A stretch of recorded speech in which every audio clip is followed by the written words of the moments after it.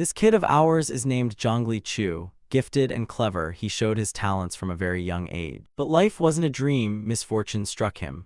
A relative had a sudden accident and died. The boy couldn't accept that reality. From then on, his predatory nature awoke. So with a string of schemes and cunning actions, he eliminated the person responsible for his brother's death. But it was also from that moment that he got caught in a never-ending spiral. What will become of his life? How will his journey through the dangerous Jianghu unfold? Dear readers, stay tuned. The story opens in a bustling market, people coming and going. Yang Miang and Xiangchen keep tailing someone and whining. Just this once, Chu, just this once, let us see it again, please. No. Zhongli Chu froze, wearing a look of regret. He said, I can't do that anymore, but they pressed on. Why not? Why won't he let you play? He explained the reason. His brother said people would call him a crazy, possessed kid. Xiangchen hurried to reassure him, but I've never thought you were crazy. If I were you, I'd do it every day. Zhongli Chu kept a straight face while complaining, because you two are my friends. A loud call suddenly rang from afar. Yang Miang stammered in reply, Mother. His mother folded her arms sternly and scolded loudly. Didn't I tell you not to play with him? Come here now. He slunk away with a sad look. I'm leaving. Seeing that, the mother whipped around and shouted more. How dare you talk back to me? How many times have I told you that orphaned kid Zhongli Chu will be a bad influence on you? Back to the study room this instant. Xiangchen dashed after him, calling without stopping. Chu, wait for me. He silently followed. Suddenly Zhongli Chu spoke up.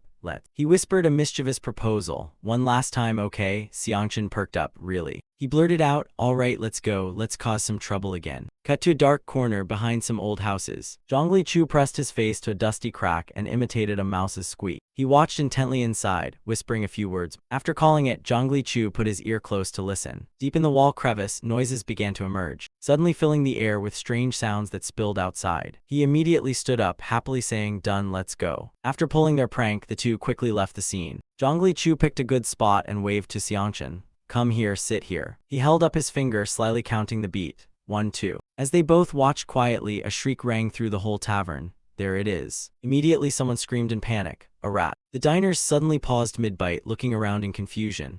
A rat, a rat. From the dark corners, black rats darted out as if flying. What's going on? A whole swarm. Where did they all come from? A huge sewer rat suddenly leapt up, knocking over bowls and plates and sending everyone into a panic. Catch them, there are too many. On the other side, the two boys grinned with delight. As a horde of giant rats surged in, someone climbed a post and shouted, I hate rats so much. The man tried to hold on up high, his face drained of color. Then the empty pole and a tarpaulin collapsed into the crowd. The two laughed themselves silly, clutching their bellies, seeing the wreckage. Suddenly Yang Miang came running at full speed from afar, shouting non-stop, Zhongli Chu. At that moment, Zhongli Chu also turned his head to look. As he arrived, hurriedly reporting, the tavern owner is looking for you. Go find him. Yang Miang pointed back and called, your brother. Suddenly his eyes widened to their fullest extent. Beads of sweat began to run down his cheeks. Zhongli Chu froze in place, staring at the cold corpse. That scoundrel. The tavern master knelt down to examine and then slowly recounted everything.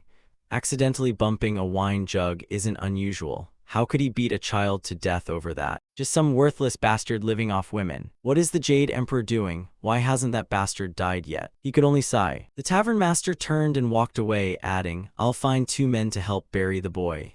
Zhongli Chu choked out, who? Hearing that, the man suddenly stopped. What? Sitting numb beside his brother's body, he choked. Who did this to him? The man gaped and shouted, what would you do with that knowledge? What do you intend to do? Revenge or something? That person is not someone you can take on. Forget this, forget it all, and live for your brother. I'm sure he'd want you to do that. Zhongli Chu looked at the tavern master with tears welling. At least I have to know who he is so I can curse him for the rest of my life. Upon hearing this, the man stood there in stunned silence. After a while, a shovel blade was raised, ready for the first dig. The group only managed to cover a shallow grave. After the burial, they called out, kids, let's go home, leave him be, go on ahead. Losing your only relative is no easy thing. Now only Zhongli Chu sat with his head bowed beside the grave mound. As he sat, he softly called, Huang Yung. He came from the death heavenly sect. Zhongli Chu's face fell. He ground his teeth and called Huang Yung's name. Across the way, Huang Yung was tilting his head back, gulping from a large wine jug. In the crowded market, the man staggered along, clutching the wine jar tightly. Huang Yung grinned wickedly and wiped his mouth with his hand. He lurched close, eyes bulging and threatening, I'll eat you all. Those frightened turned pale and hurriedly backed away. What's wrong with him? He's crazy, surely. Huang Yung rolled his eyes around and threatened, what are you looking at? You want to die?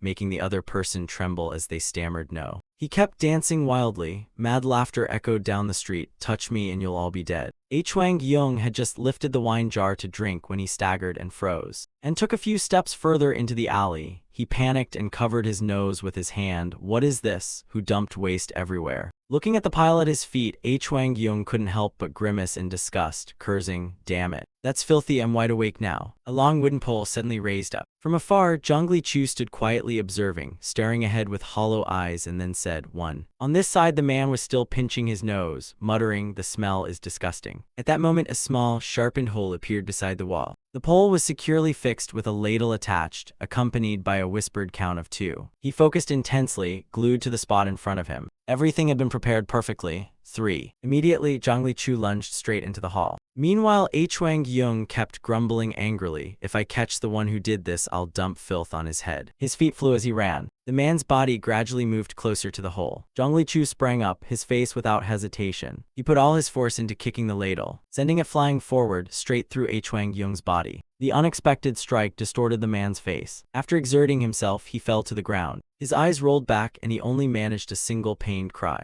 On this side, Zhongli Chu sat panting, his face smeared with sweat and dirt. The scene had been staged to perfection. Cut to a small stream flowing under a wooden bridge. Yang Miang was strolling along the narrow trail, his footsteps steady and even, when Zhongli Chu suddenly poked his head out and softly called, "Over here." Yang Miang startled and turned to Chu. He hid behind a pile of straw and put a finger to his lips to signal. He carefully unwrapped the paper and revealed 2 steaming hot buns still billowing smoke. "Here, eat, thank you." The 2 sat down on the ground. Yang Miang looked around curiously and asked, "Why are you here?" Zhongli Chu paused and replied, "I'm playing hide-and-seek." He innocently asked back, "Who's seeking?" "No one, I'm playing alone." The space suddenly fell silent. Only the sound of him happily chewing his bun remained. Yang Miang smiled kindly, "Sounds fun." Then Zhongli Chu pressed and asked, "Anything happening in the village? I've been hiding here so I don't know." Of course.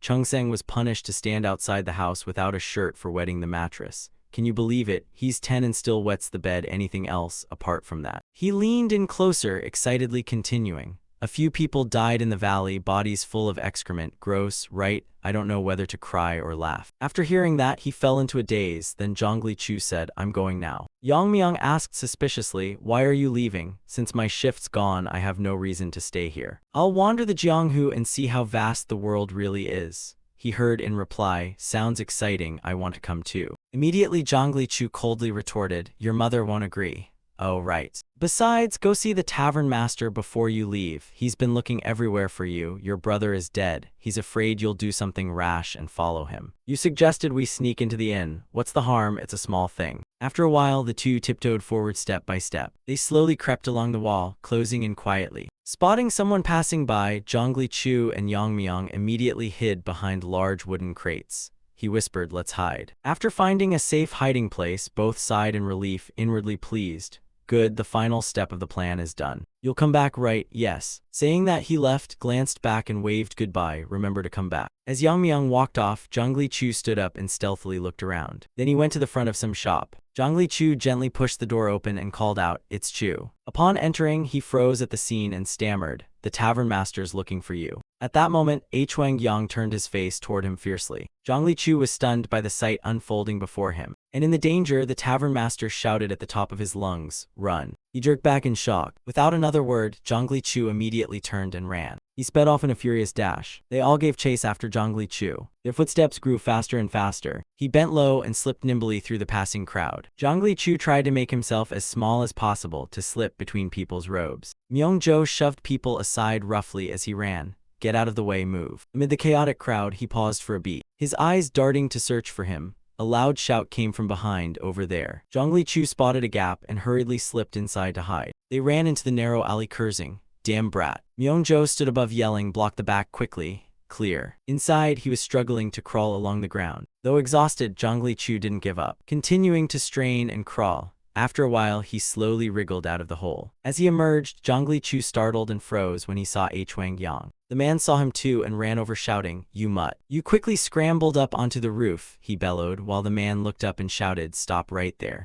Chuang Yang casually grabbed a wooden crate from the table. Then he hurled it forcefully toward Zhang Chu. Just as he climbed up, the crate smashed through the roof tiles. Despite the pursuit, Zhang Chu grit his teeth and poured all his strength into his legs, sprinting like the wind. Under a cloudy sky, his small silhouette raced across the rows of rooftops. Below, the man was cutting through the crowded market in pursuit. Suddenly, he looked up and saw him making a reckless jump. At that moment, Zhang Chu was airborne. A moment later, Zhang Chu landed with a skillful jump. The escape continued, but this time in his haste, he tripped on a roof tile. He lost momentum, his body somersaulting several times. With nothing left to grab, Zhang Chu fell freely from a great height. There was a loud crash as he hit. The fall left Zhang Chu motionless on the ground in agony. Despite the pain, he forced himself up on his hands. Suppressing the pain, Zhang Chu once again gathered strength in his legs and launched himself forward. His steps grew even more frantic. Reaching an alley, he swerved to the side. Suddenly, from nowhere, a rough hand grabbed the collar of his shirt. It turned out he had been caught. In the moment he was lifted off the ground, his eyes widened in terror. Without pity, the man immediately threw Zhang Chu hard onto the ground. He lay sprawled on the ground, dazed. Myung-jo grunted a complaint. Unexpected that a brat like you could have taken down Chuang-yong. Zhang Chu braced himself on his hands and shouted in fury, "He killed my brother." With a cold, unflinching face, he spoke while drawing his sword. "Yes, he killed your brother and you killed him, so now if we kill you everything ends, right?" Facing the blade at his throat, his fear turned into rage. "Fine, kill me, just kill me." Though he shouted defiantly, Zhang Chu used his hands to shield himself. For a moment, with no sign of movement, he barely opened his eyes. To find another person had struck the man's head with a sword. Myung-jo fell face first to the ground, and the Crimson Assassin spoke slowly, "You must be fleeing the death heavenly sex pursuit." The scene before him left Zhang Chu unable to grasp what was happening. The man reached out and offered, "If that's the case, why don't you come with me?" The earlier anger vanished. He looked up, bewildered by the sudden offer, and hastily raised a small hand. The Crimson Assassin gently took Zhang Chu's hand with care, and the scene shifted to the pounding of horse hooves coming from afar. It turned out the Crimson Assassin was taking Zhang Chu away. The two walked toward the trail, heading for the misty mountain range. On the high mountain ridge, houses appeared tightly packed together. Yuki hurriedly ran out to meet them, his face full of surprise. "Fifth brother, that child." He lifted the boy off the horse and stated firmly, "Yes, the kid will carry on my line. He won't be inferior to the disciples of the other brothers. Say hello from now on, he'll teach you." Zhang Chu shyly bowed his head. "I'm Zhang Chu, nice to meet you, kid." He stepped up to the Crimson Assassin and said, "Announce it to the meeting room, everyone's waiting for you. What's going on?" Yuki turned to assess. "I'm not sure, seems your big brother wants to say something." Hearing that, he fell into a thoughtful silence. The Crimson Assassin turned and walked away but didn't forget to remind them, "Take him to the lodgings first." Later, Yuki introduced, "We have a new member, he'll be your brother." He opened the door and waved for the boy to come in. Zhang Chu hesitantly stepped through the door, his eyes darting around with a fearful look. When he entered, there were a few other kids, and all their curious gazes turned toward him. Seeing the new faces, Zhang Chu froze, awkward and flustered. Across the room, the Crimson Assassin entered and asked, "Have you been waiting long?" Those inside replied, "No, sit down, I hear you came to fetch the successor. Does that suit you?" He sat down and added, "Compared to the disciples of the others, the boy is still lacking, but I'm sure he'll be very useful if properly taught. I'm curious." They said his name is Zhongli, surname Chu, 10 years old this year. His 13-year-old senior was beaten to death after a drunk poured wine on him. Zhongli Chu hunted down the offender and avenged his senior. He killed him cleanly without a single mistake. A 10-year-old did that. He frowned and continued, "That drunk was Chuang-yong from the Death Heavenly Sect." Everyone in the room collectively flinched at the news. Nakjo turned suspicious and pressed for more. "Really?" "Yes," the group continued to gossip. "I heard Chuang-yong died in a pile of filth, but I didn't expect it was Zhongli Chu, born to be an assassin, truly a prodigy." Chuang-yong smiled, filling a cup of wine and offering praise. "Seems your waiting was worth it. You found a talented disciple, congratulations. Here, drink, my thanks to senior brother." The Crimson Assassin asked again, "But I heard Big Brother wanted to discuss something." The Azure Assassin slammed down his cup and chimed in, "Since everyone's here, let's talk business. Brothers, I need your forgiveness for this." Cut to the room where Zhongli Chu was staying. Everything still felt strange to him, leaving him dazed and looking around, when a hand suddenly slammed down on the table, making Zhongli Chu start. Yigan, seated opposite, leaned forward, smiled with a knowing grin, then leaned back in his chair and left the question hanging. So how many people? Zhongli Chu looked blank, not understanding what Ye Yigan meant, his gaze dull but probing. How many people did you kill? He froze, astonished at what he had just heard. The boy boasted arrogantly, I killed 16 people. If you killed more than me, your rank is higher, otherwise it's lower. So Yeon, she ranks lowest. She could only manage to kill a weak old man. So Yeon looked over with a disdainful glare. Shut up, touch me, and you'll regret it. Ye Yigan whispered on, she's a bit rude but kinda pretty. Just don't go liking her, she's mine. Jiaxa, since he didn't say anything, I don't really know. I think he was chosen because he looks like a ghoul. Jiaxa looked up and said coldly, I don't kill people, I just turn them into vegetables. But Ye Yigan, I could kill you easily, keep spouting nonsense. The kid scoffed and added, he's not someone you should get close to. So how many people have you killed? Seeing Zhongli Chu not react, Ye Yigan barked, are you going to pretend you don't know what I'm talking about? You really don't know why they brought you here. At that he only murmured softly, I was being chased and they. On the other side someone knelt and begged, save me, brothers, please forgive me. The banquet erupted into chaos as everyone sprang to their feet. Shocked, Big Brother, what are you doing, Big Brother? The Azure Assassin bowed his head, tormented, and admitted, I killed Kyachi Divine Sword. At the mention of that name, everyone fell silent as if struck dumb. Nakjo, still stunned, stepped forward to ask, Big Brother, you killed him? I'm too ashamed to face everyone. The Crimson Assassin asked skeptically, so what, we've killed plenty of people before. He bowed his head and confessed, I left the scabbard behind in my haste to return. Now the world will know it was Death's sole agency. You've never erred, so how did it come to this? It seems you had your own motives when you accepted that assignment. Hearing that, the Azure Assassin fell silent and said nothing more. He stood up, sounding full of regret. I had a bad feeling when that woman came looking for Big Brother. Third Brother, don't say more. I didn't think much because I trusted Big Brother. Are you going to abandon Death's sole agency and your brothers to avenge that woman? Jin Huang flew into a rage and slapped him, shouting, Third Brother, how could you say such a thing? The Nakjo stormed off angrily, replying, I'm sorry. He flung the door open in fury, prompting Yuki, holding a cup of wine, to ask blankly, Third Brother, where are you going? Nakjo didn't answer and ran straight out, calling loudly, Third Brother. Meanwhile, those inside tried to calm the atmosphere. Big Brother, please don't take Third Brother's words to heart, he didn't mean it. The Azure Assassin could only sigh and say, no, he's right. The man beside him added, it seems the 10 great sects will blame Death's sole agency and wipe us out. He frowned and proposed, please help me deal with the 10 great sects, I am willing to accept annihilation. Hearing that, everyone was taken aback. Big Brother, the execution ceremony is tomorrow. The Crimson Assassin immediately objected. You can't do that, fight to the bitter end. Hong Dia, standing nearby, added, Fifth Brother is right, running and dying isn't that different from fighting and dying. Think of Sogo. Before the Azure Assassin cut in, we must think about the future of Death's sole agency, right? Even if we die, Death's sole agency will remain as long as Sogo survives. No matter how slim the chance to save Sogo, we must seize it, shouldn't we? The room fell suddenly silent as everyone inwardly thought of Sogo. Cut to a ruined shrine. A man leaned in close and quietly called, Captain. Chun Yu slowly opened his eyes, puzzled. He sat up, yawned long, and asked, what is it? Some Shaolin masters want to see you. Chun Yu looked a little surprised. Shaolin masters. Outside, 3 Shaolin monks were approaching. One of them rushed up and exclaimed, good heavens, why have you come to such a squalid place? Standing before the high monks, Chun Yu clasped his hands and greeted them. Honored to meet you, I am Chun Yu, captain of the Nanyang Beggar branch. Amitabha, I've come to announce the decision of the 10 Great Sects Alliance. At those words he stammered and repeated, the Alliance. Vo Ha announced slowly, the 10 Great Sects Alliance has decreed the extermination of the Azure Assassin. You killed Kyachi Divine Sword, we want you to exterminate the Azure Assassin of the Death Soul Agency at sunrise. This is the order to carry out the extermination, along with portraits of the assassins belonging to the Death Soul Agency. The monks departed, but not before saying, I trust you will complete the mission. We take our leave.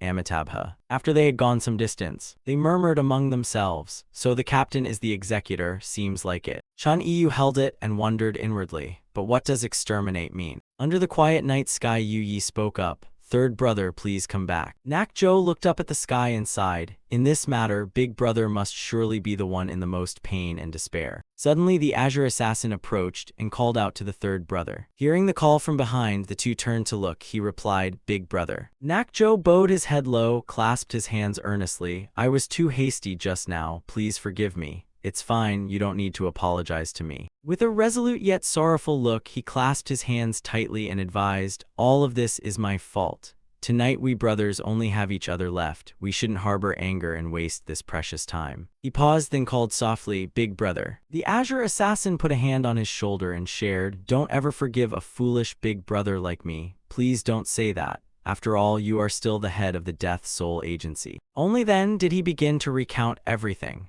"The reason we can roam the lawless, blood-soaked Central Plains at ease is because of purges. If this keeps happening, the world will fall into the hands of the wicked with no escape. So the 10 great sects established the Purge Law. The Purge Law is a severe deterrent to the gangs, heretical sects, and evil factions across the Central Plains." "Yes." Chun Yu cut through the mood with a blunt tone, stopped the long speeches. Rangha scratched his head and said awkwardly, "Yes. Because the Death Soul Agency killed Kyochi Divine Sword for an unjust reason, in principle the sect should be annihilated. However, to preserve a way of life for its brothers, the Azure Assassin voluntarily accepted the purge sentence. And your job is to carry out his execution. Specifically, what does that involve? Sever the limbs, pierce the eardrums, gouge out the eyes so he can never hear or see again, and simultaneously strike the 2 vital blood points and the Hyul high point so he can never cultivate internal energy. In short, the condemned will live worse than the dead." After hearing about the purge sentence, his face went a bit pale with alarm. But later Chun Yu adopted an arrogant air and spread his hands to discuss.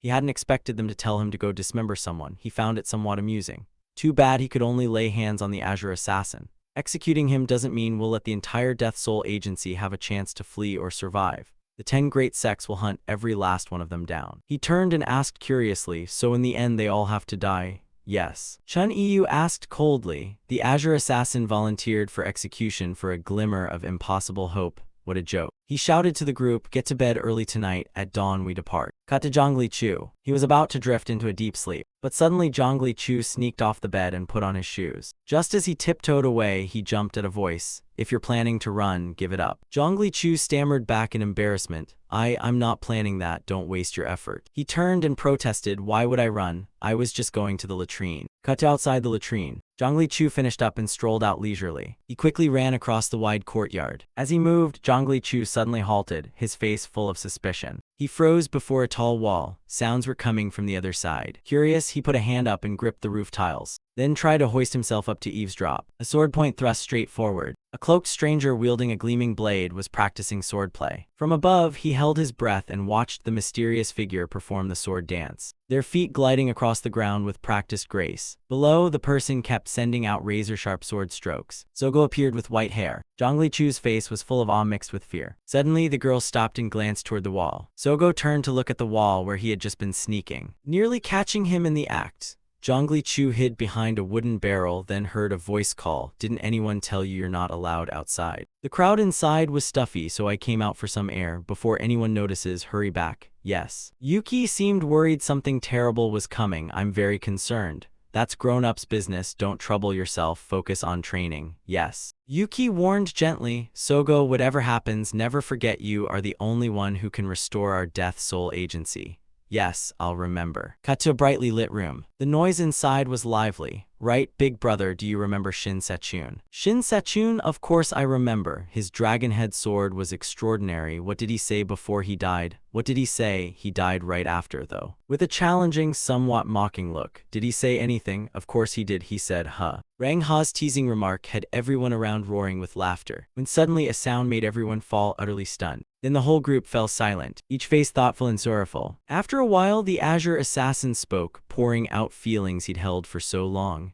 "The time spent beside you brothers was the happiest time of my life, big brother," he said with contentment. "Thanks to you brothers, I lived a life worth living. Take care, all of you, may we one day reunite in this place." He clasped his hands and performed a solemn salute. Jin Huang stepped forward respectfully and called, "Big brother." The others simultaneously clasped their hands with grave expressions. The Azure Assassin looked at everyone with tears welling in his eyes, and all 6 rose together, clasping hands in salute. The next morning, footsteps moved forward, then one set of feet froze on the ground. Chun Yu's group stood before the gate. His gaze was full of resolve. Chun Yu stood with hands on his hips and shouted menacingly, Azure Assassin, assassin of Kyochi Divine Sword, come out at once. This is the purge sentence. A loud knock and call rang out. Wake up, everyone, wake up. Zhongli Chu was still groggy, eyes half open. Zhongli Chu snapped awake. The Crimson Assassin hurriedly pointed and urged, wake up now. So Yeoan, yes. He turned and called to Ye Yigan, wake up quickly.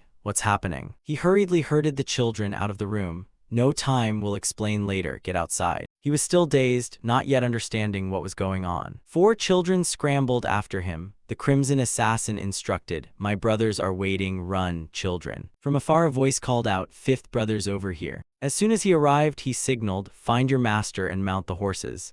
So Yeoan, come here. They hoisted the children onto the horses' backs, holding on tight to avoid falling. Once the children were up, the elders mounted as well. Jin Huang turned back and urged quickly, brothers, in case of emergency we won't tell each other the destination. May we all still be alive and meet again in 10 years. Nak Zhou and Huang Yo called sadly, second brother, take care of yourself. They looked at each other with anxious eyes, take care, second brother. With that, Jin Huang spurred his horse hard. The group urged their horses and dashed off together. All right, let's go. Cut to the Azure Assassin facing Chun Yu. He formally announced, I am the chief of the Nanyang Beggar branch, representing the 10 great sects to purge the traitor. The other replied calmly, I've heard of your reputation. I am the Azure Assassin leader here, you bastard. Chun Yu shouted in fury, how dare you assassinate Kyochi Divine Sword? Do you even know your crime? The Azure Assassin remained composed and looked straight at him. I know I broke the Central Plains laws, but I don't think you have the right to judge me. Upon hearing this, he sneered with a mocking smile. Chun Yu smugly stepped forward and jabbed a finger at his face. Look at you, your mouth spits nonsense.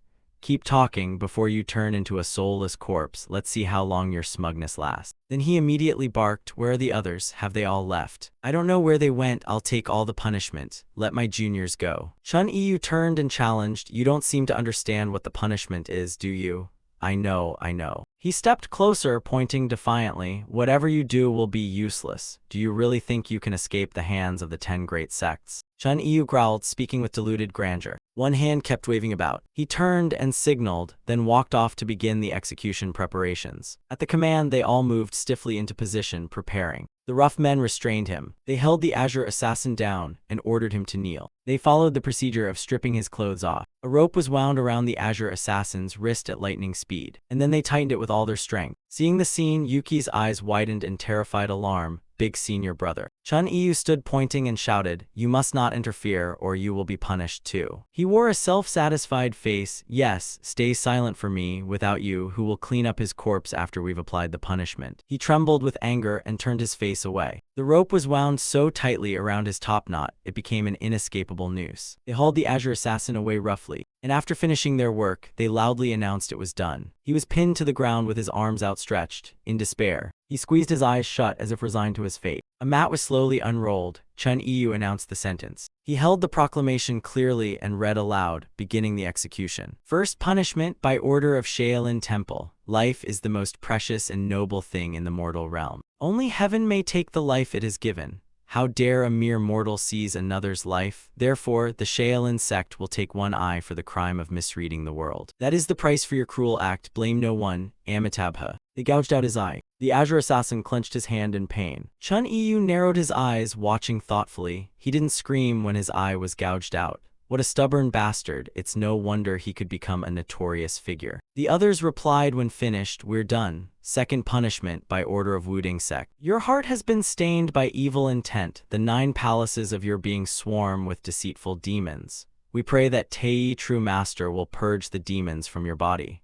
Beg earnestly to that person. Pray that the demons be burned away in the fire of Tei, true master. If your life must be taken, it would at least be a fitting repayment for your crimes. You should be grateful you only lose one eye. Pray for peace in your remaining days. They announced to gouge out the eye next, the proclamation continuing. Third punishment by order of Amei sect, pierce his right eardrum. Fourth punishment by order of Mount Hua sect, pierce his left eardrum. Fifth punishment by order of Qingcheng sect, cut off his right hand. Sixth punishment by order of Zhongnan sect, sever his remaining arm. Seventh punishment by order of Kongdong sect, cut off his right foot. Eighth punishment by order of Dianking sect, cut off his left foot. Ninth punishment by order of Hainan sect, destroy his dantian. 10th punishment by order of the beggar sect. He gritted his teeth and coldly continued the decree, gut his abdomen. On the other side, the brothers split up, each heading a different direction. Here, the Azure assassin lay collapsed on the blood-stained ground in agony. Unable to endure more physical torment, he opened his mouth wide, his throat convulsing. The scene was utterly gruesome. From afar a sound echoed back. The horse's hooves kept urging forward. Along the trail, Crimson Assassin and Zhongli Chu were riding at breakneck speed. While riding, he suddenly startled and looked ahead. His arm tightened on the horse's reins, and the horse abruptly braked. Crimson Assassin pulled the reins to slow the horse when he spotted two people walking ahead. He angrily shouted, "Hey, your walking almost made my horse run you down. Stay off the road edge." The two looked ragged and held out their hands begging, "We're starving, we can't go on, please help us. Sir, could you give us something?" Without much talk, Crimson Assassin tossed a coin hard and said, "Here, move aside quickly." On receiving the coin, the two were overjoyed. They quickly bowed and replied, "Thank you, sir." This made Zhongli Chu turn his head to examine them. He saw the two bowing in a pitiable manner. Then he continued to ride forward. The two men's expressions suddenly changed. Showing clear suspicion, they pulled out a scroll and sized him up. "Wait a moment." They unrolled the paper. One exclaimed, "Right, I knew it, it's him. Spread the word, tell them we just encountered a member of the Death Soul Agency on Mount Aki.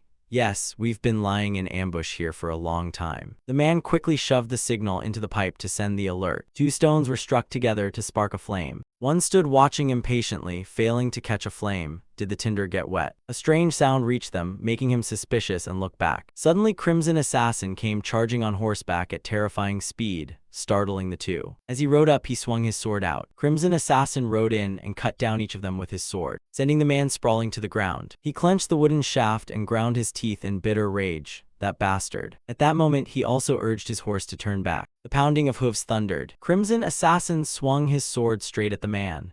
Facing the oncoming blade, the man roared fiercely, "Ruffians, charge." No more words, one strike split the wooden post in two, blood splattering everywhere. After dealing with the matter in the woods, Crimson Assassin and Zhongli Chu rode to a small town. There, Crimson Assassin found a little house. They bolted the door and sat inside, staring out the window. After a long while of silence, he suspiciously glanced behind him. Zhongli Chu sat on the small bed. The blanket was speckled with dust, and he stared glumly at the floor the whole time. Crimson Assassin was the first to speak, still looking outside. "Don't you have anything to ask me? Aren't you curious about what's happening right now?" Hearing that, Zhongli Chu looked up and replied calmly, "If it's something I need to know, you'll tell me without waiting for me to ask." Crimson Assassin then tore his gaze from the window. He was silent for a moment, his brow slightly furrowing. After a while, Crimson Assassin explained carefully, "We'll flee to the city center where the 10 great sects can't run rampant. Although the Death Soul Agency has stopped hunting you, now that you're here you'll have to hide again." Zhongli Chu asked, "Are they more dangerous than the Death Soul Agency?" Crimson Assassin nodded slightly. "They wiped out the entire Death Soul Agency in a single night." His voice grew deeper as he added, "My brothers, and you as well, are all in grave danger." Zhongli Chu didn't answer. He sat silent, thinking for a long time. Finally, Zhongli Chu asked innocently, "I have a question." Crimson Assassin replied tersely, "About what?" Zhongli Chu smiled faintly, his eyes bright as he looked at Crimson Assassin. "Sir, what should I call you?" Crimson Assassin turned to look at him, pondering. Zhongli Chu looked away as if avoiding his gaze. Crimson Assassin then said in a low voice, "Call me your master. I'll teach you everything if we both make it out alive." Zhongli Chu didn't look at him, but inside he was thrilled, and he couldn't help but grin. At the front door of the little house, someone opened it and said, "I'm back." Crimson Assassin sprang up. "You found the boat?" The other nodded, pointing outside. "Yes, it's docked at the Bika ferry. The boat's prow has a yellow wooden eye so you can recognize it easily." Crimson Assassin reached into his coat. "Thank you, please take this." The man hurried to stop him. "No need, you don't have to do that." He smiled politely to Crimson Assassin. "Consider this my repayment. You helped avenge my mother's death. Honestly, it's nothing." Crimson Assassin patted the man's shoulder and said, "Thanks." The man nodded in return. "Take care, brother." Then Crimson Assassin packed hurriedly and said, "You keep the horse outside, we don't need it anymore anyway." "Let's go, Chu," Zhongli Chu said loudly and clearly. "Yes, master." Meanwhile, elsewhere someone was calmly recounting the story. Despite having his ears, hands, and feet hacked off and both eyes gone, he didn't cry out a single word. It was Chun Yu. He tilted his head to the sky and said slowly, "I've never met anyone as stubborn as him. Punishment wasn't even finished. Only the leader was executed. His brothers all ran off. Saying this, Chun Yu confidently patted his chest. The reason the 10 great sects chose me to purge the Death Soul Agency is because they believe I'm the one who can get it done. We brothers think the same. As soon as he finished, dozens around him all chimed, we completely agree, we're very proud of you, leader. From that crowd, a man sheepishly raised his hand and said, please forgive me, leader, I'm sorry to interrupt the mood right now.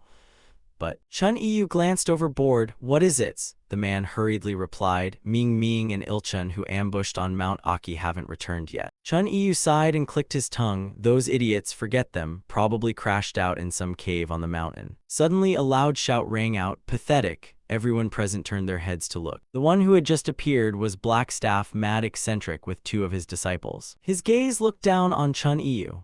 Blackstaff Mad Eccentric barked angrily. While you're carrying out this important purge mission, you should have checked and rechecked to ensure no mistakes were made. Seeing him, Chun Yu scrambled over so fast he even lost a sandal. He clasped his hands in a respectful salute and said crisply, greetings, Elder Blackstaff Mad Eccentric. Those who had surrounded Chun Yu earlier followed suit. We disciples of the beggar sect salute you. Chun Yu stood opposite him and demanded, how did you carry out this mission? Let the killers all escape while you sit here chatting.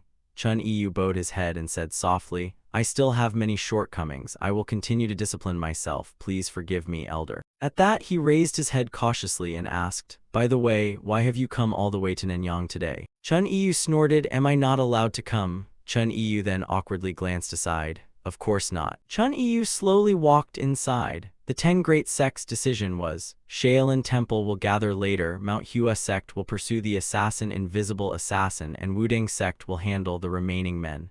Chun Yu watched him go and asked, so then? Blackstaff Mad Eccentric swept past him coldly. Yes, the one your beggar sect must hunt is Crimson Assassin, a rather dangerous fellow, and I've been assigned to oversee your beggar sect's efforts. Everyone in the yard lowered their heads and shouted in unison, we disciples will follow Elder Blackstaff Mad Eccentric's orders. We obey your command. Blackstaff Mad Eccentric suddenly stopped and turned to Chun Yu. Send people to find the 2 who ambushed on Mount Aki. It's likely Death Soul Agency agents caught and killed them while fleeing. Chun Yu nodded, I will go at once. Blackstaff Mad Eccentric continued walking, instructing as he went. If they came from Death Soul Agency to Mount Aki, it means they passed the Bika ferry and used boats there. Reinforce around Mount Aki and double the forces in Mamal village. Chun Yu watched his retreating back and shouted resolutely, order acknowledged.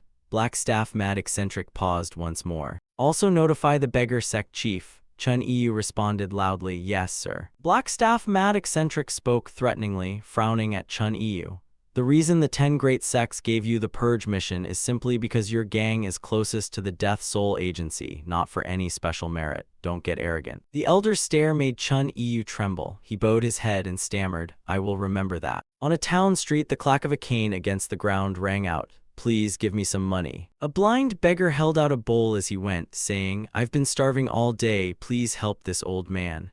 Passers-by waved him off, I have nothing. The beggar kept walking through the crowd, pleading, please have mercy. I'm starving, just a little food will do. Wherever he went, he held the bowl against his chest. But suddenly he shoved his bowl forward, blocking someone's path. The beggar stood before Crimson Assassin and repeated the old line, please help me. Crimson Assassin glanced at him for a moment. Behind him, Zhongli Chu looked on with a puzzled expression. The beggar didn't give up. Crimson Assassin had to lead Zhongli Chu around him. Sorry, we're in a hurry right now. The beggar sighed wearily and muttered, thanks for your kindness. Unlike before, he didn't move on but stood there for a moment. His eyes still tightly shut. After Crimson Assassin had gone some distance, the beggar suddenly opened those strange eyes and watched him. Crimson Assassin and Zhongli Chu had no suspicion at all, and calmly quickened their pace forward. The beggar pinched his cheeks, stroked his sunken, wiry chin, and cleared his throat a few times as if to change his voice. Then he snapped his fingers at 2 other beggars nearby. Well, what's up? He pointed ahead, there Crimson Assassin, go quick, where is he? He initially ordered one of them, Zhongjai, go inform the leader, the rest follow me.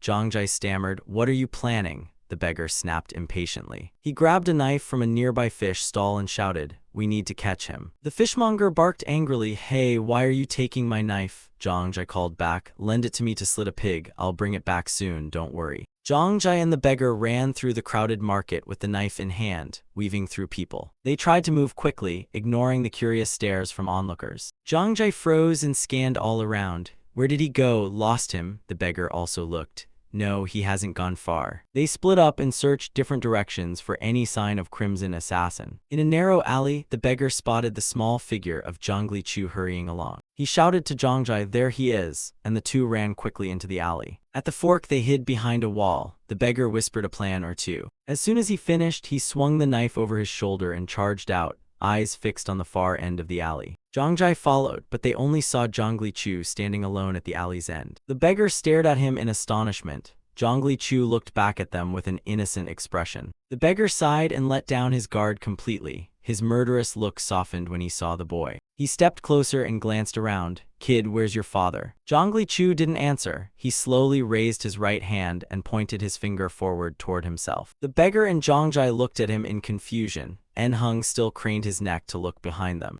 They blinked when they saw nothing there, unaware that Crimson Assassin had leapt down from the rooftop behind them. Crimson Assassin moved silently and struck the beggar hard on the head with his elbow. The man collapsed instantly. Zhang Jai stood frozen in shock at the unexpected appearance. In the momentary chaos, the man howled in rage, "Crimson Assassin, die." Zhang Jai swung his polearm at Crimson Assassin, but he only needed to duck to avoid it entirely. Crimson Assassin seized the opening before Zhang Jai could strike again and grabbed the man's knife handle. Zhang Jai was dazed and couldn't react in time. Crimson Assassin clenched his right fist and struck hard at the man's left cheek. The punch stunned Zhang Jai, flinging him to the side and causing the knife to fall from his hand. Crimson Assassin didn't hesitate for a second and swiftly grabbed the knife as it flew free. He stepped forward and decisively slashed the knife across Zhang Jai's throat. Blood spurted out. Zhang Jai sprawled to the ground. The beggar, dazed from Crimson Assassin's blow to the head, sat up and whimpered. Crimson Assassin glanced at him, grabbed the beggar's hair and yanked hard, leaving him stunned. Crimson Assassin forced him to his knees on the ground, left hand gripping his hair, right hand pressing the knife to his throat. Crimson Assassin looked at Zhongli Chu coldly, then pulled the beggar's hair, forcing him to face forward. The man screamed, voice trembling with fear, and finally managed to say, "Spare me." Despite the beggar's pitiful cries, Zhongli Chu remained calm and stared at him with his wide, round eyes. Crimson Assassin, slightly impatient, said softly, "Hurry up, beggar sect will be upon us soon." After dealing with the two, Crimson Assassin and Zhongli Chu moved toward the ferry, where a boat waited. On the quay, many armed men were prowling and searching. "Hey, let me see your face properly." The locals stared blankly, asking, "What are you doing?" Crimson Assassin and Zhongli Chu hid in an abandoned hut nearby to observe. "Damn it, we're late. There are too many of them at the ferry. We can't take them all down." Zhongli Chu said nothing, only followed Crimson Assassin's gaze while the latter thought of a plan. After a moment's thought, Crimson Assassin said, "For now, let's stay hidden here and hope they give up after failing to find us." No sooner had he spoken than a sound came from nearby, making both of them turn to look. And they saw a beggar sect member wandering about looking for a place to relieve himself. At first he didn't notice them, but after glancing around for a moment he realized they were there. Crimson Assassin ground his teeth. Both he and Zhongli Chu stared at the man without taking their eyes off him. They all recognized one another, yet remained staring in silence, not a single word spoken. Earlier, the bodies of the beggar and Zhang Jai had been left in that narrow alley, lying in their own pools of blood. It wasn't until beggar sect members arrived that Chun Yu and the others knelt beside the bodies to inspect them. He stood and reported to Black Staff Mad Eccentric. "Judging by the wound, the weapon was likely a knife. This is clearly the work of an assassin. I'm certain the killer Crimson Assassin did this." Black Staff Mad Eccentric glanced at the corpse. He must have been in a hurry, since no assassin would leave a body unhidden after the deed. Suddenly, the beggar sect man whom Crimson Assassin and Zhongli Chu had seen earlier ran over. The sect chief had found Ming Ming and Ilchun on Mount Aki. Chun Yu hurriedly asked, "Are they unconscious?" The man stammered a reply about that. He shook his head, grinding his teeth. "They're dead. Ming Ming has been decapitated." Chun Yu slammed his fist into the wall, splintering the wooden planks. "You bastards." Black Staff Mad Eccentric didn't seem too surprised. Indeed, if they went from Mount Aki to the Bika ferry, it meant they intended to take a boat. Chun Yu snarled in fury, "That damned Crimson Assassin, damn it." Black Staff Mad Eccentric glanced at him and ordered, "Now is not the time for you to vent your rage. The assassin has stuck his head into a trap. Gather all the disciples here. We must find him at all costs." Chun Yu strode out of the alley angrily and shouted, "Yes, let's go." The others immediately followed behind him. A few minutes earlier, when the beggar sect man faced Crimson Assassin and Zhongli Chu on the mountain, he had recognized them long ago but pretended to be dumbfounded while thinking of how to deal with them. In the end, seeing he couldn't confront Crimson Assassin alone, he grinned like a monkey. Crimson Assassin frowned, silently calculating what the man might do next. The man simply turned and slowly tugged at his trousers and unbuttoned his belt. He scratched his head, walked down the mountain feigning a chuckle and acting the fool. Crimson Assassin made no move, only watched his retreating back in silence. He didn't glance back either, he kept walking straight ahead. Crimson Assassin watched him enter a turn. Only then did he tighten his brow and bolt out of the makeshift hut. Heading toward him, he dashed forward, trying to sprint hard to catch up from behind. Before long, Crimson Assassin reached the corner. He braked sharply and looked across. The man was also running flat out. Seeing him close behind, he shouted. Crimson Assassin immediately gave chase. The man ran and shouted, "Assassin, Crimson Assassin." Crimson Assassin tightened his left hand on the scabbard at his side, while his right hand began to unwrap the camouflaging cloth around his sword. The man kept sprinting headlong, yelling for help. "I've found the assassin, Crimson Assassin." Crimson Assassin drew his sword. The beggar sect man ran into a different side alley. Crimson Assassin quickly closed in right behind him. He clenched his teeth and gripped the sword's hilt tightly. Rounding the corner, he skidded along the ground to stop, swinging the sword behind him. But the man ran too fast and cut into another lane to shake him off. Crimson Assassin stood still, both hands on sword and scabbard, ready to fight. Meanwhile, Zhongli Chu, seeing Crimson Assassin dash off, also ran out of the hut. He widened his eyes in bewilderment, unsure whether to stay and wait for him or run after to find him. At that moment, Crimson Assassin had just come back and Zhongli Chu cried out, "Master." Crimson Assassin ran up to Zhongli Chu and urgently shouted, "Run." Zhongli Chu froze. Crimson Assassin hurriedly explained, "They've found us. The beggar sect will be here any minute." At Crimson Assassin's words, Zhongli Chu sped up and followed closely behind him. The two ran along a mountain path. From below came shouts. The assassin Crimson Assassin caught him. Crimson Assassin and Zhongli Chu had gone some distance. He told the boy, "I think we must abandon the idea of escaping by boat." When the beggar sect arrived and couldn't find Crimson Assassin, Chun Yu angrily kicked the man in the stomach and discovered Crimson Assassin. The man doubled over, clutching his belly amid Chun Yu's curses. "You useless bastard." Chun Yu glared at him with contempt and shouted, "Why didn't you keep chasing that assassin, Crimson Assassin?" Blackstaff Mad Eccentric stood beside him to restrain him. "Sect Chief, stop." Chun Yu glared irritably at the old man. Blackstaff Mad Eccentric glanced at the kneeling, clutching disciple and said, "He's only one follower. How could he stand alone against someone from the Death Soul Agency?" He asked in a low voice, "Did you notice anything distinctive about the assassin, Crimson Assassin?" Chun Yu threatened, "Make sure you don't miss a single detail." The man scratched his head and said he hadn't noticed anything special. He glanced at the old hut, trying to recall that he had hidden there with a child.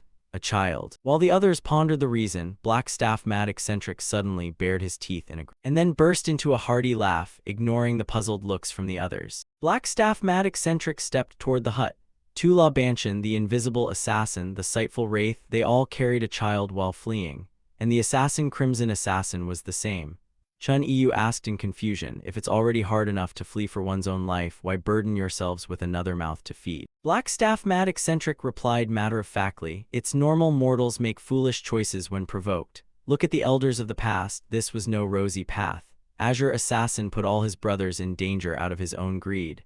Chun Yu eyed him skeptically. Wasn't he mad when he killed Kyechi Divine Sword? Blackstaff Mad Eccentric's voice was steady. A woman named Yunjiang had borne him a child. That child likely entangled her and became a concubine of Kyechi Divine Sword. That's why Azure Assassin took the child. He accepted the purge sentence and entrusted each fleeing brother with a kid, perhaps to protect that child. He spoke to Chun Yu as if recalling old memories. Blackstaff Mad Eccentric paused, then stared at Chun Yu. "Yunjiang's child must be about 4 now, I'm sure of it. Those children survived and will grow up with hearts full of hatred. One day they'll return to avenge us. We must eliminate those seeds of trouble for the future." Chun Yu nodded after hearing this and shouted an order to the disciples. "Did you all hear the elder? until we find the assassin Crimson Assassin. Don't even think about departing on the boat." Thus the beggar sect set off to track Crimson Assassin and Zhongli Chu late into the night. In a dark part of the forest with not a single lamp, his stomach suddenly let out a loud growl. Then there was a long silence, as if nothing had happened. The quiet held. After a while, Crimson Assassin's voice rang out. "You hungry?" Zhongli Chu replied awkwardly, "Not really, sir." Leaves rustled and the grass on the ground trembled slightly, as if something moved beneath. Crimson Assassin climbed out from the earth, dusting off the grass. Zhongli Chu had been hiding in that same hole with him. Crimson Assassin whispered, "Let's go, we need to find some food."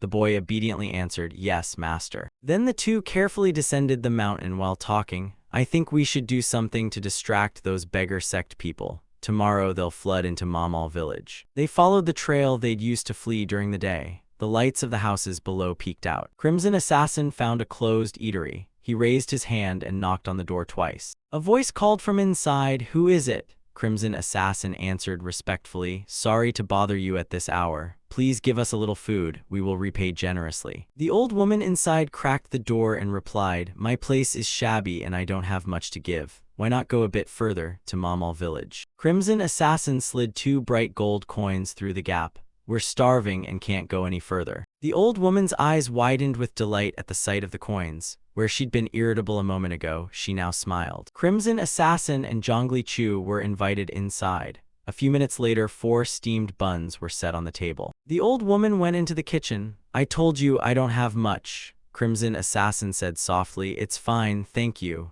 Zhongli Chu also politely echoed, "Thank you, Granny." Crimson Assassin nodded toward Zhongli Chu. "Let's eat." The boy immediately cheered with joy. "Thanks for the meal." Zhongli Chu picked up a bun and asked curiously, "But master, we won't be returning to Manhwa village, right?" He nibbled the bun and glanced toward the back of the kitchen. "With them on such high alert, I guess only an idiot would go back." Those words made even Crimson Assassin startle. The old woman in the kitchen was listening intently to their conversation.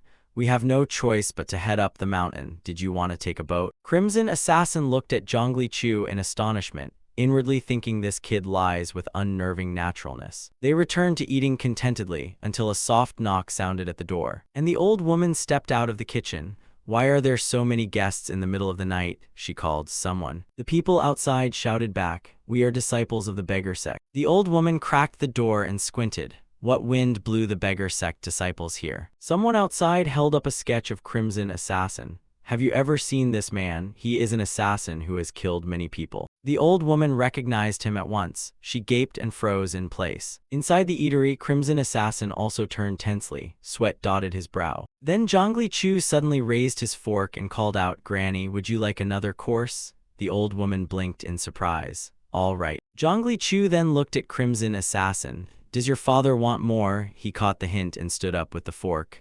"Of course, wait here." The beggar sect members grew impatient and demanded in gruff voices, "You've never seen him." The old woman squinted at the picture and stammered, "I'm not entirely sure, maybe not." But the beggar sect man paid no heed to the answer. He grabbed the wooden door and yanked it open, making the old woman reel. He stepped inside, sniffing the air in the eatery and said, "Do I smell something?" The old woman looked around flustered. "Smell something?" The man scowled. "What smell are you talking about? You say you don't smell anything." He pressed his face close and whispered to the old woman, "But those buns smell really tasty." Then he shoved the old woman aside and pushed into the eatery, looked at Zhongli Chu, and suddenly burst into loud laughter. Zhongli Chu stayed calm, sat up straight, and smiled up at him with an innocent expression. The man raised his hand. "Hello, kid," Zhongli Chu obediently replied, "Hello." He then glanced into the kitchen, and the other beggar sect members followed close behind. The lead man stepped into the kitchen and remarked, "Must be pleasant if someone here makes good buns."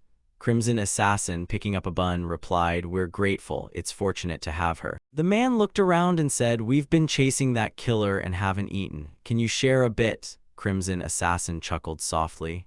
"Of course, though I'm not sure you'll like it." He stood with his back to the man. The beggar sect fellow turned his gaze to Crimson Assassin with heightened vigilance. He smiled affably while sliding his hand behind his sword. "If a beggar like me has eaten and still complains, the world will pelt me with stones." Crimson Assassin murmured in agreement. If that's so. Before he could finish, the beggar sect disciple's right hand grabbed the sword's hilt and squeezed tight. Crimson Assassin noticed the movement and snapped around to face him immediately. He grabbed a kitchen knife and slashed across the man's throat. So fast the man had no time to react. Blood gushed from his neck before he clapped a hand over it. A pained groan issued from his throat. Before the astonished faces outside, blood spouted from his neck like a raging waterfall. One of the beggar gang outside drew his sword and shouted, "That's him, Crimson Assassin, right?" But before he could fully draw his blade, Crimson Assassin quickly grabbed the man's hand. With his left hand, he squeezed the man's wrist, and with his right, he swung the kitchen knife behind his head and struck. But the man leaned back and dodged. The knife drove into a wooden pillar beside them, splitting it apart. Seizing the moment while the man had no time to react, Crimson Assassin kicked him hard in the stomach. The man was hurled backward, and the others outside readied their knives in defense. One stood at the doorway, seeing Crimson Assassin rush out. He grabbed a broadsword and lunged to slash at his back. But the kitchen knife blocked that huge blade cleanly and swiftly. He kept his arm in the blocking pose, yet his body flowed in a graceful spin to slip past the strike. He flexed his left arm and jabbed his elbow into the man's jaw with a stunning blow. He shoved that man aside and hurled himself straight at those charging in from behind. The man with the sword hadn't time to attack before Crimson Assassin brought his blade down on his head, blood spraying immediately. Seeing the dire situation, one of them looped around, grabbed Zhongli Chu by the hair and yelled, "Hey, you, look here." He pressed his blade to the boy's throat and shouted at Crimson Assassin, "You better throw that knife away. Take one wrong step and this kid dies." But before he finished, Crimson Assassin hurled the knife at him. It stuck fast in his chest. He fell backward, letting go of Zhongli Chu, and another man seized the opportunity to lunge at Crimson Assassin. Crimson Assassin didn't give him a chance to strike. He grabbed the wrist that held the sword. He spun sharply, his left hand seizing the assailant's right forearm. In the blink of an eye, he had the man under control and executed a shoulder throw. The thrown man slammed onto a nearby table. The force and his weight shattered it into pieces. But Crimson Assassin still held his wrist without letting go, wrenching the sword from his grip. While the man lay dazed on the floor, Crimson Assassin raised the sword high and aimed down. The man tried to speak, but with his throat cut and no blood left on his face, his mouth stammered without sound. The two remaining men at the door turned pale at the bloody sight as Crimson Assassin brought his blade down. They froze in place, rooted to the spot, watching Crimson Assassin stand up. Their voices broke as his blood-smeared face drew near. "The assassin, Crimson Assassin." One of them cried in terror as he fled, "I'll go tell his gang leader here." The other stood bewildered, not knowing what to do, and could only shout back like this. Unaware, he had no idea Crimson Assassin had slid up behind him. Crimson Assassin gently sliced across the man's carotid artery, and didn't stop there. As the man fell and his sword flew from his hand, he caught it. He hurled a sword at the man who was running. It plunged into a tree beside him, terrifying him. His whole body went cold with fear. He instinctively turned his head toward where Crimson Assassin stood. He saw something glinting approaching him, and up close it was the thrown sword. But before he fully registered it, the blade drove into him with brutal force, killing him instantly. The force of the thrown sword was so great that the man rolled several times before finally coming to a stop. He stood in the dark of the woods, breathing hard, while the eatery behind him reeked of blood. Corpses lay everywhere, strewn from the kitchen to outside the door. The old woman's soft sobs echoed. She sat terrified in a corner, ashen-faced as she stared at the scattered bodies around her. Zhongli Chu hurried over to comfort her. "Don't worry, it's over now. We would never hurt you." Crimson Assassin stepped in from the doorway, startling her. "We have to go. Pack your things, kid."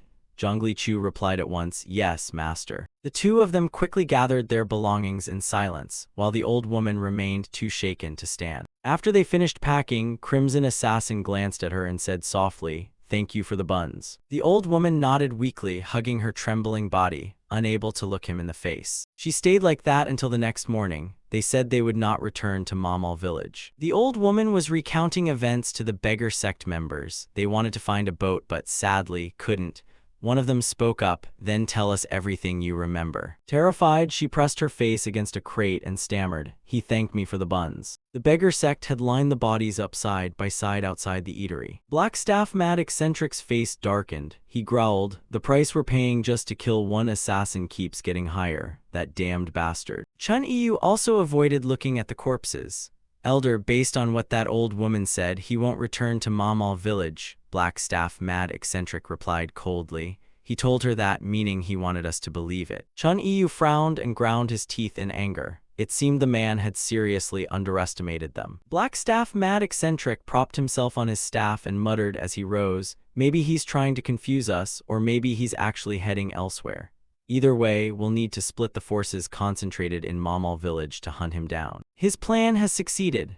At this, the elder's voice dropped. However, he overlooked how large the beggar sect truly was. Their eyes and ears were everywhere. He turned to Chun Yu and gave the order, we will return to Mamal village, and the gang leader will set out for Nanyang as soon as possible. We depart on the day. Meanwhile, Crimson Assassin and Zhongli Chu returned to their position on the mountain, watching the ferry. The gang's numbers had dwindled. The two hid on the roof, gazing into the distance, though not so carelessly that they could wander about without worry. Crimson Assassin moved stealthily and said, we need to wait until night. There's nothing to do until then, might as well sleep and regain our strength. He propped his pack under his head, laced his fingers behind it, and lay on the roof, staring at the sky.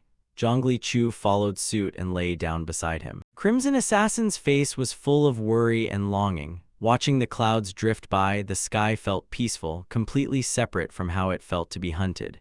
It was oddly soothing. I wonder if my brothers are safe. Zhongli Chu lay next to him, listening silently without saying a word. Suddenly he noticed something, his eyes flicking down below his feet as if sensing movement. Zhongli Chu slowly crawled down from the roof, while Crimson Assassin asked in surprise, what's wrong? Below where they lay was an abandoned house from which a voice whispered, please don't do this.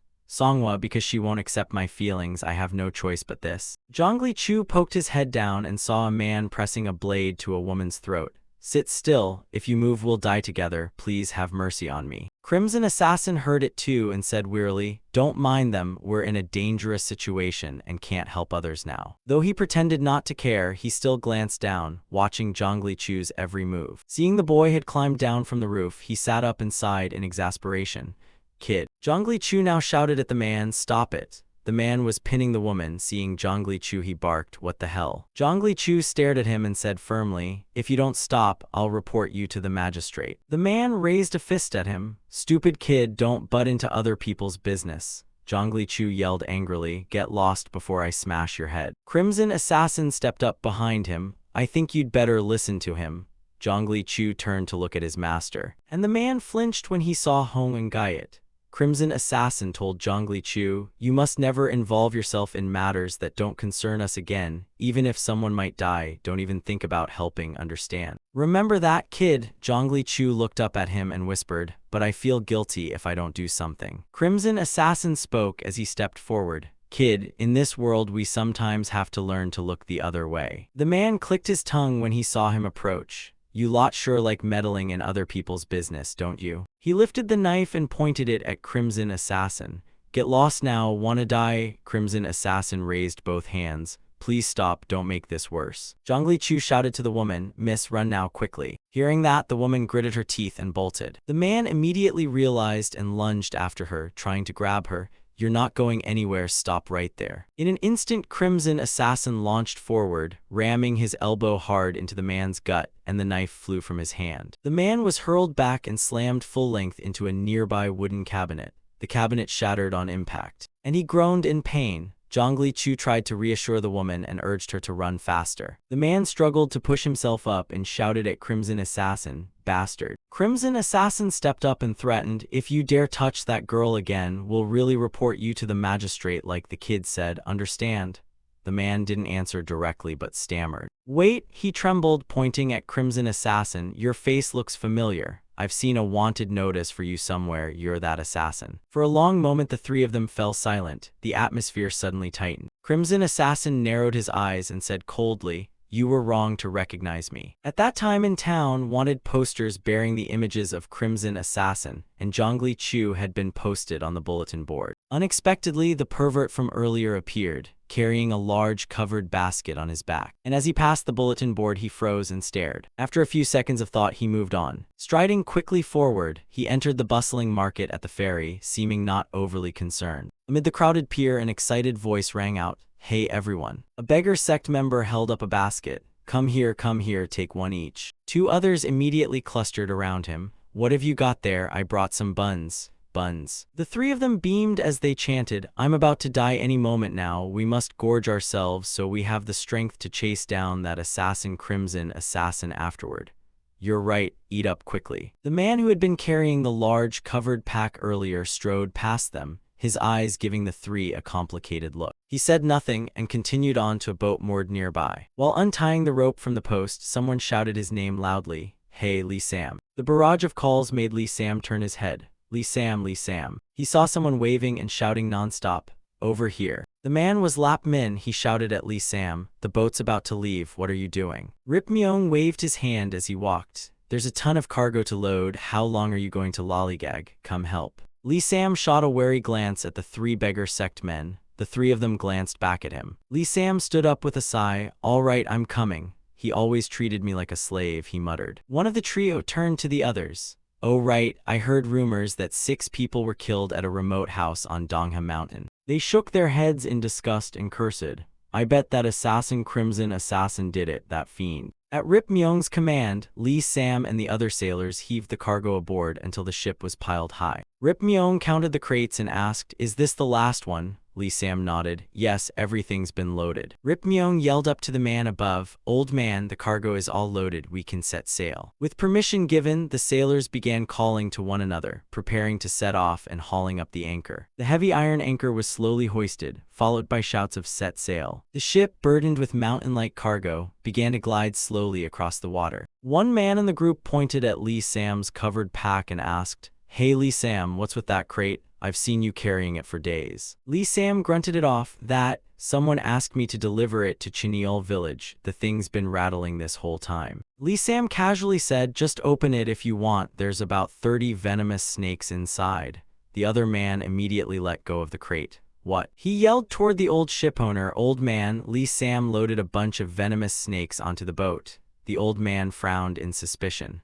What? The old man barked at Lee Sam. How dare you do that? Lee Sam bowed his head humbly. Someone asked me to help, please forgive me this one time. The old man sighed. Good grief, why are you always like this? He shouted. What if someone ignorant opens it by accident? Put it somewhere no one will find it. Lee Sam replied plainly, Understood, I'll move it right away. A beggar sect member was leaning against a tree, fast asleep. He had no idea someone was approaching. The newcomer stepped up and spread his fingers toward him. Then the man flicked his finger hard at his nose, making him cry out in pain. He clutched his nose and cursed, What kind of bastard is that? But the figure who appeared before him was Black Staff Mad Eccentric. The elder squatted beside him. If I were that crimson assassin, your head would have rolled off by now. He glowered, his voice threatening. Don't you understand how urgent this is? Do you really dare to sleep out in the open like this? And what's with the dribbling all over the place? The man immediately bent and knelt. I'm truly foolish. I haven't slept a wink since last night. The elder roared. 10 of us are already dead. Look after your own life. Got it? Understood. But moments later, someone came running and shouting, Senior, someone's dead. Black Staff Mad Eccentric flinched. He knitted his brows and turned to look at the person racing toward them. He barked, Who died this time? The man hurriedly waved his hand. Not one of our beggar sect. The man pointed over his shoulder, stammering, I think it's best if you see it with your own eyes. The elder stared at him in puzzlement, then decided to go see for himself. On the cargo ship now afloat on the open sea, someone called out, Hey, Lee Sam. Rip Myung, carrying a bottle of wine, called, Come have a sip with me. Lee Sam waved his hand, not drinking, thanks. Lap Min paused. I can't believe you turned me down. Is this really Lee Sam? Lee Sam clutched his stomach. I drank too much last night and I'm still not over it. Rip Myung laughed and sat beside him. You shouldn't drink so much. You're not as young as you used to be. He gulped the wine and glanced at Lee Sam. Anyway, putting that aside, how's that plan of yours coming along? Lee Sam frowned and stammered, What plan? Rip Myung nudged him in the ribs. Don't play dumb. He leaned close to Lee Sam's ear and whispered, If Songhwa rejects you this time, won't you cause a ruckus to force her to like you? How's it looking? You always go all in. Is she any good? Seeing Lee Sam remain silent, Lap Min pressed, Tell me a little. Lee Sam sighed in exasperation.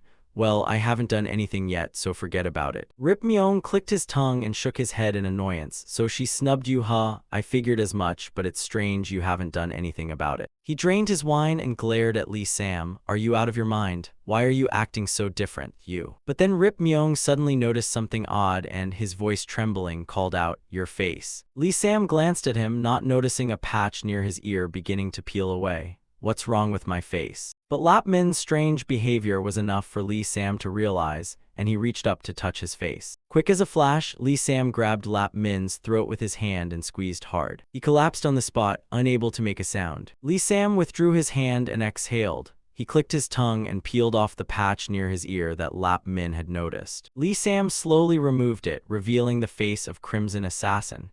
He had been disguised as that man until now. Crimson Assassin held Lee Sam's facial mask and shook his head. Must have been in a hurry earlier, the mask didn't stick right. He then stood, walked to the ship's rail, and casually threw the face mask into the sea. When Black Staff Mad Eccentric arrived after being alerted, he pulled the straw aside and discovered a body without a face. Black Staff Mad Eccentric's face went pale. My heavens, I never expected that the assassin Crimson Assassin would be so skilled at making human masks. He turned to the Imperial soldier standing beside him. Old man, have you identified him yet? The soldier replied, according to this old man's account, he likely boarded a cargo boat and left the dock some time ago. The squatting old man, pipe in hand, added, sure enough, he's the only one with that mole on his hand. Black Staff Mad Eccentric darted out and shouted at the top of his lungs, trying every way to stop that Yongjin boat. But that boat set sail 4 hours ago. Where would it be docking? It runs back and forth between Bika and Chenil villages. Then he turned to those beside him and asked, there are no stops between the two villages. Someone called back. They said they'd stop at the Nanyang dock. Black Staff Mad Eccentric nodded, muttering, sending the beggar sect chief to Nanyang was a wise choice. He ordered a signal cannon fired, and carrier pigeons dispatched at once to inform the sect chief to halt the Yongjin boat at Nanyang. With the thunder of the cannon came Black Staff Mad Eccentric's roar, ordering them to move quickly to the ferry and wait for the Yongjin boat there. From the ship out at sea, Crimson Assassin also saw the sequence of signal blasts from shore. He pulled Lap Min along, sighing in frustration, tension visible on his face. Crimson Assassin muttered to himself as he opened the crate lid, they're surely waiting at Nanyang to ambush me. Inside was Zhongli Chu rubbing his eyes sleepily. Crimson Assassin lowered his voice, don't keep demanding to get out, okay? Zhongli Chu blinked around, are we safe now, master? Crimson Assassin didn't answer but asked instead, can you swim? Zhongli Chu shook his head, I've never tried swimming. Crimson Assassin said as he lifted him from the crate, then today you'll learn. Before Zhongli Chu's astonished eyes, Crimson Assassin simply hurled him into the water. Zhongli Chu cried out, master. A loud splash rang out, the noise big enough to alert nearly everyone on the ship. Crimson Assassin calmly grabbed the luggage and sword from the crate and strapped them on. He moved quickly and climbed onto the deck, trying not to make too much noise. Crimson Assassin then dove straight into the water. The old man behind watched him with suspicion. Undeterred by the cold current, Crimson Assassin plunged deep to search for Zhongli Chu. He scanned the surroundings calmly, but there was nothing but vast water everywhere. The pitch-black depths of the sea enveloped Crimson Assassin, making it difficult for him to locate anything. After several seconds, Crimson Assassin finally found Zhongli Chu, who was panicking nearby. His mouth gaped as seawater filled it, eyes wide in fear, uncertain what to do. Half an hour later at the Nanyang ferry, the boat's silhouette appeared. Someone shouted, there's the boat. A large number of beggar sect members were already waiting. They shouted, the Yongjin boat is approaching. The sailors went up on deck to see who was gathering in numbers at the dock, and only encountered the scowling, angry faces of beggar sect disciples, some carrying weapons. The boat slowly drew near the dock. When it got close enough, a plank of wood was dropped down. The beggar sect disciples immediately flooded aboard. The hurried sound of footsteps rang out in unison. The leader who first stepped aboard shouted threats. Do not move. If you stepped off the boat without permission, we won't be responsible for what happens next. While those on the ship were still stunned, the beggar sect members fanned out everywhere. Search every nook and cranny for me. Yes, sir. They grabbed each sailor's collar on the ship. Let me see your faces. What are you all doing? The old man stomped down the stairs and shouted, why did you board someone else's vessel without permission? Chun Yu stepped forward and said, a murderer boarded this ship. The old man blinked in confusion. A murderer. Chun Yu looked at him and spoke loudly. This is urgent, so please understand that we couldn't give prior notice. The old man nodded in agreement. Do you have a picture of him? Let me see it. Chun Yu gestured behind him. Show him the sketch of the killer. One man stepped forward and held up a portrait of Crimson Assassin. Does he look like this to you? The old man pointed behind Chun Yu. I haven't seen him with my own eyes, so it's hard to confirm from a drawing, but over there. Chun Yu followed the old man's finger and continued. About half an hour ago he got off. He threw the child first, then jumped in right after. If they can swim, they'd be on the far shore by now. Chun Yu pressed his face close to the old man and hissed. He's guilty of a grave crime. If you help a fugitive, you might face the same punishment. The old man didn't panic, he laughed. Now tell me exactly what you saw. Rip Myung, sitting in a corner clutching his neck, said, It wasn't Lee Sam, he wore a mask made from Lee Sam's face. No wonder his voice didn't sound like Lee Sam at all. Chun Yu narrowed his eyes and muttered a curse under his breath. Damn it. Meanwhile, in the direction the old man pointed, on the shoreline near where Crimson Assassin jumped. In the distance, Crimson Assassin was carrying Zhongli Chu, slowly swimming toward the shore. Once he reached shallow water where he could stand, Crimson Assassin carefully cradled him and took heavy, deliberate steps. Zhongli Chu lay motionless in his arms. Crimson Assassin panted from 30 minutes of swimming. When they made it onto the sand, he set Zhongli Chu down and collapsed to the ground himself. Seeing Zhongli Chu still unconscious, Crimson Assassin held up 2 fingers and delivered a hard blow to the left side of the boy's chest. He still wasn't breathing, so Crimson Assassin pressed his right hand rhythmically onto Zhongli Chu's chest. He held that position for several minutes, but Zhongli Chu showed no sign of movement. Panting as he pressed on his chest, Crimson Assassin raised a hand to Zhongli Chu's neck to check for a pulse. Crimson Assassin frowned, lips pressed tight when he felt no pulse at all. He let out a long, helpless sigh, closed his eyes, and removed the cloth wrapped around the boy's head. Crimson Assassin sat beside Zhongli Chu, looking at him without saying a word. He sat there silently for a long time as if waiting for something to happen. Crimson Assassin bowed his head. After a while, trying to steady himself, Crimson Assassin struggled to push himself up from the sand. He grit his teeth and left Zhongli Chu alone on the beach, turning his back and walking forward. But only a few steps later, a choking cough sounded behind him, making him start. Crimson Assassin slowly turned, as if he couldn't believe his ears. Eyes wide with astonishment, he stammered in surprise when he saw Zhongli Chu coughing up water. Chu, Chu. Zhongli Chu collapsed onto the sand. After a coughing fit, he was exhausted and breathed heavily. Zhongli Chu's eyes were dazed, his voice was ragged. Master, I'm not dead yet, so you can count this as me just having learned to swim. Crimson Assassin stepped forward and allowed himself a rare, relieved smile after days of tension. After receiving the news, Black Staff Mad Eccentric also mobilized people to bring the boat to this stretch of sand. He stood motionless at the bow, eyes fixed on the horizon. As they neared shore, a voice shouted out, "The Elder has arrived." A large number of beggar sect members had already gathered on the beach. Blackstaff Mad Eccentric sprang off the boat. As soon as he set foot on shore, Chun Yu rushed over. "Elder." Blackstaff Mad Eccentric looked at him. That killer jumped into the water and escaped from the Yongjin boat. Chun Yu nodded hastily. "Yes, the captain's testimony doesn't seem like a lie." Blackstaff Mad Eccentric eyed him suspiciously. "Are you sure?" Seeing he still doubted, Chun Yu pointed to the side.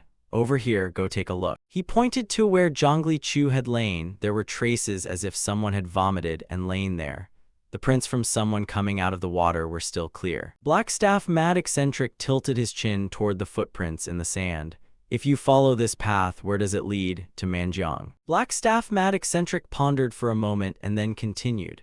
"If they escaped to Manjiang, the search area would expand 100-fold, including Guxiang, Hopo, Nasan, and Dongcheng. It would be much harder to find them. We must catch him at Manjiang, depart at once." A guard accompanying Blackstaff Mad Eccentric spoke up. "The route to Manjiang sometimes passes along major roads. That wouldn't be an easy choice for someone with a killer's face." Blackstaff Mad Eccentric glanced at him. "If you were a fugitive killer, what would you do?" The man answered immediately without hesitation. If he were a murderer, unless he hid his face with someone else's mask, he'd stand out. He'd surely head for less populated areas and move along forested paths. Hearing that, a location instantly sprang to Blackstaff Mad Eccentric's mind. His guard had the same thought and nodded vigorously. Yes. Blackstaff Mad Eccentric said nothing further and leapt up onto a nearby rock to survey the area. He looked out into the distance and asked Chun Yu, "Chun Yu, the shrine to the south, where is that mountain?" Chun Yu replied loudly, "Elder, if he's heading for Manjiang now, we must pursue immediately to catch up." "Why waste time looking for the shrine?" Blackstaff Mad Eccentric snapped irritably. "I'm asking where it is." Chun Yu, still not satisfied, answered, "There are Chenium Mountain and Huangxiang Mountain. Chenium Mountain is famed for where wealthy people build memorial shrines. Those without standing are generally buried at Huangxiang Mountain." Blackstaff Mad Eccentric leapt down from the rock and bellowed, "I'll go to Huangxiang Mountain, you all head to Chenium Mountain." He landed on the sand and turned to give instructions. "If you find him, capture and kill on sight, no questions, stake out the place and await my signal. Understood?" Chun Yu bowed respectfully and replied, "Understood." Blackstaff Mad Eccentric turned his back and walked away. "Let's go." The guard who had spoken earlier about Blackstaff Mad Eccentric quickly followed him. As he passed Chun Yu, the guard stared at him and curled his lip in a mocking grin. Chun Yu straightened up, hands clenched, unable to act, and watched him leave. Afterward, Chun Yu mobilized the beggar sect disciples present on the beach to follow to Chenium Mountain. He led them, speaking in a low voice. "You must have seen that fellow's expression. He looked at me with contempt and laughed scornfully, pathetic." Saying that, he asked the disciple behind him, "If it were you, what would you do?" The other asked back, puzzled, "Yes." Chun Yu jerked his chin at the man. "If I were the killer, would I go to Huangxiang Mountain or Chenium Mountain to cut off a dead man's face? Or would I escape from here as quickly as possible? That's what I mean." The man paused to consider Chun Yu's question, then answered, "If it were me, I'd run away without looking back. Who would bother cutting a dead man's face? That's ruined, how could it be useful?" As he spoke, he acted out like, "I'd run too, why stay here?" Chun Yu nodded. "Of course." The elder miscalculated. They came before a large gate where someone announced, "Chun Yu, this is Chenium Mountain, this way to the memorial shrine." A disciple spoke up, "Should I search around the mountain?" Chun Yu shook his head. "No need, that killer isn't here. We'll surely get word that he fled toward Manjiang." Then he loudly ordered all beggar sect disciples following him, "Everyone rest, we'll be on the move again soon, so recover your strength while you can." The others relaxed and lay down on the grass. "My whole body is stiff, I'm aching all over." They rested and chatted, "That bastard, hope this ends quickly. Why must we suffer like this?" One man shook his head. "We've restored justice to the Central Plains, what's there to suffer about?" Another disagreed, saying, "Frankly, both the chaser and the chased suffer the same." The other raised his hand and loudly called, "Master Chun Yu, someone here is unhappy about this." The man was startled and another clapped a hand over his mouth. I know, shut up." They happily continued their lively talk. "It's people like you who only think of themselves that make the world lawless. I know, stop it now." Someone nearby interjected. "He's not entirely wrong, but he's so annoying. Anyone want to give him a punch?" As if waiting for that, the man who'd been tattling smacked the other on the forehead. The man, taken by surprise, reeled back, mouth babbling in panic. The one beside him chuckled at the sight, and those around watched curiously. But who could have guessed that behind the struck man was a small cliff? He fell straight down. The man sitting above stammered, "Sorry, I didn't know you'd fall all the way down there." The fallen man scrambled up angrily and shouted, "You bastard, if I get up there I won't let you off." Unexpectedly, when he looked up, he saw Crimson Assassin and Zhongli Chu hiding in the bushes in front of him. Guangho ran into Zhongli Chu and the Crimson Assassin right in the bushes below. The three of them stared at one another, not knowing what to do. Guangho reacted, collapsing backward with a muffled thud. The Crimson Assassin, seeing this, quickly drew his sword. Just as he was about to cry out, the Crimson Assassin's blade was faster and pressed against Guangho's throat. Guangho could only clamp his mouth shut. Zhongli Chu, seeing this, lifted a hand to his own mouth to signal silence. The Crimson Assassin glared at him threateningly, then hissed, "If you make a fuss, your head will fall." Hearing the Crimson Assassin, Guangho didn't dare move, sweat poured down his face. Scene change. Meanwhile, at the Blackstaff Mad Eccentric's side, upon finding a dug-up grave, someone shouted angrily, "Bastards, who's cruel enough to do this, digging up another's rest like this?" Sudong, hearing it, agreed, saying the culprits would surely get their comeuppance. The Blackstaff Mad Eccentrics group continued checking other overturned graves. One man spoke up, "This corpse hasn't had its face stripped, though the grave was dug up, maybe they felt guilty and left it." Another replied, explaining he wasn't satisfied with the skin's condition so didn't touch it. Although the time of death wasn't long, the skin was too tough to make a mask from. Another man searching nearby graves called out, "Elder, this grave's corpse is fine." Sudong replied, same here. The black staff mad eccentric, hearing their reports, judged this to be a burial ground of the starving poor, so the facial condition wasn't suitable. The one-eyed man beside him chimed in. With that, Black Staff Mad Eccentric told them he had tried digging a few graves and then gave up. As soon as he finished speaking, he pointed up the mountain and loudly ordered Chinium to fire the signal shots to the Nanyang Beggar branch, instructing them to surround the mountain so not a single ant could escape. One subordinate reported back, Elder, the signal cartridges aren't ready yet. Hearing this, Black Staff Mad Eccentric cursed loudly, useless lot. The one-eyed man stood up and said, I will carry the order and also go down the mountain to fetch horses right away. No sooner had he spoken than he dashed down the mountain. The Black Staff Mad Eccentric called after him, it's getting dark, move quickly. Scene switches back to Chun Yu. Seeing Guang Ho still not coming up, he shouted, Hey Guang Ho, what are you doing? Are you hurt? Dead? Why aren't you answering? Below, Guang Ho stayed silent, not knowing what to say. The Crimson Assassin stared at him, then whispered, answer them. He pressed the sword to his neck. Guang Ho's throat was already seeping blood as he continued, choose your words carefully. Guang Ho was terrified. He tried to stay calm and stammered loudly, I'm fine.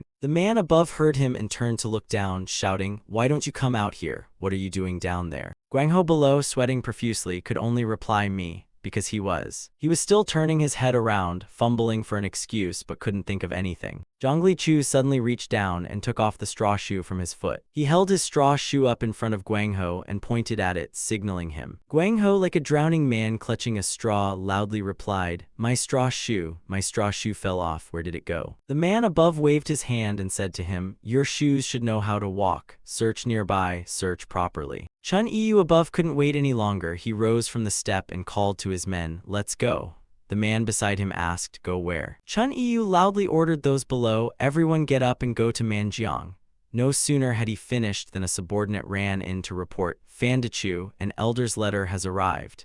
Chun Yu, hearing this, told the stout fellow down there to stay behind. Someone in the group then shouted down, which Manjiang are you going to? You stay and wait for the elder's letter and take it with you, understand? Sorry for the trouble. Hearing this, Guang Ho could only gawk as everyone left. He wanted to say something but couldn't. The Crimson Assassin was quick-eyed and had noticed Guang Ho's expression. After hesitating a moment, Guang Ho finally decided to shout, no, there are enemies here. No sooner had the words left his mouth than the Crimson Assassin's sword lopped off his head, blood spraying everywhere. Guang Ho's body collapsed to the ground, but those above seemed oblivious and shouted again. This trip was pointless and wasted our time, move. The men below answered in unison, yes, sir. The group above quickly left. One of them felt something was off and turned back to look. Below, the Crimson Assassin and Zhongli Chu were dragging Guang Ho's corpse into the bushes to avoid detection. As he reached to pull, Zhongli Chu looked up at his master. The Crimson Assassin, sweating buckets, also glanced up to check for any unusual movement. Sensing the people above were gone, Zhongli Chu and his master slowly crawled out of the bushes. Once the others had all left, the two of them slowly climbed up from below. The Crimson Assassin climbed up first, sword in hand as if ready, peeking upward.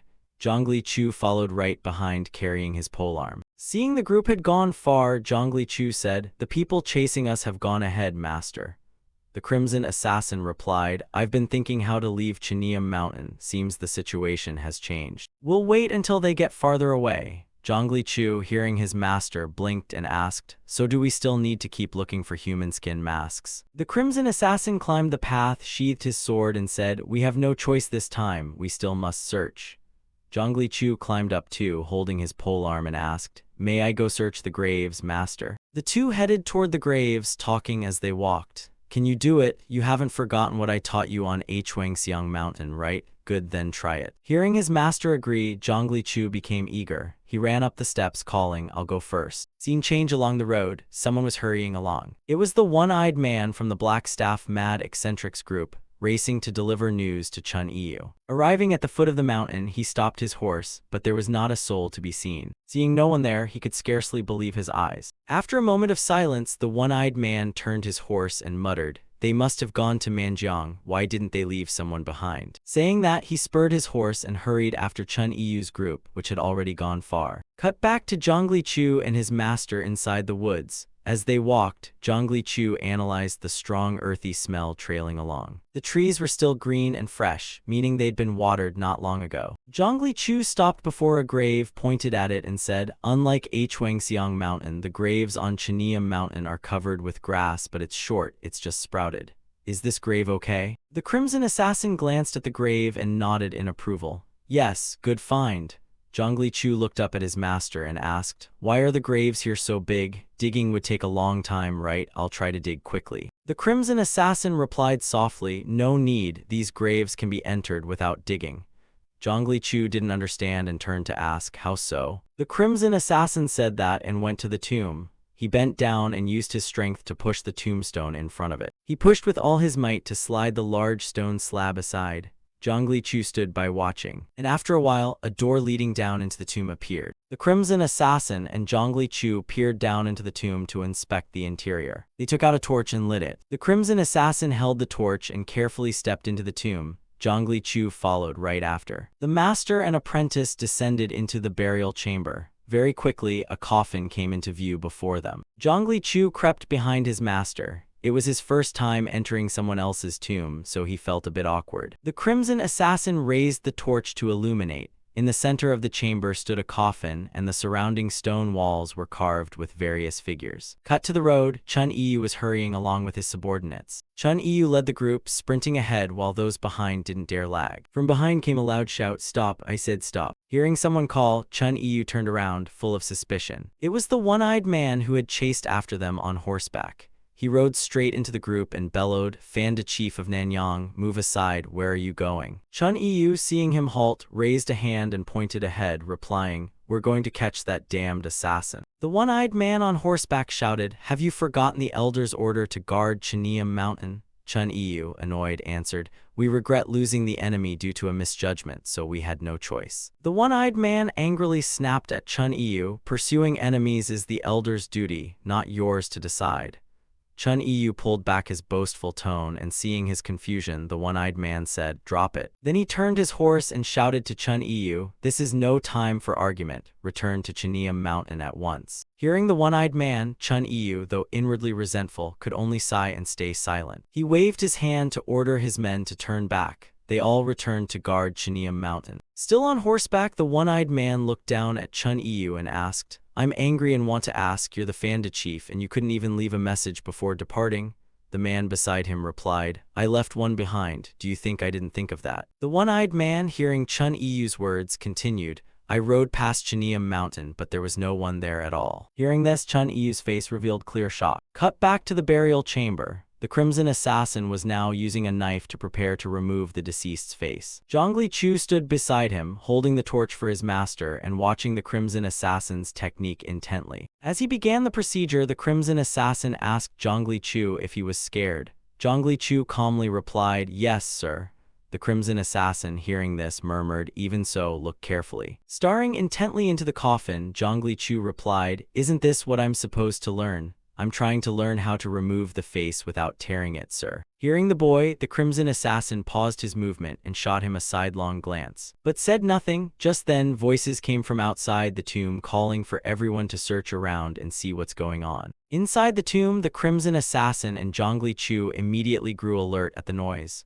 Loose earth and stones fell inside, drawing their attention. The Crimson Assassin quickly climbed up to check. The sounds of the approaching group grew louder. When the Crimson Assassin stepped outside, night had fallen. In the distance, he could see a line of people carrying torches moving over the mountain. Not far off, a man waving a torch shouted loudly, "Found it, we found Guangho." Chun Yu, hearing this, ran up quickly and shouted, Where? Guangho's body, hidden in the bushes, had been discovered. His eyes were rolled back and the ground was still stained with blood. Chun Yu sat down beside the corpse and, unable to contain his anguish, said, "I've killed Guangho." The black staff mad eccentric standing nearby spoke up, "Have you not seen the result of carelessness and thoughtlessness? His regrettable death tells us that the assassin is definitely here. His sacrifice was not in vain. Fanda Chief, quickly surround Chenium Mountain. Once the net is spread, he'll surely try to flee up the mountain." Having said this to Chun Yu, the old man turned and left, leaving Chun Yu kneeling on the ground with his face in his hands, sobbing. After some distance, the old man, seeing Chun Yu unresponsive, turned back and shouted, Chun Yu, are you still not sober? Look up in case he tries to leave Chanium Mountain. Search, he hasn't left this mountain yet. Split up and search. The black staff-mad eccentric then turned and left, loudly ordering the disciples of Lucin, Dongcheng, Gaocheng, Hubu, and Wenjiang to tighten the perimeter. Signal fireworks were fired into the sky. Quickly, volleys of signal rockets were launched to spread the alarm. The beggar sect members, having finished preparations, hurried up the mountain to search for Zhongli Chu and his master. The torch-bearing searchers climbed the mountain in a line. One man turned to urge those behind, "Hurry up."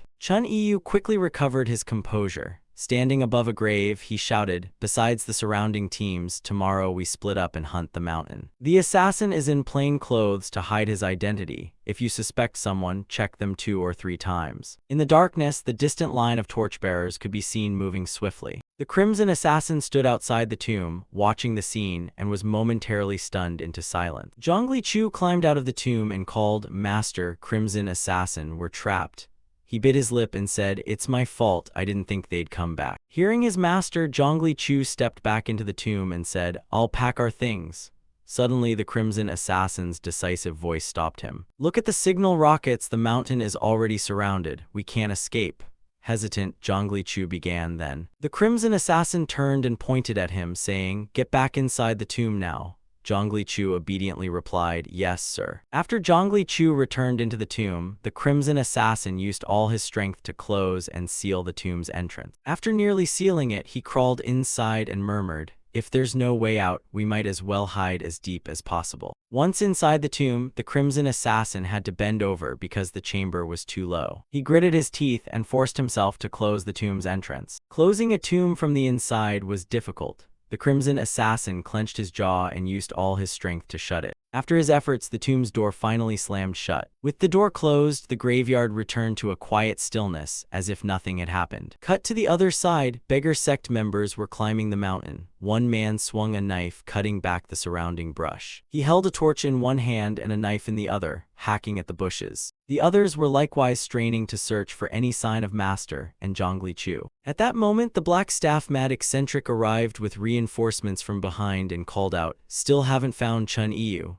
Chun Yu heard him and turned back, "Not yet." He pointed to the searching parties and continued, "But surely nowhere has been overlooked. This search is like fishing for a needle in the sea." They began discussing the large tombs before them. Really, why are the graves on Chanium Mountain so huge? Chanium is famed as a prime location. The wealthy and noble, knowing feng shui, competed to build enormous tombs. The black staff-mad eccentric, hearing this, added, "They're so big that not only the dead, even the living could fit inside." Hearing that, Chun Yu gaped in disbelief and turned to say, "Elder, I'll restart the search." Saying this, he moved forward. The black staff-mad eccentric asked, "With hundreds of tombs, can you dig them all?" Chun Yu turned and replied coolly, "Even if it's not hundreds but thousands, I'll do it." The black staff-mad eccentric assessed, "Looks like you've sobered up. First, assassins who make human skin masks won't use rotten corpses." He then looked back at Sudong and called him. Sudong hurriedly responded, "Yes, Elder."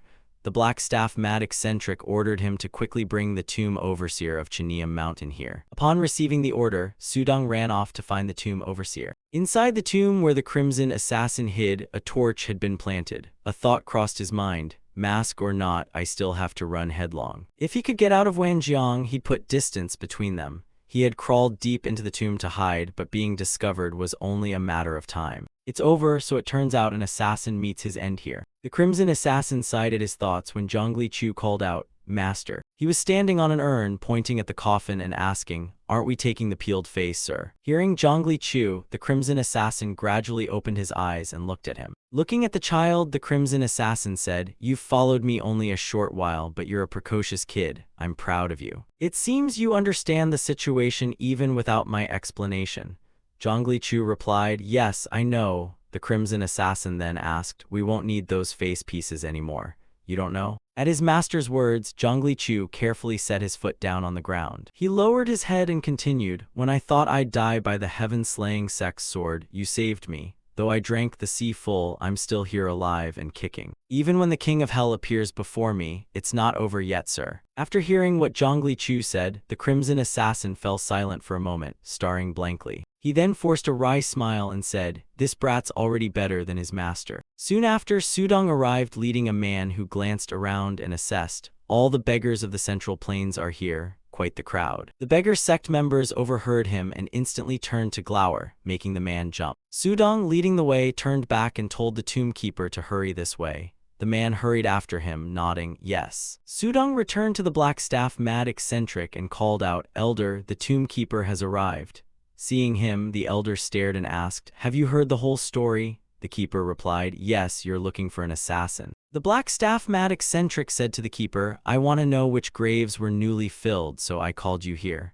Hearing that, the keeper moved forward and said, "Follow me, I'll show the way." As he led them, the keeper explained in detail. One 3 days ago, 2 5 days ago, 1 buried 10 days ago, and 1 about a month ago. He wasn't sure. Hearing the list, the black staff mad eccentric pointed and said, "No, go to the graves from the last 15 days.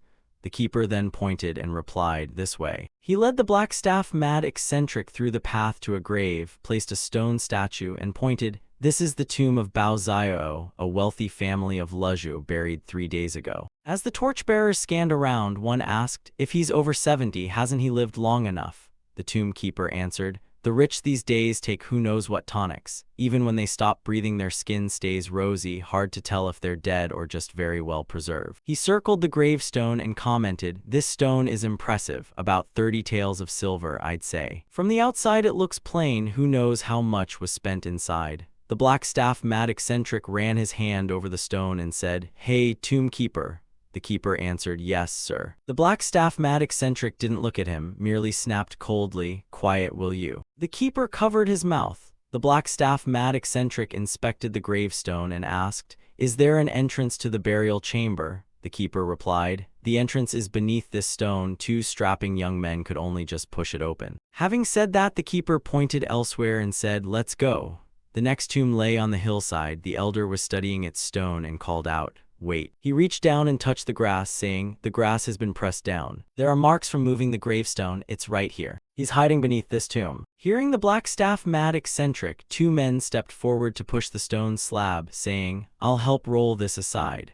The elder raised his staff and told the nearby men to be ready to burst in when the door opens, prepare to fight. At his words, the ambushers around immediately drew their swords. With the strength of 2 men, the tomb entrance was slowly being pried open. But there was no movement inside. The men stood watching, not daring to act rashly. Below, the burial chamber was quiet and pitch dark, nothing could be seen. At that moment, someone stepped out, and the keeper could only jump aside. Chun Yu slowly approached the tomb entrance, held his torch up, and said, "I'll go in and scout." At that moment, another man from the gang tossed a knife toward Chun Yu and called, "Guard it, branch leader." Chun Yu picked up the knife from the grass, lifted his torch, and began to go down. He entered, carefully shining the torch ahead as he stepped down. His face was taut with tension as he descended into the tomb. Chun Yu dared not breathe heavily. He moved slowly, torch in hand, inching forward. The torch illuminated the interior of the tomb. The sight before him left Chun Yu stunned for a few seconds. After a moment, he frowned and called out, "Elder, come down and see." Hearing Chun Yu, the black staff mad eccentric hurried down into the tomb.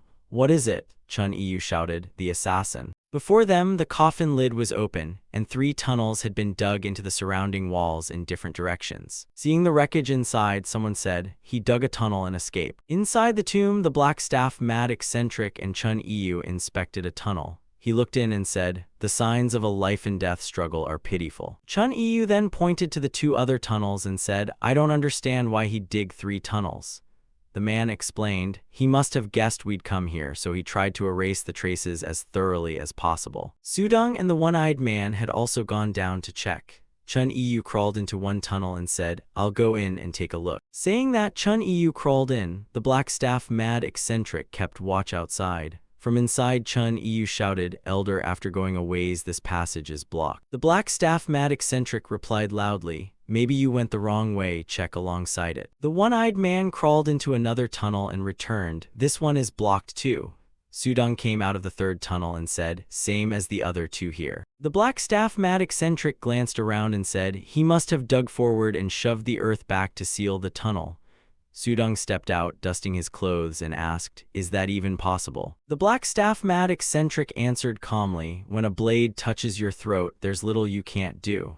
He then looked at the body in the coffin and said, "This one, just looking at him is disgusting." He finished speaking and laughed with obvious satisfaction. After coming up from the tomb, he shouted, "How many explosive charges do we have left? Everyone gather here." One man asked, "Elder, do you mean to use them here?" The black staff mad eccentric barked, "This is urgent, don't stand there, bring the explosives here at once." The torchbearer answered loudly and ran off, "Yes." The elder then paced the ground, counting his steps: 1, 2, 3, 4 steps, 7 steps, 8 steps, 16 steps, 17 steps, 19 steps. He muttered the count under his breath as he walked. He looked down at the grass at his feet and continued to mutter, "About this far. A young man and a kid digging could probably reach this far at most." Cut to underground. The Crimson Assassin and Zhongli Chu were frantically digging for a way out. As he dug, the Crimson Assassin told Zhongli Chu, "We can't move forward unless the amount of dirt you shove back equals the dirt I'm digging out." Zhongli Chu, following behind, tried to toss the soil backward and replied, "I know. I'm giving it my all here." Zhongli Chu stamped his foot down into the pile of dirt beneath him as he spoke. He was exhausted. Zhongli Chu wiped the sweat streaming down his forehead with his hand and panted. The man who fetched the explosives finally arrived with a group and said,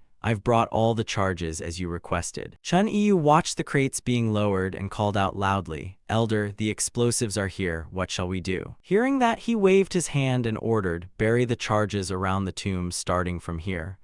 The men answered in unison, "Yes." He added, "Don't spare the explosives or the signal shots, use them all." Seeing the jars of explosives taken out, the tomb keeper widened his eyes in alarm and cried, "This. What are you planning to do now?" He rushed up and blocked the black staff mad eccentric, shouting to stop. "Stop, stop right now, explosives! Are you trying to turn this place into flat ground? Don't you know whose tomb this is? Their family won't let this go. Aren't you afraid of the consequences?" As the tomb keeper protested loudly, the elder brought his staff forward, forcing the keeper to take a step back. He squinted at the keeper and said, "If you have time to question me, go do your duty. If you don't want to, even the dead will be blown away." Cut to below. The Crimson Assassin was still digging forward with all his strength in the tunnel. He paused, gasping, then turned to look back. Not seeing Zhongli Chu, the Crimson Assassin called out, "The dirt's piling up. At this rate, the gap between us will be blocked." Zhongli Chu was utterly spent. He lay on the freshly piled earth and whispered, "Yes, master." Hearing how weak his voice was, the Crimson Assassin didn't know what to say to him. Above, the explosive tubes were being tied tightly together. The charges were being prepared. The black staff mad eccentric paced around and shouted, "He's running away, hurry up."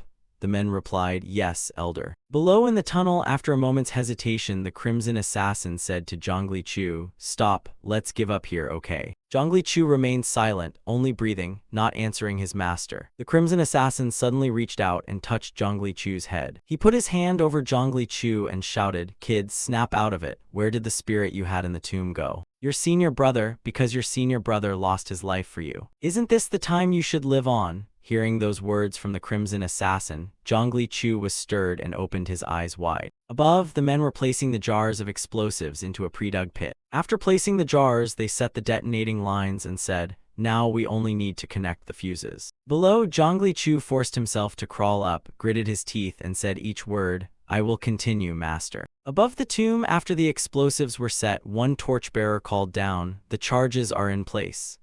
Chun Yu turned and summoned the elder, who replied, "There's no reason to pity him, detonate now." Below, the Crimson Assassin, digging frantically, turned back and said to Zhongli Chu, "I'll keep digging forward, follow me or stop here, it's your decision." Above, Chun Yu flicked his hand and shouted an order, "Detonate now, clear away from the tomb and hide yourselves properly." Below in the tunnel, Zhongli Chu brushed the soil ahead with his hand and answered the Crimson Assassin, "I will follow you, master, I will follow you." On the surface, the men had lit the fuse lines. Underground, Zhongli Chu dug and panted, his body now almost buried in dirt. Above, the burning fuse raced quickly toward the pit where the jar of explosives was buried. The fuse burned into the inside of the jar, and a huge explosion occurred. A thunderous roar, earth and rock scattered everywhere. The other buried charges around them detonated in turn. Down below, Zhongli Chu heard the commotion. He glanced back. The Crimson Assassin digging froze instantly. Frightened, Zhongli Chu shouted over the deafening blast, "Master." A single blast lit up a swath of the forest in a choking haze of smoke.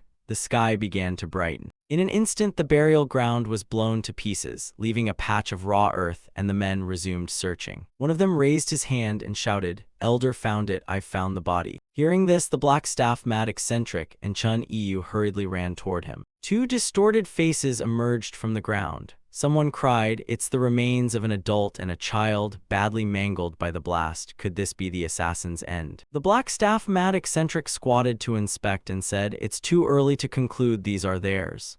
Chun Yu beside him replied, "Yes, if these aren't theirs, then whose could they be?" At that moment someone called out, "This is." A man in the crowd raised his hand and shouted, "I've found a body." The group fell silent, looking on in suspicion. The elder examined the face revealed in the earth and said, "No, it's not him either."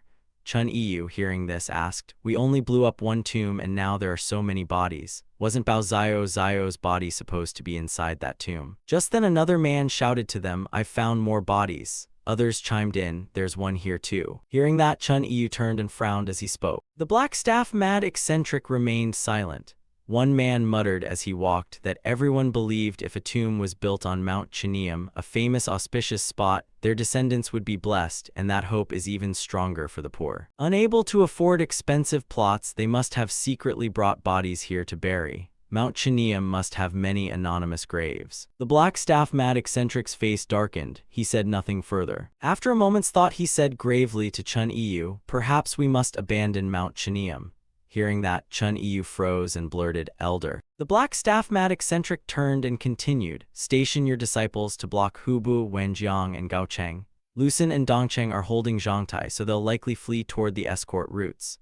Chun Yu clasped his hands and bowed, "Forgive me, Elder, this failure is entirely my responsibility." The black staff mad eccentric responded calmly, "Go. If you fail again, you'll face the guild's punishment." Chun Yu heard this, raised his hand, and loudly ordered his men, "Stop the search, we're descending the mountain, move out now." In a patch of grass, a hand suddenly pushed up out of the earth. It was the Crimson Assassin. He broke through the soil and crawled up, his face still smeared with dirt. Half his body above ground, he forced himself up with effort. Once outside, the Crimson Assassin panted heavily to catch his breath. After a moment, he called out, "Chu Zhongli Chu." The Crimson Assassin crawled over the ground, shouting. Then he heard a sound not far away, and turned his head to look. Seeing it, he ran over and quickly began digging with his bare hands. After some digging, finally a hand of Zhongli Chu's appeared. The Crimson Assassin grabbed the hand and pulled with all his strength to drag him out of the dirt pile. Zhongli Chu lay there with his mouth open, unconscious, his face and clothes caked in soil. As he surfaced, he crawled up coughing. The Crimson Assassin patted his back and asked, "You all right?" Zhongli Chu answered, "Yes, master, I'm fine." With one eye half closed, he looked at his master and continued, "Big rocks were piled on top, so I couldn't push them away fast. I wanted to get out quickly, but I thought we should wait until the whole beggar sect left before coming out." The Crimson Assassin smiled and said, "I thought the same, well done." Zhongli Chu laughed and asked, "Master, you think I'm good?" The Crimson Assassin nodded, "Yes, very good." Suddenly, the Crimson Assassin's eyes went wide in surprise. He turned his terrified gaze around, and a group of people appeared in the distance. It was the black staff mad eccentric and several others from the beggar sect. The one-eyed man saw them and shouted, "Everyone come out. How did you sneak out? Elder, you were right." Another spotted the two master and disciple and called out, "Is that the assassin?" So they had to face these people again at the burial ground. The Crimson Assassin stood silently watching them. One of them looked at the Crimson Assassin and shouted, "I'm asking, not because we don't know who you are. You ruthless killer, you and your brothers have slain innocents and stained the righteous martial world. The beggar sect will, on behalf of the 9 Orthodox schools, wipe you out." The Crimson Assassin glanced at Zhongli Chu, reached instinctively for the sword on his back, and said to him, "From now on you run and don't look back, understand?"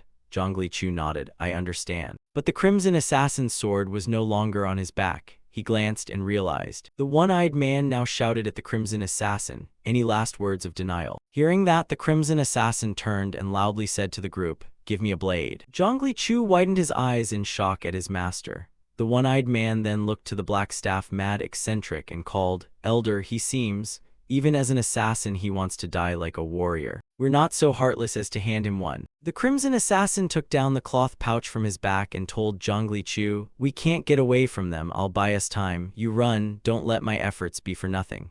Hearing this, Zhongli Chu looked at him and called out 2 words, master. The one-eyed man, after hearing the black staff mad eccentric speak, drew a sword from his back and threw it toward the master and disciple, shouting, "This is the black staff mad eccentric elder's goodwill. Since you have close ties with the beggar sect, it's for you." The sword drove into the ground. Zhongli Chu turned to the crimson assassin who was rising and said, "Let's run together. If you don't go, I won't go either." The crimson assassin waved a hand and said, "Don't be childish." The crimson assassin went to the sword, pulled it free, and said, "You must survive. You have the ability to do it. Though our time hasn't been long, I'm glad to have had you by my side." Hearing him, Zhongli Chu stammered, "Master." The crimson assassin turned, smiled at him, and continued, "Thank you, Chu." Seeing the look on his master's face, Zhongli Chu fell silent, unable to speak. The black staff mad eccentric, seeing this, ordered the one-eyed man and Sudong to rush forward and attack. Seeing the 2 charging at him, the crimson assassin's eyes hardened. He shouted, "Go now." Both the one-eyed man and Sudong charged up, shouting insults, "Cruel murderer, give us your life." The crimson assassin gripped the sword with both hands and began to swing. The one-eyed man attacked first. The crimson assassin raised his blade to block the strike. The one-eyed man was thrown back, and Sudong, right behind him, reached out to support him. He now wielded a sword, eyes sharp, lunging straight at the crimson assassin. He quickly brought his sword up to stop that attack. The 3 of them then engaged in a fierce fight. Sudong and the one-eyed man coordinated smoothly. As the crimson assassin tossed Sudong aside, the one-eyed man immediately slashed at him. Quickly, the crimson assassin exposed a weakness. One of them seized the chance and kicked him hard in the stomach. The crimson assassin lost momentum, staggered backward, and after several unsteady steps fell down. Zhongli Chu, watching from the side, cried out anxiously, "Master." Hearing his disciple's voice, the crimson assassin shouted back, "Kid, why are you still standing there?" No sooner had he spoken than Sudong's sword came down. The crimson assassin parried with his sword and yelled to Zhongli Chu behind him, "This is an order from your master, run." Hearing him, Zhongli Chu bowed his head despondently. A flash of sadness crossed his eyes. He closed his eyes, gathered his courage, fell silent, and turned away. Zhongli Chu obeyed his master. He plunged forward, running without looking back. The black staff mad eccentric, standing not far off, said to his 2 subordinates, "What are you dawdling for? Haven't you caught that brat yet? Kill him if you must." Receiving the order, both answered, "We're on it." "Yes." Sudong swung his sword at the crimson assassin's blade and shouted, "Each stroke is the lament of souls who died because of you. Accept it and die, murderer." Seeing the 2 pursue Zhongli Chu, the crimson assassin became distracted and glanced toward them. At that moment, the foot that had been kneeling on the ground suddenly found strength to rise. With a single stroke, he knocked Sudong away. Both Sudong and the one-eyed man were stunned, unable to react in time. The crimson assassin shouted as he swung his sword and struck. A blade cut across, freezing both Sudong and the one-eyed man in place. The crimson assassin's foot then nimbly pivoted over too. He stood between the 2, chasing Zhongli Chu and the 2 men in front of him. Seeing this, the black staff mad eccentric clasped his hands behind his back and loudly admonished, "Even when catching a rabbit you must focus. Do you have time to dawdle now?" The one-eyed man, hearing this, swung his sword up and said, "Elder, since the order is given, we have no choice. I'll finish this right now." The crimson assassin turned to the side to dodge the one-eyed man's blade, and without hesitation sprinted straight ahead. The crimson assassin quickly closed in on the 2 who were chasing Zhongli Chu. He leaped forward and swung his sword at them. One of the 2 heard the sound and glanced back. A crimson assassin's stroke cut across one man's body. He screamed in pain and blood sprayed everywhere. Having dealt with him, the crimson assassin charged straight at the remaining man. Behind, Sudong and the one-eyed man were also in pursuit. The other man couldn't react in time and only managed to dodge the crimson assassin's blade as it passed. He fell back onto the ground with a thud. The crimson assassin had no intention of letting him go. He raised his sword and struck straight at him. Just then, the black staff mad eccentric staff was hurled in, slamming into the crimson assassin's back and knocking him off balance, causing him to drop his sword. The blow from the black staff mad eccentric staff sent the crimson assassin sprawling to the ground. The black staff mad eccentric loudly told the man who had just survived the crimson assassin's blade, "Go, if that brat escapes, you won't be safe either." The man stammered in reply, "Yes." He quickly grabbed his sword and ran toward Zhongli Chu. The one-eyed man had also caught up by then. The black staff mad eccentric pointed this way and shouted, "Suchin, Sudong, because of your delay another man has fallen. Do you intend to disappoint me further?" Hearing this, the one-eyed man glanced at the beggar sect member's body on the ground and replied loudly, "I apologize, elder, but I don't think this one should die a tidy death." Sudong beside him nodded and added, right, rip him apart." The Crimson Assassin was clutching the shoulder that had been struck. In his mind, he thought this was as far as he could go. On Zhongli Chu's side, he followed his master's order and ran forward in a panic. At that moment, a sword was tossed and skimmed past Zhongli Chu's shoulder. Frightened, he widened his eyes. The sword embedded itself in the ground before Zhongli Chu, forcing him to stop abruptly. Zhongli Chu turned his head to look back. The beggar sect man had caught up, looked at him and cursed, "You bastard." Seeing this, Zhongli Chu thought little and spun back around, burying his head and running on. The beggar sect man reached him, drew his sword and chased after him while shouting. Then suddenly, he leapt over a bush and cut across to get close to Zhongli Chu. The boy, panicking, could only keep running. As he landed, Zhongli Chu reflexively glanced back at him. The man shouted again as he raised his sword. Zhongli Chu ran past a tree and grabbed a low-hanging branch within reach. The man muttered as he pursued, "The brat is getting away." Zhongli Chu bent the branch with all his strength, planning to use its spring. When the man reached him, he let go and the branch swung straight into the man's face. The man cried out in pain when the branch hit him. He raised a hand to cover his eye. Pushed it aside, his eye wouldn't open. The beggar sect member sniffed and said, "These killers, big or small, are all equally hateful. Just thinking that this one is an assassin makes me even more disgusted. And it's the kind of thing that makes the elder worry." Saying that, he continued to chase Zhongli Chu without hesitation. He ran forward but saw no one, stopped and shouted, "Damn it, he got away already, you little brat." Zhongli Chu was hiding in a bush just below the path. Drenched in sweat, Zhongli Chu cautiously glanced upward without daring to take a deep breath. At that moment, unsure what to do, Zhongli Chu looked around. Not far from him, Zhongli Chu saw a swarm of rats. They were busily gnawing on a hand together. Zhongli Chu stared wide-eyed at the rats for a moment. As if an idea struck him, he began to chatter like a rat. The rats understood his squeaks. They stopped gnawing and looked at him. One rat even let out a squeak in reply. At that moment, the man discovered him and leapt down to frighten Zhongli Chu. The man glared at him sitting on the ground with hostile eyes and said, "I figured you'd be hiding here." The beggar sect man pointed his sword straight at Zhongli Chu and continued, "I don't know why, but this is your karma for following those wicked people.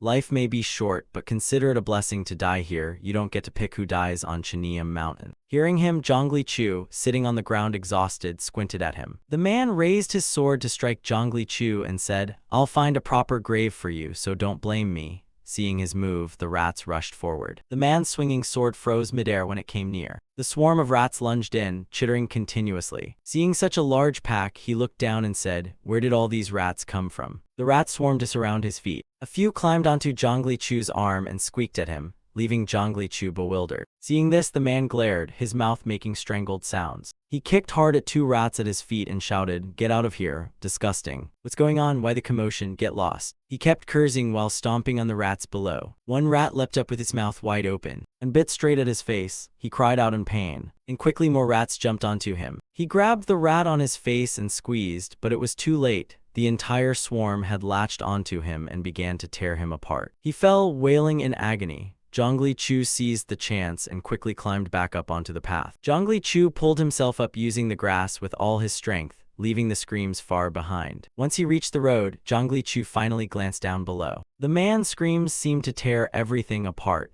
Zhongli Chu let out a few more squeaks as if to speak to the rats. He then turned and continued running forward. Cut to the Crimson Assassin's side. Seeing him motionless and only panting, one man spoke up, "Have you given up? If so, I'll finish this in one go." Zudong swung his sword at the Crimson Assassin and shouted, "I'll cut your head off." Hearing that, the Crimson Assassin forced his leg up and replied, "Not happening." The Crimson Assassin grabbed Sudong around the waist and shoved him backward with force. Both the Crimson Assassin and Sudong tumbled to the ground after the shove. The one-eyed man standing nearby turned and angrily said, "This one till the end." The Crimson Assassin quickly recovered his momentum and sat up, and the one-eyed man turned back. He swung the sword in his hand straight at him. The Crimson Assassin ducked his head and avoided the attack. The one-eyed man continued his strike. This time, the Crimson Assassin lay flat on the ground to dodge. The one-eyed man's sharp blade then plunged straight down. He reflexively tilted his head to avoid it, and the one's blade slammed into the ground. Seeing the sword planted so close to his face, he couldn't help but stare and exhale. He quickly rolled over and used his hands to push off and spring up. The one-eyed man pulled his sword out of the ground and then charged forward again. The two others watched him. He picked up a sword from the ground and grabbed it quickly. He pointed the sword straight at the two and said, "Together to the golden stream. If I die, I'll take at least one companion with me." "Right here," the two shouted angrily, "the assassin who killed that cruel groom." The black staff mad eccentric approached from behind, hands clasped behind his back, and said, "You don't fear death, but fear you can't slaughter anymore. Truly a murdering demon. Sometimes people doubt the righteousness of the tenfold death like you're proving this is justified." The crimson assassin snapped at him, "Ha, who gave you the right to pass judgment? Isn't all this to maintain your power anyway?" The black staff mad eccentric replied, "I was naive to expect a noble line from you. Even if you're not tenfold dead, I have no reason to let you live." He glared at the elder coldly, pointed his sword at him, and said, "Taking you as a companion to the golden stream wouldn't be bad either." Hearing his cheeky remark, the black staff mad eccentric shouted angrily, "You there." No sooner had he finished than the elder rushed toward where he stood. Seeing him come, the crimson assassin shouted and raised his sword to strike. The elder leapt up and slammed his knee straight into the crimson assassin's face. The force of the blow sent the sword flying from his hand. He fell backward as the elder landed. The elder looked down at him on the ground and jeered, "Ridiculous one. If you can, then try." He lay on the ground. He groaned in pain but forced himself to crawl up. At that moment a voice called out, "Master." Hearing those words, the crimson assassin, panting and as if unable to believe his ears, looked up. It was Zhongli Chu running from afar, calling hurriedly as he ran, "Master." The crimson assassin turned to look at him, glanced at Zhongli Chu and said, "Why did you come back?" Zhongli Chu ran up to his master and asked anxiously, "Are you all right? I knew you'd be fine." The man scolded him loudly, "Didn't I order you to flee as my command?" Seeing Zhongli Chu return, he turned to the one-eyed man and asked, "Where are those fools who were supposed to chase and catch him, and why did they let him run free?"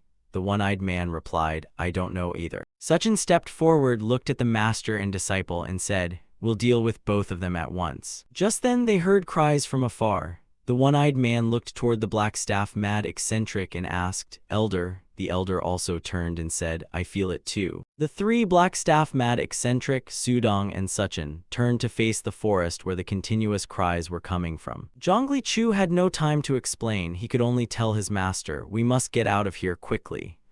The master, watching the three men, said, "Didn't I tell you they'd never let us go? You came back just to say that?" Deep in the forest nothing was visible, but the cries continued. Zhongli Chu clasped his hands together like a supplicant and said, "When I give the signal, run with me. This is my earnest plea as your disciple." From deep within the woods, a dense swarm of rats was running this way. The one-eyed man raised his hand to shield his face and said, "They." Before him was a packed horde of rats charging like an army. The rats bore fierce expressions as they surged forward, their mouths chittering incessantly. One rat led the pack, those behind it followed with eyes full of rage. Seeing this, the one-eyed man panicked and shouted, "Rats, it's a rat swarm." But it was already too late. The rats had nearly reached Black Staff, Mad Eccentric, Sudong, and Sachin. Zhongli Chu stood in front of the crimson assassin, spread his arms, and told his master, "Not yet, sir." He didn't understand and could only watch him stand before the swarm. Someone shouted, "How did this happen?" "Not yet." One man, seeing the rats charging at his feet, stammered in fear, "Elder, get to safety." The Black Staff Mad Eccentric pointed at the master and disciple and barked, "Prioritize the assassin, kill him first." Zhongli Chu saw his chance, turned and told his master, "Now's the time." Hearing the elder, Sudong and Sachin turned and chased after the crimson assassin and Zhongli Chu. Where would that killer run to? But by then the rats had leapt onto them, tearing at the two so they couldn't give chase. As the crimson assassin ran, he kept glancing back. Seeing the scene, his eyes showed a touch of horror. As countless rats swarmed and tore at them,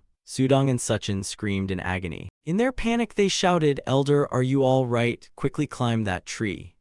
The crimson assassin turned and saw the three men already swarmed and howling in pain and blurted out, "How did this happen?" Zhongli Chu looked back at his master and reminded him, "Master, if you stay there we'll end up skeletons too." Hearing this, he replied, "I'm coming." He ran over and embraced Zhongli Chu. Seeing this, Zhongli Chu said, "If we stay like this we'll be captured." He replied, "That's why we're running, isn't it? I'm using all my strength, so don't worry." At that moment, a dove appeared high in the sky, flying toward them. A man from the beggar sect reached out to catch the dove as it landed. He took the dove, saw a letter tied to its leg, and shouted, "Chief Fan, the carrier pigeon brought a letter for you." After taking the letter, Chun Yu turned and held it up before the elder, looking disheveled as he said, "Elder, the letter says another body has gone missing."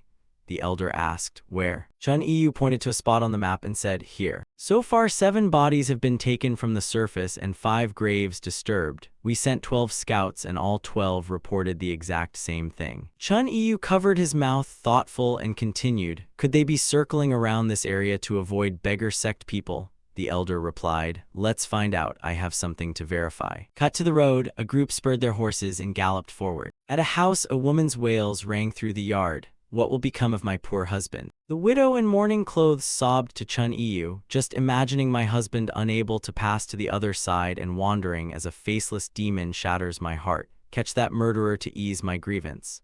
Chun Yu steadied her and said, "Of course, the beggar sect will catch him." The elder, his body still covered in wounds, stepped forward, lifted the cloth from the corpse, and said, "He strips others' faces not to make masks for display. His workmanship isn't bad." The one-eyed man beside him added, "A man possessed, but who would stage this trick?" The black staff mad eccentric said, "Deliberate misdirection to throw us off, eh? Someone is helping him." Cut to a shop, a man who had pawned items there spoke up. The man held up a stamped note and said, "Last night I received a 200 tael banknote issued by the Nanyang Depository. Isn't this the banknote the beggar sect recognizes?" Hearing that, Chun Yu hurriedly asked, "Where is the person who gave you this? Don't tell me you don't know."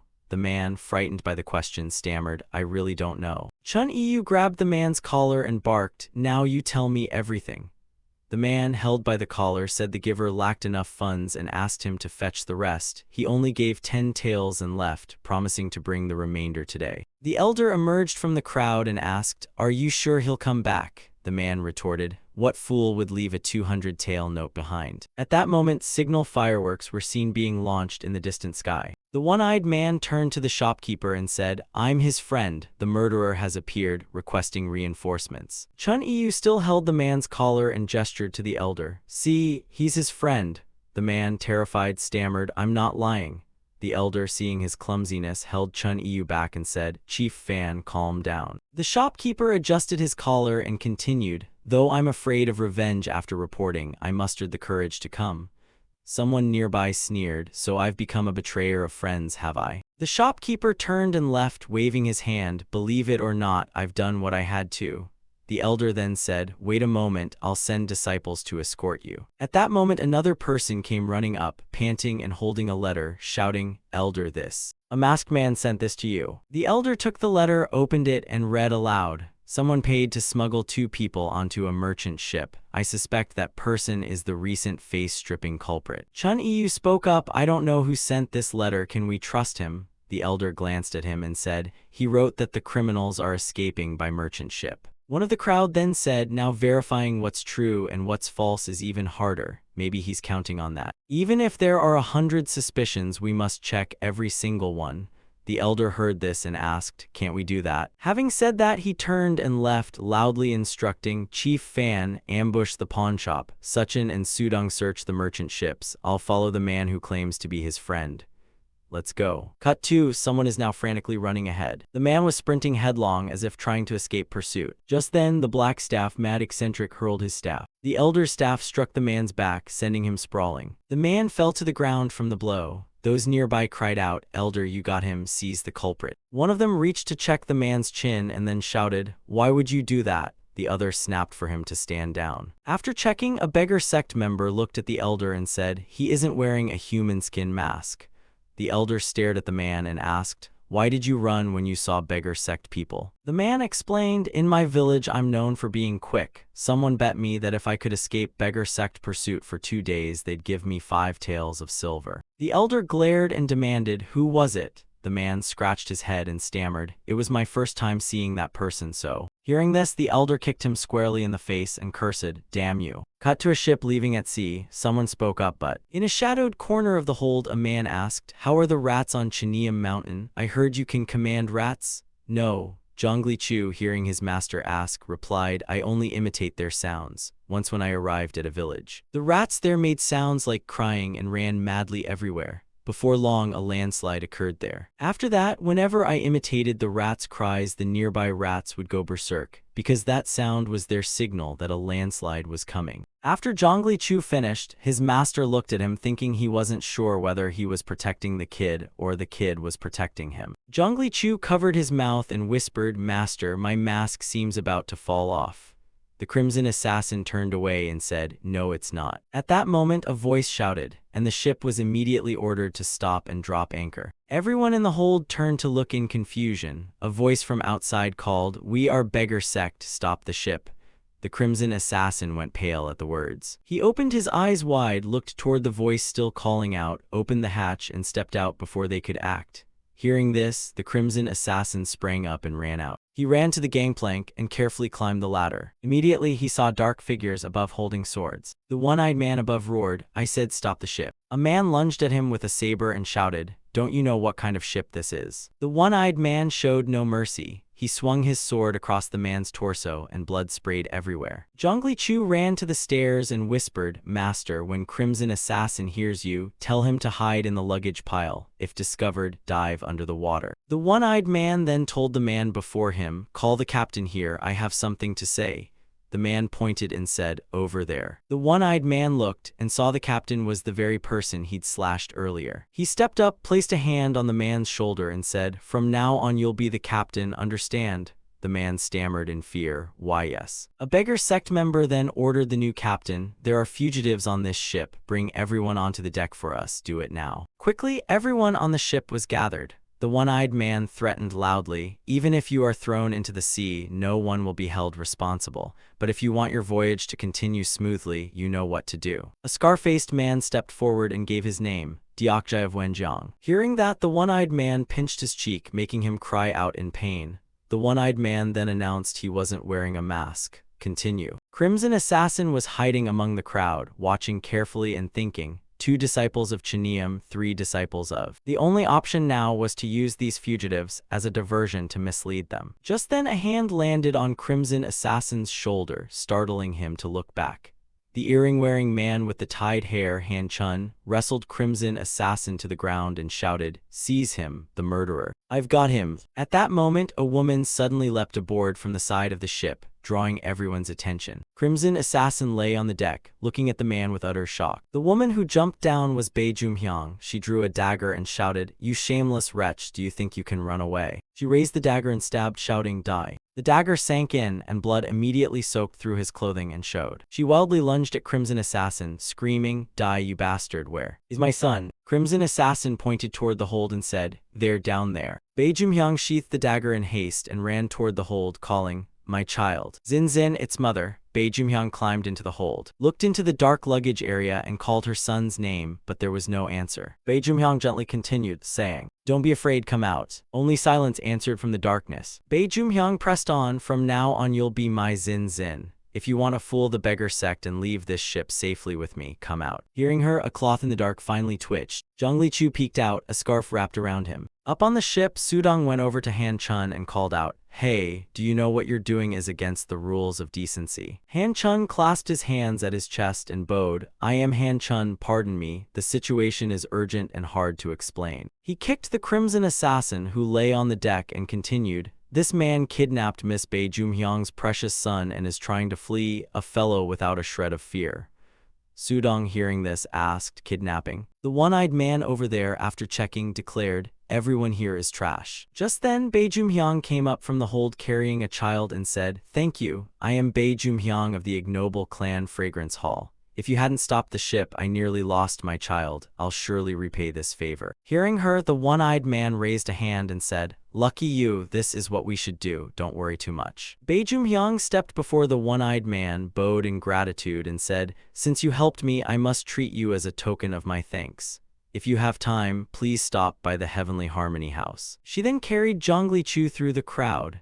Han Chun grabbed the Crimson Assassin by the collar and said, "Let's go, get up, scoundrel, our master will punish you personally, just you wait." With that, the two of them went down the rope to a small boat at the ship's side. Crimson Assassin and Zhongli Chu left aboard the small boat. After they'd gone some distance, Zhongli Chu finally dared to ask, "Master." Crimson Assassin pressed his hand to the wound on his shoulder and croaked, "I'm fine, don't worry." In the night, the little boat quietly pulled away into the distance. Cut to morning. At the pawn shop, the beggar sect said they'd lain in ambush all night, but not even an ant showed up. Black Staff Mad Eccentric sat on the porch and said, "One of you money-obsessed cowards. Chun Yu pointed and said, "Aren't we supposed to question the pawnshop owner?" The elder advised calmly, "Stay composed. If we act like this, all our informants in the beggar sect will vanish, won't they?"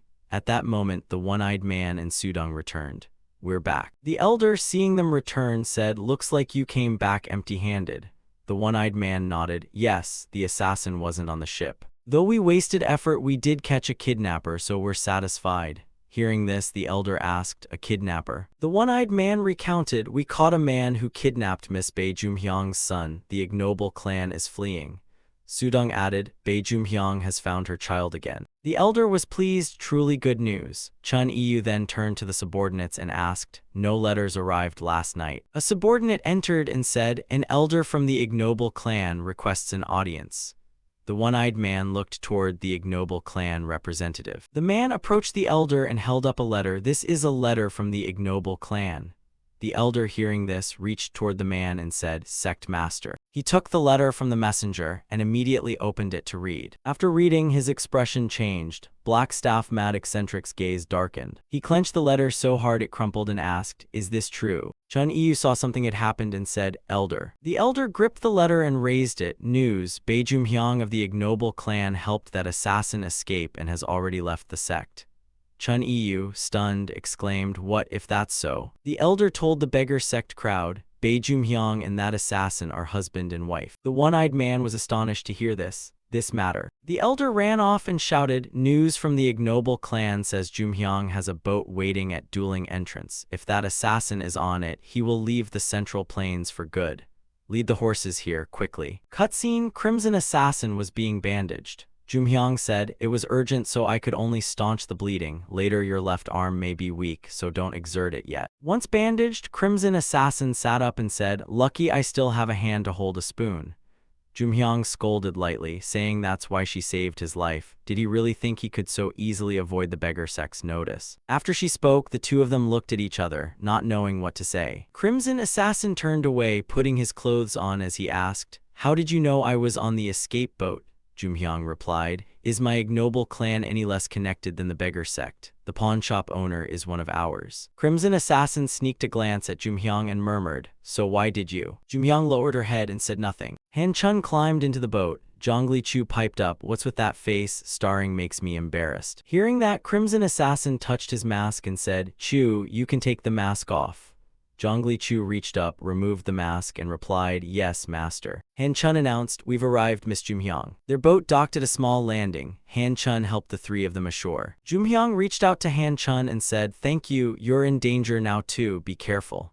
Hearing this, Han Chun replied, "I will leave the Central Plains as well. When things settle, we'll meet again. Until then, stay safe." He climbed back into his boat and drifted away downstream, leaving Crimson Assassin, Jumhyang, and Zhongli Chu watching. As the boat faded, Jumhyang hurriedly turned and said, "Let's go too. I've already arranged a ship, a seaworthy vessel." Meanwhile, the beggar sect, Black Staff Mad Eccentric, Chun Yu, Sudong, and the one-eyed man spurred their horses and raced off. Back with Jumhyang, the three finally reached the ship, but someone was already waiting on board. "They're here." Seeing them, Jumhyang and Crimson Assassin froze, not daring to move. Jumhyang called out to the man standing with his back turned, "Sect master." The man turned, his expression grave. "Jumhyang, where are you going?" This man was the sect master of the ignoble clan. He faced her and continued, "You must know that helping a man being pursued makes you an accomplice." "Why would you do this?" Jumhyang answered, "Clan chief." The sect master looked at her and said, "Is this how you repay the shelter I gave you?" Jumhyang bowed her head and evasively replied, "I'm sorry, I have no defense left." The sect master continued, "For you, it's over now. I've informed the beggar sect they should be on their way." Meanwhile, Black Staff Mad Eccentric and the three others urged their horses toward the reported location.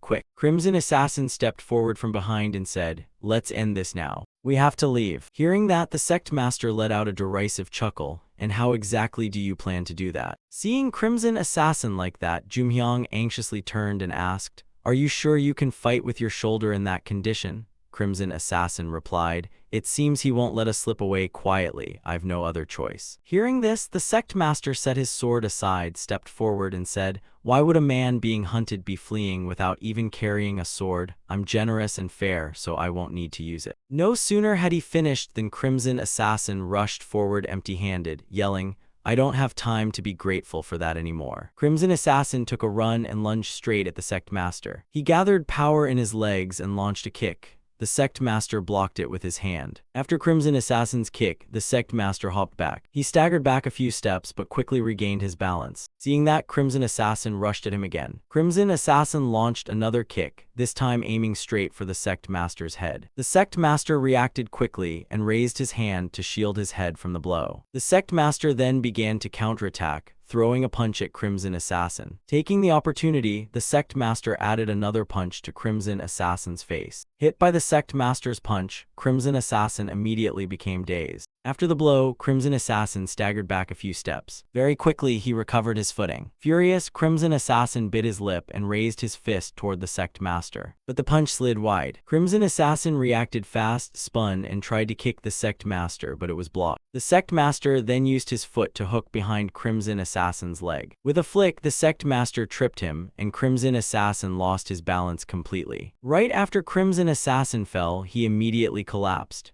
The sect master took the chance to press his foot into Crimson Assassin's throat. The sect master used his foot to slam Crimson Assassin's body down onto the floor. Zhongli Chu, seeing this, stepped forward and cried, "Master." Crimson Assassin was pinned beneath the sect master's foot. He couldn't move and could only make sounds from his throat. The sect master looked down and said, "Let Duangzhu Jumhyang go." Crimson Assassin grabbed Hyenko's ankle with both hands and asked, "What do you mean?" The sect master revealed his true intention. "If you let Duangzhu Jumhyang go, I won't stop you from boarding the ship." Jumhyang, standing behind, heard the sect master's words and was stunned into silence. Crimson Assassin squinted and said, "This isn't something decided so easily, you know that. Jumhyang is branded as my accomplice." The sect master calmly replied, "Of course I know, that's why I plan to give it up and retire from the Jianghu with Duangzhu Jumhyang." Hearing that, Jumhyang hurriedly shouted, "No, sect chief." Jumhyang ran up to the sect master, clasped her hands in front of her, and continued earnestly,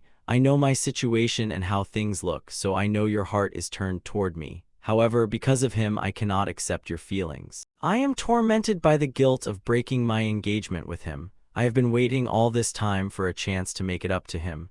This situation erupted so suddenly that beyond acting, I could do nothing else." She knelt before the sect master and spoke earnestly, "Even if we were separated for 15 years, we are still sworn spouses. I belong to him." Hearing Jumhyang, the sect master fell silent. Jumhyang looked at him with clear eyes and continued, "Even if I went with you, you'd only live in a shell while your heart is elsewhere. And I'm sure you understand such a companionship won't last long." The sect master looked at her and said, "So it's not that you hate me, is it?" Jumhyang's eyes filled with tears as she replied, "How could I hate you? Sect chief, you are like the sun in my life. You have helped me so much." For a moment they simply stared at each other, emotions tangled in their eyes that words couldn't capture. The sect master quietly turned his face away and unwillingly said to Jumhyang, "Go." She looked up as if she couldn't believe her ears and said, "Sect chief." The sect master, hearing her call him, urged, "I said go, quickly, the beggar sect will be here soon." Jumhyang bowed her head deeply in thanks and said, "I am truly grateful for all you have done for me. I pray you will find happiness." Quickly, the three-person boat pulled away from shore. Jumhyang stood on deck, watching where the sect master stood. After their boat had gone a fair distance, the sect master finally drew his sword. He pressed the blade against his own arm, unhesitatingly using the sword to wound himself. The sect master swung the sword, and blood spurted everywhere. At that moment, Blackstaff, Mad Eccentric, and the three others finally arrived. When they reached the dock, they found only the sect master there. One of the beggar sect men called out, "Elder, it seems we're too late." Blackstaff, Mad Eccentric, jumped down from his horse as soon as he arrived. The elder ran quickly to the sect master and loudly called, "Sect chief." The sect master clutched his severed arm, panting, and looked up to say hoarsely, "My martial skill was lacking. I couldn't stop them. I'm so sorry." Seeing the sect master with a cut-off arm before them, the four beggar sect members fell silent. The elder tilted his face to the sky and let out a long sigh. His expression darkened as he declared that the beggar sect's hunt for the assassin Crimson Assassin had ended in failure. Cutscene: the boat carrying Crimson Assassin, Jumhyang, and Zhongli Chu was now heading out on the open sea. Inside, Jumhyang was staunching Crimson Assassin's wound and said, "The wound won't close properly because you weren't properly treated. We need to land quickly so I can fetch some medicine." Sitting while Jumhyang bandaged his shoulder, he asked, "Jumhyang, why blame yourself?" As she bandaged him, she answered, "I'm the one who caused your shoulder to be like this. How could I not feel guilty?" Crimson Assassin, hearing herself blame, frowned and said, "Not my shoulder, I mean our engagement, what you told the sect chief." She froze, staring at him. After finishing the bandage and tidying their things, Jumhyang sadly said, "You already know everything. I failed in my duties as wife and mother. I'm an unfortunate woman. I wish I hadn't drunk myself into relying on alcohol, then our Soso wouldn't have died after that carriage hit them." Crimson Assassin immediately denied it loudly. "No, it wasn't like that. I am the one who drove you to drink. As a husband, I couldn't give you a stable life. I made you live each day in fear with a husband constantly hunted. I was the one who kept breaking your heart again and again." Jumhyang spoke up at his words, "But I was the one who followed you." Crimson Assassin closed his eyes, sighed, and said, "Even though you knew what would happen and I dragged you along, even knowing the outcome would be like this." Hearing him say that, Jumhyang fell silent and said nothing more. Crimson Assassin picked up his robe and put it on, then said, "Seeing how we no longer blame each other but take responsibility ourselves, it seems we've grown. A book, no matter how many times you read it, doesn't change its content. Life is full of problems we will never solve unless we experience them ourselves. In the end, time will sort everything out. Don't trample yourself with the issues of the past anymore. Back then we were too young to truly understand each other's feelings." Hearing Crimson Assassin, Jumhyang was silent. 2 rivers of tears ran down her cheeks. She raised her hand to try to wipe away her tears and hold them back. Crimson Assassin seemed to sense it and turned around. From behind, Crimson Assassin wrapped his arms tightly around Jumhyang and said to her, "Please forgive me for that time, Jumhyang." Jumhyang, moved by his words, turned around. They embraced as if accepting the apology and giving each other another chance. Just then Zhongli Chu came running in from outside, shouting, "Master." When he reached the doorway and saw the two being affectionate, Zhongli Chu didn't want to interrupt and quietly turned away. Hearing the boy, Crimson Assassin turned and asked, "What's the matter?" Zhongli Chu peeked at the doorway, pointed to the distance, and said, "Land, we finally see land." Crimson Assassin replied, "It looks like this is where we'll stop for good." Zhongli Chu cheered, "I'm so excited, I want to know what it's like, Master." The 3 of them went out onto the deck. Crimson Assassin looked to the distance and said, "Now the 9 great sects allied cannot reach us, but that doesn't mean there's no danger here. Be prepared for anything." Zhongli Chu, eyes full of curiosity, answered, "Yes, Master." Jumhyang, adjusting her hair behind him, asked, "Why did you scare the boy like that?" Zhongli Chu turned back to them with a smile and said, "It'll be fine. With Master here, I'm not afraid of anything." Jumhyang commented, "You're lucky to have such a reliable disciple." Zhongli Chu squinted and said, "You're right, I am lucky to have Master." Hearing him, Jumhyang bowed her head and said nothing. Suddenly, Jumhyang took Zhongli Chu's hand and said, "Come here, sit here." He didn't understand but obediently replied, "Yes." She pulled Zhongli Chu into her lap, tidied his hair, and said, "Why is such a lovely child's hair so messy? You're not a beggar, so why such a mess?" With a light, teasing tone. Saying that, she swept his bangs aside to reveal his forehead. Zhongli Chu widened his eyes, clear and bright. After a while, Jumhyang neatly tied Zhongli Chu's loose hair. The 3 of them didn't speak during the whole process. After tying it with a red ribbon, Jumhyang turned to him and said, "They're all done, let's see now." At that moment, a tear rolled down Zhongli Chu's cheek. Startled, Jumhyang asked, "Why are you crying? You don't dislike having your hair tied, do you?" Zhongli Chu, still sniffling, said, "No, it's not that, ma'am. Every time I saw Chungseng's mother and Yangmyang's mother tie their hair, I wondered what that feeling was like. Just now I felt that happiness myself. I just suddenly cried, I'm sorry." Seeing his joyful face, Jumhyang's eyes also filled with tears, and she didn't know what to say. She suddenly hugged Zhongli Chu tightly, which startled him as well. Jumhyang then said to Crimson Assassin, "Raise this boy as if he were our son." Crimson Assassin protested a bit and replied, "This child is my disciple, we'll care for him together." Jumhyang answered, "My husband is already an assassin, so having another assassin child isn't a big deal. I want this boy to receive the love we couldn't give to our frightened little girl." Cutscene, somewhere a hand reached out. The hand placed itself on a man's chest, sliding down as it said, "Sogo." A man kneeling on the ground spoke to the man who had reached the first level of the bloody lightning triple strike. The man lying motionless on the bed replied, "So Sogo finally did it, my eyes weren't wrong. Am I right, Yuki?" Yuki, hearing Azure Assassin, continued writing on his own chest to tell him, "I have one more piece of good news. Our brothers, they all managed to escape." Hearing that, he excitedly asked, "Really? They are indeed our brothers, I knew this would happen." Yuki kept writing on Azure Assassin's chest, "On a happy day like today, I'll cook you some beef soup, big brother." After tidying up, Yuki walked out to the sound of Azure Assassin's loud laughter still echoing into the courtyard. I'm so happy, but the fact I can't shed a single tear makes me a bit embarrassed. When Yuki stepped outside, he sensed something amiss and turned back to look. Yuki's eyes narrowed, his gaze was full of anger. Yuki clenched his teeth in frustration. He threw the tray of dishes in his hands to the ground. It shattered with a crash. Yuki hurried toward Azure Assassin's room. He raised his fist but stopped when he saw the woman standing there. The two faced each other and the atmosphere fell silent. The woman before Yuki was Yang Yang. She stood motionless and said nothing. Yuki could only glare at her without striking. He suddenly collapsed to his knees and shouted in rage. Yang Yang had entered Azure Assassin's room and placed her hand on his chest, writing, "I'm sorry, I didn't think things would turn out like this. I truly apologize." Azure Assassin, understanding her intent, replied, "I was the one who made that decision. You don't need to apologize, Yang Yang. However, since you pity me so much, may I ask you one first and last favor?" Hearing this, Yang Yang wrote on his chest, "I will listen and do whatever you ask, brother." Seeing that, Azure Assassin said, "Sogo is dead, don't look for him, never." Cut to a scene in the Yunnan region. The three Crimson Assassin, Jumhyang and Zhongli Chu, finally landed ashore. Walking on the land, Crimson Assassin looked into the distance and said, "It's miraculous, we survived and made it so far, now no one here can recognize us."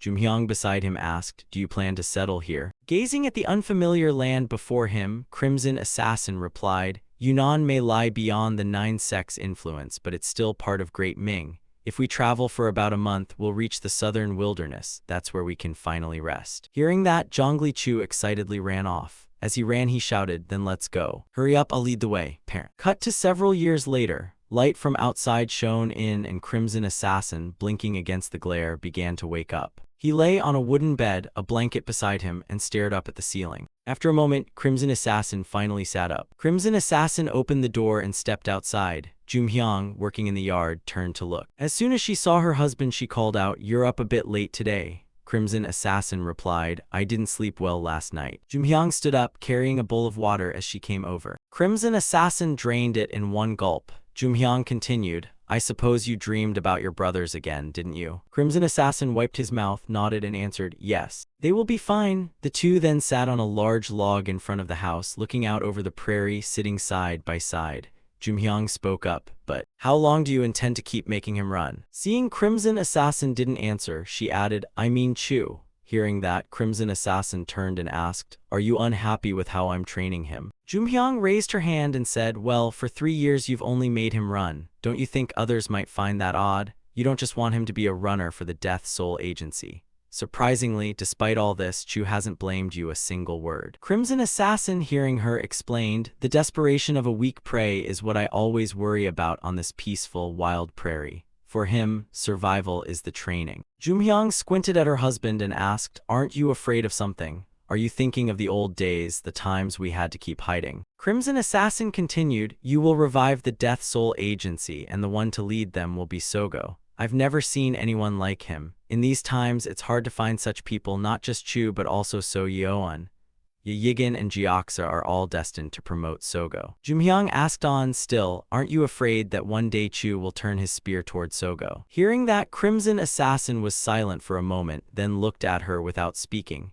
Jumhyang said to him, "Aren't you misunderstanding our child a bit too much? You can tell him to kill himself or go hunt lions and he wouldn't dare disobey. If you tell him to become Sogo's staunch ally, he will loyally support that person because he thinks doing so will be good for us." At that, Jumhyang turned away with a sad expression and added, "But please, I beg you, don't make him do such things, though perhaps it's fate." After hearing her speak at length, Crimson Assassin remained silent and stood up. He placed his hands on his hips and stared toward the distant grasslands for a long while, then finally said, "Did you think I don't understand Chu that well?" Cut to a scene in the deep forest. At this moment, an animal cry echoed through the woods. From afar, a wild boar was charging in, already struck by 2 arrows. The boar barreled forward desperately, with people chasing after it from behind. A man swung and hurled his spear toward the boar. The spear drove into the ground, bringing the boar to a stop. Seeing that, those behind slowly advanced toward it. At that moment, the boar seemed to sense the danger. It turned and glared. One of them, he raised his bow, ready to shoot at the boar.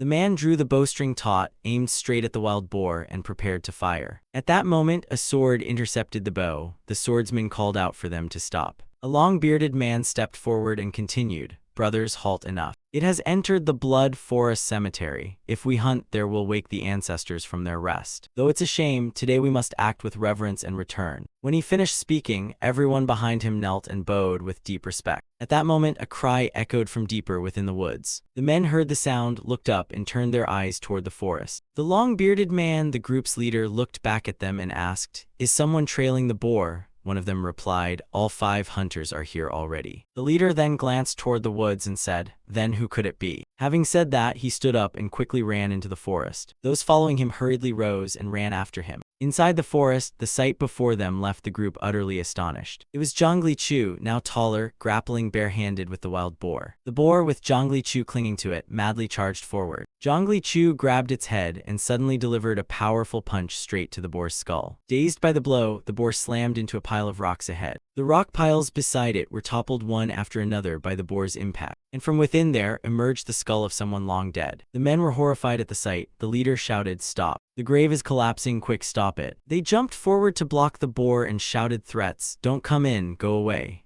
Zhongli Chu sat astride the boar, yelling at them to get out of the way. But they were too close. The boar tossed the nearest man aside. Zhongli Chu nearly fell off. One hand still clung to the boar's bristly hide. The man it had struck fell to the ground. The boar kept running forward. Zhongli Chu remained fearless, holding on without letting go. At that moment, Zhongli Chu raised his fist again, his eyes fierce as he stared at the boar. He aimed straight for its head and landed a ferocious blow. The boar howled in pain and immediately collapsed face down. Zhongli Chu fell off its back. The leader's eyes widened as he exclaimed, "This brat." After the fall, Zhongli Chu slowly sat up from the ground. He looked at the boar and with a smile said, "I've got it." Overjoyed, he clenched both fists, looked up at the sky and shouted, "Yes, I caught a wild boar." At that moment, the commander angrily shouted, "You rotten brat." He pointed at Zhongli Chu and yelled, "What do you think you're doing?" Zhongli Chu heard someone behind him, turned around and said, "Forgive me. I'm merely hunting a wild boar. It's not like you are upset because I stole the boar." The commander, hearing that, immediately put his hand out to deny it. "That wasn't my meaning. You just desecrated the sacred graves of the Red Forest tribe. Look." Hearing him, Zhongli Chu finally glanced around at the piles of overturned stones nearby. Suddenly, Zhongli Chu pointed at the boar and said, "It's the culprit." The commander, hearing this, seemed incredulous and blurted out, "What?" Zhongli Chu then continued, speaking to the group before him. Everyone saw it. The commander raised his sword and pointed it at him, shouting, "If you leave it alone, the boar won't cause trouble." Not willing to back down, Zhongli Chu pointed at the stone graves and said, "But you drove it here. Didn't my killing the boar to stop its rampage actually do everyone a favor?" Seeing Zhongli Chu refusing to yield, the commander bent down, grabbed his collar and snarled, "You rotten brat, still making excuses?" Zhongli Chu stared at him with little affection and replied, "Who exactly is making excuses here?" The commander shouted and shoved him backward. Caught off guard, he was pushed and fell to the ground, Zhongli Chu's back slamming against the earth. The man then turned to his companions and said, "Brothers, see, the proud central people like that brat are trouble. They only bring problems. That's why I opposed the chieftain letting them live on our land." Zhongli Chu heard this, sat up and said, "I see, so that's it. Why don't we settle right and wrong according to the Red Forest tribe's customs?" The commander looked at Zhongli Chu and asked, "You want to fight me?" Zhongli Chu, still on the ground, taunted him, "What, scared?" The man, provoked, glared at him and spat out 2 words, "Reckless fool." Zhongli Chu stood up, raised his hands to prepare to fight and said, "Whoever can't stand up anymore admits defeat." The commander frowned at him and said, "You rotten brat, then brace yourself for some pain." Scene change. At Zhongli Chu's home, Jumhyang was preparing dinner. She passed by and asked, "How about herbal soup for dinner?" Crimson Assassin, knitting a leaf garment, nodded and said, "That's fine." Jumhyang passed by and casually added, "I'm glad Zhongli Chu isn't picky with food." Jumhyang was holding a vegetable list and stopped, turning her head to look into the distance. She raised her hand to shield her eyes from the glare and began to observe. She then called out, "Husband, look. They've been watching us for a while." From afar, a group of people were standing and looking at the two of them. Seeing the people there, they said among themselves, "Isn't that the Rock tribe? Looks like it." Jumhyang asked, "What are they doing all the way down here?" Crimson Assassin squinted and replied, "I'm not sure, but It seems they're heading back. Jumhyang had a bad feeling. She shouted, "Where's Zhongli Chu? What if he runs into them and something happens?"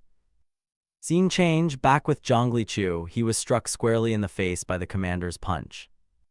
His flurry of punches kept landing square on Zhongli Chu's face, leaving him unable to react. The man threw an uppercut under his chin and shouted, "So you caught a boar and got cocky, huh? You should learn to size up your opponent before you challenge them."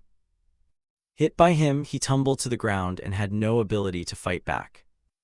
Seeing Zhongli Chu with his eyes clenched shut on the ground, the commander looked at him and asked, "How many more times do you plan to get up? I have to admit you have some strength, so just stop here. I'll discuss with the chieftain how to punish you, just wait obediently." With that said, the commander turned and left. Just then, Zhongli Chu's voice rang out, "I haven't fallen." The commander didn't turn back but glanced over his shoulder and said, "Give it up, no matter how hard you try, with your condition the outcome won't change." Zhongli Chu stood up, his face bruised, but insisted, "I said I'm not down." The commander, angered by his stubbornness, snapped, "If you keep this up, I'll beat you to death." Seeing that, Zhongli Chu yelled in his face, "Then kill me." Provoked, the commander lunged a punch toward Zhongli Chu and barked, "You." One of his punches swung straight toward Zhongli Chu. He ducked his head and avoided it. At that moment, Zhongli Chu clenched his fist, summoned all his strength and shouted, "I said if you want to kill me, try it." Zhongli Chu's powerful punch struck the commander's stomach, causing his hand to freeze in midair. Zhongli Chu then spun and landed another heavy blow to the commander's face. The commander cried out in sharp pain from Zhongli Chu's punch. He angrily swung a punch straight at Zhongli Chu's face and roared, "You arrogant brat." Zhongli Chu was sent flying by the commander's punch, his whole body slamming to the ground. The commander then reached for the sword at his side and shouted, "Fine, then die." At that moment, someone from the group stepped forward to block the commander and grabbed his sword, saying, "Commander, this is a bit much." The commander snarled and shoved him away. He ignored the others' pleading and drew his sword, shouting, "That rotten brat begged me to kill him.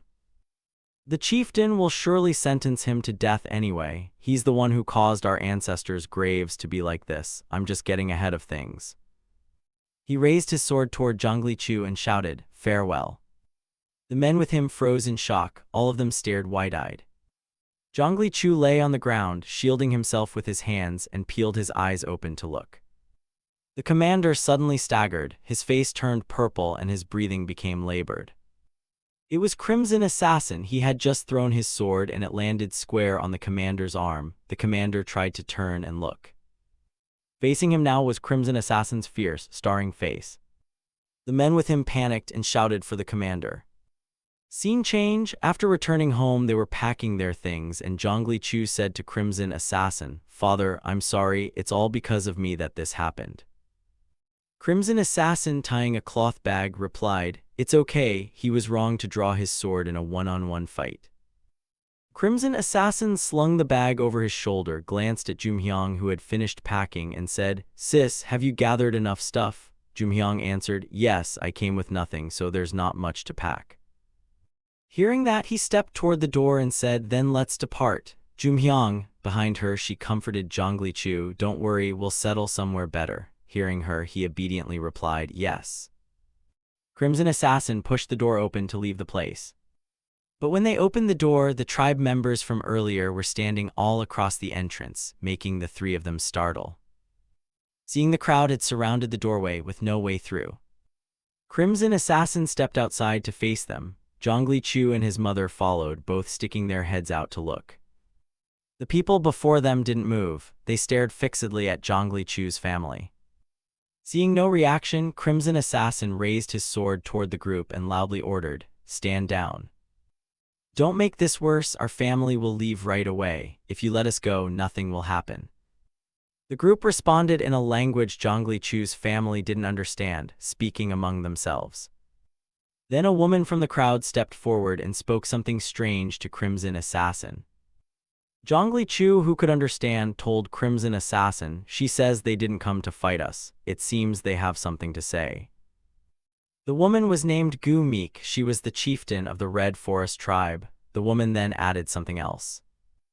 Zhongli Chu stood between Crimson Assassin and Gu Meek to translate for Crimson Assassin. She said the leader has passed away. Crimson Assassin, hearing this, replied, I'm very sorry about what happened to your leader. However, I hope you understand that no father could act rationally in that situation. Seeing one's child in danger, we only hope to live peacefully alongside the Red Forest tribe. After hearing that, Gu Meek continued. Zhongli Chu pointed at her and relayed to his father. A critical water summit has given a bad warning. Rock tribe is about to invade this continent. Red Forest tribe has already lost the water summit and thousands of waterfalls. If they lose more land, they'll have nowhere to live and must migrate to new territory. Crimson Assassin, upon hearing this, asked her, then why tell us this? Zhongli Chu helped his father translate for Gu Meek. After she finished, Gu Meek continued. Zhongli Chu translated her message. She wanted to remind us to be grateful for sheltering us when we had nowhere to go, and she expects us to apologize for destroying the tribe's graves. Crimson Assassin, hearing his son translate, responded, we are indeed grateful you let us stay on this land, but the matter of the tribe's graves is an entirely different issue. Zhongli Chu translated his father's meaning to Gu Meek. Zhongli Chu then said, clearly the leader was the tribe's strongest warrior. Gu Meek sadly said something to Zhongli Chu in their tongue. Zhongli Chu turned back and told his father, because you killed the leader, they want you to take his place and lead the Red Forest tribe against the Rock tribe. Crimson Assassin sighed and said, my heavens, perhaps it's time for us to leave. After a pause, Jumhyang finally spoke. The central people have been invading the southern wildlands since the time of Emperor Wu of Han. Originally, we should leave to keep Chu safe, but will other tribes accept us? We can't assume every tribe is as kind as the Red Forest tribe. Hearing his wife, Crimson Assassin asked, you mean we should help the Red Forest tribe? Jumhyang replied to her husband, I don't think the chieftain's proposal is unreasonable. Crimson Assassin raised his left hand and said, you know my left hand can't hold a sword anymore. And you still want me to fight? Hearing that, Jumhyang shot back, don't you know strategy? For example, set fires around the plains to trap them. Hearing that, Crimson Assassin explained to his wife, if we use fire in such a dry climate, it won't just be the Rock tribe, the entire southern region will be engulfed in flames. Jumhyang muttered, I said it's hypothetical, just a hypothetical.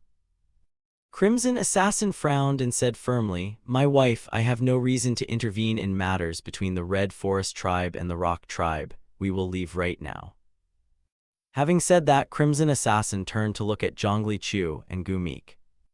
Seeing his son still not speaking to Gu Meek, Crimson Assassin urged him, what are you doing? Explain it to her.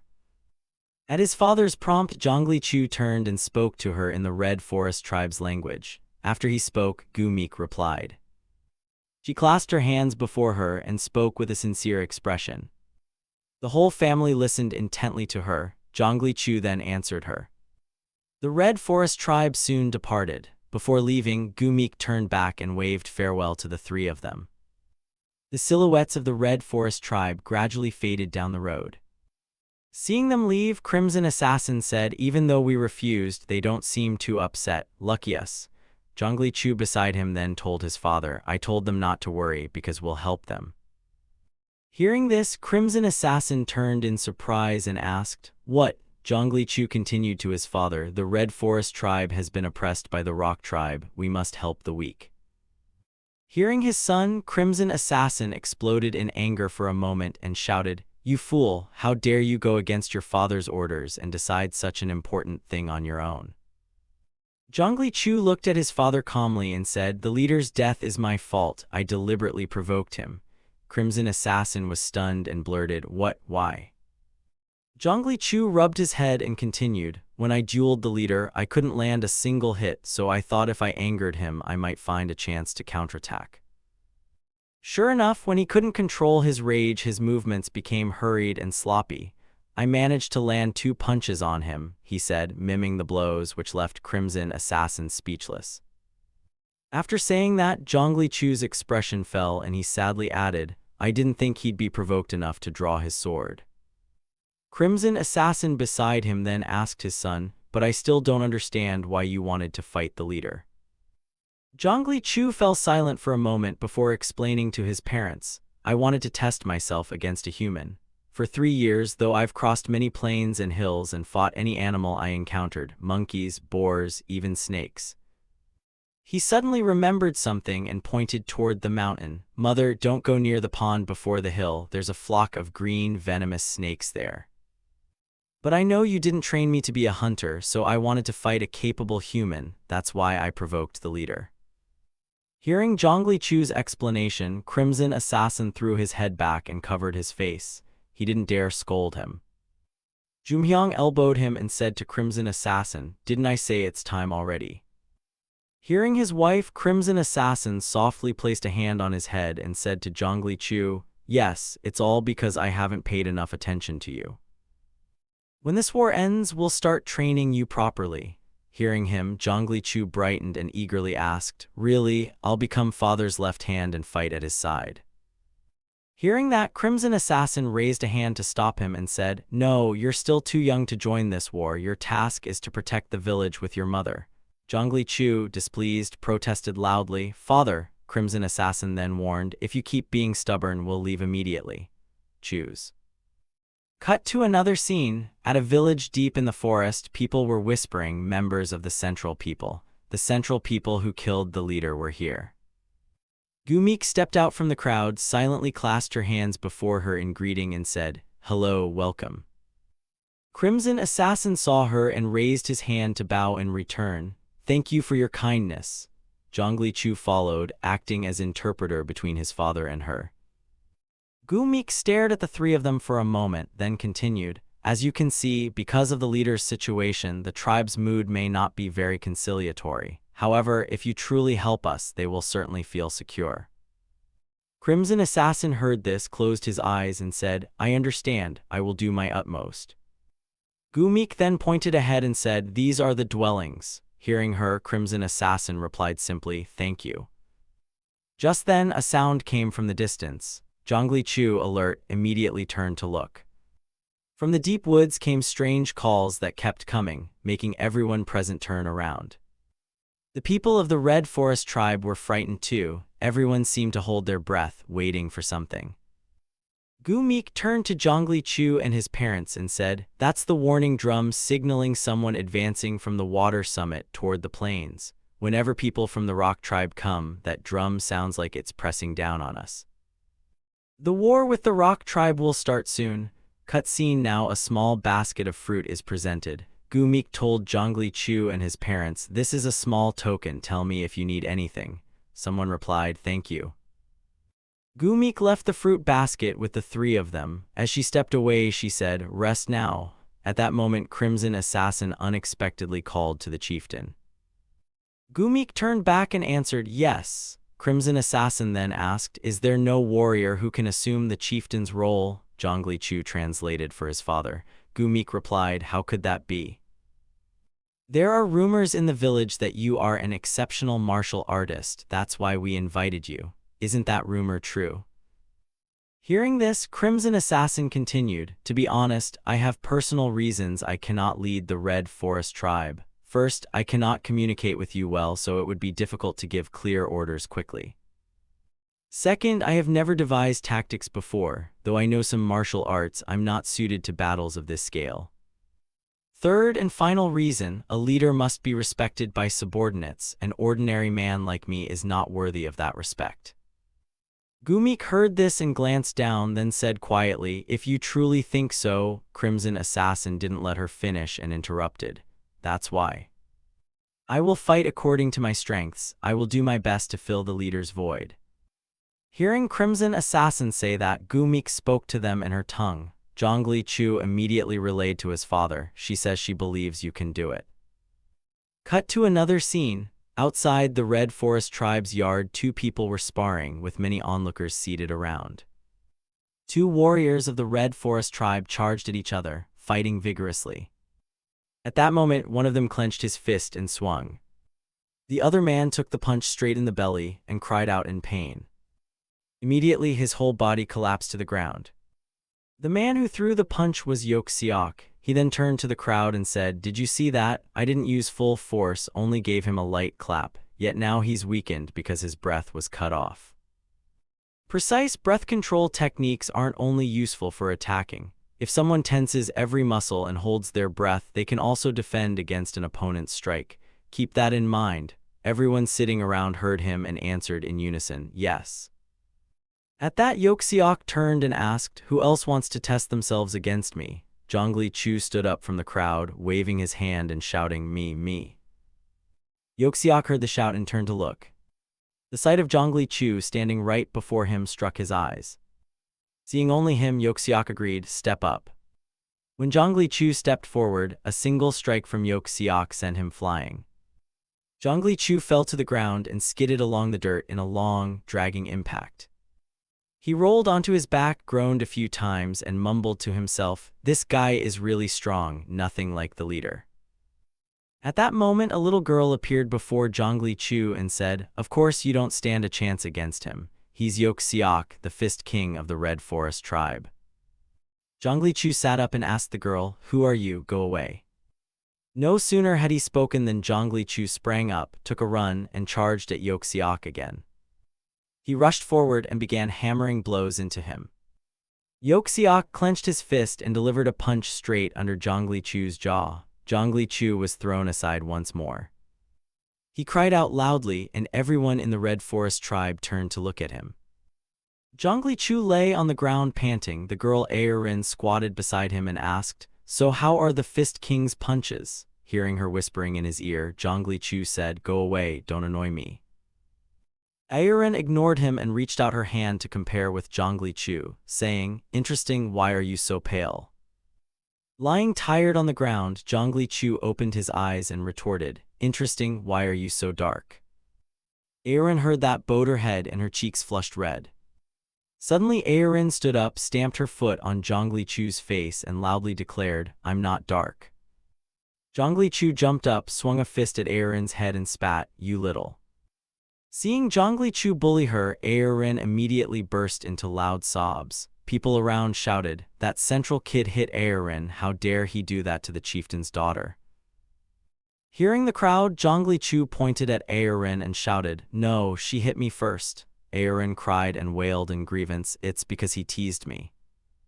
Zhongli Chu turned and yelled back at Aerin, insisting she started it. Then a voice cut through the children's quarrel, idiot, do you know what you're doing?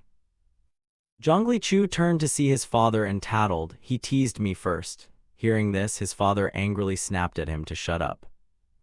The village is already unsettled with the coming battle. Are you going to cause more chaos? You're the one who said we should help the Red Forest tribe. Hearing his father, Zhongli Chu looked at him disappointed and said, is this what you wanted? Crimson Assassin didn't listen to him. He looked sternly at Zhongli Chu and said, apologize to the girl. Crimson Assassin gave him no chance to speak and shouted loudly. Seeing his father so angry, Zhongli Chu turned to Aerin and said, I'm sorry. Aerin smugly turned away without acknowledging him. Seeing her like that, Zhongli Chu said to her, accept my apology, please, otherwise my father won't forgive me. Hearing that, Aerin finally looked at him with a sad tone. I won't accept it just like that. You have to do what I say, then I'll accept your apology. Hearing her, Zhongli Chu immediately asked, what do you want me to do? Cut to another scene. At that moment, a monkey appeared, chattering and reaching out its hand. Aerin plucked a banana, handed it to it, and laughed, so cute. Zhongli Chu went along with her. He folded his arms over his chest and said, really, that's all you want? Aerin sat watching the monkeys eat bananas and smiled, asking, what do you mean? I've always wanted to see monkeys up close. Zhongli Chu heard her and looked at Aerin sitting on the ground. He continued, it's not that hard, you can just ask one of the tribe members to bring them. Aerin replied, people are uncomfortable around me because I'm the chieftain's daughter. They actually never let me come here because it's dangerous outside the village. Just then, the troop of monkeys suddenly panicked and ran off. Zhongli Chu and Aerin looked on in bewilderment. Aerin stood up and asked Zhongli Chu, what's wrong with them? Zhongli Chu said nothing. He reached out and hugged Aerin. Immediately after, the two of them fell into the grassy underbrush. Seeing his odd behavior, Aerin tried to ask, why, but Zhongli Chu put a hand over her mouth, made a shushing gesture, and whispered to her, be quiet. Just then, a group of tall men passed by outside the bushes. Cutscene, now someone ran out of the forest, panting and yelling, "Chief! They've reached the Green Plains." The man heard it and nodded. Yes, it seems they are advancing straight toward us. A man stepped out of a tent and said, "So it has finally begun." Gumik wasted no time and immediately ordered the attack to commence. Receiving Gumik's order, a man raised his hand and shouted, "The time has come, assemble all warriors of the Red Forest tribe." In a tent, Crimson Assassin was tying his hair up with a cord. He dressed neatly and tightened the cord on his head. Jumhyang entered from outside and told her husband that all the able-bodied men of the tribe had been gathered. Crimson Assassin readjusted his clothes and called his wife's name. He slung his sword onto Crimson Assassin's back and continued, "If the Red Forest tribe loses this battle, or if I happen to die, take Chu and flee to the Central Plains." Hearing him, Jumhyang choked up and called out, "My lord." After preparing, Jumhyang looked at her husband and he said, "Return there and find that elder brother. Maybe he can find a way to help you survive." Hearing her husband's words, Jumhyang ran toward him. She hugged her husband and scolded, "Don't say such ill omens. You're Crimson Assassin, you escaped the deadly webs of that gang. I believe in you." Outside the forest, the Rock tribe had ambushed the area. One of them said, "Let's stay here and wait until the battle starts." The others replied at once, "Fine, we'll make camp here." In the bushes, Zhongli Chu was peeking out, spying on them. He then slipped back in. Aaron softly asked, "Why are those people gathering here in such numbers?" Zhongli Chu didn't know. He could only answer, "I'm not sure either." He crouched and crawled on the ground as he told Aaron, "We must go back and warn the villagers." Just then, one of them spotted the two. He stepped in front of them and asked, "Announce what?" After spotting Zhongli Chu and Aaron, he called to his comrades, "You lot, come here and see what I've caught." Those sitting gathered in a corner, curious, turned to look. With both hands he hauled Zhongli Chu and Aaron up and walking over said, "These brats dared to eavesdrop on us." The one standing looked like the leader. Hearing this, he waved his hand and said, "They're too small, useless even as slaves. Let them go." Just then another man stood up, pointed at Aaron and said, "Wait, that girl looks like the chieftain's daughter of the Red Forest tribe." The others asked, "Really?" The man who'd recognized Aaron said, "Wouldn't it be useful to hold her as a hostage?" The leader replied, "On a battlefield of blades and spears, carrying her would slow us down. Just kill her." At that remark from the group, Aaron's face went pale. At that moment, a hand clenched into a fist and swung up. It was Zhongli Chu. He put all his strength into a punch aimed at the groin of the man holding him. The guy went rigid instantly. Immediately after, he released Zhongli Chu and Aaron and doubled over on the ground in pain. The others laughed and jeered at him. "Look at that, taken down by a kid. Did you sprain your pride?" While they hadn't recovered, Zhongli Chu grabbed Aaron's hand and shouted, "Run." One of them pointed at them and shouted, "Those kids know our position, capture them. If they tell their tribe we ambushed them here to assassinate, all our efforts will be for nothing." A man immediately sprang up with his sword. "I'll go grab them." Just then, Siak Lim reached out to stop him and said, "Let me. I'll snap the brat's neck myself." In the forest, Zhongli Chu was frantically running forward. At that moment, a pained cry from Aaron came from behind. Hearing it, Zhongli Chu immediately turned and asked, "Are you okay?" Aaron knelt on the ground, voice trembling, "My legs are shaking, I can't run." Hearing that, Zhongli Chu turned, sat down and said, "There's no other way, climb up quickly." Just then Siak Lim caught up. He was peering around, searching for the two. At that moment, he reached back and drew the sword that hung at his hip.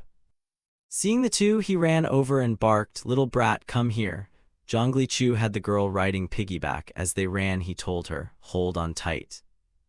Zhongli Chu glanced back and asked, "Do you trust me?" Aaron replied, "Why are you asking me that again? Do I trust you?" Cut to another scene. An old shaman held two bells in her hands, dancing and chanting, "O spirit that protects this land, please unleash your punishment upon the savage demons who wish to stain this soil with blood. Dear ancestors, please grant our warriors strength of bronze and iron. Grant them the power to defeat any enemy.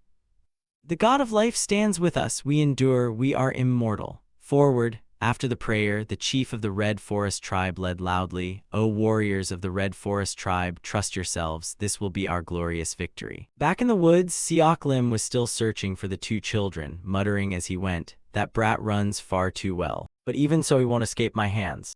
At that moment, Siok Lim spotted Aerin standing by a tree not far away. He saw her, smiled wickedly, and said, "Just as I thought." Aerin stood there, hands clasped, silently praying. Siok Lim glanced around and asked her, "Well then, where's that brat? Seems he left you and ran off, huh?" Hearing him, Aerin looked downcast. She sighed and said nothing. Siok Lim, pleased, sneered, "You're so unlucky, kid. All men like him are selfish and despicable." Just as he was about to take another step, his foot suddenly froze and he stopped. Below them was a nest of snakes, hundreds if not thousands writhing. Seeing it, Siok Lim couldn't help but blurt, "You. Unbelievable, did you think you could outsmart me?" He then looked up at Aerin and continued, "You thought I'd chase after you and fall into this trap. Too bad, eggs trying to be smarter than ducks, huh?" Just then a cry came from behind. Siok Lim heard it and glanced over. Zhongli Chu leapt out from the rear and drove a furious kick straight at Siok Lim. He lost his balance and tumbled headfirst into the pit full of snakes. Zhongli Chu's gaze on him was ice cold. Siok Lim fell, stiffened, and screamed once. In that pit of venomous snakes, only pitiful screams remained. Cut to scene. Now at the place where the two tribes had agreed to meet for battle. A man of the Red Forest tribe was sweating as if he'd been bathed, breathing heavily. Just then a hand landed on the man's shoulder, startling him into wary alertness as he turned to look. It was Crimson Assassin, encouraging the man. Above, the chief of the Red Forest tribe drew his sword, raised it, and said,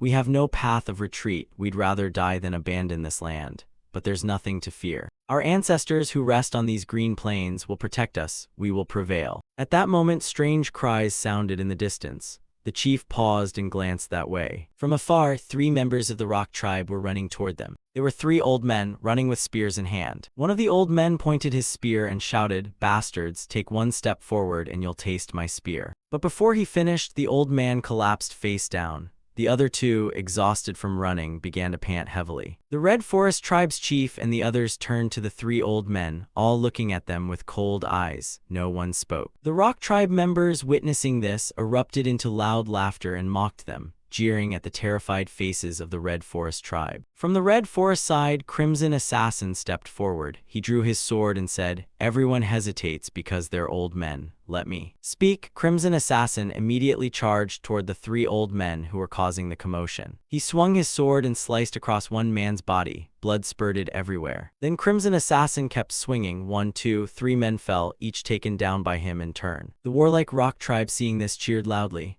Abu. By now all 3 old men had been dealt with. The Rock tribe erupted in a shout, "Kill! Wipe out the Red Forest tribe, kill them." As the Rock tribe yelled, they beat drums they'd brought out to rally the attack. One Rock tribe member pointed his sword toward the Red Forest tribe and shouted, "Come on, kill the Red Forest tribe." On that command, the Rock tribe surged forward, slaughtering everyone, no one spared. Seeing this, the Red Forest tribe's chieftain led his people forward to fight the Rock tribe, kill them. The footsteps of the 2 tribes moved hurriedly across the grassland. A Rock tribe man charging with a spear in hand, shouting as he came. The Red Forest tribe chief saw this and raised his sword. Warriors from both tribes leapt into battle. In an instant, the meadow became a field of blades. The Rock tribe swordsman swung down and felled a Red Forest tribesman. The dead and wounded on both sides immediately increased. The scene was grisly and soaked in blood. A Red Forest tribesman was struck in the throat and blood sprayed everywhere. At that moment, Zhongli Chu arrived carrying the girl on his back. Both froze at the bloody sight before them. The 2 children, witnessing it, were speechless. Their faces went deathly pale, not a drop of blood left in them. Aerin, sitting on his back, asked sadly, "Is war like this?" Zhongli Chu, hearing her, replied, "I guess so. This is my first time seeing it." Seeing the cold blades and all the blood, Aerin curled up and said,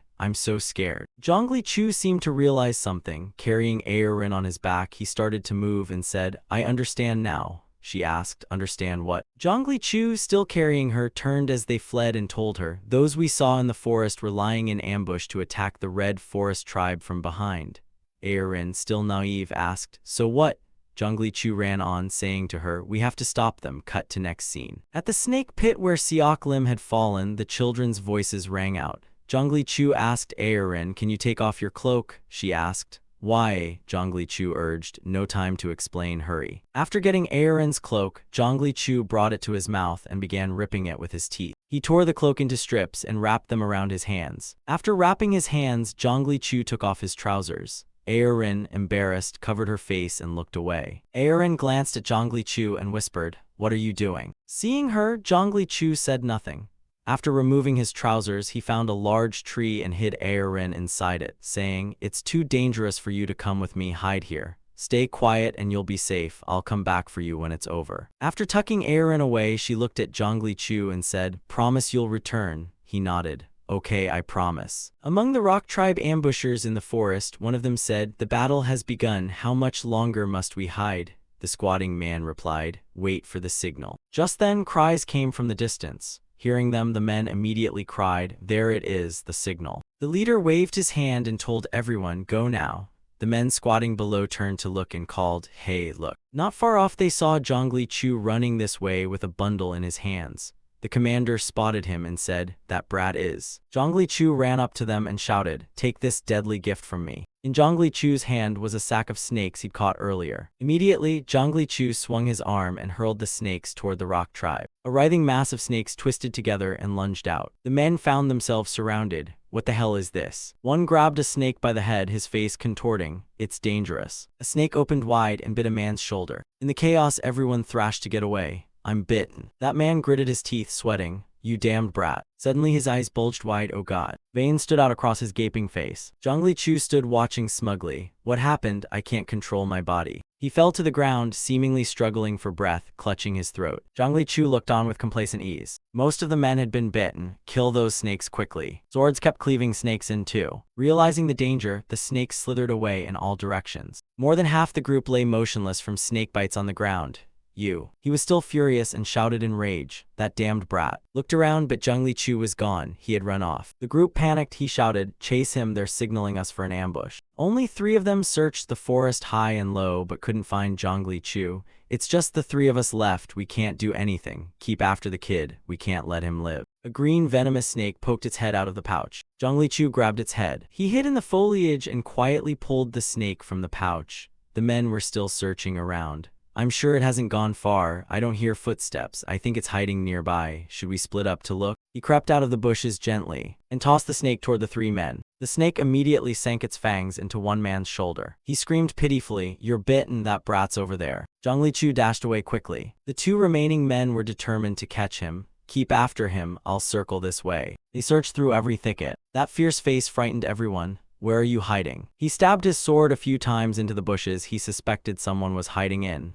"Here." He kept stabbing and stabbing while Zhongli Chu had already climbed high into a tree and stood there the whole time. Zhongli Chu continued his old trick, dropping another snake down to try to bite the man to death. The snake fell and struck the man's shoulder, and sensing something bad, he clung tightly to the tree. His eyes showed suspicion, sensing something wrong. Suddenly a sword shot up and struck the tree he was clinging to, thrown by that man, startling Zhongli Chu and knocking him out of the tree. The fierce-faced man ran over to him. "Got you now, bastard." Zhongli Chu fell from the tree to the ground, and the sack of snakes he was carrying split open, the snakes crawling out. He seized the snake pouch in a hurry. The man glanced at his comrade, clutching his chest in pain. "Impossible, he's still alive." Zhongli Chu tossed out the snakes one by one, but wherever they landed, the man cut them down without missing a single one. With no snakes left in the pouch, Zhongli Chu grew extremely anxious. The murderous man stepped close with his sword. "Do you know how humiliated I am?" He snarled loudly. "How can I tell everyone that our tribe's warriors were bested by a harmless kid like you?" Zhongli Chu backed away in fear. "You dog, I'll chop off your head and wear your bones as a belt for the rest of my life." He was so frightened he broke out in a cold sweat. The man shouted in fury, raised his sword to finish him. "Die." Quickly, Zhongli Chu grabbed a sword from a nearby man and deftly used it to block the lethal blow. The man hadn't expected that move. His eyes widened in surprise. Zhongli Chu mustered all his strength and thrust the sword upward, the blade driving into the man's abdomen. Cold sweat broke out across his face. Zhongli Chu was sweating heavily too. After the strike, the man collapsed, and Zhongli Chu immediately stepped back. Elsewhere, swords continued to swing in rapid succession. A mob of people fighting in chaos. Members of the rock tribe fell one by one. Even the big fat leader had his life taken by a stray blade. The crimson assassin fighting also looked up. The 2 sides continued to fight fiercely. However, the red forest tribe had already lost many people. Their forces were much weaker compared to the rock tribe.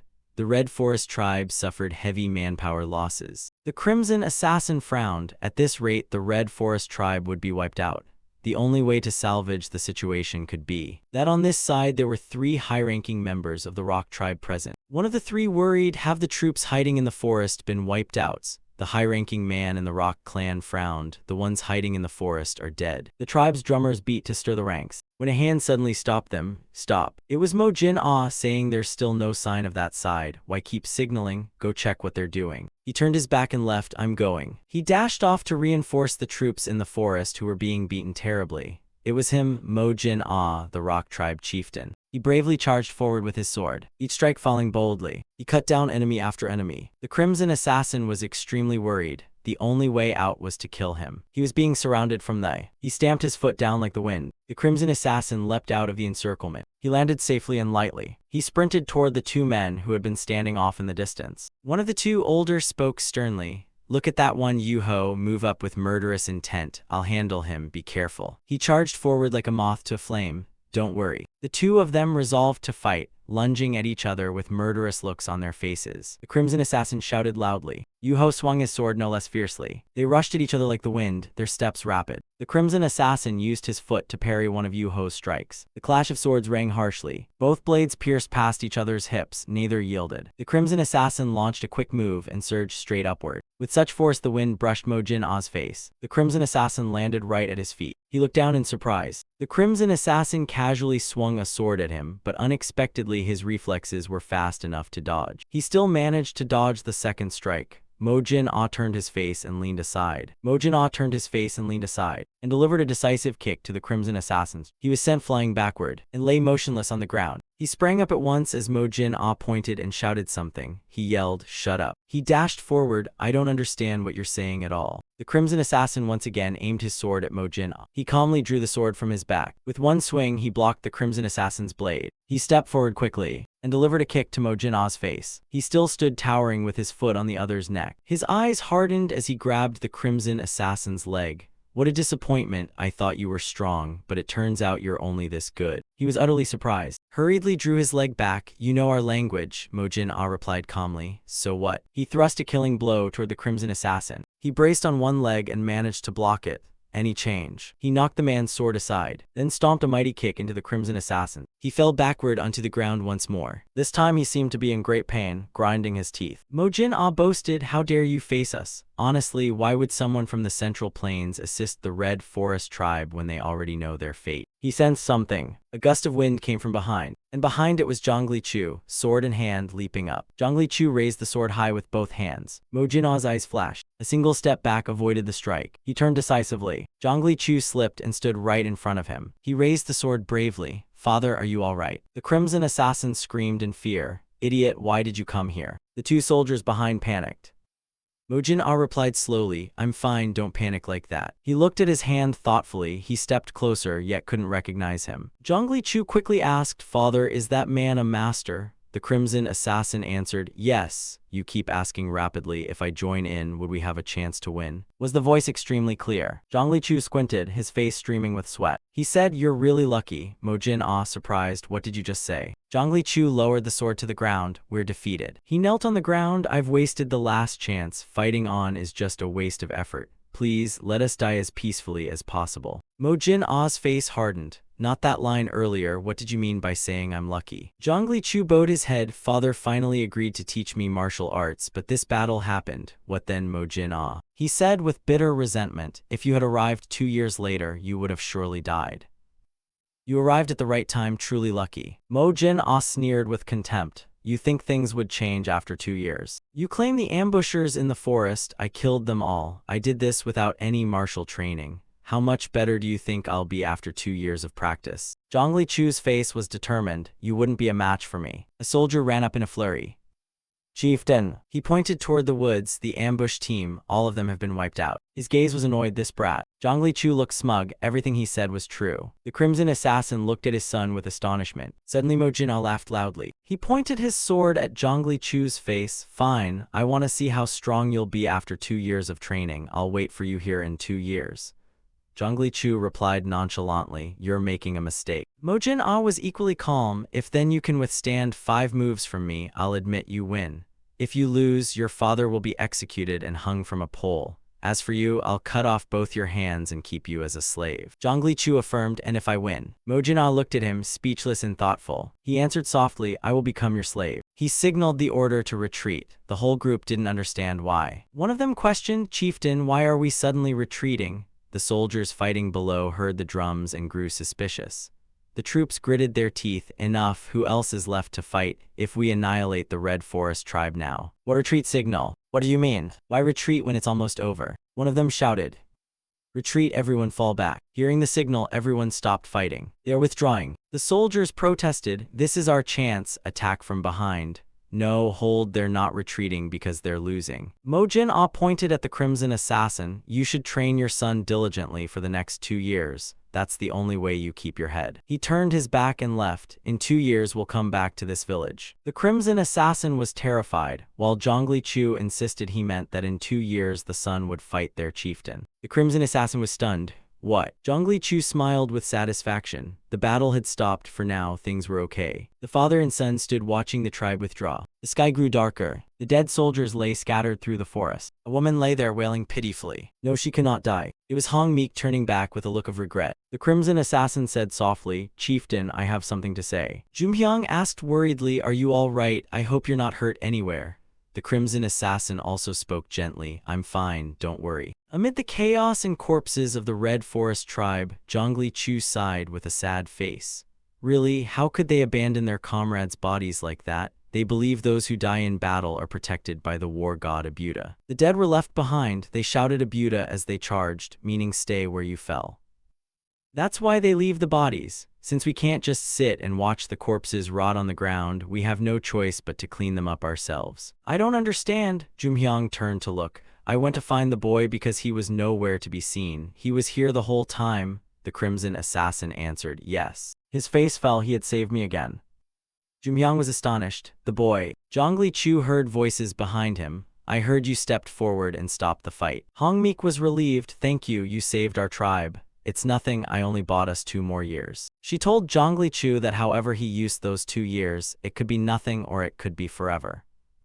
From now on we must train ourselves. We cannot let them bully us forever. Zhongli Chu remembered something. Right, I remembered something I need to do. I'm off. He ran into the forest calling loudly, Aerin. He ran into a tree hollow. Aerin. Zhongli Chu parted the leaves around the tree base. Have you been waiting long? In that hollow was an utterly adorable little girl. Zhongli Chu gave a warm smile. Sorry I'm late. Tears brimmed in the girl's eyes. The girl Aerin jumped out and hugged him tightly. Zhongli Chu was practicing martial arts vigorously. The 7th Star Regiment and the Palace Guards were both 7th Star units. His father was teaching him a few stepping moves. Your weight is too far back. Your movements aren't refined yet, the Crimson Assassin said sternly.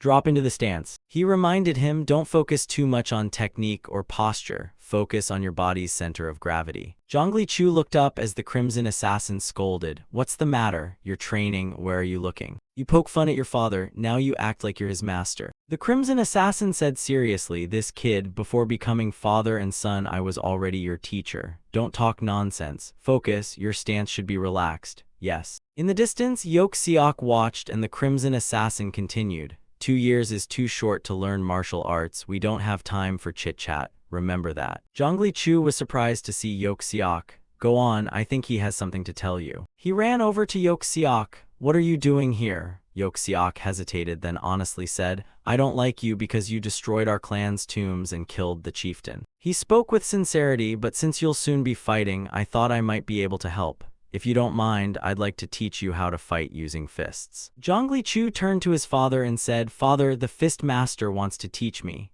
The Crimson Assassin was pleased. The Red Forest tribe's fighting skills are excellent. If you learn their martial arts, it'll be very beneficial. He cheerfully thanked him. Would 2 hours a day work? Yok Seok agreed happily. Fine, let's do that. The father and son continued training.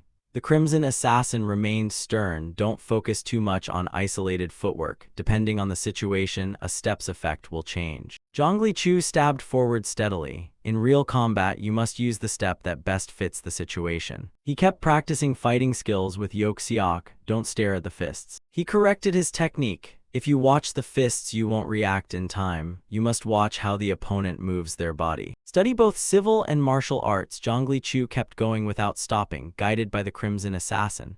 What is renunciation? Zhongli Chu asked. To curb desire.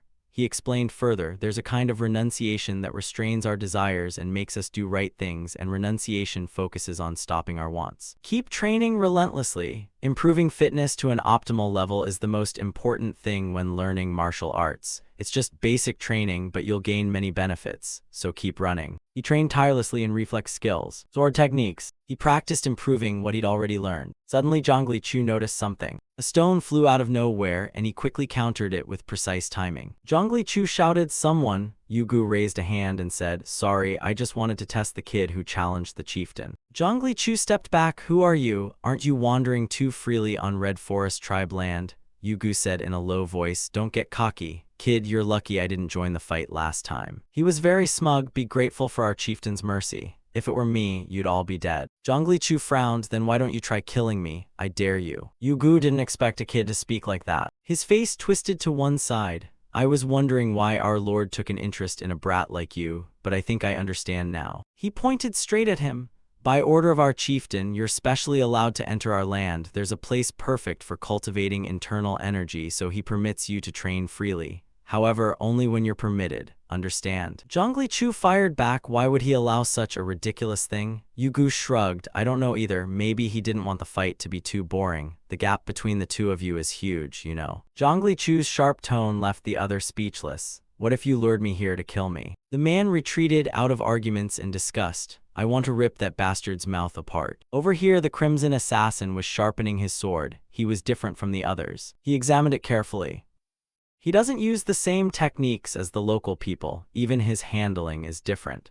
"Are you sure he trains in Central Plains martial arts? Does he even know our language?" The Crimson Assassin handed the sword to Zhongli Chu. "Who is he? If he really wanted to kill you, he would have done it in the battle." Zhongli Chu went to sit beneath a waterfall that flowed down to the place they mentioned. It was definitely a good spot to train. The water thundered down onto his skin. He pursed his lips and adjusted his breathing continuously. Nearby, Yugu was watching too. Zhongli Chu practiced quick reflexes with punch drills. 1, 2. Breathe good. The Crimson Assassin's spear training with him was too obvious. If an opponent can predict your next move, the fight ends right there. He trained light, quick reflexes. Each time you step on the ground, feel the energy from it. When it came to the sword, he didn't forget to advise. Every clan and sect has its secret techniques.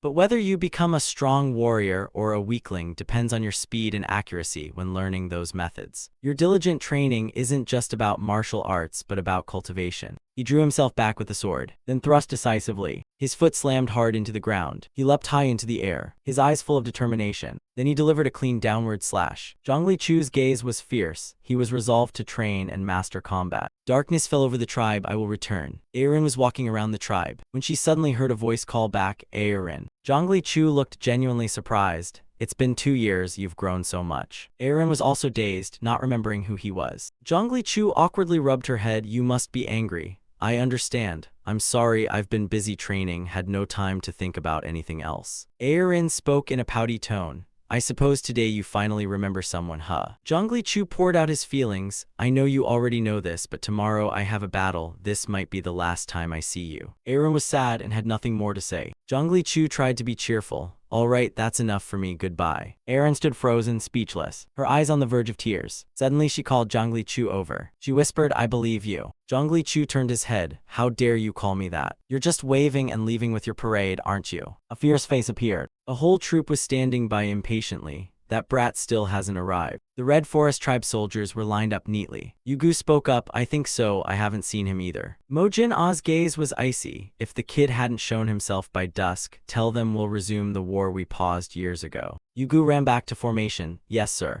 Mojin Ah declared clearly, "If the sun reaches its peak and that brat still hasn't appeared, you'd better brace yourselves, you'll die in his stead." Jumhyang was extremely worried. Had Chu forgotten about today? The Crimson Assassin reassured her, "Impossible.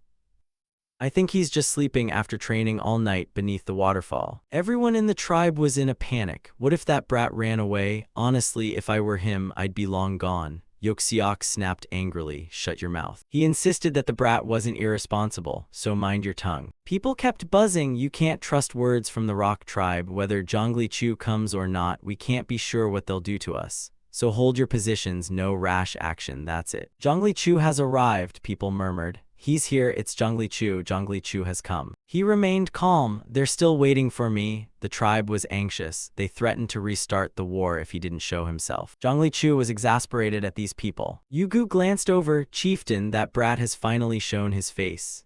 Mo Jin-ah replied nonchalantly, of course he must show up now. Jumhyang rushed up worriedly. Chu, Zhongli Chu answered, mother. You confront your father, how could you bring my mother to a place that can turn into a battlefield at any moment?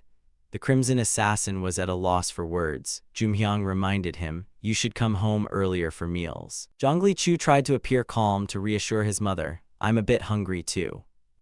I prefer feeling light, make me a great meal after I win this battle, okay? Jumhyang replied softly, all right, I will. The Crimson Assassin tossed the sword to Zhongli Chu and admonished, don't forget, a child dying before their parents is the greatest filial crime.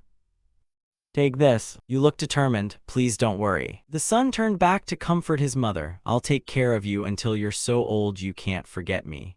The Crimson Assassin knew the child's heart, listened to the words of this foolish brat. He turned his face and strode forward resolutely. I'll return. Mo Jin-ah also readied himself for battle, my weapon. His comrade handed him a double-loop chain. The two faced each other before the gaze of many onlookers. Jumhyang worried aloud, do you really think Chu can beat that man just because the boy trained hard? The Crimson Assassin was full of faith. Chu is gifted, but 2 years is still far too short. She felt queasy with sorrow. She had truly feared that Chu wouldn't show. The Crimson Assassin wore a pensive look. But you know, in the toughest moments, Chu always finds a way and shows us a miracle. This time, surely the kid will show us another miracle, whatever it may be. Mo Jin-ah lectured, a true warrior must keep his word and be punctual. What has your father taught you these past 2 years? Zhongli Chu, confident, replied, so you recognize me as a warrior now. He smiled, trusting his own ability. I'm grateful, but are you inflating my worth so that losing to me will be less embarrassing for you? Mo Jin-ah swung out his iron flail. Arrogant bastard, it seems the only thing you've trained is that foul mouth of yours. You drew your sword and prepared to fight without fear. You'd better brace yourself. The whip cracked down to the ground faster than the wind. He leapt up and lashed with the whip, take this if you can. His speed and strike force were far too quick and powerful. Zhongli Chu used his sword to block one blow. He circled around the chain and thrust a quick stroke toward Mo Jin-ah. The two clashed, the ring of sword on chain rang sharp and chilling. Mo Jin-ah unleashed a powerful strike. Zhongli Chu flashed back, skidding a line backward. His feet planted firmly into the ground. Zhongli Chu also struggled greatly to parry that move. Mo Jin-ah spun the chain into a terrifying circular form. With the first exchange, both had tested each other's strength.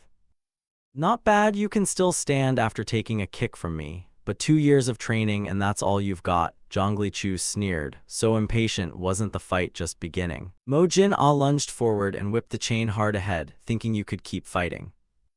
Your brat is truly arrogant. Zhongli Chu dodged. He quickly slipped to the right flank, preparing to swing his sword. The blade moved like lightning, but he missed the cut. He kicked and struck Zhongli Chu in the back. Zhongli Chu was propelled backward by the force of the kick. Mo Jin-ah again hurled the chain forward. This time the chain snagged around his neck. He was utterly surprised by that move. Over here, Jumhyang fretted out loud, no Chu. Mo Jin-ah, let me remind you, you seem to have forgotten something. You think I'd just stand by while you trained for 2 years. I've been training too, not lazy for a single day. You were wrong to assume you could beat me after 2 years. Zhongli Chu seized the chance and swung a sword straight at his opponent. The chain slipped out of Mo Jin-ah's hand, and by reflex he shot up into the air. But before he could regain his composure, he was grabbed hard by the chain as Zhongli Chu prepared to teach him a lesson. Mo Jin-ah's move sent him tumbling face first onto the ground. Then he moved to Zhongli Chu's back, lifting his head backward, and dragged him across the ground, but still couldn't resist a dramatic line. Thanks to you, I found motivation in this dull life, but you'll pay for disappointing me. Jumhyang was frantic and couldn't sit still. I can't just watch, we have to stop the match.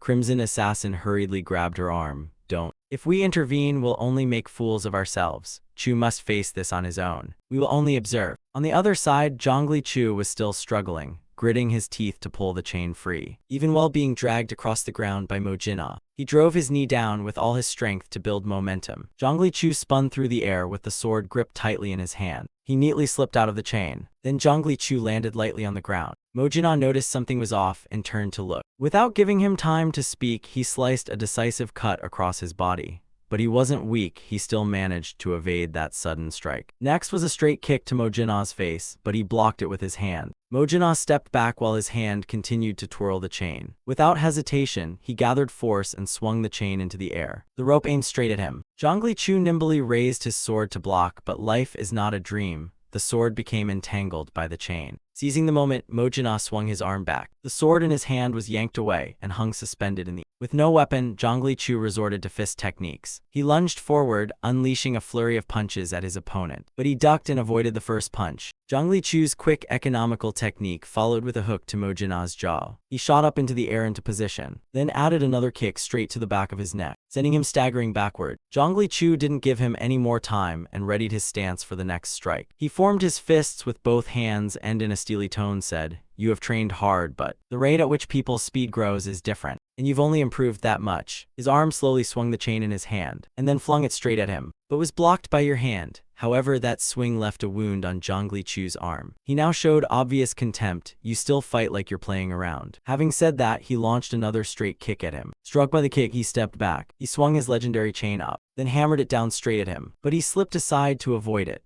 Another lash sent Zhongli Chu tumbling through the air. His hand tightened on the sword to counter. He landed in a perfect stance. He frowned and demanded, "What did you mean by saying I fight like it's a game?" Then he surged forward to show his opponent. "So now it's serious." Zhongli Chu began spinning his legs and performing his forms, then continuously slashed out sword strikes, forming a whirlwind aimed straight at Mojina. He showed no hesitation and calmly parried each of his moves. He watched to find the opponent's weak point. The other man responded with eyes full of white. Zhongli Chu seemed to feel a straight-on fight was unwise, so he leapt high into the air. He kicked off and flew over him. From above, he shouted out a few wild cries, making his opponent flustered and unsure what was happening. He seized the moment to slash a very powerful stroke. The man raised his chain to block, but it seemed unstable. Everyone outside was watching in a daze. The Rock Tribe spectators gaped at the performance as Zhongli Chu turned the tables, when suddenly his chain had been sliced clean in two. Mojina asked curiously, "What was that final move? You're not hiding it, it's the flying swap strike. My father taught it to me, yet even with that move I couldn't defeat you. I know my skill isn't mature. I know my limits. I can't surpass your martial art in just 2 years, and even if we continued the match it would mean nothing." Hearing this, he was taken aback. "You admit defeat. Are you sure I have won the duel?" The answer puzzled Mojina. Zhongli Chu replied calmly, "You said if I withstood 5 of your blows the victory would be mine. It's been more than 5 moves for a while now." Hearing that, he stiffened with a snort. Mojina sighed and accepted the truth. "I understand I have lost." Zhongli Chu clasped his hands in a gesture of respect. "Thanks for the duel. I didn't expect you'd accept defeat." He gently turned his head to look back, where the Rock Tribe folks were frowning. Mojina lowered his head and sighed. He dropped his weapon in acceptance. "Fine, as agreed, I will become your slave." Hearing that, you were surprised and asked back about being a slave. Then waved your hand to refuse. "No need, just don't invade Red Forest Tribe territory anymore. End this here. We." Before Zhongli Chu could finish, Mojina seized the words. "We, members of the Rock Tribe, if we lose the match, we only have the choice of being killed or becoming slaves. A pact is a pact. You are now my master." Having said that, he began introducing his 2 younger brothers in the Rock Tribe.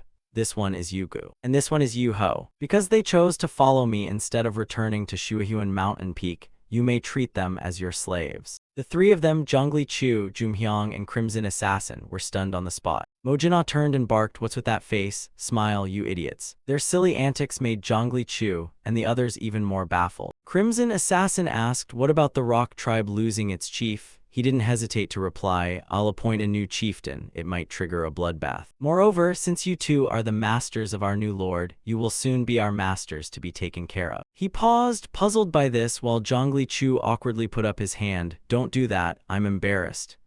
Yet he insisted on asking forgiveness properly, saying he had to do it respectfully. Not everyone can own slaves. To have a slave, you must have enough power and ability to subdue them, so you can consistently maintain your authority and status. Jumhyang raised her hand and hastily asked, "Wait, do we have to live together now?" He bowed his head and answered, "You don't need to be so formal. and don't worry, we'll find our own place to stay. With that, Mo Jinna turned and pointed, ordering his men, let's go, we'll build a house over there for the three of you. Crimson Assassin still didn't understand a thing. I don't get what just happened, but I don't think I can get used to it. You scratched your head and agreed, me neither. She sighed, lamenting, our family has doubled now, I'll have to do a lot more. I'm going to prepare dinner. Night fell with a starry sky and voices discussing. I have something I want to ask. The other replied, go ahead. He didn't hesitate to ask, how did you learn the Central Plains martial arts, and how do you know our language? Did you visit the Central Plains in your youth? Mo Jinna asked curiously. You know that the five-poison demon lord is obsessed with a particular kicking technique, right? Crimson Assassin spoke frankly. I know of the five-poison demon lord. I heard he fled to the Kunlun range to avoid 10 punishments.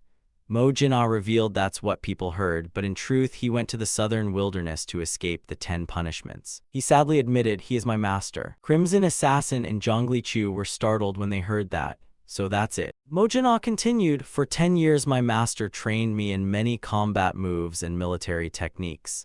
After being taught each technique, I trained for the next 10 years. I worked hard to master them. Master, you now need to learn those martial arts. From now on, I'll be responsible for training you. You asked in surprise, you will teach me. Mo Jinna offered, you need to train more. Master, you're too weak to keep me as a slave. He continued, that's fine, but we don't have much time. The boys' training must be completed within 5 years. We promised people from the Central Plains we'd reunite in 10 years. You asked, so you will return to the Central Plains? He answered wryly, yes. Mo Jinna assessed, based on my master's growth over the past 2 years, that's sufficient. The next morning before sunrise, he started urging, Master, please wake up. Mo Jinna stood straight outside and shouted, we'll do some warm-up moves to loosen the stiff muscles before breakfast.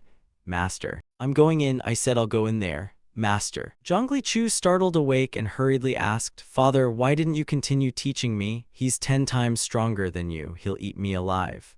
The elder, not yet fully awake, replied, that's not my problem and Mo Jinna is not my slave. You helplessly scolded, Father, you already colluded with him. Mo Jinna outside was still trying to call loudly, Master. You inside quickly answered, I'm coming. Jumhyang turned and asked her husband if he was overdoing it since it seemed quite difficult. Crimson Assassin calmly said it only size short and long. It's not a passive child learner. He wants to learn as much as possible. Chu is exactly that kind of child. Saying that, he let out a long sigh. She somewhat reproached him, he's our son. Why are you sighing like that? He couldn't help it and sat up to explain in detail. I made 10 throwing daggers for Chu before the duel and told him to use them if he was pushed to the brink, yet he didn't need to use them. Jumhyang, still puzzled, asked, so what happened? He slowly recounted, just like when Chief Gu Meek of the Red Forest tribe requested reinforcements during the war. That person said we should help the weak. Chu was following the path of a righteous knight, but I raised that child to become an assassin. Outside, Zhongli Chu was training enthusiastically. A foot was lifted high, followed by a kick aimed at the opponent's waist. But the foot suddenly changed direction and swept around his neck. When Mo Jinna's foot landed behind his nape, you quickly glanced over. He began explaining the move. See, the flank attack is just a distraction technique. Remember, it doesn't rely on the power of the direct strike but on making the enemy believe the flank attack is not a feint. You raised your hand to your mouth and chuckled softly. He asked in surprise, what's so funny? Zhongli Chu gestured, no, it's nothing. Over there. Mo Jinna glanced back. It was the girl imitating the moves just now. He had no interest in childish antics and turned away to instruct, good work, let's take a break. Aerin, sharp-tongued, stepped up and asked, I didn't come see you before the match with Mo Jinna because I didn't want to bother you, but now the match is over, why won't you hang out with me?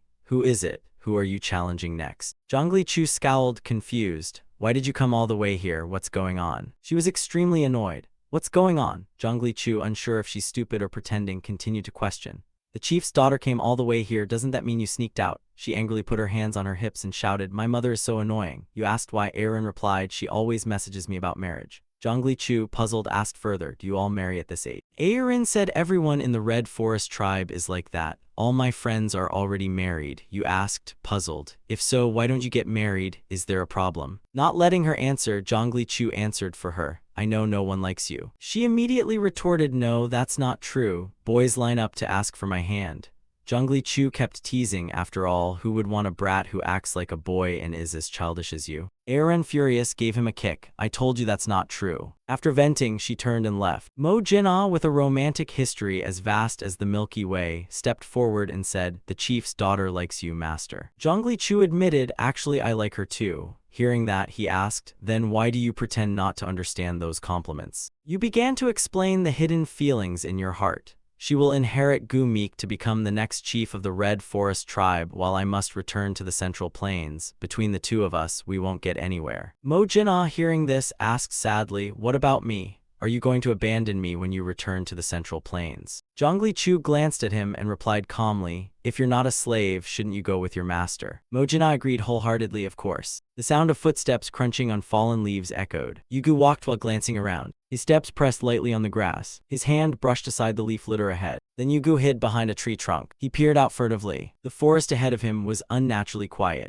Yugu drew his sword, but at that moment, a blade was pressed to his throat. Zhongli Chu from behind ordered, drop your weapon, move, and you'll lose your head. He answered, master. You said coldly, Yugu, you're dead. Zhongli Chu leapt down from above. He hurriedly fell back to avoid his strike. The man aggressively closed in on Zhongli Chu with his saber. Zhongli Chu nimbly dodged, causing the saber to strike the tree trunk. Then Zhongli Chu flipped backward. When Yugu glanced back, Zhongli Chu had already closed the distance. A sword was at his throat. Yugu, you're dead. A blade shot out from him like a gust of wind. The sword struck into the tree trunk. Zhongli Chu declared, Mo Jinna is dead. He's hiding behind that tree trunk. I haven't moved yet. You warned, who taught me, if an assassination mission gets detected, it's over. Mo Jinna admitted precisely, today I've lost again. Aaron's shout rang throughout the forest. Hey Zhongli Chu, come out and talk. Are you an idiot? You act so smart, how can you not get my feelings? How explicit do I have to be for you to pay attention? I won't let things stay like this. I'm not beating around the bush anymore. You quickly covered her mouth. Let's go over there to talk. They moved to a quiet spot. Aaron repeated, because you're an idiot, I'll be blunt. I want to marry you. Tomorrow I'll send the dowry, so accept it.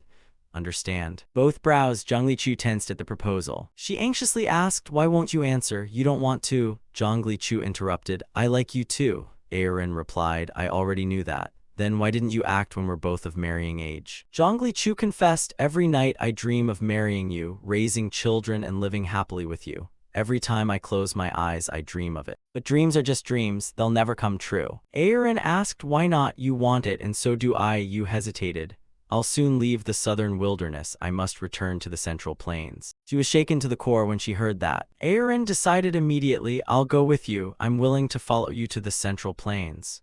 You warned, I'll live in hiding in the Central Plains, facing death daily. Seeing the woman I love facing danger every day alone is agony in itself. Looking at her tear-filled face, Zhongli Chu softly called, Aaron. You should forget me. Hearing that, she sobbed and ran away. When he returned to Yuho's group, someone came to find him. Zhongli Chu, come back. What is it? Yoxiok asked, can I talk to you for a moment? I heard you're planning to return to the Central Plains. Zhongli Chu asked helplessly, has the news already spread? Could you let me go with you? Zhongli Chu was quite surprised. What? Yoxiok has only one wish. I want to see what the Central Plains are like. You yourself aren't sure. I left when I was very young, so I don't remember it well, he continued. I guess it's not a paradise for me, but at least it's more interesting than here. Zhongli Chu warned, the moment you leave you'll start missing the southern wilderness. Yoxiok's voice was firm, I'm prepared for that. That night the father and son were talking. Crimson Assassin asked, Yoxiok, the little lord? Zhongli Chu confirmed. Yes, he's not completely useless, so I agreed to let him come along. The elder praised, good, it's been 10 years since we came here to avoid the 10 punishments. Finally, the day has come. Even that kid has now grown taller than his father. He replied, it's all thanks to you two, I'm very grateful. Crimson Assassin reminded him, tomorrow we return to the Central Plains. I'm not sure if the 9 great sects have completed the 10 punishments for the Death Soul Agency yet. You understand why we must go back, right? He repeated, yes, we need to return and rebuild the Death Soul Agency. The elder replied, exactly, and Sogo will take control of the Death Soul Agency. Your duty is to become Sogo's capable right hand. Do you understand my words? Zhongli Chu committed it to memory. I understand your worries, father. I will do everything you say. Sir, I will also obey Sogo absolutely. Seeing his attitude, the elder frowned and asked, are you angry? Zhongli Chu admitted without hiding, yes, extremely angry. Crimson Assassin felt somewhat guilty.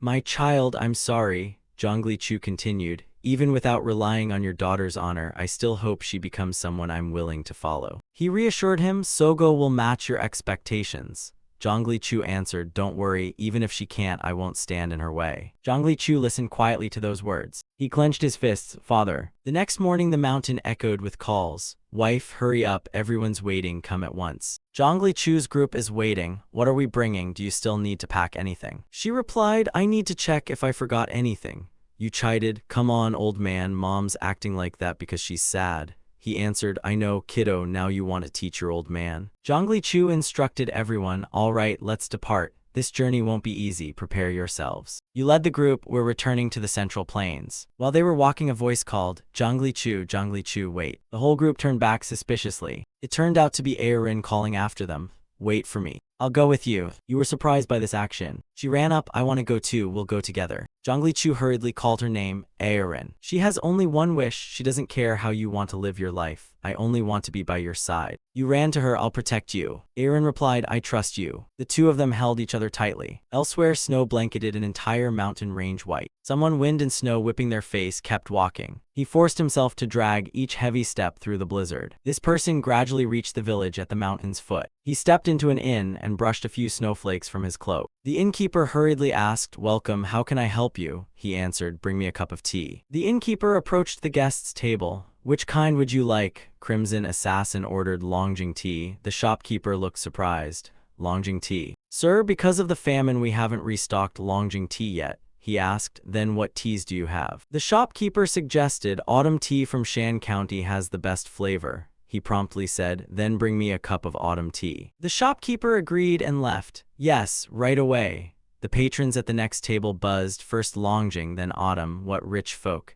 He had come into a room full of freezing people who didn't even have a bowl of porridge to call for an expensive cup of tea. Let's go, people like us have to work to eat. Even rest isn't peaceful. When those patrons left, the shopkeeper bowed and said, watch the snowy road, everyone. He glanced subtly at the person inside the shop, then closed the door and called, Sir Customer, would you like someone to sample tea with you? Crimson Assassin confirmed, yes. And the man moved to one side. Follow me. Then led Crimson Assassin onward, this way. The shopkeeper held a lantern to guide him. Crimson Assassin was led down to a room in the basement. The shopkeeper opened the door, your comrades are here. Those inside all turned to look toward the door. Crimson Assassin was moved. My brothers. They clasped hands and rejoiced, I thought you couldn't come back. This truly is a happy occasion. I always believed you were alive. They asked about each other's conditions, but brother, have you been doing well lately? He replied, still fine. At least we're alive after fleeing the 10 punishments. Crimson Assassin moved, turned to ask another, fourth brother. All our brothers survived and reunited. It's time to make them pay. Another brother entered, don't forget to count me in too. Everyone turned to ask, how is the chief? He answered, he's fine, eating well too. Someone hurriedly asked about Sogo. What about Sogo? Yuki reported she has completed her training. Everyone was stunned upon hearing this. Outside in the heavy snow, Aerin marveled and held out her hand to catch falling flakes. So beautiful. How does something like this fall from the sky? Zhongli Chu asked from behind. Do you like it? She answered, I love it. You guessed everyone else was too afraid of freezing to leave their homes, but she doesn't seem to fear the cold. She confirmed it. Yes, maybe I was born for a place like this. Suddenly a sound from behind made them both turn to look. Aerin saw that he had returned her father. She hurriedly quickened her steps toward Crimson Assassin and called, Father. The snowy path was slick and she suddenly slipped. By the time he tried to stop her, it was too late. Careful. Crimson Assassin helped her up. Are you hurt? Aerin replied, I'm fine. Zhongli Chu asked, have you met the other elders yet? He answered, yes, they're all alive. He breathed a sigh of relief. Thank goodness, his father's prayers must have reached the heavens. He ordered, you will depart for 3 Mile Island. Zhongli Chu was surprised. 3 Mile Island. Crimson Assassin commanded, go there and meet with Sogo. You will be the one to revive the Death Soul Agency, not us. I've always told you to follow Sogo. Even if you don't like it, you can fight and defeat rivals to secure your position.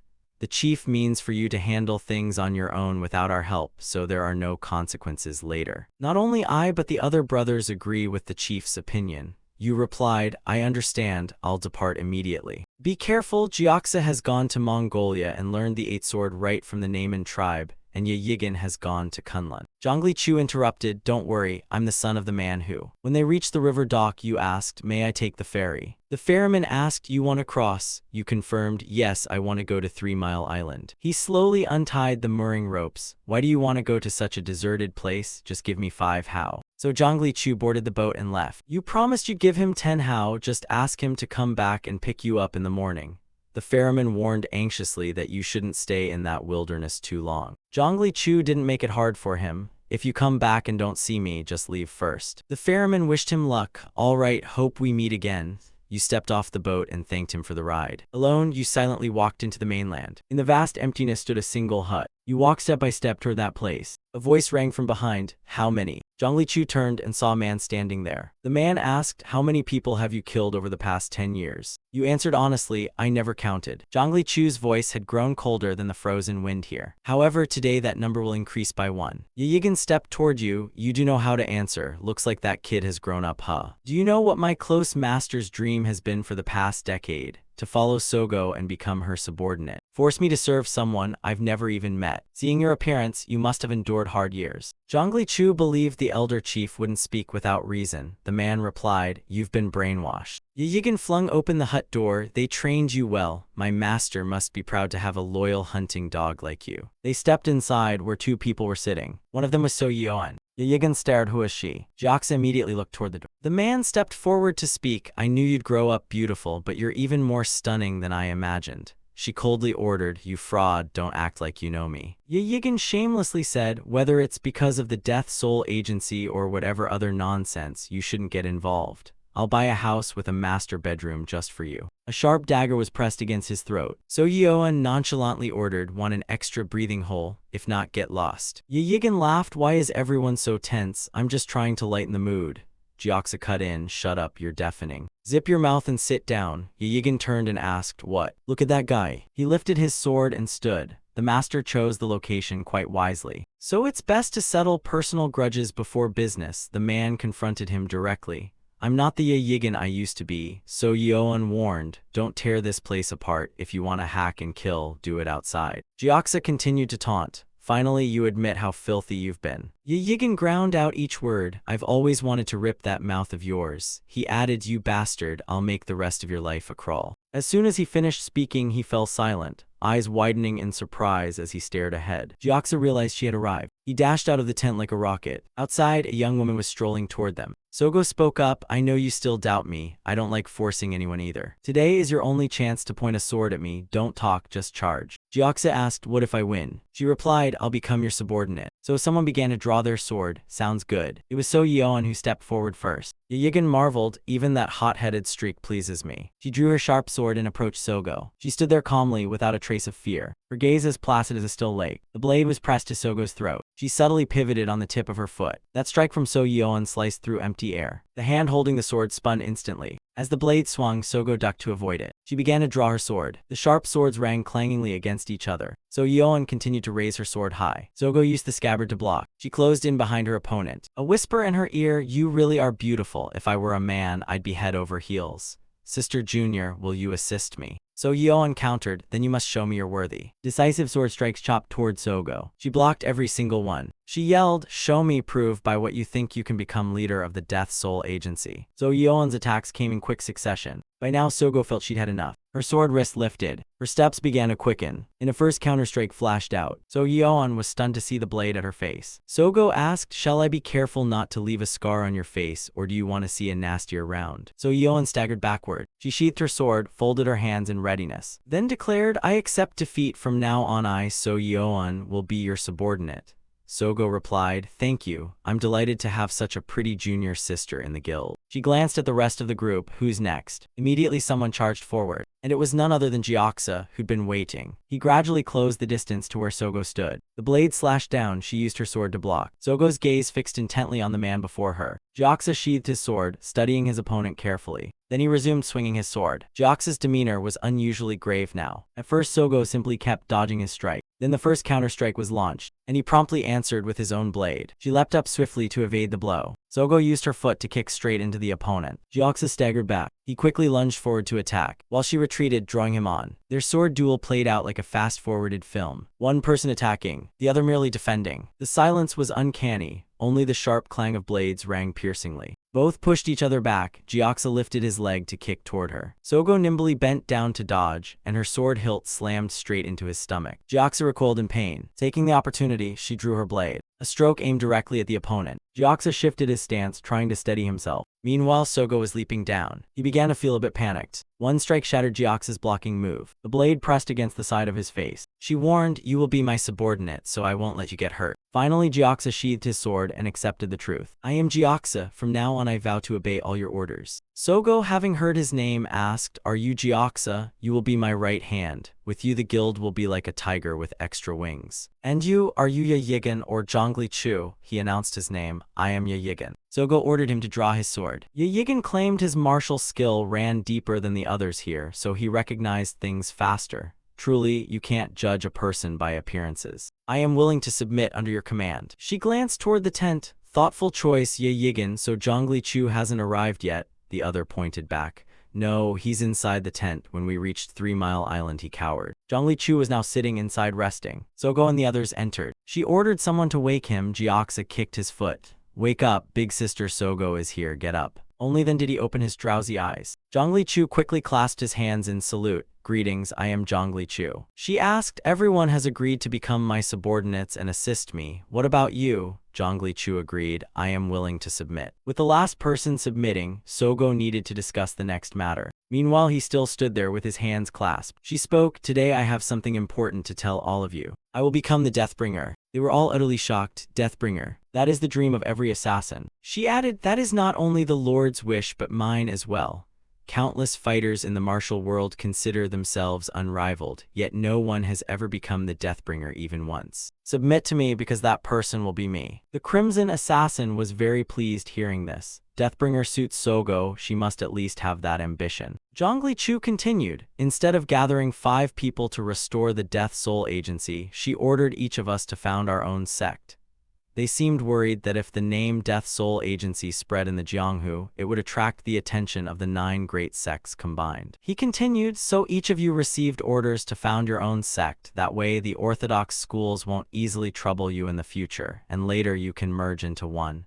Do you agree? I think so too. It's the most fitting strategy." Before the start of April, each of us received an assassination request. It seems she wants us to draw the attention of the Death Heavenly Sect. He reminded them, "I have no time to rest. Tomorrow I set off." That night, Zhongli Chu returned, rested his sword against the table, and climbed into bed.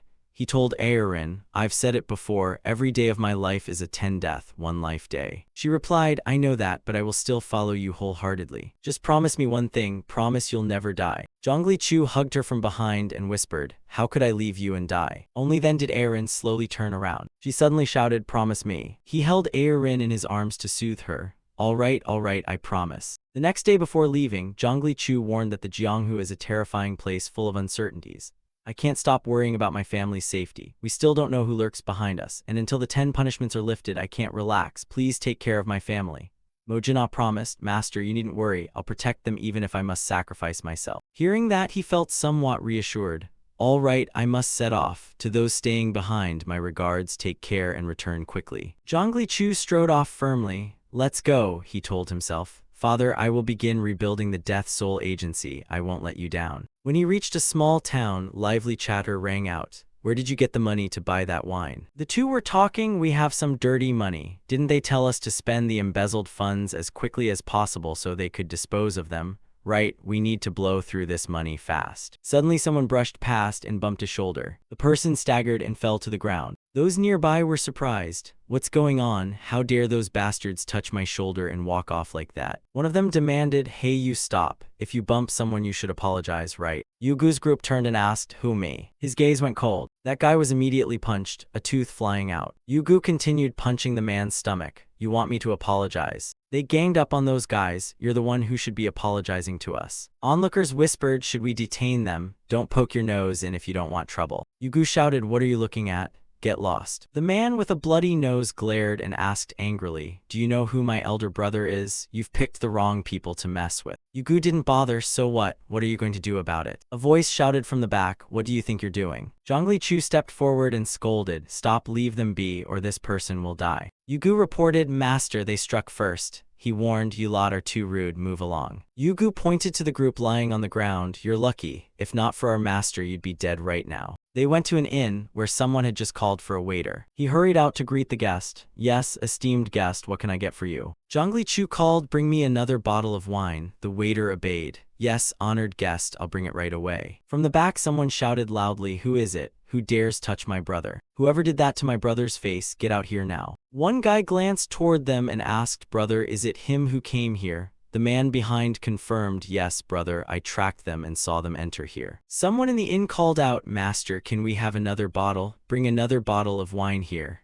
He pointed at them, those are the ones. An object was thrown at Yugu and his bastards. He asked coldly, what's your problem? He asked, what's your identity? I've never seen you before, where did these outsiders come from? Yugu's hair was grabbed by this man, who warned, hitting someone's head is like hitting their family. You just insulted my family. The way he said it confused Yugu. What did you say? Family what? One guy asked for permission. Boss, can I kill these guys? He was still curious. Look at what this guy says, do whatever you like to those who disrespect your father. A hand suddenly landed on the arrogant fellow's head. Yugu countered by pressing his head hard down onto the table. The bruised-faced man cried out in fear, big brother. The man beside him hurriedly ordered an attack. Just as someone lunged, he jabbed his elbow straight into the attacker's face. The other man was struck by Yoxiok's punch. A shout went up, kill those bastards. One by one they were knocked to the ground. Yugu casually grabbed one and hoisted him up. Then he smashed the man's entire body down onto the floor. People clamored in panic, there's a fight in the inn. If you keep this up, you'll get into trouble, hurry up and get out. Yugu still fought vigorously, lifting a chair to strike one of them. Yoxiok used his pure fists to batter someone senseless. That man's whole body was sent flying into a corner, his face smeared with fresh blood. He couldn't move anymore. Another man was similarly beaten flat on his face. The whole inn descended into chaos. An old man at a nearby table spoke up, this place that should be full of laughter and joy has turned into a mess. Are you the ones who caused this? After saying that, he slammed his wine cup down hard. The pickpocketing hall leader, leaning on his cane, stepped forward. I guess you barbarians came here to spend money, but instead of feeling rich, you'll die before nightfall. The leader's path was blocked by Yugu. The pickpocketing hall leader barked, don't block the old man, get aside. Zhongli Chu reminded, let him go. The old man also scolded that young people today have no manners at all. He continued, so do you have any idea how we should survive? The pickpocketing hall leader pointed out, risking your life isn't the only option. I can back you until you stand firm and open a martial school in Kaifeng, Henan. As you can see, there are already hundreds around here like them. The courteous youth said, thank you for your kindness, but we don't need it, you may go. Old sir, I guess you can't pay. Fine, I'll have the price for you. You remind me of when I first came to the Central Plains, so I'll be lenient this time. He called Yugu, Yugu, he's waiting for orders. Yes. Zhongli Chu said casually, kill him. A straight punch came down from above onto the pickpocketing hall leader's head. Byok Gun rushed out and asked, what are you doing? Stop, this person is the ignoble clan's pickpocketing hall leader. Yugu's fist paused, but he didn't care about the man's status and threw another punch anyway. Byok Gun was stunned and couldn't believe it. She stepped forward to introduce herself. I am Byok Gun, the messenger of the gang in Kaifeng. The young master's disrespectful behavior is affecting our cooperation and making things difficult for us, Zhongli Chu replied. Your people started it first. She offered, I apologize for that behavior. We need to reorganize and get back to business, so I respectfully invite the young master to leave. If the young master needs anything, you may let me know. Zhongli Chu reminded her to have her bang leader come here tonight, along with the 5 other hall leaders. Otherwise, I'll detain the pickpocketing hall leader. Byok Gun was curious. My apology isn't enough. He raised his cup. I came here intending to drink the blood wine today. Across the room, someone was writing a letter. And when he heard Byok Gun's report, he was surprised. Blood wine, she confirmed. Yes. Doesn't drinking blood wine mean becoming an assassin? Chen Yun-tak said irritably, this lunatic Jianghu is in chaos, and even a small sentimental thing turns into a life-or-death issue. It's giving me a headache. Gun felt the argument had gone too far. He asked curiously, are they strong enough to oppose the heaven-slaying sect? She denied it. No, that wasn't my meaning. Chen Yun-tak looked outside and called, Dong, are you awake? A voice called back, yes, my eyes are wide open. He ordered him to handle the incident at Paradise Flower Inn. You'll be paid with a meal afterward. Dong's hand reached out, and he accepted the mission. When Dong arrived, he exclaimed that it was quite a spectacle. Seeing his perpetual chest thumping, I knew trouble would come for him sooner or later. Sure enough, as I said, he finally got his comeuppance. It seems the guest drank a bit too much today. It's time to send him home to sleep it off. Don't worry about this mess. We'll handle it. Zhongli Chu took a sip of wine and asked, are you the hall leader? He replied, I'm just a lowly worker who cleans here. If you want him, call out the head man. Dong He set his sword on the table. Sir, you should understand our hall leader isn't some stray dog who will run out when anyone calls him. So while I'm being polite, you best leave. Can't you just keep your friends here? Isn't that great, right, sir? Zhongli Chu repeated coldly that the hall leader should come out. He raised a finger and said, listen, I'll count to 3. If you're still sitting here, don't blame me. 1. Not letting him reach 2, the wine cup flew straight into his face, shards scattering in the air. Dong's men froze all at once, while he clutched his aching head. Seeing him fall, the men around panicked and cried, Master Dong. They drew their swords. It seems no words will sway you. You've forfeited your chance to walk away unscathed. Zhongli Chu took the sword that had been on the table and ordered, if this is what you want, then I should oblige, shouldn't I? Yu shut the door. Just as the men charged aggressively, Zhongli Chu calmly dealt with them, each sword stroke piercing a man's chest. He alone moved at will within their encirclement. Zhongli Chu's agility was astonishing. Outside, snow blanketed the rooftops, individual flakes drifting down quietly, and one man was hurled out from inside. His body collapsed backward with a thud. Zhongli Chu stepped forward, telling himself, be merciless, don't hesitate. This one panicked and begged, don't kill me. Zhongli Chu thought to himself that he must kill this man regardless of the reason. This is simply part of the job. Dong He gripped the sword barehanded. Looking at the corpse, he hypnotized himself. Get used to killing, for death is a way to survive. Chen Yun-tak was alarmed when he saw this. Zhongli Chu looked up at the person standing on the upper floor, his expression turning serious. Gun opened the door and called for the hall leader. She hurriedly supported him. Are you all right? Chen Yun-tak ordered someone to inform the Death Heavenly Sect that someone wished to drink the blood wine. She swept away and her subordinates obeyed. He called back, wait, summon all the hall leaders here. When he came down to meet them, he introduced himself. I am Chen Yun-tak, Kaifeng Hall leader of the ignoble clan. Zhongli Chu spoke up, Hall leader, I'm thinking of leveraging the church's capabilities. He wondered, I'm not sure what you mean.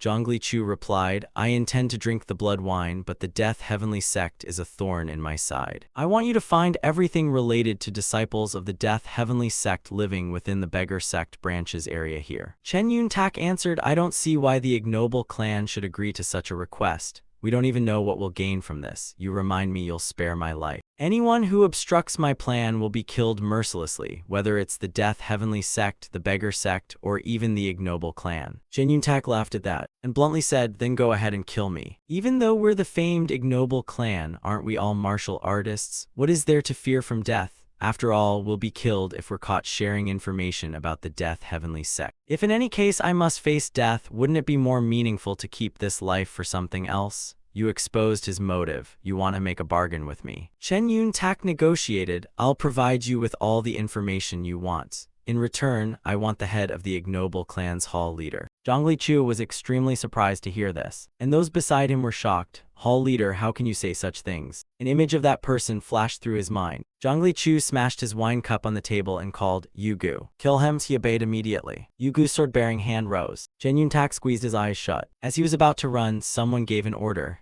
Wait. Gun stepped in front and pleaded, please stop. From what I've heard, you want to rely on the ignoble clan's intelligence gathering. However, if you kill the hall leader, your plan won't be achievable. Yugu asked for instructions. Sir, should I kill this woman first? Zhongli Chu still had no answer. He turned back and asked curiously, Sir, do you need more information? Why do you want to kill the ignoble clan's hall leader? He recounted that the current hall leader used a despicable method to overthrow and replace the previous leader. Most members of the ignoble clan do not accept the current leader. Zhongli Chu frowned at the word despicable. Chen Yun-tak continued, 2 years ago, the previous hall leader was deposed by the current leader, with the help of an assassin. Zhongli Chu realized, so that's how it was, such as life, ups and downs are unpredictable. I'll kill him. The current hall leader of the ignoble clan. The two of them breathed a sigh of relief upon hearing this. He said, I'll provide you with all the information you need about the heaven-slaying sect. You praised, you're quick-witted. Also, remember this is the last time I'll accept a deal like this. Chen Yun-tak proposed that the Paradise Flower Inn should continue operating. We'll arrange accommodation for you at another inn. Please relocate there.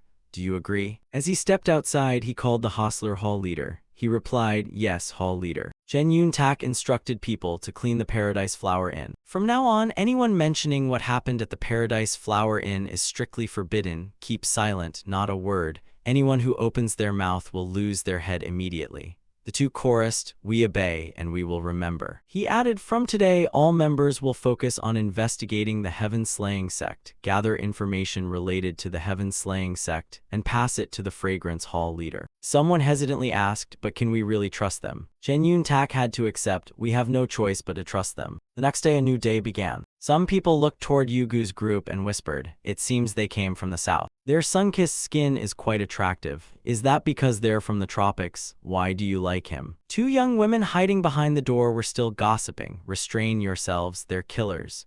Recently, Hot Tao has killed 6 members of the ignoble clan already, so don't daydream about making friends with them.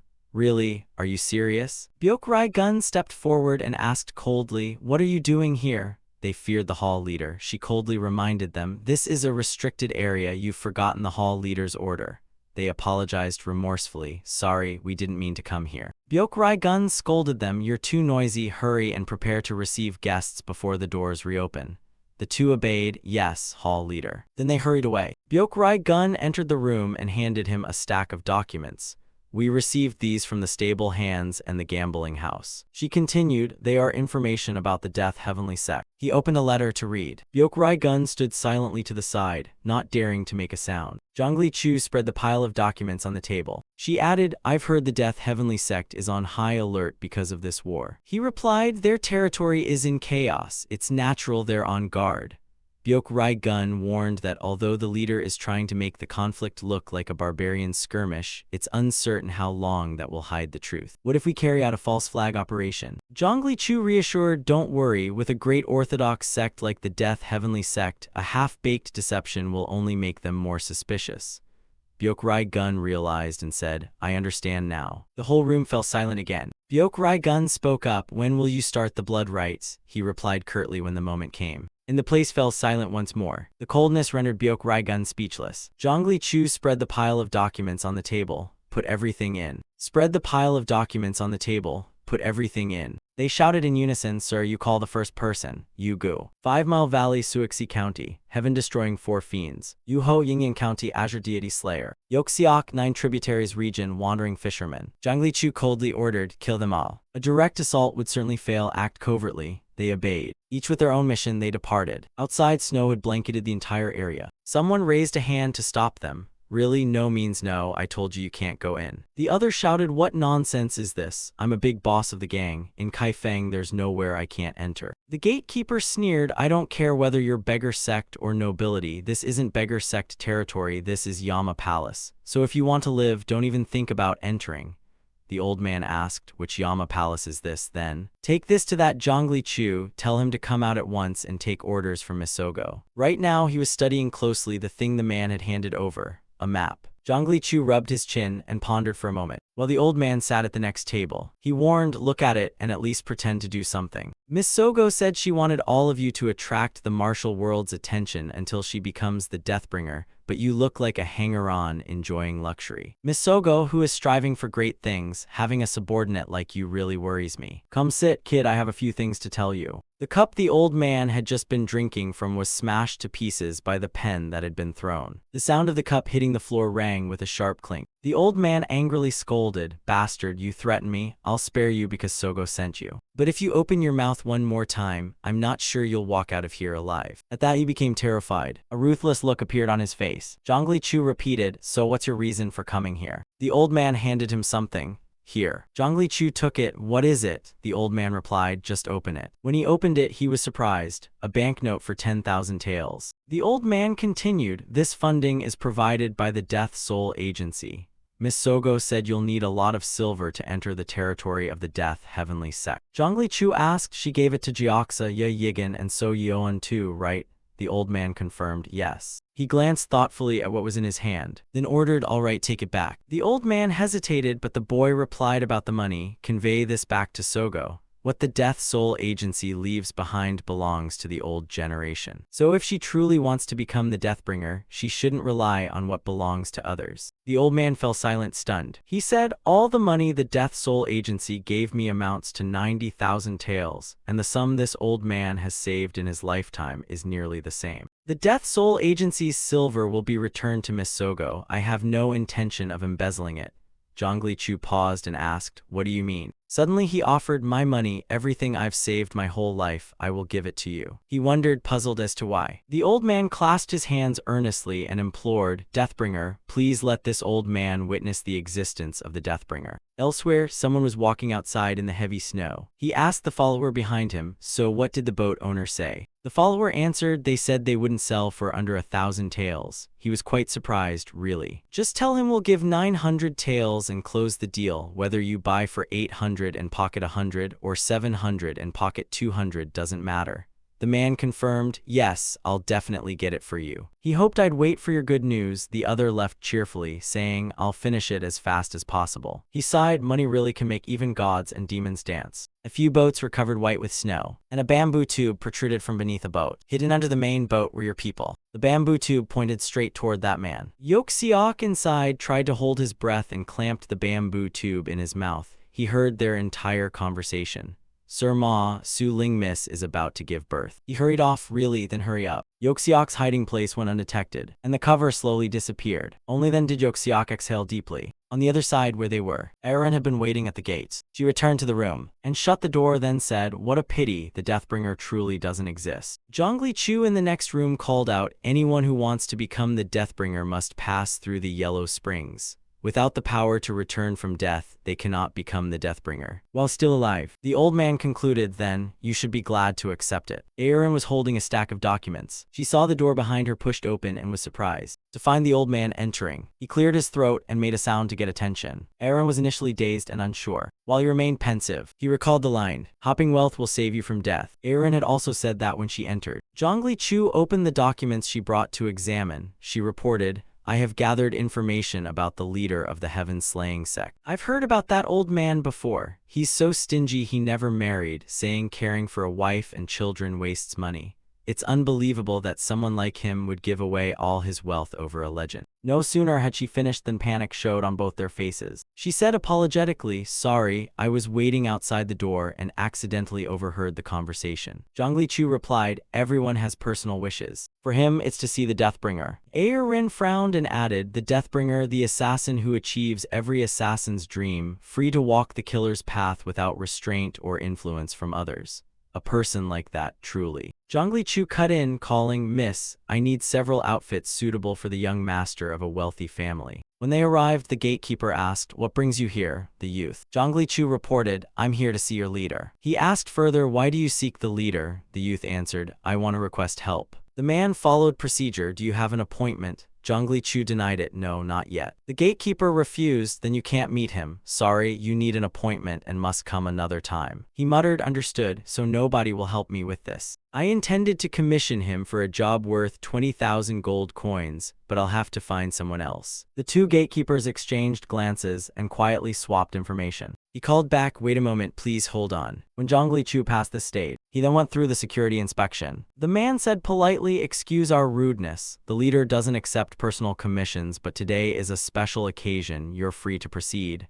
That's fine, I understand. The man gestured forward, inviting him, this way please. Go ahead, the man exchanged information with his people. What's his name? The other answered, I don't know. He'll introduce himself when he meets the leader. He asked again, is he an official? The other replied, not sure. I checked Kaifeng's records to see if anyone could afford 20,000 gold coins. But there was no result. He might be from another district. This person is very suspicious. So summon 2 more guards to the reception room and tell them to stay on high alert. Just inside the room, Zhongli Chu saw a turtle. He and the turtle exchanged glances. Then he calmly sat down in a chair. The inner door opened. Thien Heng politely said, I've kept the honored guest waiting. My apologies, I have some urgent matters to attend to. Anyway, I've heard you want to entrust me with a task worth 20,000 gold coins. Zhongli Chu stated his request. I want you to kill someone. He guessed you were a martial world person. You confirmed that was correct. Reasonably, he said, since you're offering 20,000 gold coins, I don't think this is a simple matter. But if that person can threaten us, the price will rise. You agree, and I'll give you what you want, as long as you can squeeze the life out of him. He laughed with pleasure and asked, you're not easy to bargain with, are you? Then whose neck do you want? Zhongli Chu declared coldly, the leader of the Kaifeng branch of the Death Heavenly Sect, and that is you. Thien Hang heard this and grew so furious a vein stood out on his forehead. He kicked up his leg and sent the table flying toward his opponent. The table struck his chest, and Zhongli Chu's chair also tipped backward. He almost fell. Luckily, a guy behind him broke the fall with his body.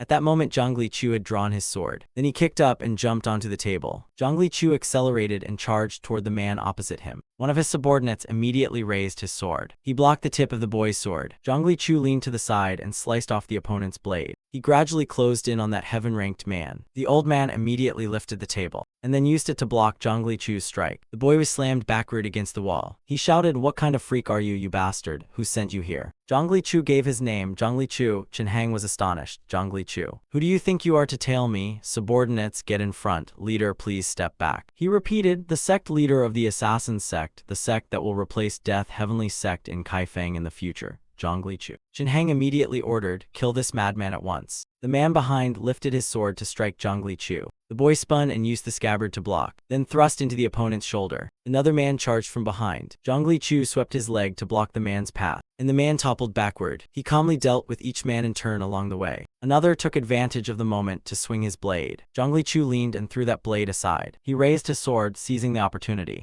and drove a blade straight into the opponent's belly. The man rolled his eyes in pain. His sword fell from his hand. The remaining man risked running out shouting, the leader is in danger, call for help quickly. Before he finished, he froze in place, because Zhongli Chu inside had thrown a sword deep into his back. At that moment, Thien Hang seized the chance while the boy was unarmed, and swung his sword to strike. Zhongli Chu nimbly leaned to one side. The old man continued to slash repeatedly. The boy grabbed a fallen sword with his hand, and casually flipped the table up and shoved it toward Chen Hang. The man used his hand to stop the table, then mustered strength to push the table forward. Seeing no movement, Thien Hang looked up to check. When he turned his head back, he saw Zhongli Chu. The boy decisively thrust into the man's body, and the man gradually fell backward. Finally, Zhongli Chu had finished off this man. He heard voices outside. Is the leader all right? A few men rushed over, muttering as they ran, I don't know, from the start I had a bad feeling about that man. As they stepped inside, they halted. Zhongli Chu found himself surrounded front and back. Zhongli Chu let out a spirited shout, ready for the fierce battle to come. Discussion could be heard elsewhere. Nobody understood why someone as calm as still water would be willing to take on this risky deal.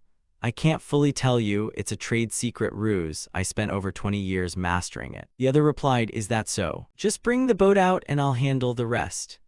The man following answered, at dawn tomorrow I'll send the boat to the dock. Once you pay the remaining sum, the boat will be yours. They said their goodbyes. All right, thanks for your trouble, see you tomorrow. Before leaving, the man offered his congratulations. By the way, congratulations on the new little boy. May your son grow up quickly before everything is settled. Watching the man's retreating back, he said casually, grow up, huh? Yes, by then he'll be a young man, won't he? Now I have nothing left in life to regret. No sooner had he finished that sigh than something stabbed him from behind. His whole body lurched backward, and he collapsed to the ground with a thud. He died on a cold, snowy night. From Byok Raigun's side, people hurried in calling, treasurer, treasurer. Chen Yun Tak, sitting in his office, looked up and asked, what's the matter? She hesitated. This. She handed him a letter. The top assassin of Death Heavenly Sect, the Wandering Fisherman, is dead. Chen Yun Tak was shocked. The Wandering Fisherman is dead, even the heaven-destroying four-fiend and Azure Deity Slayer too? Impossible. She added, that's not all. Has the leader of the heaven-slaying sect also been killed? He exclaimed, indeed, the world can turn over in a single night. Now a foul wind of blood and chaos will rise. Someone outside came in to report, treasurer, sect chief, someone has been missing from the backyard for 2 days. When he arrived, he reported to Chen Yun Tak, Zhongli Chu is inside, he ordered you to let him in. When the two of them entered, they saw his outer robe stained with fresh blood. He set the bowl he had just been drinking from on the table. Chen Yun Tak mispronounced the name of the assassin's sect. Zhang Liqiu corrected her. Treasurer, let's begin the agreement. The next morning, snow fell thickly, covering the roofs, and someone rushed up from outside. He carried the letter into the shop, then stepped to a table and called out, "Sir." Dian was quite surprised. It's been a long time since he'd seen you. It's been hard to meet you lately. You must be very busy. He produced the letter. Compared to me, sir, you're busier, so it's hard to see you. Anyway, this is the principal and interest of the money I borrowed. He took it. Thanks, the man replied. Don't mention it. I'm the one who should thank you. It's really useful. Enjoy your meal, then I'll be going. As Dian read the letter, he stopped the man. Wait, what is this? It's absurd that so much interest is missing. The man was surprised. Missing? I put in the full amount. He replied, look, this is only 1 month's interest, but it's already been 3 months. The man answered, 2 months ago I came to pay, but I couldn't meet you then, because you were away traveling. Dian questioned him. Away traveling? The man answered, the gatekeeper said so, claiming you went traveling and no one knew when you'd return. Dian was bewildered. A gatekeeper? What gatekeeper? Our house doesn't have any gatekeeper, does it? He didn't believe the gatekeeper. He stood guard at the entrance to Sir's house. That man was unmistakable. The man corrected him. I don't know who you're talking about, and I've never left Kaifeng, traveling or whatever. In any case, that's still not enough. You're short 300 taels with me, understand? At first he sighed, then immediately scolded, fraud, Quan Dian will be displeased. What? Look at him. When the time came, even if you said nothing to me, I still wouldn't have forced you to pay. I trusted you and waited. What? A scammer. The other shouted, lying. Wait for what exactly? He deliberately asked, did you do this on purpose to avoid paying that interest? When the debtor tried to rush forward, Quan Dian's men blocked him.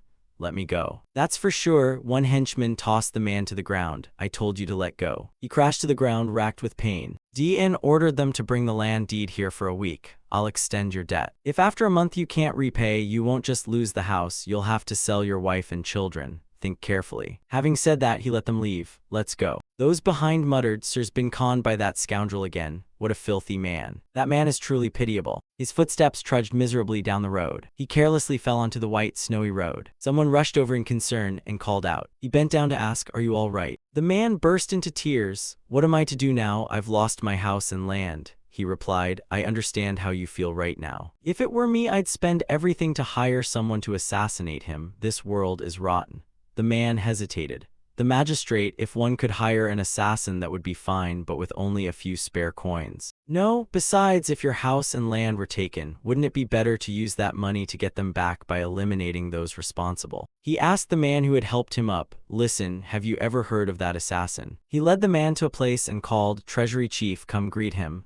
All right, he's here. He asked about his condition. How are you? I heard your back stiff. Are you okay? The treasury chief replied, don't mention it, almost healed. The road was still very slippery. As their palms met, a letter was secretly passed along. He waved casually and left, be careful. Then he went to give things to another person. Here is the list of payments due this month. Deliver it to the treasury chief. The man obeyed. Yes, I'll pass it on. He brought the letter into Byok Gun. Treasury chief, this is. She opened the letter. Inside was a neatly folded sheet of paper. After reading it, Byok Gun hurried off to find someone. She went to find Zhang Liqiu, the sect leader, an invitation. We've got our first invite. He carefully read about Quan Dian, a moneylender. Accept it and pass my word along. Investigate Quan Dian. And this is the sect's first commission, so we'll take a 1-tael fee as the commission. Another day, when Quan Dian went to collect the debt, the debtor pleaded, 1 month, please give me 1 more month. He refused, no, I can't. If I do that, people will think I'm doing charity. Please save me. If you do that, my whole family will die. I've been lenient with you for more than a day or two. It can't go on.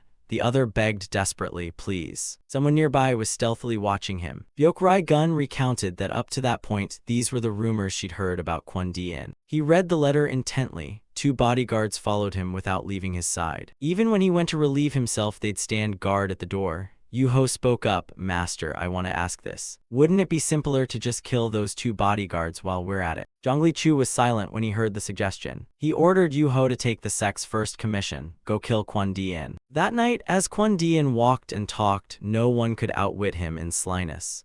The difference between before he went to the privy and after he came out was huge. When they needed money, I was their benefactor and they praised me endlessly, but when it came to repayment, I became a worthless little insect in their eyes. What useless scum. A bodyguard stepped forward warily. Dian stopped in his tracks. He stared at the figure before him and asked, "Who goes there?" The man took a step toward them, and the bodyguard threatened, "If you don't step back, I'll draw my sword." The person in front said nothing and suddenly accelerated. The two bodyguards hurriedly moved to protect Kwon Dian. They looked extremely tense at that moment, when suddenly one of them sensed imminent danger. Yu Ho's blade was already stained with blood. The other, seeing his comrade cut down, cursed bastard. He then plunged a blade into that man, and the man collapsed to the ground. At that moment, Yu Ho stood right beside Kwon Dian. He rushed forward, poised to bring his blade down and finish off the bodyguard. A blade struck, fresh blood sprayed everywhere. His eyes coldly looked up. Kwon Dian behind him was so terrified he dropped to his knees. He pleaded, "How much are you being paid to do this? I'll pay you double." "No, we'll do whatever you want." Yu Ho calmly stepped forward and called out, "Your family. Your life isn't worth a single penny." The next day the news reached the debtor's house. "Have you heard?" He turned back curiously and asked, "Heard what?" "Someone reported that last night Kwon Di-in was killed. They say Sir Kwon and his bodyguards' bodies were stuffed into a pit in the suburbs, hacked beyond recognition so you couldn't tell who was who. Those who went a look didn't pity them but spat on their corpses. I think people should have been even crueler, to be honest." Having heard this, he hurried off. He went to the alley from the other day to meet the man who had introduced him. The man turned and asked, "What's the matter?" He was about to speak when, about Kwon Di-in, the man covered his mouth and whispered, "It's all done, don't say anything more about it." He replied, "I know, I just wanted to express my gratitude." He refused, "No need to do that, it's just what they do." The man was curious. "I knew, but they only take a one-tail commission. What's their name?" He revealed it was the Sal sect. The man asked, "If others fall into the same situation as me, can I tell them to go there? Will he agree?" Of course he will. "But later the commission won't be just one tail. And one very important thing, remember, don't reveal this to anyone." Chen Yun-tak received the news. "After the first commission, we got countless more commissions. Because it would take considerable time to staff enough new assassins at Sal Sect's Kaifeng branch, the commissions recently have all been funneled to the sect." The sect leader ordered that upon accepting a commission, immediately gather information. Byok Rai-gun complied. She went to deliver the message and brought the letter to him. Zhongli Chu instructed, "There is no reason to refuse commissions, accept all of them." So your people took action. They went after each hired assassin. Some were killed in their sleep. Others were strangled to death. Yoxiok's side was also taking orders briskly. Blood gushed out, and with it another life reached its end. After that operation, they reaped a fair profit. This was their income since they began taking commissions. Zhongli Chu suggested Byok Rai-gun manage the money. She was surprised. "Me, manage it." He nonchalantly said, "Just do it. If you don't trust us, leaving someone here is like asking for self-destruction. Why pull that crazy stunt?" Byok Rai-gun glanced at him and made a silent decision. She agreed, "I'll manage it well. Half of it belongs to the Hao sect." Zhongli Chu reminded her to give it to them and pay the disciples. Those who take commissions get 10%, also reward information gatherers, amount depending on importance. Byok Rai-gun answered, "Thanks, I'll relay the master's exact words to everyone." Yu Gu was currently on a mission. He paused in front of a house at the foot of the mountain. Approaching the house, Yu Gu thought to himself, there were rumors about the ruffians at Kaifeng Prefecture. They were the children of people with nothing but money and power. Inside, a few of them were saying, "Don't play dirty. If it's not okay, then just admit defeat." Yu Gu knew well no one dared touch them because of their family's authority. They lacked nothing, so every day they indulged in debauchery. "Wipe them out." He lifted his foot and kicked the door open. The people inside turned in surprise to look. They were curious. "Who's that? Is he your husband?" One who'd never known fear spoke up. "No, not your turn yet. I still want to play today, so leave yours for tomorrow." Yu Gu swung his sword straight at him without hesitation. When they saw the man fall, they were shocked. Did he really draw a sword? One pointed at him and cursed, "Bastard, do you know who my father is? You're done for now." Yu Gu raised his sword and aimed at the loudest mouth in the group. The blade fell, fresh blood sprayed everywhere.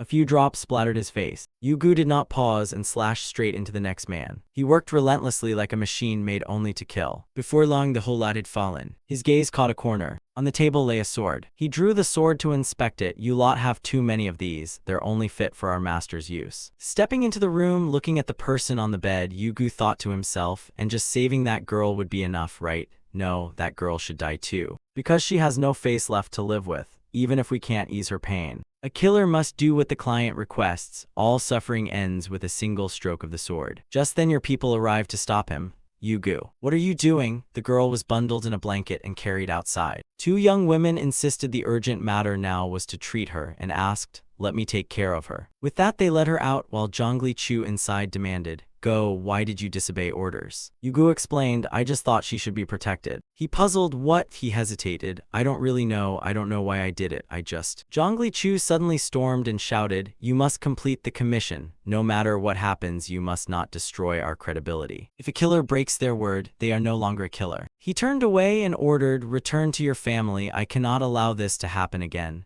Yugu called, "Master." Zhongli Chu coldly decreed, "Kill her or take her with you, your choice." Suddenly he dropped to his knees begging, "Master, I just want to keep staying by your side. You haven't cooled down yet. That's impossible because you've crossed the line of a killer." Yugu, face dark, shouted again for the master. Then he placed the sword neatly on the table and said, "Here, I thought this sword would suit the master, so I brought it back." Yugu clasped his hands and promised, "As soon as she wakes, we'll leave immediately." Saying that, he turned and left. Yu-Ho, behind him, gave Yugu an extra kick in the butt. Yoxiok stood at the door looking toward Zhongli Chu. Then he closed the door and said, "Though we've pointed swords at each other, we've also lived under one roof and eaten from the same bowl. Yu-Ho, Yugu have laid their hearts bare to one another." Yoxiok recounted the whole story. At first Yugu had a woman in his heart, but she was raped and turned into a slave.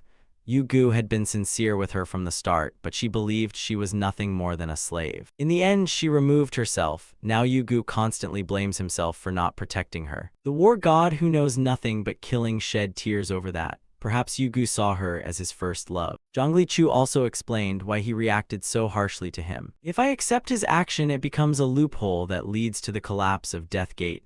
For now, it's one person's deed, but it sets a precedent. Later, everything will spiral out of control. If we don't keep the rules, they become a threat to us." He shared, "I decided to follow the master to spend the rest of my life by your side, not because I wanted to be a killer. I never want to force anyone. If not, you can always return to the southern wilderness at any time." Hearing this, Yoxiok hurriedly clasped his hands and affirmed, "No, that is impossible. I will stay by the master's side until death. I dare not lecture the master. I only want, on behalf of my friend Yugu, to beg the master.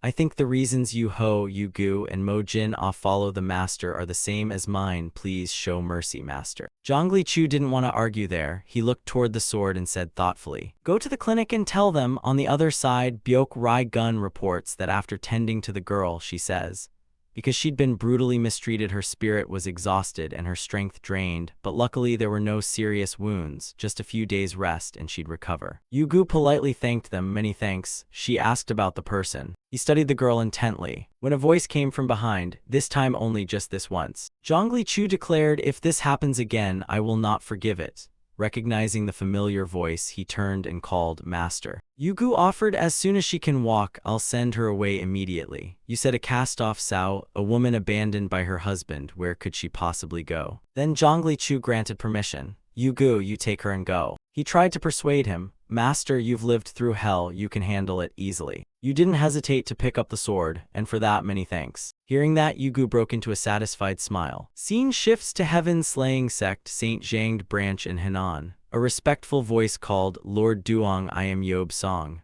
The other replied, "Come in." Ho Rim sat on the bed, a little irritated. So much drama this early? Yob Song reported that not long ago about 15 men showed up in a single day. On the other side, the crowd was furious, shouting, "Who kidnapped my son? Where did they hide him? My wife is missing too. Clearly he took her. I've seen him loitering near my wife." One or two disappearances might be explained, but 15 people gone, he clearly abducted them intentionally. One puzzled man said, "If this happened to you, wouldn't you report it to the county magistrate?" The crowd replied loudly, "Of course they did. The authorities investigated, but do you know what they said after the inquiry?" A Yamen soldier pointed toward the door and warned, "We searched and couldn't even smell a woman, let alone find a trace. The people there aren't that sort. If you pester him again, you'll get a beating." Inside, Yob Song continued his report. "Rumor has it that on the full moon, a certain official visited the brothel. How Lam guessed he'd been bribed.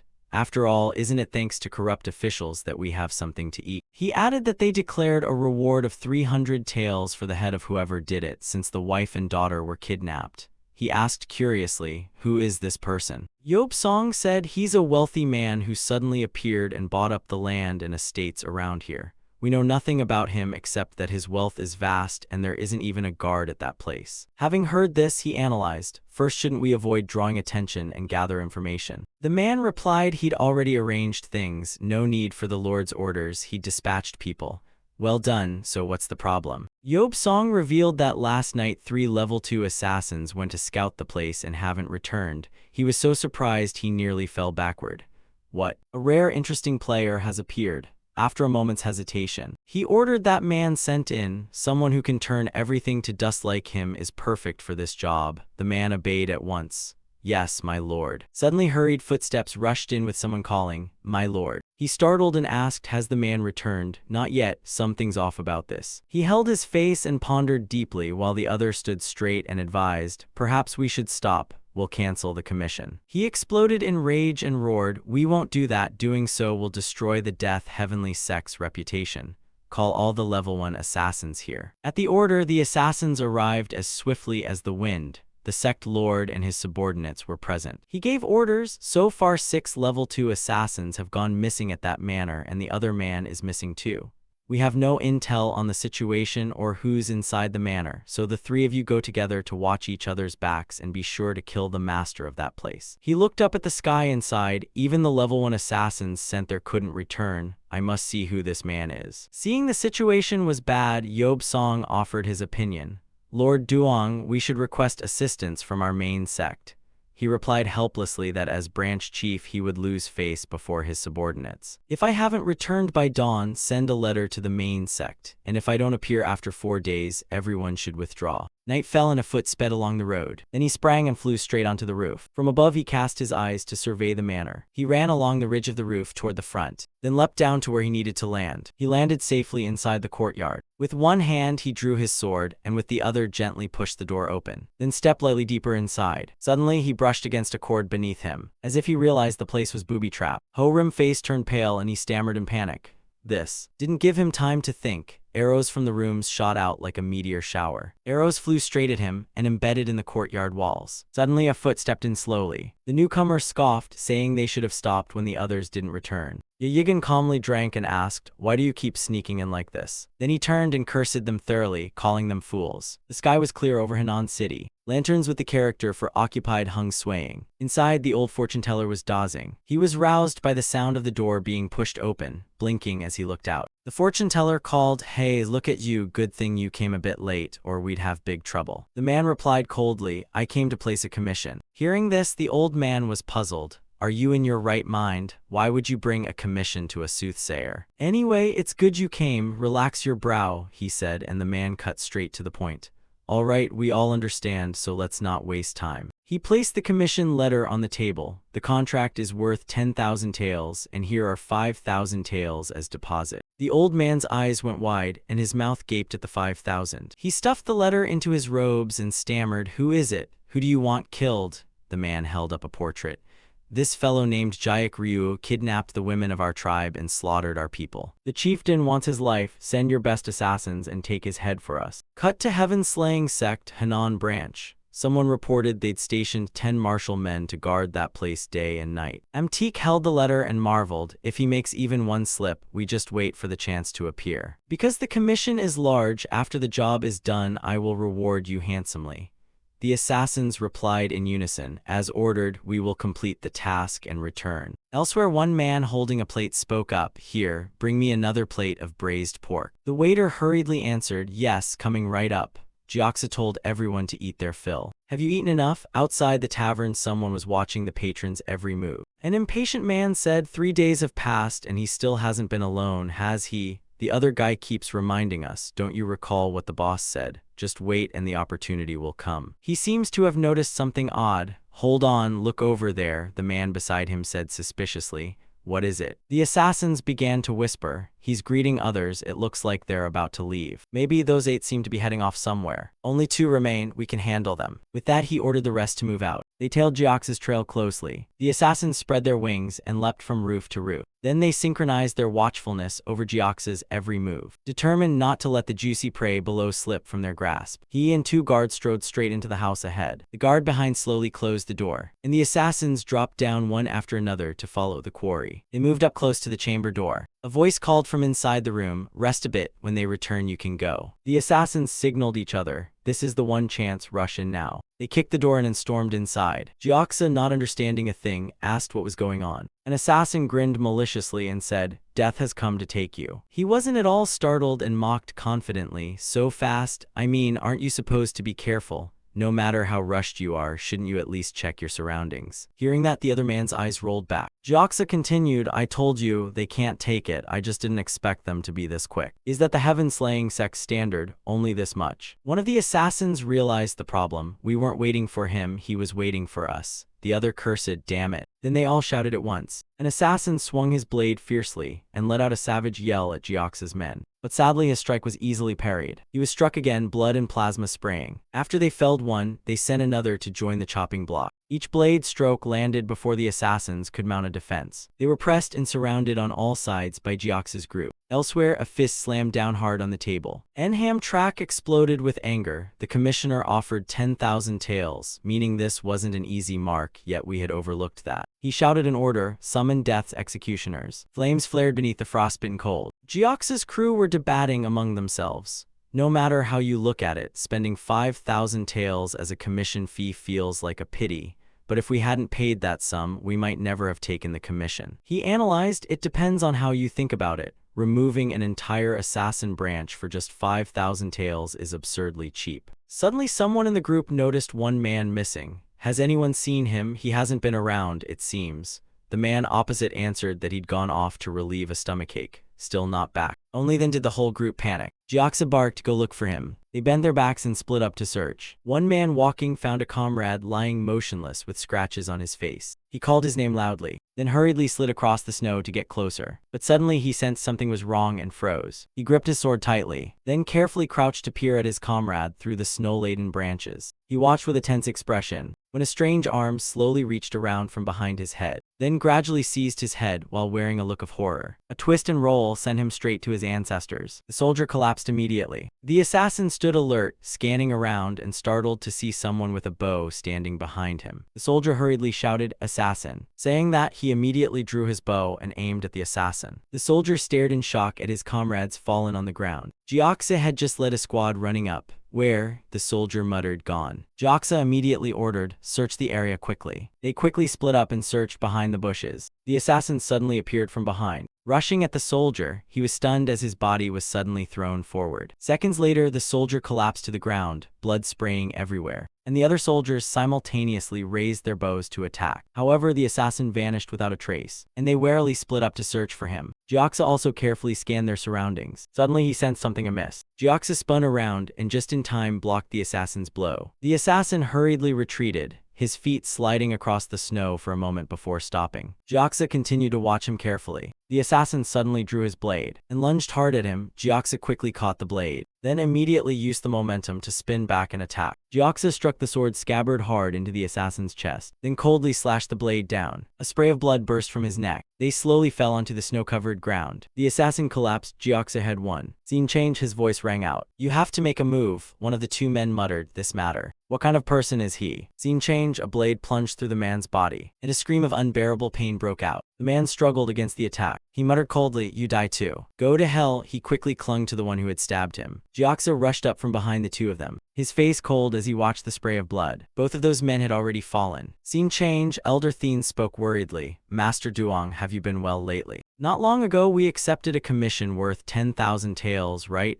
This is the lead connecting the requester to us. There must be something they want to say. Because the commission fee was quite high, I came hoping you could give me a little extra silver." And Hamtrak replied coldly, "How much do you want?" He answered, "If you give me about 300 taels more." A teapot instantly flew and smashed into his face. He had just thrown it at the man's face. "Where did you dig up this kind of request? Say it straight. I need blood executioners." Scene change, Sogo spoke up. "This is 10,000 taels." So Yeoan immediately returned it. "I'm not doing it. As if you ordered me to kill someone, that would be easier. I don't know how to build a sect, excuse me." Sogo answered, "No need to apologize. Knowing your limits is itself a kind of strength. Those overconfident will push themselves to death. Anyway, you'll understand me. I'm ordering you to build another assassin's sect, not to confront Death Heavenly Sect. There are two idiots brimming with zeal, continuously killing Death Heavenly Sect's assassins. Right now only Zhongli Chu is building a sect, taking requests and expanding his influence. So Yeoan murmured the name he had just heard,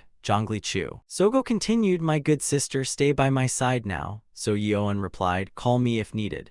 Sogo went on. So Yeoan accepted a commission from So Yeoan for 20,000 taels and made a mistake getting stuck there. He probably won't show up before his funds run out. I have a job for you, bring him out. Scene change, footsteps suddenly echoed. A man stepped inside. Master, branches elsewhere have requests for blood executioners. He muttered, Kaifeng and Zhangde, and now even other places. What on earth is happening? Select the capable assassins from all branches and redeploy them. Show them the consequence of challenging Death Heavenly Sect. The man bowed respectfully and replied, as ordered. Scene change, a voice rang out. It was. Look, the blood executioners turned in surprise, calling my name. Ha Chan asked, are you looking for someone connected to the assassins? Who's spreading rumors like that? After asking and asking, they finally found him. Please help me. The blood executioners fell silent for a moment, then said, follow me. The minimum commission is 200 taels, but you know what? He replied, I came here with all my assets, so you don't need to worry. All right, who is it, the one you want dead? Ha Chan coldly punched him hard. The blood executioners immediately slid across the white snow. Ha Chan continued, I want to state the request to those people in person. Where are they? Byok Gun set a box down. These are the newly delivered commission letters. Chen Yun Tak pondered them, his face unreadable. Is this all the commissions? Byok Gun answered, yes, sir, please check them and I'll take them to the Salmon Master. Chen Yun Tak muttered, this world may be chaotic, but are there really so many people who want others dead? The commission fees aren't small, where are they getting this money? We also can't tell who are assassins and who are house sect, I'll have to ask in person. Scene change, a voice called out loudly, Hostler Hall leader. He turned back at once. You arrived just in time, I was about to look for you. Chen Yun Tak replied, then I did arrive at the right time. What's the matter? He answered, isn't Deathgate paying part of the commission to the commission messengers? Tell Deathgate to stop doing that. Chen Yun Tak was surprised. Deathgate is sharing benefits with us. Why would you want them to stop? He replied. Because the disciples do nothing, just report commissions and they get a pile of money. With a deal like that, who wants to actually work? Everyone's red-eyed hunting for requesters. Some even stir others to submit assassination requests. Our disciples are like bloodthirsty hunting beasts now. Everything's fallen into this state. Chen Yun Tak muttered, so that's why commissions keep increasing. Too blatant, it's only a matter of time before it all comes out. Suddenly, a panicked voice rang out. Hostler Hall leader, what's wrong? What's the matter? His eyes were filled with alarm. Chen Yun Tak calmly observed the blood executioners made by the assassins. He had been killed while investigating. The Hostler Hall leader muttered, are the assassins in Kaifeng now reduced to just Satmun? Chen Yun Tak replied, impossible. Could Heaven Slaying Sect have started to act? Just hope he doesn't open his mouth and reveal anything before he dies. Relay my orders, everyone assemble tonight. Scene change, a voice rang out, bring Chen Yun Tak's subordinate in. Master, please don't send people there anymore. Zhongli Chu examined the documents in his hands. Chen Yun Tak. What are you unhappy about? I think you've cared too much about house sect affairs. Chen Yun Tak answered, I know, that's why things have worsened. Don't beat around the bush, say it. Has Death Heavenly Sect returned and is hunting assassin sects? Zhongli Chu replied, don't worry about Heaven Slaying Sect, I will handle it. Chen Yun Tak responded, can we really deal with Death Heavenly Sect now? House Sect in Kaifeng and Deathgate have deep ties, and the issue is House Sect and Death Heavenly Sect are entangled. Zhongli Chu stared at him thoughtfully, saying nothing. Chen Yun Tak continued, we must leave immediately. We don't have time to delay. Right now they don't know we are Deathgate. Scene change, a voice sounded surprised. Gather everyone. Yu-Ho pushed the door and stepped in. I'm late. On the way here I ran into a bit of trouble. They discovered the body of one of our disciples. Chen Yun Tak asked again, was the dead man one who received a lot of commission notices? He replied, yes. He immediately sighed in helplessness. Don't hesitate, everyone listen carefully. Don't accept any more commissions. From now on stop all activities related to Deathgate. The Hostler Hall leader worriedly asked if he could unilaterally make this decision without asking Deathgate's opinion. Deathgate is gone. Byok Gun felt somewhat alarmed by the sudden news. Chen Yun Tak continued, now the remaining question is how to minimize the damage. How? Disciples who are closely connected to Deathgate's commissions, if anyone is being followed, kill them before they speak. Absolutely do not let emotions interfere. The captured will die anyway, letting them go quickly is a mercy. The man sitting beside him wondered, Chen Yun-tak, is it really that urgent? Chen Yun-tak answered, 2 people are already dead. We don't know how much death Heavenly Sect has learned, so stop everything and deal first with those most likely to leak information. They rose immediately. Now is not the time to sit here and talk. My men will go at once. The men quickly stepped out of the room. Chen Yun-tak hastily called, Byok-rai-gun, wait. She turned around in surprise. Chen Yun-tak pushed a large box forward. This is 7 steps death. This poison kills the victim within 7 paces. They won't even have time to feel the pain. Byok-rai-gun quickly understood. She murmured, I'm the most dangerous one here. Chen Yun-tak said nothing, only nodded in agreement. Byok-rai-gun spoke, the Mang master must become the sect leader. Byok-rai-gun reached out and opened the door to the room. Inside the room was empty, no one was there. Byok-rai-gun stared thoughtfully at the empty room. They had gone. Suddenly, a letter on the table caught her attention.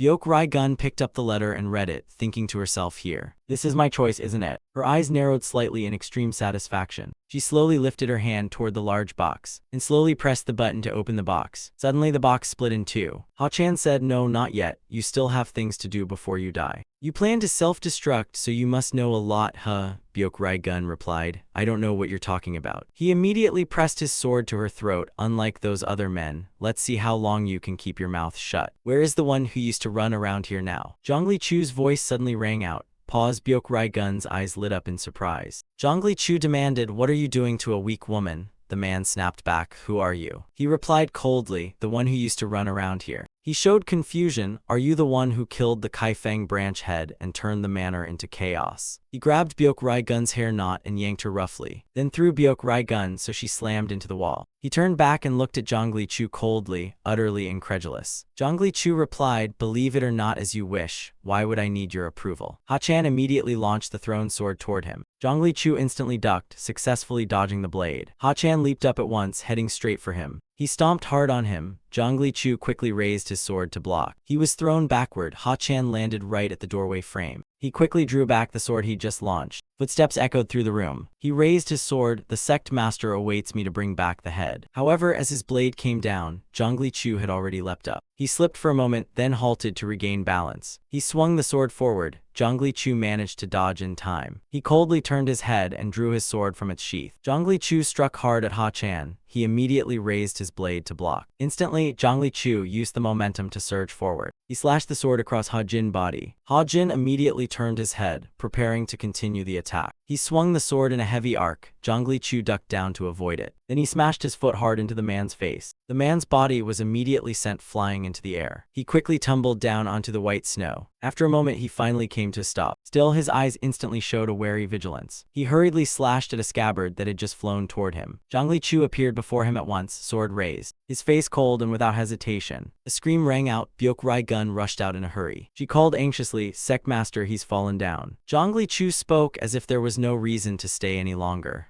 Byok-rai-gun, aren't you coming with me? Scene change, night had fallen over a city. A hand suddenly appeared on the snow-covered city wall. After a short while, several men appeared on the rooftops. They hurriedly ran carefully across the city. Yigan held a wine jar in his hand, smiling slightly. Even though they keep getting killed, they still rush here like moths to a flame. After all, they can't escape the fate of an assassin. May you find peace, cheers. He immediately lifted the jar to his mouth and drank. But then Yigan suddenly realized the jar was completely empty. He shouted, bring more wine. A moment later, another jar topped up his cup. Yigan, satisfied, raised his cup and drank it dry. Around him, girls stood and sat attending to him. Yigan said, tell me, do any of you want to go back home? Say it and I'll release you. The girls remained silent, staring at him without answering. Yigan chuckled, is that so? This place is better than caring for your parents and husband and children, isn't it? After all, instead of a poor life of tending aging parents and breaking your back caring for a husband and children crying from hunger, every day passing in misery. Fine clothes, warm beds, and storerooms full of food. Here, all you need to do is enjoy yourselves with me. This is your paradise. One girl suddenly spoke up.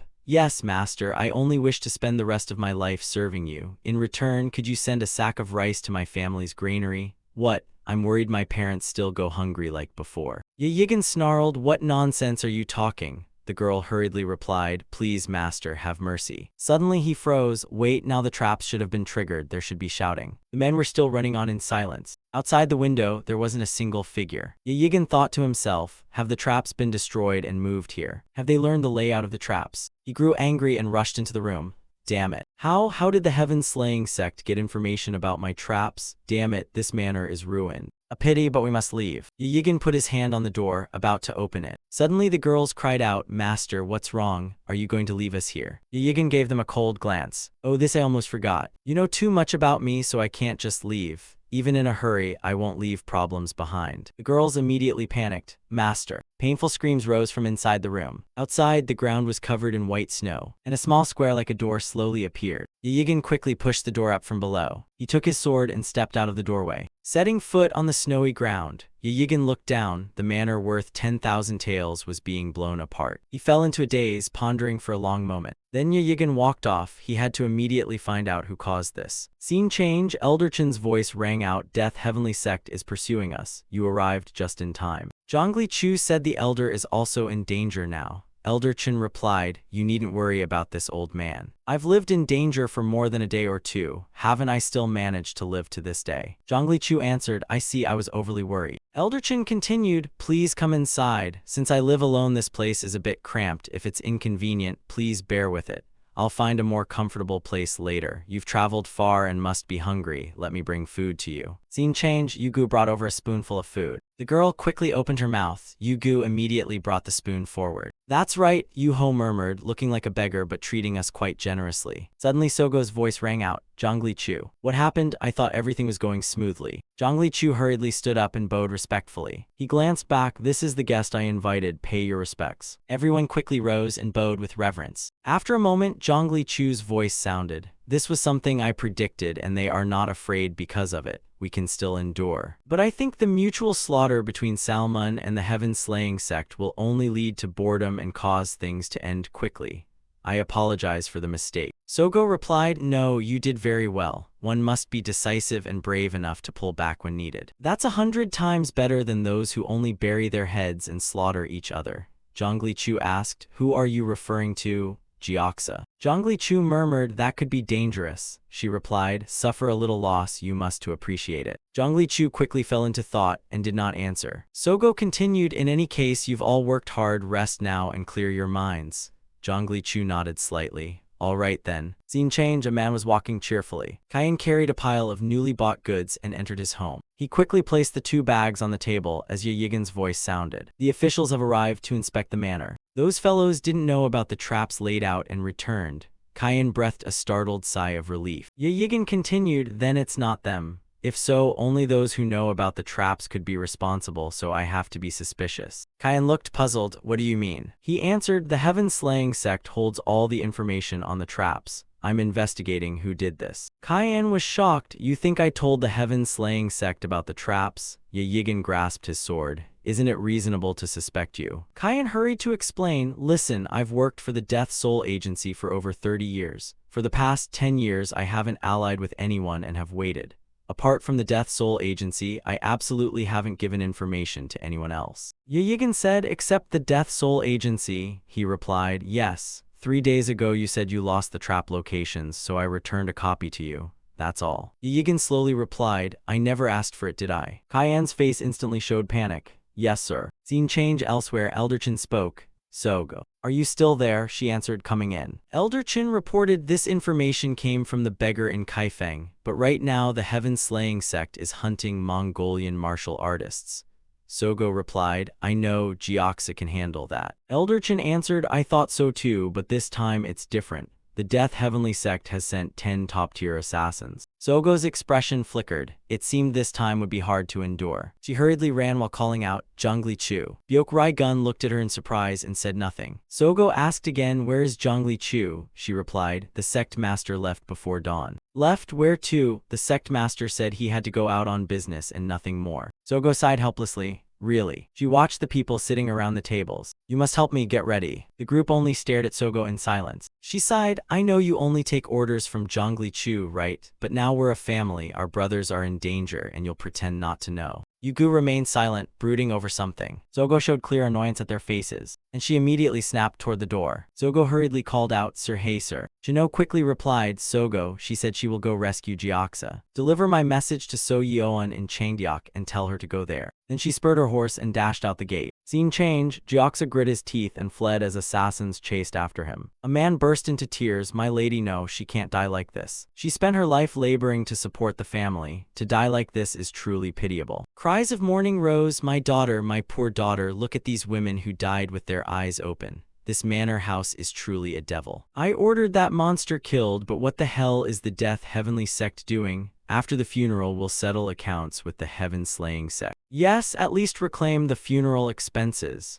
DI letter 1 EC7 Yu An wondered silently why he had done such a thing. Suddenly a man whispered to her, "So Yeon, who is he?" "I'm relaying orders from Elder Chin. Sogo orders that Jiaxa is in danger, so hurry there." Scene changed, Jiaxa and 2 remaining soldiers ran away. Suddenly a sound came from behind and they spun around. One man hurriedly asked upon seeing a comrade fall, "Are you all right?" He answered, "I've twisted my ankle, I can't walk now." Go on, I'll buy you some time." From behind, the cloaked assassins gradually emerged, and arrows immediately flew toward them. The lead assassin quickly ordered, "Stop." On the other side, the soldier urged, "Hurry up, move faster." Jiaxa replied, "Thank you so much, I'll toast you with a big cup of wine. Come on over here." From afar, a figure hurtled straight toward him. An assassin coldly brandishing a sword charged forward. He carefully took aim his arrow in that direction. The arrow shot out to slow down the assassin's approach. He continued firing more arrows. The assassin ran in while dodging the arrows. Suddenly he realized he had no arrows left. Jin could hardly believe his eyes. His face briefly showing panic, he fearfully looked up at the opponent before him. The assassin closed in and swung a blade toward him. Scene changed to another fortress at night. The subordinates were patrolling around. They drowsily glanced around to keep watch. Only 2 of them were standing guard at the city gate. Suddenly one of the 2 felt that something was a bit off. He slowly lifted the torch forward. Mice began to appear against the white snow. "What mice? Where did they come from? What are you staring at, idiot? Chase them or catch them." The 2 immediately waved their arms and legs. "Go away. Scram, move along." Zhongli Chu seized the chance and jumped into the city. One of the disciples felt uneasy. "In the middle of a winter night, what is this? Wake everyone up. We can't chase them all away." Scene shifts inside Old Ho's sleeping chamber. He muttered, "Enough to wake everyone up." Zhongli Chu's voice rang out, "Waking you is better. If I count to 3 and you still don't get up, I'll make you sleep forever." Old Ho calmly closed his eyes and asked, "Who is it?" He replied, "It's an assassin from the Death Soul Agency."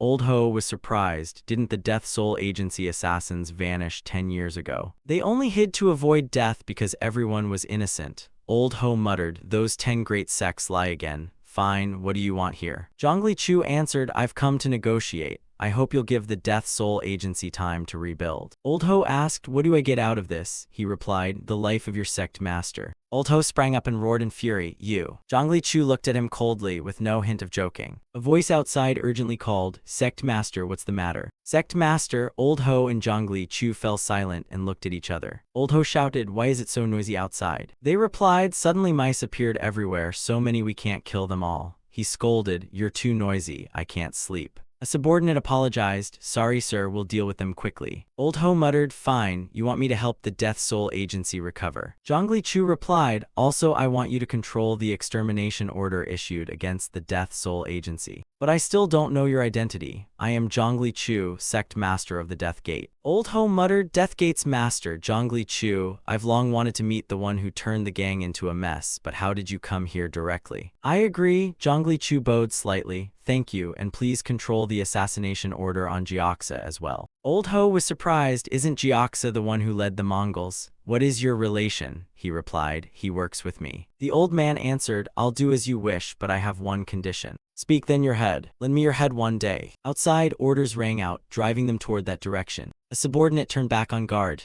"Who are you? Quickly reveal your identity, or I'll kill you." Old Ho's cold voice rang out, sheathing their swords. "That's the sect master of the Death Gate. Treat him politely." Immediately, they all retracted their swords. Zhongli Chu calmly stood watching Old Ho, a broken sword being flung far away. Jiaxa had just knocked the sword away, then quickly stood behind the assassin. The assassin immediately spun and swung hard at him.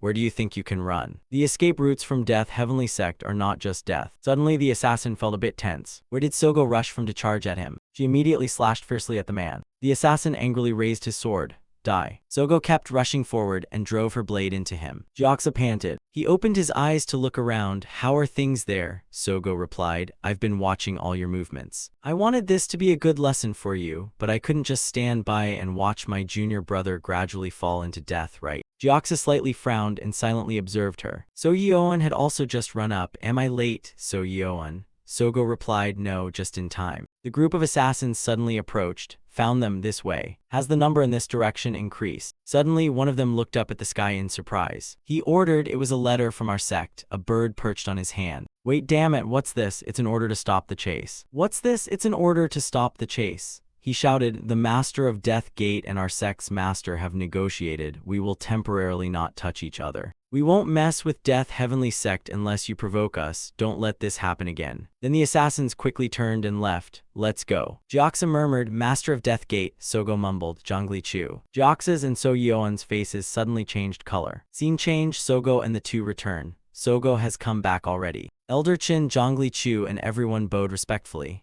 You're back. Any injuries? Are you safe? She replied, I'm fine, so don't worry. Why didn't you tell me you went to see the Master of Death Heavenly Sect? Zhongli Chu replied, I thought if I told you, you'd certainly stop me from going. Sogo answered, of course going alone to Death Heavenly Sect was crazy, but because of that heaven-slaying sect stopped the pursuit. Zhongli Chu said the Master of Death Heavenly Sect decided to turn a blind eye while rebuilding the Death Soul Agency.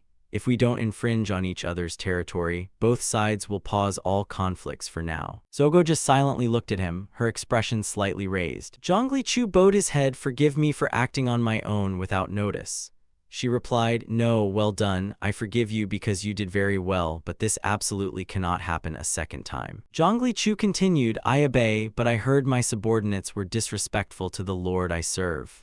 She answered, all right, it's over now. Zhongli Chu quickly called out a few names loudly. Sogo, Elder Qin were immediately startled by that voice. Zhongli Chu's voice continued to ring out. You who have disrespected the Lord I serve, all of you, apologize. A knife was thrown to the ground. Yugu. He crawled to the knife and picked it up. Then Yugu bowed his head slightly, clasping his hands in a respectful gesture. He quickly drove the knife in his hand into his own body. Elder Hyun was startled by this action. He hurriedly shouted stop, but the knife continued to be driven in. Next it was Yugu's turn to stab the knife into himself. Then Yoxiok began to receive the punishment. Finally Zhongli Chu reached for the knife. If my subordinate is at fault, it is also the Lord's fault. This must never happen again.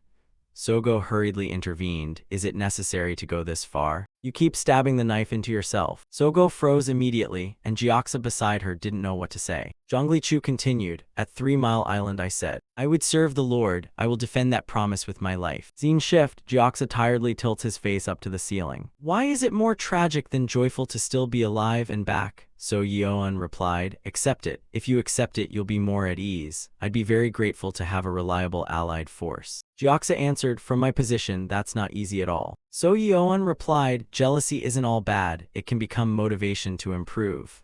Suddenly Ye Yigan charged at Jiaxa. Where's So Yeoan? He immediately froze when he saw the two of them. You want to die? So Yeoan replied. What's wrong? He kept looking at you, pretending not to know. I know you handed the agency plans to Death Heavenly Sect. Are you trying to kill me? So Yeoan replied coldly. It's a pity to see a killer who doesn't hesitate to slaughter innocent young women still return alive. He ground his teeth. Hey, because you're pretty you keep acting high and mighty with me, right? If you hadn't done that, those girls wouldn't have died. You killed them. Jiaxa immediately grabbed his collar. Stop it. Ye Yigan roared, not giving up. Are you planning to pair up and rush in? Sogo suddenly barked. What are you doing? Ye Yigan cried out, sister. It's So Yeoan because she colluded with Death Heavenly Sect. Sogo cut in. Shut up. I had her do that. I told my junior to build an assassin sect. Did I tell him to set traps and go hunting? Ye Yigan stammered. After I capture all the Death Heavenly Sect's assassins. Xiao Gao shouted. When will you capture all of Death Heavenly Sect's assassins?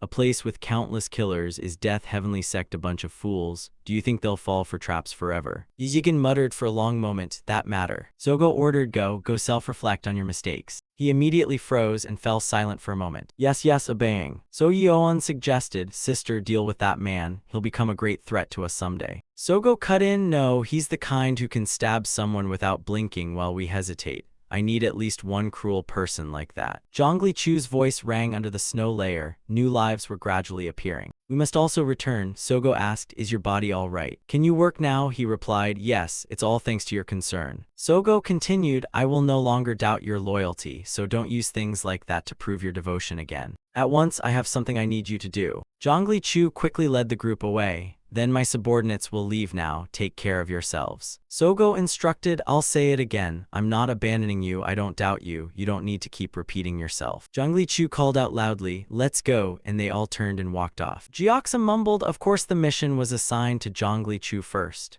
Yi Yigan replied, isn't that obvious? If it were me, I'd pick him too. Sogo answered, no need to be upset. If you knew what the mission was, you'd consider yourself lucky. I will build a tremendous force to defeat the heaven-slaying sect in one strike. From now until then, Zhongli Chu will act as a diversion to draw attention and buy us time. Suddenly So Yeon's face showed surprise. Sister. There's a group of men approaching them. So Yeon asked, who are those people? Sogo replied, assassins of Mukwalguang.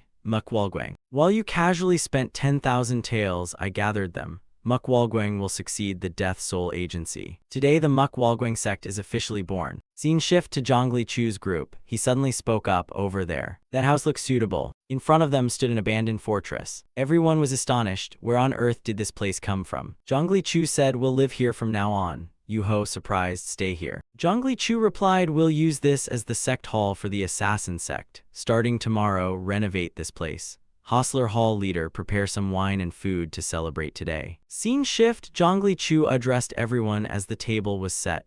Today marks the birth of two sects, our sect and Mukwalguang, the place we left this morning. That's all you need to know, don't mention it again. And from now on this will be our Death Gate headquarters. Today we celebrate ourselves, and after we finish refurbishing this place, we will formally inaugurate the sect. From tomorrow, everyone will be busy again. For today, eat and drink freely, get drunk if you like, bottoms up. Everyone quickly raised their cups and drank. Yuho appeared extremely pleased. Very good. Compared to Middle Land, I prefer the Central Plains for one reason. Do you know what it is? It's the wine. Without wine, it's hard to overcome homesickness. Yugu laughed happily. What's homesickness? As long as I'm with him, I'm happy wherever I go. Yuho cut in, if you say that, what will be left of me? It seems Yugu has learned how to live in this world. Night fell and the torches were lit. Yuho had long since begun to fall asleep. They spread a white cloth on the ground and used some old rugs as blankets. Sister. Byokrai Gun immediately froze at that call. Zhongli Chu said, this is the first and also the last time. I will call you sister. Someday there will be no one hunting the heaven-slaying sect anymore.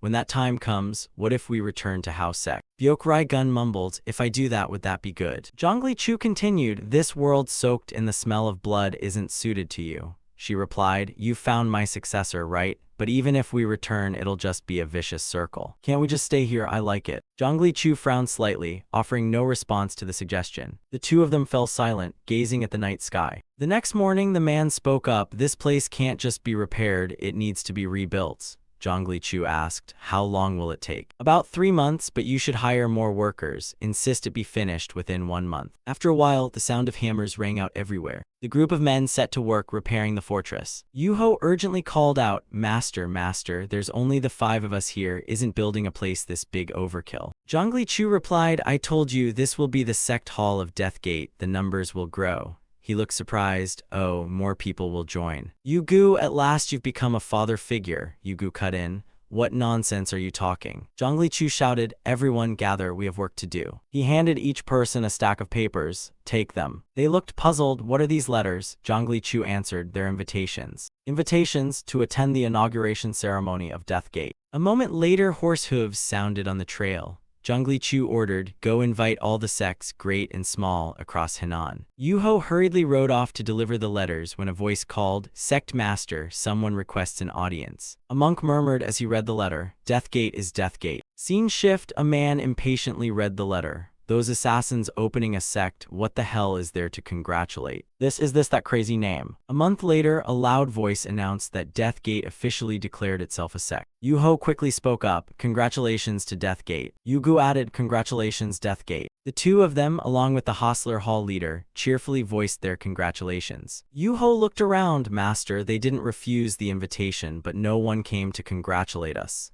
Zhongli Chu replied, I didn't expect much anyway. Byok Gun said, I thought many guests would come, so I prepared a lot of food. What shall we do with all of this? Zhongli Chu replied, food is precious right now, we mustn't waste it. Invite the townsfolk. Scene shift, Yoxiok shouted, everyone listen up. At the newly built manor a feast was held. Men and women, old and young, anyone who came could join the celebration. People quickly streamed in a long line toward the fortress. It's been ages since I've eaten my fill. I never imagined a day like today. Today I'll eat until I burst. They suddenly froze before the sign. But that's Death Gate. If it's Death Gate, it's an assassin sect, so this place is a gathering spot for killers. No hidden scheme, right? What's going on with criminals like us? I'll eat. Zhongli Chu announced, I am the owner of this manor. I've had everything prepared, so eat your fill and remember to take provisions when you leave. They quickly replied, oh my, thank you, we'll eat well. Thank you for your hospitality, manor lord. Pungun Chuwal suddenly called out. Byok Gun quickly turned. Yes sir, do you want more? Where's the latrine? Right behind that building. Scene shift, the side door suddenly opened. Pungun Chuwal quickly stepped through the door, and he immediately glanced around the manor. Pungun Chuwal's left hand tightened slightly. He calmly laced his fingers behind his back and moved forward. Pungun Chuwal strolled forward to inspect things calmly. Suddenly Zhongli Chu's voice rang out. What are you looking for? Lost your way? Pungun Chuwal smiled faintly. This manor isn't big enough for me to get lost in. I'm just taking a look. This manor was once abandoned. I didn't expect it to be reborn.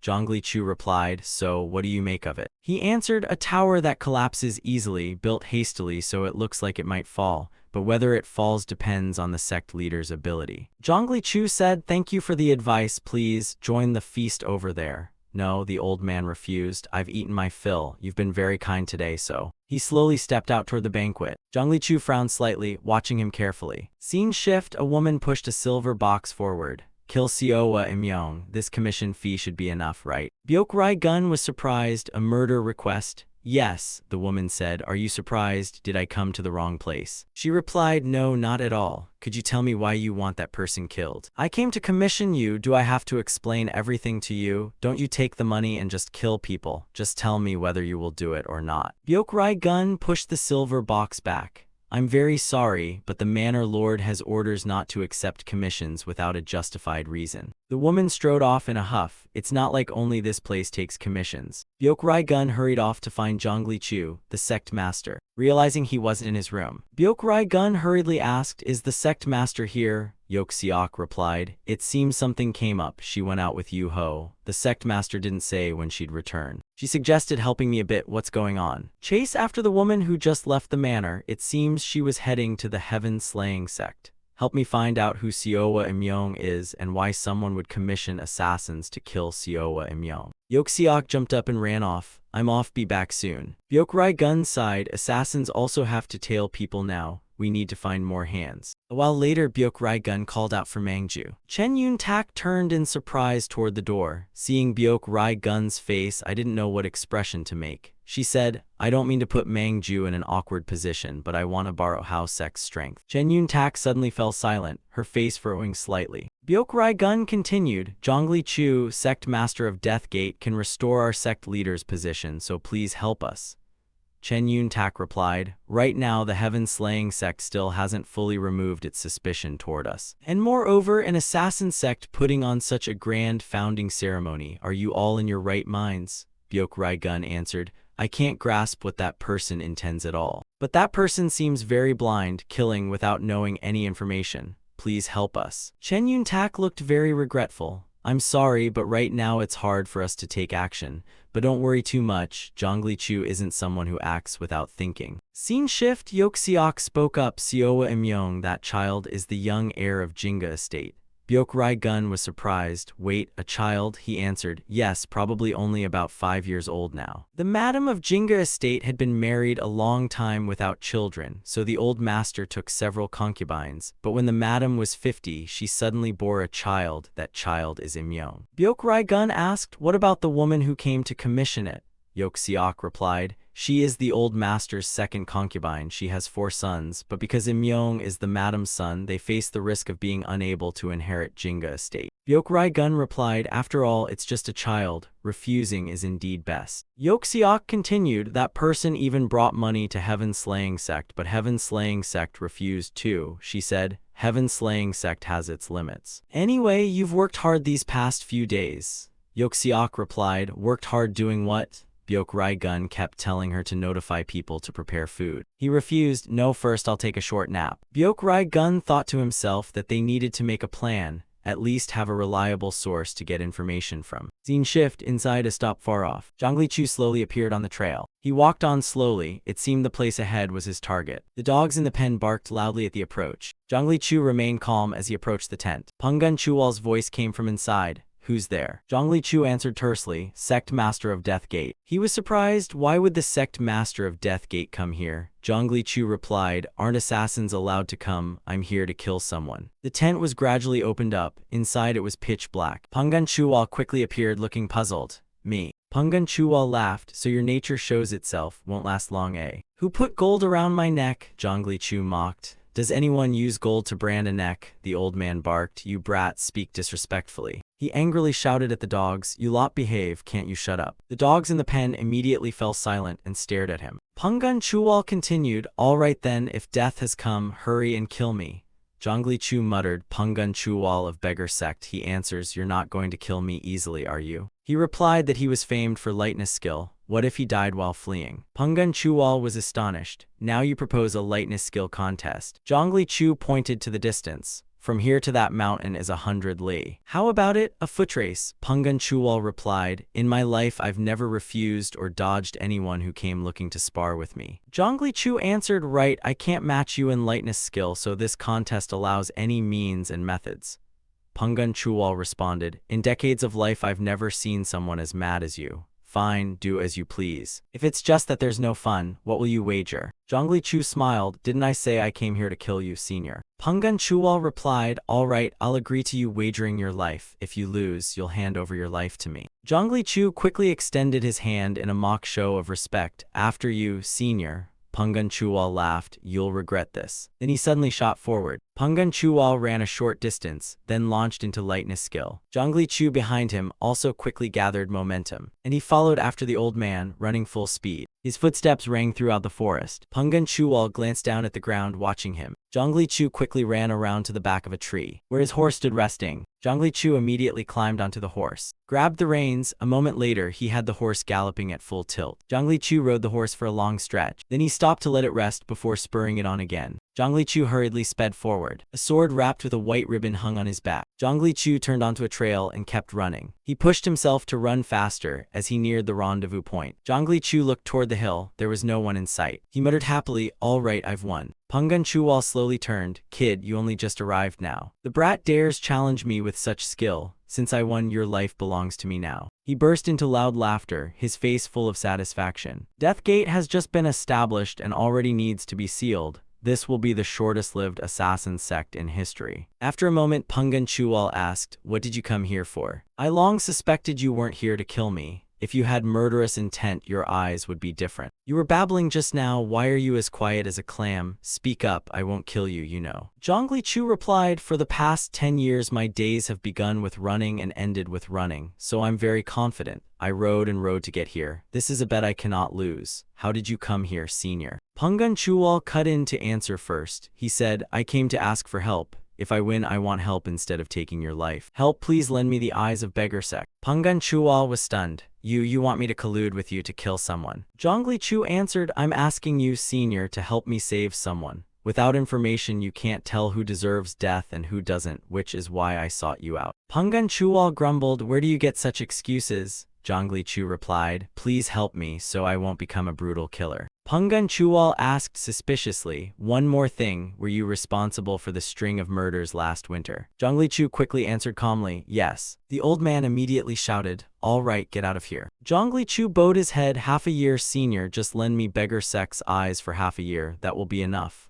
Thank you for sparing my life, I take my leave. He quickly turned his back and walked away. Penggan Chual still did not look back, and after a moment he suddenly called out, this road. How could an old man possibly chase down a kid full of energy? I can beat you because I know more routes than you do, and my martial skill can follow the paths I know. Zhang Chu bowed to him with respectful courtesy. Then he turned and headed toward the horse. Penggan Chual sighed, someone like you choosing the assassin's path Dangerous people must keep their eyes wide and stay vigilant. Scene shift, a man spoke up. E1G, the cloth shop owner over there, could that guy kill him for me? Byok-Rai-gun replied, please be clear, do you want to commission a killing? He answered, yes, I want to commission it. And this here is an heirloom passed down in my family for generations. I have no money, so I want to use this. Byok-Rai-gun answered, it will take a little time for us to decide whether to accept this commission, so can you wait until then? We reply as soon as possible. The man quickly stepped outside. All right, I'll wait then. Byok-Rai-gun silently closed his eyes, looking exhausted. A moment later, Byok-Rai-gun called out loudly, Hostler Hall leader. He's there, I'm on my way to see him.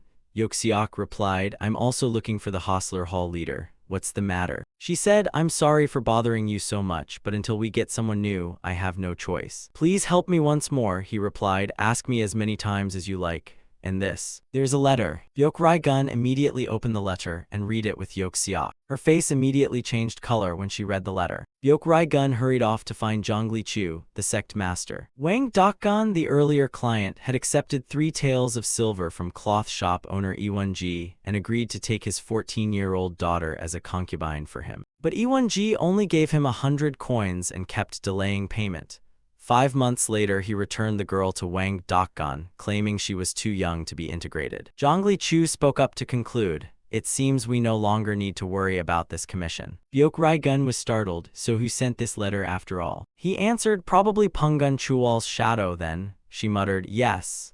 Zhongli Chu continued, later we can smoothly present the judgment to the petitioners. Pungun Chual will temporarily serve as the eyes of Death Gate. A man's voice rang out, kill Eunyoung Samryong. Byok-Rai-gun muttered, Eunyoung Samryong. The man immediately asked, can you do it? Byok-Rai-gun silently watched the man for a moment. Then he hurriedly stood up, this trip is a waste. Byok-Rai-gun quickly stopped him, wait. I have to ask the sect master about this request, please wait here a moment. All right. Scene shift, Zhongli Chu was thinking to himself that knowing many paths allows your martial art to follow whichever path you choose. Byok-Rai-gun's voice called, sect master. He replied, come in, she explained, someone wants to kill Eunyoung Samryong. Zhongli Chu cut in, no. Byok-Rai-gun answered, this is the first commission from a martial figure. Running the estate solely on commissions from commoners, it's not easy. Zhongli Chu stood up, commissions from martial figures are out of the question, she was surprised. Why? He looked at her suggestively, the shadow. Byok-Rai-gun immediately froze at that remark. Zhongli Chu continued, the reason the shadow clings to Pungun Chual to help us is to keep an eye on us. Don't act hastily until that person's eyes are covered. He hurried to the door and called loudly, you. Byok-Rai-gun, wait, I have something to tell you. Yu-ho ran over, the master summoned me. You order, refuse the commission from the person in the reception room. Yes, master, and Zhongli Chu murmured something to him. Yu-ho kept replying, yes. Yu-ho immediately ran off to carry out the task. Zhongli Chu said, Byok-Rai-gun, I'll have to leave the estate for now. During that time, all commissions and affairs of the household are managed by Byok-Rai-gun. Byok-Rai-gun asked, may I ask where the master is going? He replied, to find people to share use of this estate. If those people arrive, give them lodging and from start to finish make sure they encounter no inconvenience. She answered, I will do so. Zhongli Chu continued, and those who left House sect have now become people of Death Gate. Why are you still called Byok-Rai-gun? She mumbled, then it's. He continued, the manager who handles everything of the estate should be called the steward. Scene change, Zhongli Chu's voice rang out, I'll cover all the funds needed to build the lodgings. Living expenses. Oldengo replied, thanks for helping us, but why must you do this? He answered, I'm an assassin, I'll use this to kill people. He flinched. What? Oldengo hurriedly pointed toward the door, get out at once. Still, Zhongli Chu remained seated. The two of them sat in silence, staring at each other. Oldengo said, you don't have to be that honest. He replied, I don't want to deceive an old man. If there's no mutual trust, how can we plot anything? Don't you want to complete it, the greatest masterpiece of a lifetime? Oldengo looked at him with some hesitation. Zhongli Chu suggested coming to the estate to think it over and make a decision. Yang Yung-ho spoke up, I came to take the job for 12 taels a day. Yang Yung-ho. Byok-Rai-gun quickly ran out to greet him, very pleased to meet him. Please come in. This way, make yourself comfortable in this room. If you need anything, entrust it to the servants. A moment later, Husato said, I came to take the job for 6 taels a day. Byok-Rai-gun replied, please come in, welcome to our estate. Then this way, please. Yu-ho remarked, the number of people keeps increasing. Look at that one, the master has gone somewhere, yet the errand boys just keep pouring in. Yoxiok asked, are they really errand boys? Look at that one, Jae-weryung, that chair. Jae-weryung spoke up, I came to take the job for 9 taels a day. Scene change, Zhang Lichu's voice rang out, Chenwang. Chenwang stopped in surprise, carefully scanning the surroundings. Zhang Lichu continued, I want you to become an assassin in my death gate. He was surprised. Who? He quickly introduced himself. Zhang Lichu, master of Death Gate. Chenwang answered, so it's you, the madman who opened an assassin sect and goes bragging everywhere. Zhang Lichu replied, if you already know, I don't need to explain, come work with me. Chenwang responded, beat me, then I'll do as you wish. Zhang Lichu laid down his sword as much as he liked. I won't use a sword because I can't injure someone who will become one of mine. Chenwang immediately tossed his sword aside, I'll do the same. Then the two of them lunged into a fight. Chenwang was astonished at Zhang Lichu's block. What is this? He answered at once, the fist technique of red tribal boxing. He quickly swung his fist forward. Chenwang swiftly caught it. Zhang Lichu immediately struck that hand hard into his waist. Then he set up a fist toward Chenwang's face. However, Zhang Lichu smiled and did not strike his man. Chenwang stared in shock as the fist froze inches from his face. I will become an assassin of Death Gate. Zhang Lichu said, then you must now pay respects to the sect master. Chenwang, go to the estate on Dewi Mountain and take the job for 8 taels a day. Scene shift, Byok Rai-gun cheerfully called, welcome, please come in. He came to take the job for how many taels a day? Oldengo's face showed a hint of confusion at her words. Take the job, what are you talking about? I came to work. Chenwang spoke up, I came to take the job for 8 taels a day. Sanwaden, I came to take the job for 10 taels a day. A little later, a man muttered, 11 taels, I came to take a job. A pile of firewood was stacked up like a mountain. Zhang Lichu was walking beside the man carrying the wood. He looked at Hongchen with a somewhat puzzled expression. Zhang Lichu quickly ran over and called to him, hey, I've never seen business done like this in my life. Using that strength only to carry wood isn't a waste. Hongchen replied, so what do you think it should be used for? He answered, killing would suit you well. He muttered, do you mean tell me to become a villain? Zhang Lichu replied, if you kill the innocent, you'll be a murderer, but if you only kill the wicked, you'll be called an angel of justice. Hongchen silently looked at him, his face showing some hesitation. Zhang Lichu asked, what do you think? Join me as an assassin. Hongchen replied, Guan Zhen has 3 sons. The second son molested my younger sister and beat my father into disability. Can you kill him?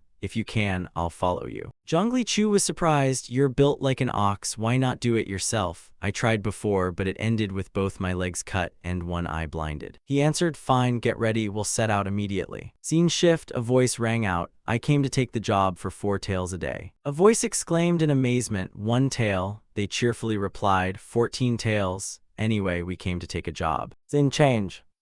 Quan Tran burst into tears in shock. Impossible. Impossible, there's no reason my son would destroy himself. My son, father, what did you fail at that made him take his own life? I don't believe it, I don't believe it. Hongchen stood watching from afar. Zhang Lichu murmured, Dewi Mountain. Our headquarters is the estate on Dewi Mountain. Tell leader Byok Rai-gun that you came to take the job for 15 taels a day. Hongchen exclaimed in surprise, how did you know? He replied, follow me and I'll teach you the method. Scene change, I came to take the job for 7 taels a day. Yolpyong, I came to take the job for 5 taels a day. A little while later, a calm man walked in. Hongchen, I came to take the job for 15 taels a day. Zhang Lichu's voice rang out, the order born of money does not reflect martial skill. It is decided by your ability to kill and your loyalty. But don't be arrogant about that order. We are now a family sharing one table. I'm very happy to have so many brothers join. Now drink and share this joy. Everyone around the table raised their cups. Bottoms up. Scene change, Oldengo asked, have the materials from the Pine Town been brought back? The young man smiled and said, I've confirmed it. Zhang Lichu asked, Elder, is the work progressing well? I was about to come see you. Oldengo replied, come here, I have something I want to show you. Zhang Lichu asked, do you need any help? He answered, no, it's just my stiff old back that's the problem. Oldengo quickly reached toward the wall in front. Here the Hunan province map is finished. Zhang Lichu replied, you've worked hard. He answered, indeed, I've worked very hard. Zhang Lichu murmured, buildings are raised and then torn down. Those changes must be repeatedly redrawn on the map. Oldengo interrupted, come on, isn't that obvious? Scene change, the sky above looked peaceful and clear blue. Zangidal sat watching them from the window. Zhang Lichu asked, how is it here? He replied, I became an assassin to fight. How much longer must I be locked up staring into the distance? He answered, you have entrusted your life to me. Whether living or dying, wait for my orders. To do that, first you must learn how to serve Teal Eder 1E7NG. Sangyeol was silent, his face slightly furrowing. Zhongli Chu placed a roll of paper down. If you want to fight, carve this into your mind before tomorrow. Sangyeol was surprised. What is this? Finally it's work. A map. Who is the target? Who must be killed? He replied, memorize it and I'll tell you later. Sangyeol scratched his head impatiently.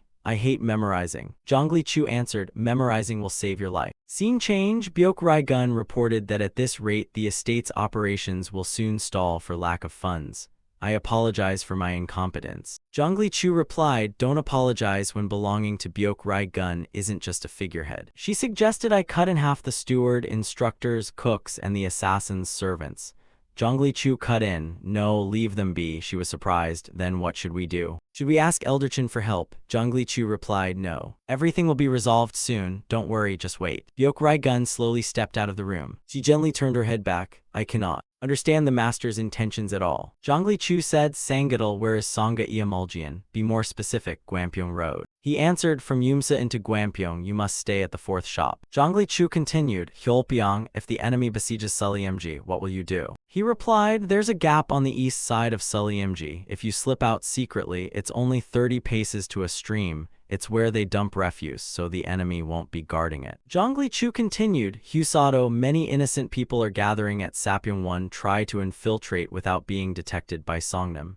He answered, I'll change course. Behind Songnam is a cliff face, but it's easy to cling to if you know how. Those skilled in mystery arts could probably climb it, but if they guard the remote clinic, wouldn't we be guarding that spot too? He answered, the target isn't Songnam. I just want to see how well you've memorized the map. Zhongli Chu quickly handed each person a stack of papers. Take them. Hyolpyong and Sangyeol couldn't help but feel astonished. This person is. Husado looked briefly unbelieving. Master. Zhongli Chu replied, Musinjiam Jigikpaldo Doryanjiam, also called Anyung Samryang, kill them. Oldingo's detailed map of Hunnam province was precisely the map that recorded every terrain feature of where they live. A vast city unfolded beneath the night. Two silhouettes suddenly appeared on the rooftops. One of them ran along the ridge of the roofs. The other quickly leapt off the roof, then carefully landed on the ground in silence. Sangyeol quietly recalled that turning right would lead to Baidanjian. This map had no gaps. Very reliable. He immediately launched himself onto a nearby roof. Then Sangyeol cautiously peered down below. A man was training diligently in the courtyard. He looked very brawny and robust. Sangyeol remembered Zhongli Chu's words about Musinjiam, heard that the man practiced sword from dawn until startled evening. For 20 years, rain or snow without fail, the title Twin Swords isn't earned easily. Confident in his skill, he kept no bodyguards, forbade anyone near during training to avoid disturbance, an opportunity for an honorable duel. No, don't forget the target is to kill Musinjiam. Yes, I know. Here, each take a Malkin pill. In emergencies, they'll help a lot. Sangyeol was a bit surprised.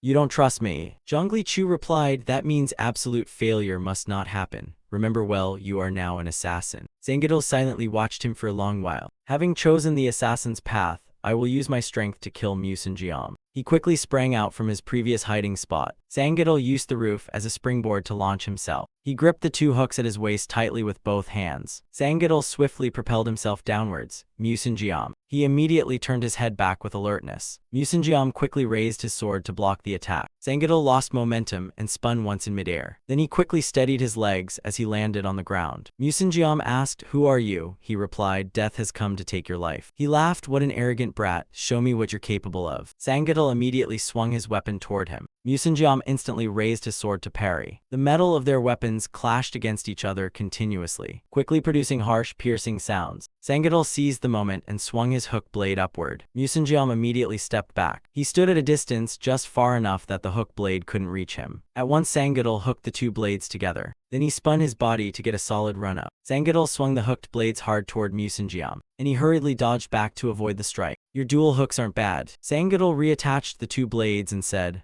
I'll take that compliment as your dying words. Musinjiam lunged forward at once. A compliment is it? How pathetic. He swung his sword powerfully at Sangyeol. and he suddenly felt the strength of the weapon. Clearing his throat softly, Musinjiam raised his sword again, testing how long he could hold out. The two of them plunged into another intense duel. Musinjiam quickly swung and cut the hooked blade away, then seized the moment to stomp hard on his waist. Sangidal immediately lost momentum and toppled backward. Musinjiam swung his sword into his body, and Sangidal's body suddenly faltered for a moment. Then he fell, lying stretched out on the ground. Musinjiam said, "I deliberately didn't cut deep to kill you outright. Until my curiosity is satisfied, I won't let you die. Who are you? Who hired you to kill me?" Sangidal thought to himself, "He's too strong, I've lost." Musinjiam ordered, "Spill it and I'll spare you. Spill it." Sangidal clicked his tongue inwardly with helplessness. Musinjiam raised his sword, "I won't repeat myself a second time."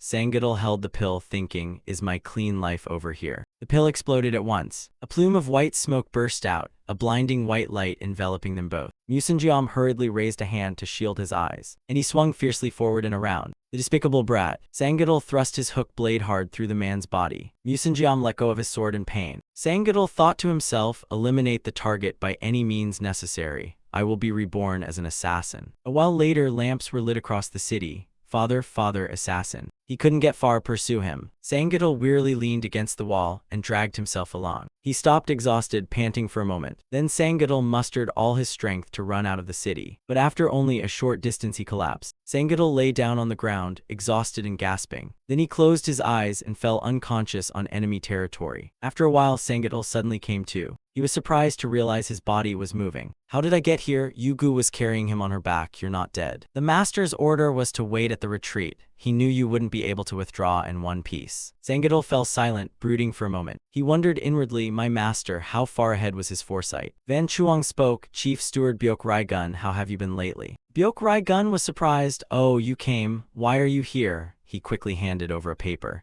"This is something Lord Mangju insisted I deliver personally to you." The note read, "Musinjiam, Jigikpaldo, Doryanjiam are dead." Van Chuang continued, "I take my leave. Ah, he also said if you have time, he hopes you'll visit once." Byok Rai-gun replied, "Tell him I will come, travel safely." Scene change. Byok Rai-gun said, "I've heard Unyung Samryong is dead." "Really?" She wondered, "Did we do this?" Zhongli Chu replied, "Do we even have the strength to do that?" Byok Rai-gun was silent for a moment, then she answered, "I don't think so." Zhongli Chu said, "This afternoon a cart will deliver a large amount of rice. Tell Yu Ho, Yu Gu and Yok Siak to carry it into the storehouse. No laborers needed."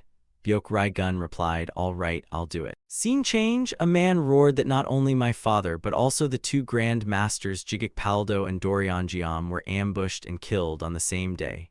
There was no formal challenge, they were attacked unexpectedly. This is the modus operandi of assassins, the Death Heavenly Sect, it can only be them.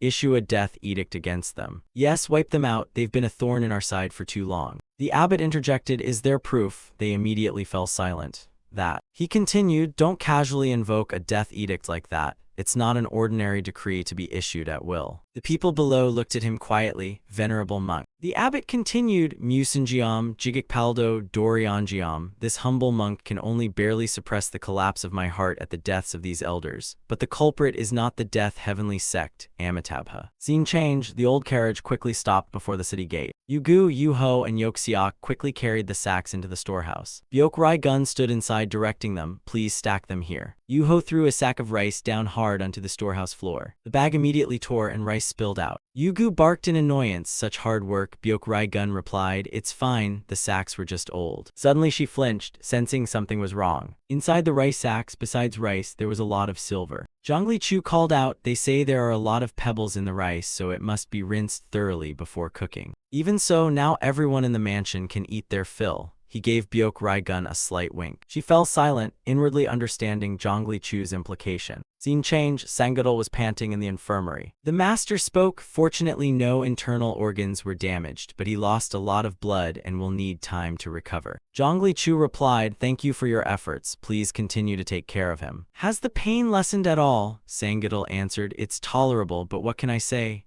It does hurt, but say that in front of someone with broken ribs and a busted ear and you'll hear moralizing." Husato spoke up, "My lord, I'll return to my room first. Being cut like this is a daily affair, no need to make a fuss." Zhongli Chu replied, "Do as you wish." Suddenly Byok Rai-gun pushed the door open and called, "My lord, the elder of the beggar sect says he wishes to meet the master of Death Gate. He also demands food and is bossing people around. Pungun Chuwal sat outside at the table, continuously eating. He froze for a moment when he saw Zhongli Chu's expression. "How much have I helped you and yet you're stingy with me over a single meal?" he replied. "When have I ever been stingy?" Pungun Chuwal answered, "It's written all over your face. You want me to leave quickly, don't you? Is there anything in your mansion you don't want me to see?" Zhongli Chu replied, "What assassin would like people rifling through his house?" He said, "How rude, as if I'm an outsider." Zhongli Chu replied, "Then I'll spread a rumor that the beggar sect elder is having merry times with assassins. Is that all right?" Pungun Chuwal cut in, "Shut up, you bastard."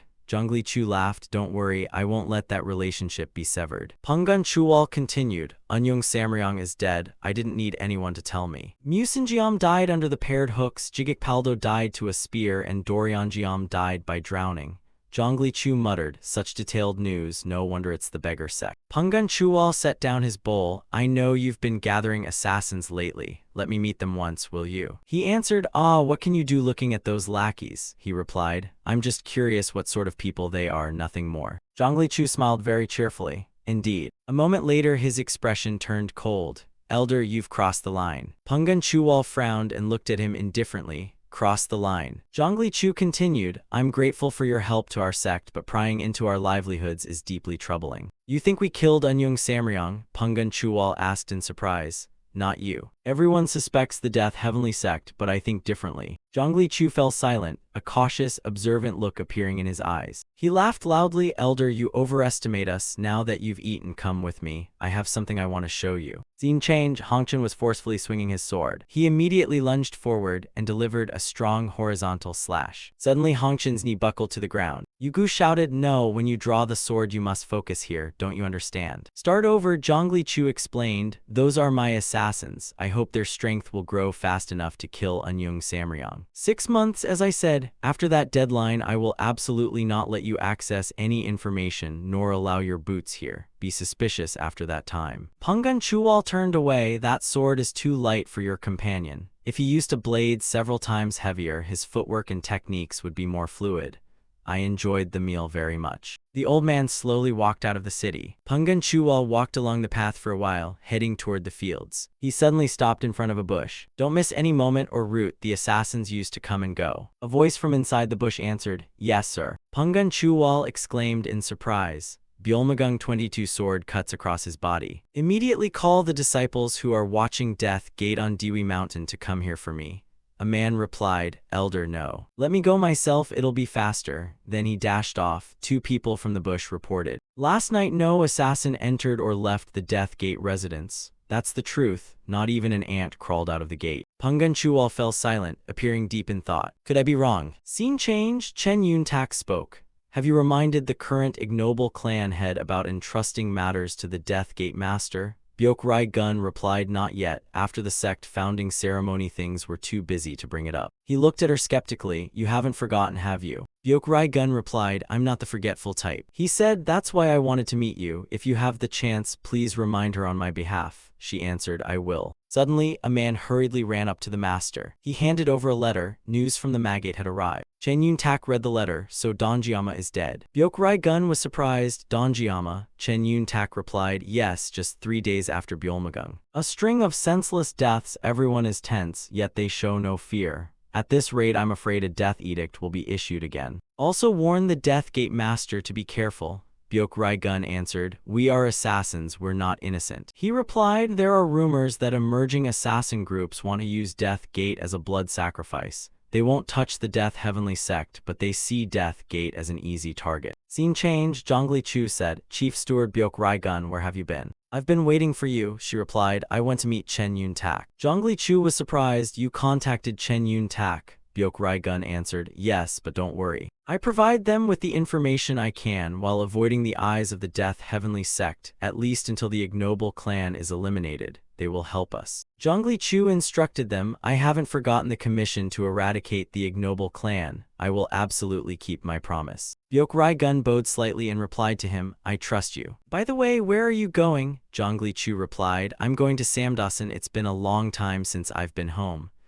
I'm planning to go home to pay a visit. While I'm away, please watch over the residence, Chief Steward Byok-rai-gun. Byok-rai-gun hesitated slightly. The journey is long. Are you all right? Say it, you've already been specially warned to beware those who want to use Death Gate as a blood sacrifice. Immediately, Zhongli Chu's face suddenly changed. Yu Gu, summon all the assassins. He instructed, we've received intelligence that a force may attempt an attack. We must maintain strict defenses. Not only always carry weapons, but during the day all assassins stand guard in pairs on shifts, at night in teams of 4. Chief Steward Byok-rai-gun, seal the main gate and refuse all commissions while I'm gone.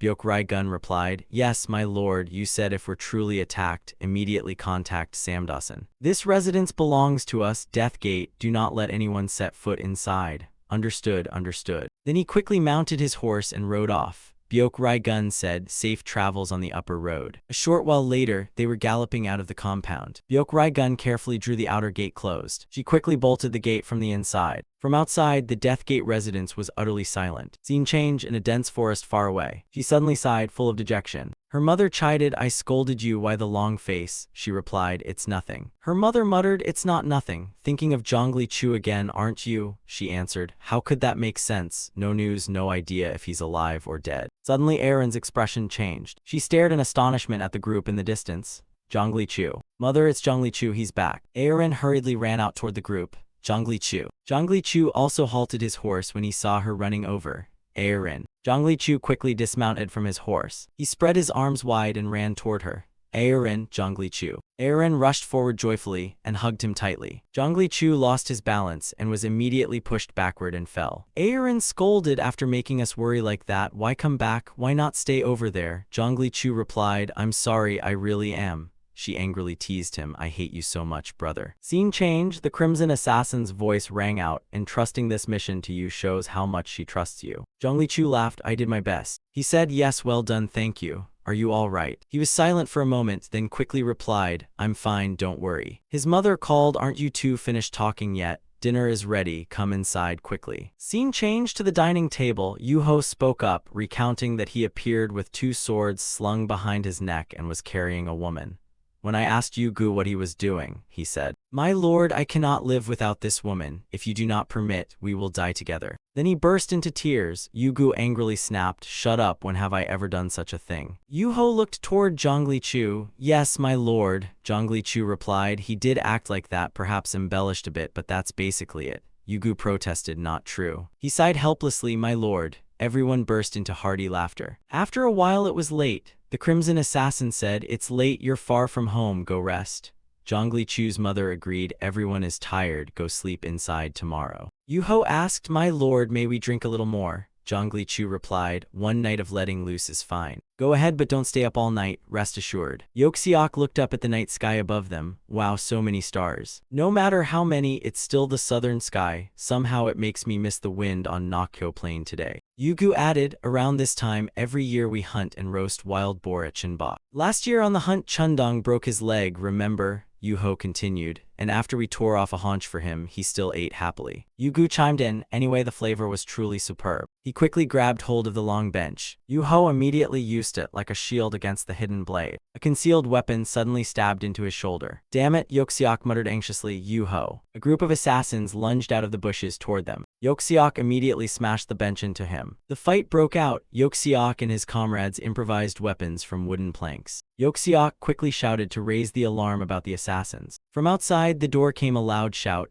Assassins! Zhongli Chu froze and turned toward the door. He immediately clenched the sword on the table. Aaron hurriedly called out. He answered, do not go out, stay here, don't move. Zhongli Chu at once placed his hand on the front door. He opened it and saw the battle outside. Zhongli Chu suddenly realized someone was coming. He quickly raised his sword to block the assassin's strike. Then Zhongli Chu slashed his sword through the man's body. He asked who they were. The underling didn't know. Zhongli Chu immediately darted off. Father, guard the door for me. He swiftly swung his sword and charged toward the assassins. A spray of blood burst out and one assassin collapsed. Another thug ground his teeth and gathered momentum to swing his blade hard. Mojin-R immediately ducked to dodge the attack. Then he seized the moment and delivered a heavy cut into the man's body. The assassins fell to the ground one after another. Yu Gu continued to bring his blade down hard on one in front of him. The assassin immediately collapsed, struck down. Yeoxiok panted, turning his head to look around. only one of the assassins remained alive. That assassin hurriedly turned and fled. Zhongli Chu hurriedly stopped Yoxiok from killing him all, capture him alive to find out who is behind this. Mo Jin-ah spun his weapon into a whirl and hurled it at him. The weapon struck the assassin and knocked him to the ground. Yugu shouted urgently, "Yu-ho, wake up, Yu-ho's." Yu-ho's face had gone stiff, foam at his mouth. Mo Jin-ah muttered, "It's poison." The hidden blade was laced with poison.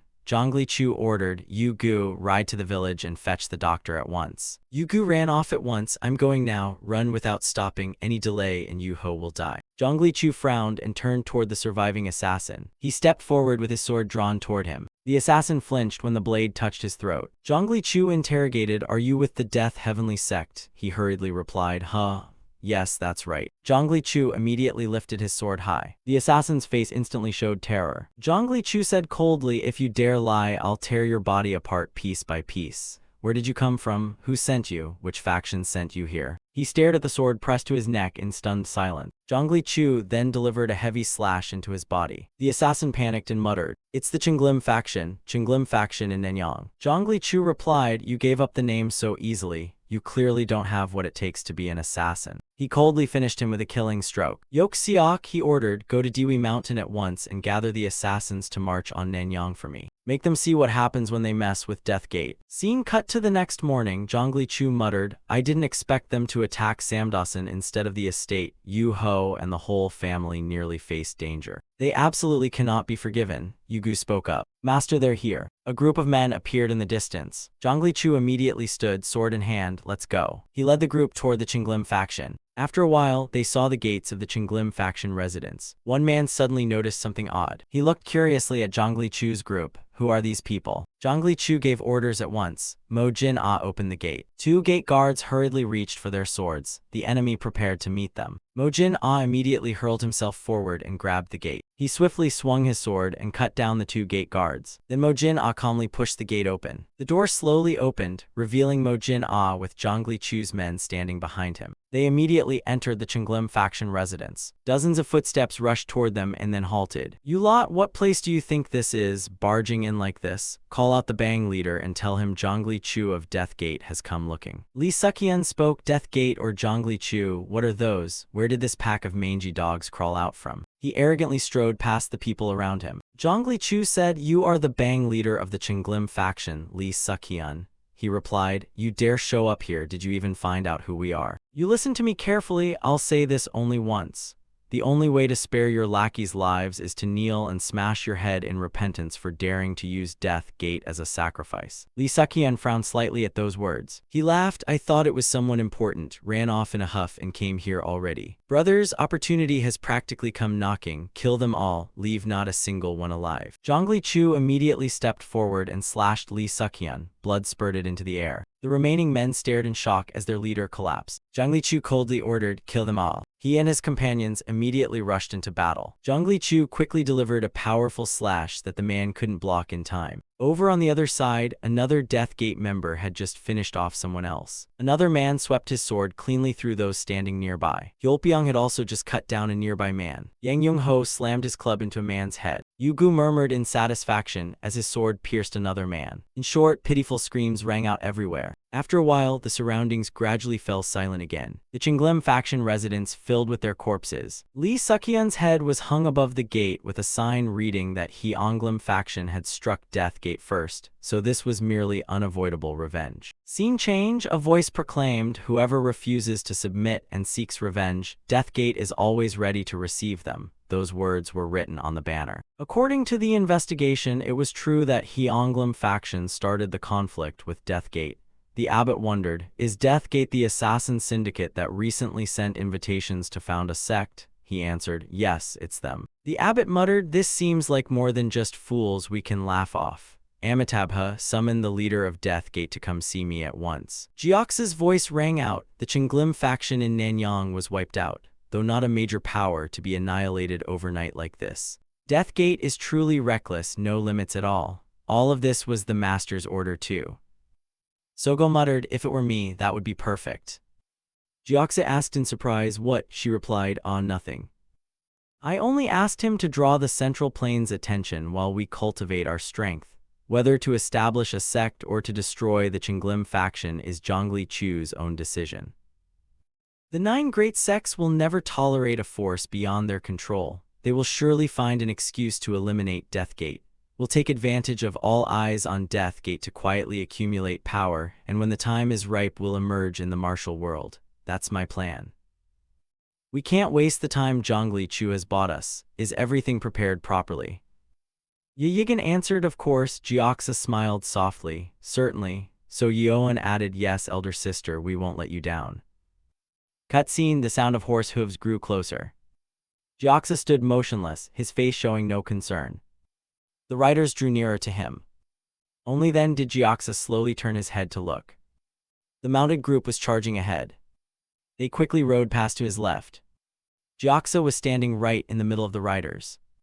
A voice called out, "Leader, your subordinate is late." "But please look, I only recruit the strongest and most agile," Jioxa replied. "I don't doubt that. Mongol warriors have no weaklings, do they?" He shouted, "O great warriors, are you ready to give your lives?" They immediately raised their weapons high, ready. Shouts filled the air with heroic fervor. Jioxa appeared pleased. "Good, I will make that life worth the cost. You will not lose out." Cutscene. So Yeoan's voice rang out. "This spot is the Tiangsung acupoint. If struck hard, the ears will ring and the whole body will convulse. The stabbing rod looks ordinary, but if it pierces precisely into the Tiangsung acupoint, even the world's strongest will die instantly without letting out a peep." She immediately thrust the rod toward the person before her, then stopped the moment it just touched the skin. So Yeoan continued, "The enemies are all martial masters. 1 minute of hesitation means defeat, and defeat will cost you your lives, understood?" The girl sitting below answered at once, "Understood, understood. Elder sister, let's begin training." One girl gripped the stabbing rod tightly. Then she plunged it into the bolster with all her strength. So Yeoan reminded them, "Thrust with full force, harder. Today you must stab it 1,000 times before resting. You are assassins, not courtesans. Remember you belong to Muk Walguang." Cutscene. Duong Tri spoke up. "Who is that? Speak up. Whoever it is will kill them for you." Yigan replied at once, "Presiding Shaolin Hai Gong." His face immediately changed when he heard that name. Yigan laughed. "What is it too difficult?" he muttered. "Actually that matter." Yigan burst out laughing. "Just kidding, just kidding." He immediately drew the sword from his hand. He swiftly pressed the blade toward Yigan's throat. "You bastard, who are you, dare to clown around with us?" Yigan smiled. "Does the Clear Kill Pavilion still have business to attend to? I heard the Death Heavenly sect stole all the deals, so keeping this estate running is getting difficult." He exclaimed in surprise, "So you didn't come to negotiate contracts after all?" The man replied, "Exactly, I'm here to borrow some of your assassins." "What?" "Let the assassins loaf around, I'll use them for a bit, 30 top-tier killers for 5 years. He answered, "You must know 1 or 2 coins won't hire them, right?" Yigan immediately produced a large box. "Here, 2,000 taels of silver per year." Yang Jai fell silent, staring at the box full of silver on the table. "I can add another pouch, 3,000 taels. Yigan replied, "Fine, in return I'll personally select the assassins. Quickly summon all the assassins of the Clear Kill Pavilion here." Yang Jai led Yigan to a room. "This way, pick whichever one you like." Yigan quickly stepped into the room. The surrounding assassins all radiated a chilling, murderous aura. Yigan clasped his hands behind his back, observing them. His face showing not a flicker of emotion. Their eyes all murky and fierce in the same way. "Very good, I'm quite pleased." Cutscene. Yuglin's voice rang out. "Family safety is the top priority, which is why I've been patient until now, but it's proven this place is no longer safe. If the Central Plains has no peaceful place, then why live apart from each other?" "That's exactly what I wanted to say."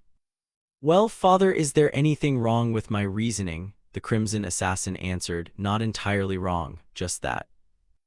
Aaron said to Zhongli Chu, "Did you hear that? Hear anything? Find a reason for us to live apart. Don't use safety as the excuse again." Zhongli Chu sighed. "Fine, then let's all go to Diwi Mountain." Aaron jumped up excitedly, squealing with joy. "Yes. Zhongli Chu continued, but saying that doesn't guarantee we'll settle at the estate since we don't know when we'll have to pack up and move again. Aaron replied, it's fine, it doesn't matter where we live, being surrounded by family is what matters most. Zhongli Chu turned to the others and added, also, father, mother, I've been away since I was young so it's okay, but surely someone will recognize you. There will be many watching Death Gate later so you two should stay within the estate only. Is that okay? Bei Jumhyang answered, of course, you're entering the Central Plains now. Aaron immediately looked at her with disbelief. She continued, it's okay, my child, how could mother bear to see her daughter-in-law troubled? Aaron immediately hugged her, I love you so much, mother, you won't have time to feel distressed anymore. Oh my, this girl, watch she'll fall. Cutscene, they set off, Bei Jumhyang's voice rang out. Do you know which bloodline is the strongest in the world? It's the blood that can drag loved ones to doom. Our Hongli tribe has marched families to the battlefield so many times. And I am the daughter of the Hongli tribe leader, so don't worry, my bloodline is very strong. Zhongli Chu anxiously turned his head back to look. And he immediately saw Yu Ho frowning slightly in annoyance. Yu Ho breathed raggedly, looking exhausted. Zhongli Chu asked anxiously, Yu Ho, are you all right? Yes, Lord, I'm fine. Let's rest a moment before we continue. Yu Ho replied, rest, no need, I'm fine, perfectly normal. Zhongli Chu quickly placed his hand on his shoulder. Thank you, Yu Ho, yes, what? Thank you for returning safely. Come on, just a little more effort, we're almost there. Just cross that pass and we'll arrive. A short while later at Dewi Mountain, Yu En's voice sounded, I pay my respects, sir. I am Byokrai Gun, Zhongli Chu explained, the steward who manages all affairs of the estate. If you need anything, please summon the steward. These are my father and mother, the Crimson Assassin answered. You are Steward Byokrai Gun, I've heard much of your name on the road here. She bowed, an honor to meet you, we are also honored, we hope the steward will look after us. Zhongli Chu continued, and these are my wife and mother-in-law.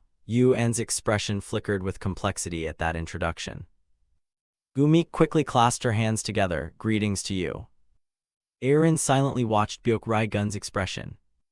Byokrai Gun stammered, a great pleasure. Aaron said, I also look forward to your help. Zhongli Chu suddenly interjected, by the way, mother, before coming to assist me, Steward Byokrai Gun used to be of the ignoble clan. She exclaimed, oh really, Zhongli Chu introduced, he once served as head of the Heavenly Harmony House. Steward Byokrai Gun, looks like we'll have plenty to chat about. Cutscene, Steward Byokrai Gun's voice rang out, I didn't expect to be reunited with Bei Jumhyang here. The world is small, what a coincidence. Bei Jumhyang asked, how is the sect master, is he well? She answered, still alive and safe. She muttered, still alive and safe, what does that mean? What exactly happened? Byokrai Gun replied, he was forced out after the betrayal by the violent extermination sect and is currently in hiding. Bei Jumhyang gasped, what, the Guardian rebelled?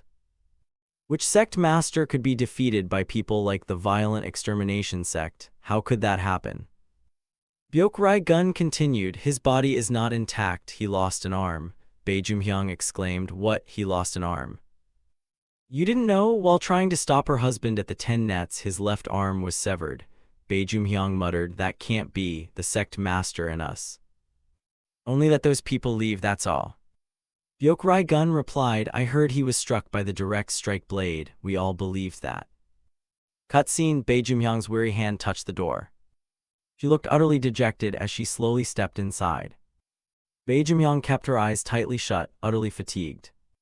Her feet dragging as she shuffled into the courtyard. The Crimson Assassin looked surprised to see her. Huh. Back so soon? I thought there'd be long conversations and an all-nighter of catching up. Bei Jumhyang immediately collapsed. The Crimson Assassin called out anxiously, my lady. Cutscene, the Crimson Assassin spoke up.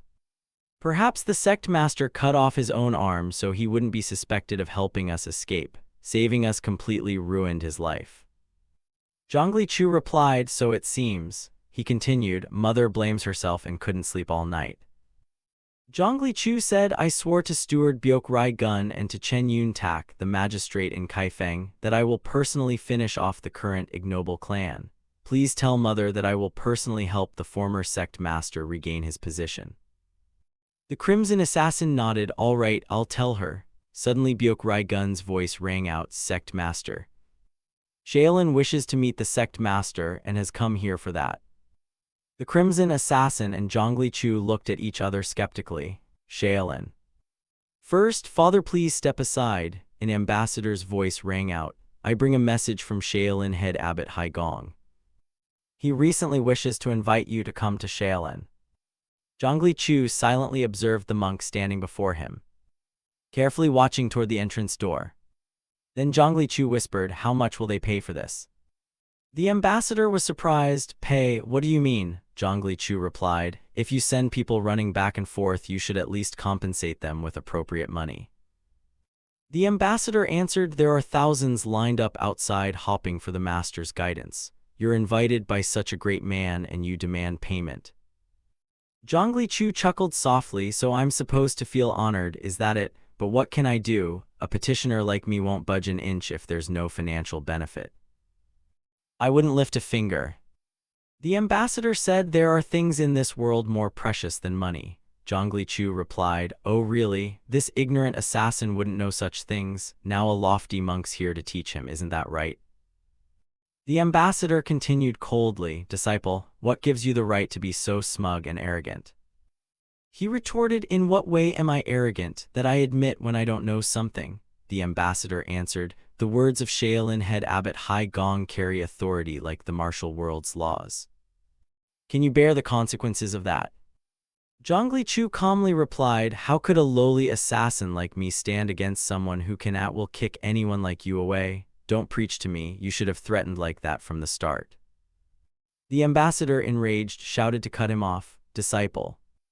Zhongli Chu answered, in 10 days at dusk I will come to pay respects. Relay that to Shaolin head Abbot Haigong and please take your time. Cutscene. Byok Gun carried a large tray of food out through the gate. You all must be exhausted, you looked like you were skipping meals, so we brought some soup and rice. She looked down at the nearby bushes, simple as it is, I hope you'll enjoy it. And on the table was a letter, a petition from Death Gate asking to be forwarded to Elder Pungun Chuwal. We entrust everything to you. Respectfully requesting leave. Two men hiding in the bushes silently observed the meal table. They already knew we had been tailing them from before. So what now? What do you mean what? Our cover's totally blown. Then eat first and worry later. How long has it been since we had a proper meal like this? Cutscene. Pungun Chuwal read the letter. This fellow basically doesn't need me anymore now. One man added, also Elder, the Shaolin ambassador has come to pay respects to Death Gate. Pungun Chuwal was shocked. What, an ambassador? That Death Gate sect master, he actually thinks I'm reporting every move to Shaolin, does he? Cutscene. The assassins shouted urgently, impossible, sect master, let your subordinate go with you, let me accompany you, let me escort you as your guardian. That's right, it's dangerous if you go alone, Zhongli Chu murmured, why are you all making such a fuss? Probably they'll pull out the same boring lectures to scold us, right? Sangital replied, I have a bad feeling there's clearly some cunning plot at work here. Zhongli Chu answered, the most superfluous thing in this world is worrying about Zhongli Chu here. Don't fuss too much, I'm just going to coordinate a little, I won't embarrass them. They immediately put on helpless faces. Sect Master. Zhongli Chu urged, I'll ride out the gate now, I'll be back soon. Sect Master, take care. The sound of hooves echoed along the trail. Zhongli Chu urged his horse at a brisk pace. Suddenly he felt that something wasn't quite right. Zhongli Chu was stunned to see Pungun Chuwal keeping close behind. Didn't I send a secret letter saying I'd come pay respects after the matter was settled? There's no need for you to show up in person like this. Pungun Chuwal bellowed, tell me, are the recent mysterious deaths of martial artists the work of Death Gate? Zhongli Chu replied, didn't you already think you'd sorted it out? The assassins never once set foot here. If they were merely confined by the elder's hands, I would have hung up my sword long ago. Pungun Chuwal muttered, so there's another way out, no need to search hard, the area is already rigged with countless secret mechanisms. Pungun Chuwal suddenly shouted, do not go there, understood? Zhongli Chu, surprised, pulled his horse to a slower pace. And after a moment, Pungan Chuwal spurred ahead. Zhongli Chu stopped his horse. "Sir, what do you mean by that?" Pungan Chuwal replied. "Aren't you already on your way? I'm merely warning you not to set foot there." Faced with Shaolin's summons, the outcome is usually one of three. Either become a loyal dog for Shaolin, or the sect master must dismantle his own sect, or disappear without a trace. Zhongli Chu stood silent and still, watching Pungan Chuwal. After a moment he spoke. "Thank you, Elder Pungan Chuwal, for the warning, but I've already made a promise. Once made, a promise must be kept." Pungan Chuwal angrily scolded the idler. Then Zhongli Chu spurred his horse and galloped far away.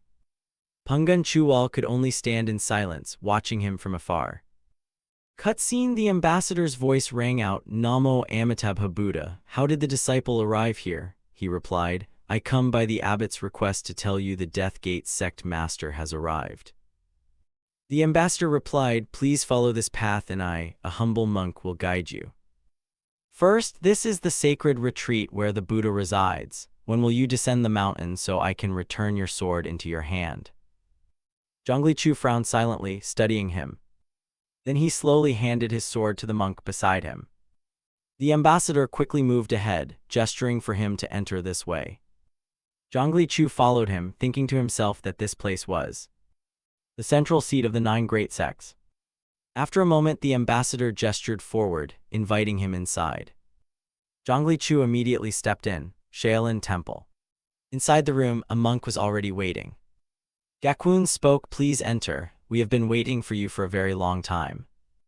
Zhongli Chu slowly walked into the room. "I am Zhongli Chu, sect master of the assassin sect," he introduced himself. The monk gave his dharma name as Gakwun. He asked, "Where is the master now?" The monk replied, "Before you meet the master, would you like to step into the meditation hall to purify that boiling blood of yours?"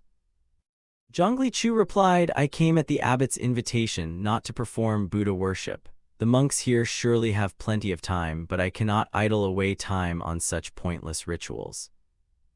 Gakwun answered, "Once you enter the Buddha's gate, it is proper to prostrate to the Buddha first." Zhongli Chu replied, "I do not understand those rules and have no intention of observing them. If so, tell the abbot I decline." Gakwun hurriedly called out, "Disciple." The outer door immediately slammed shut. Zhongli Chu quickly realized he had been locked in. Dozens of footsteps thundered straight toward him. Zhongli Chu turned his head back, on guard. Dozens of Shaolin disciples were rushing in. Gakwun said, "The scent of blood on you is strong. Quickly wash away that murderous heart." Zhongli Chu looked around. What is this trick? Is this Shaolin's manner toward a guest? Gakwun murmured a Buddha chant, "Namo Amitabha." The disciples immediately crossed their hands above their heads. They quickly formed stances, ready to attack. The disciples swiftly formed a circle, surrounding Zhongli Chu. He snorted coldly. "In other words, this was your plan from the start." A disciple immediately lunged at him. The man threw a heavy punch toward him. He watched the move coolly. Then Zhongli Chu immediately dodged the incoming strike. He quickly gathered momentum to counterattack. Zhongli Chu landed a heavy punch on the man's face at the first opportunity. One disciple was flung out of the circle.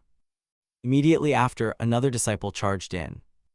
Zhongli Chu slammed his elbow into that man's right cheek. The man's face contorted instantly, blood from his nose spilling onto the floor. As that man fell, he turned and punched another. Zhongli Chu immediately felt an attack from behind. He quickly spun around and caught the kicker's strike with his hand. Zhongli Chu suddenly lost his footing and was thrown backward. Another man seized the chance and punched him hard in the face. Zhongli Chu's body flew helplessly through the air. Then his body crashed down onto the floor of the room. Zhongli Chu planted his hand on the floor, using it to stop his momentum. "So this is how they've always been taming other sect masters all along, huh? And now they want to tame me too? Fine, let's see what you're actually capable of." A monk just took a fist to the face. He immediately screamed in pain and fell backward. Zhongli Chu kept moving swiftly. He raised his leg and delivered a powerful kick to another monk. Another monk charged in, swinging a punch. Zhongli Chu immediately countered with a strike to his face. He quickly returned to a defensive stance and dodged. Zhongli Chu clenched his fist tightly and pressed on. He punched hard into the gut of one nearby, then landed a blow on another's face. The monks continued to surround him in a circle. Zhongli Chu immediately turned back toward them. He kicked hard into the stomach of an approaching man. That man toppled backward at once. Another monk from the circle sprinted forward. He raised his leg and aimed a heavy kick at the top of Zhongli Chu's head. Zhongli Chu dodged aside instantly, watching his movements. He reached out and parried the punch that lunged at him. Then Zhongli Chu surged forward and punched the monk hard. Suddenly he realized he'd been attacked from behind. Another monk had just kicked him hard in the back. Zhongli Chu frowned in annoyance and turned to watch him. The monk rushed in and struck him fiercely. Another seized the chance and drove a knee into his face. Zhongli Chu immediately felt the sting of the blow. He quickly stepped back. Closing in near the circle, Zhongli Chu clutched his face, grimacing in pain. Gekwun called out, "Disciple, it's not too late, kneel before the Buddha." Zhongli Chu panted, slowly removing his hand from his face. "I have no intention of doing so, so go on, try making me kneel." He immediately blocked the attacking monk's strike.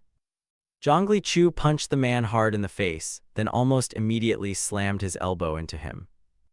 Zhongli Chu quickly glanced back over his shoulder, then raised his leg and drove a strong kick forward. The monk took the hit and his body was flung upward. Struggling to regain his balance, Zhongli Chu struck his lower back hard, sending him crashing to the floor. Another monk lunged in to attack. Zhongli Chu flipped a few times across the room's floor, then used the momentum to spring up and stomp hard on the monk's chest. Zhongli Chu's body launched into the air as he drove the stomp with all his strength. A tired look flickered across his face, sweat streaming down his brow. Zhongli Chu dove down quickly and kicked hard at a man beneath him. The monk immediately clenched his teeth in pain. His body collapsed backward at once.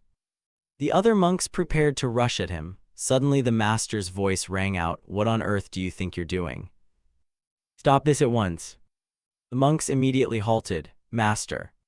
Zhongli Chu frowned slightly, watching him warily. The master said coldly, "I told you to receive guests courteously." Gekwun replied, "Forgive us, the temple reeks of blood, so the disciples intended to cleanse his murderous heart before bringing him in." The master cut in, "Enough." He turned to Zhongli Chu and apologized on behalf of his disciples for their thoughtlessness. He snorted coldly, "I didn't expect Shaolin to receive guests this way." An angry voice shouted, "Bring him in quickly." The master said, "Do you intend to make enemies with Shaolin?" Zhongli Chu replied, "Of course not, I know well the terrors of punishments." He laughed, "Sounds like you'd do it if there were no punishments." Zhongli Chu answered, "Indeed." Surprise flickered across the master's face. "Indeed." He replied coldly, "A Shaolin without righteousness and compassion is just another sect to be fought when the time comes." The master was silent for a moment. "Can you tell me why you think Shaolin lacks righteousness and compassion?" He answered that they sent an invitation but didn't even send a novice to attend. That's ungrateful. Worse, they cling to narrow-minded notions and claim the right to cleanse others' murderous hearts. That's immoral. The master replied, "You're an assassin, aren't you? An assassin lecturing on righteousness and compassion." He frowned slightly. "Isn't that the privilege of lowly people like me? I may not have it, but those who worship the Buddha must." The master fell silent and slowly took a sip of water. "Do you know what Myeonbyeok Gunyon is?" Zhongli Chu replied, "I know, 9 years turned to the wall in cultivation." The master asked, "Well, I want you to try that experience. It will be meaningful for your life." Zhongli Chu fell silent, carefully observing the master's expression. "You called me here to persuade me to cultivate at Shaolin," the master answered, "Yes." Zhongli Chu quickly stood up, "Then we have no reason to continue talking. I take my leave." The master said, "Do you know what it means to refuse a request from a humble monk?" He replied, "Of course. I will never strike someone without standing, so Death Gate would never violate the 10 nets." The master frowned and muttered, "You're that confident?" Zhongli Chu immediately adopted a respectful tone. "I trust you would not fabricate a reason." "Until we meet again," he said and quickly left the room. "Farewell." The room's door was promptly shut again. The master sat alone in the room silently for a while. Then he spoke. "You say Pungun Chuwal is tailing him," Gakun replied. "Yes, but it seems they haven't obtained any evidence yet." The master clicked his tongue. "He's old now, someone must be sent into Death Gate. Among the secular disciples, who has passed the 36th room?" Gakun replied, "There's Jianggun in Kaifeng. Who in Henan doesn't know Jianggun? Aside from Jianggun, who else is there?" Biqchen is teaching juniors in Zhejiang. The master ordered, "Send a disciple to Zhejiang. And besides, it's a pity the monks couldn't subdue a single assassin. Have the 18 arhats been slacking off lately?" Gakun answered, "We disciples will concentrate and train harder." The master muttered, "Excuses aside, Zhongli Chu's martial skill is indeed outstanding. I don't understand why someone like him became an assassin, but he'll surely become a major threat to the martial world. If he can't be reformed, we should eradicate him at the root before he grows stronger." "I agree." Scene shift to a group anxiously waiting at Death Gate. Yun Yang Chial muttered, "The sun's setting and the sect leader still hasn't shown signs of returning." Hongchen spoke up, "The passing time only makes me more uneasy." "What if he never returns?" Yun Yang Chial scolded. "That's an unlucky thing to say." Yang Yongho said, "Could it end meaninglessly here? I've entrusted the rest of my life to the sect leader." Mihuj cut in, "Shut up, you're jinxing it." Yang Yongho defended, "Haven't there been cases where new sect leaders were called to Shaolin and then disappeared?" Mihuj replied, "Who doesn't know that? I've been anxious, and you're only making things worse." Suddenly, Husato pointed off into the distance. "Look. There he is, the sect leader has returned." Everyone hurriedly ran toward the distant figure. Sect leader Zhongli Chu was surprised. "What's this? Everyone's been waiting for me." They replied, "We've been very worried. We feared you might not return. Our hearts were in our throats. We couldn't just sit in the room." Zhongli Chu smiled. "I told you not to worry needlessly. Don't you all know I'm not someone to be bullied?" Chinwang answered, "We know, but we still can't shake the unease in our hearts." Zhongli Chu chuckled. "Well, how touching. What other sect has followers who genuinely worry for their leader's safety like this?" Hongchen loudly said, "If the sect leader couldn't return, I would have raised Shaolin myself, me personally." Someone said, "The sect leader returns safely. We're overjoyed. Sect leader, rest assured, we're truly steadfast." Zhongli Chu laughed heartily, in high spirits. "Shall we go inside and throw a drinking party? Truly splendid." Suddenly, a hurried shout rang out. "Sect leader!" Zhongli Chu turned around at once. A man was rushing toward him, and behind the man, two figures had just thrown a dagger. The dagger instantly struck the man's body. He immediately collapsed to the ground. Yun Yang Chial exclaimed, "They're from the Death Heavenly Sect. What are they doing?" The two men quickly opened the fallen man's robe. "Nothing impossible. Search thoroughly and check again." Hongchen sprinted over and stopped. "What do you think you're doing at someone's manor gate? Damn it." The two of them hurriedly fled. "It's bad retreat, damn it." Yang Yongho hurriedly asked, "Should we chase and capture them?" Zhongli Chu replied, "Never mind, let it go, no need for that." The man on the floor gasped, "Deathgate Master."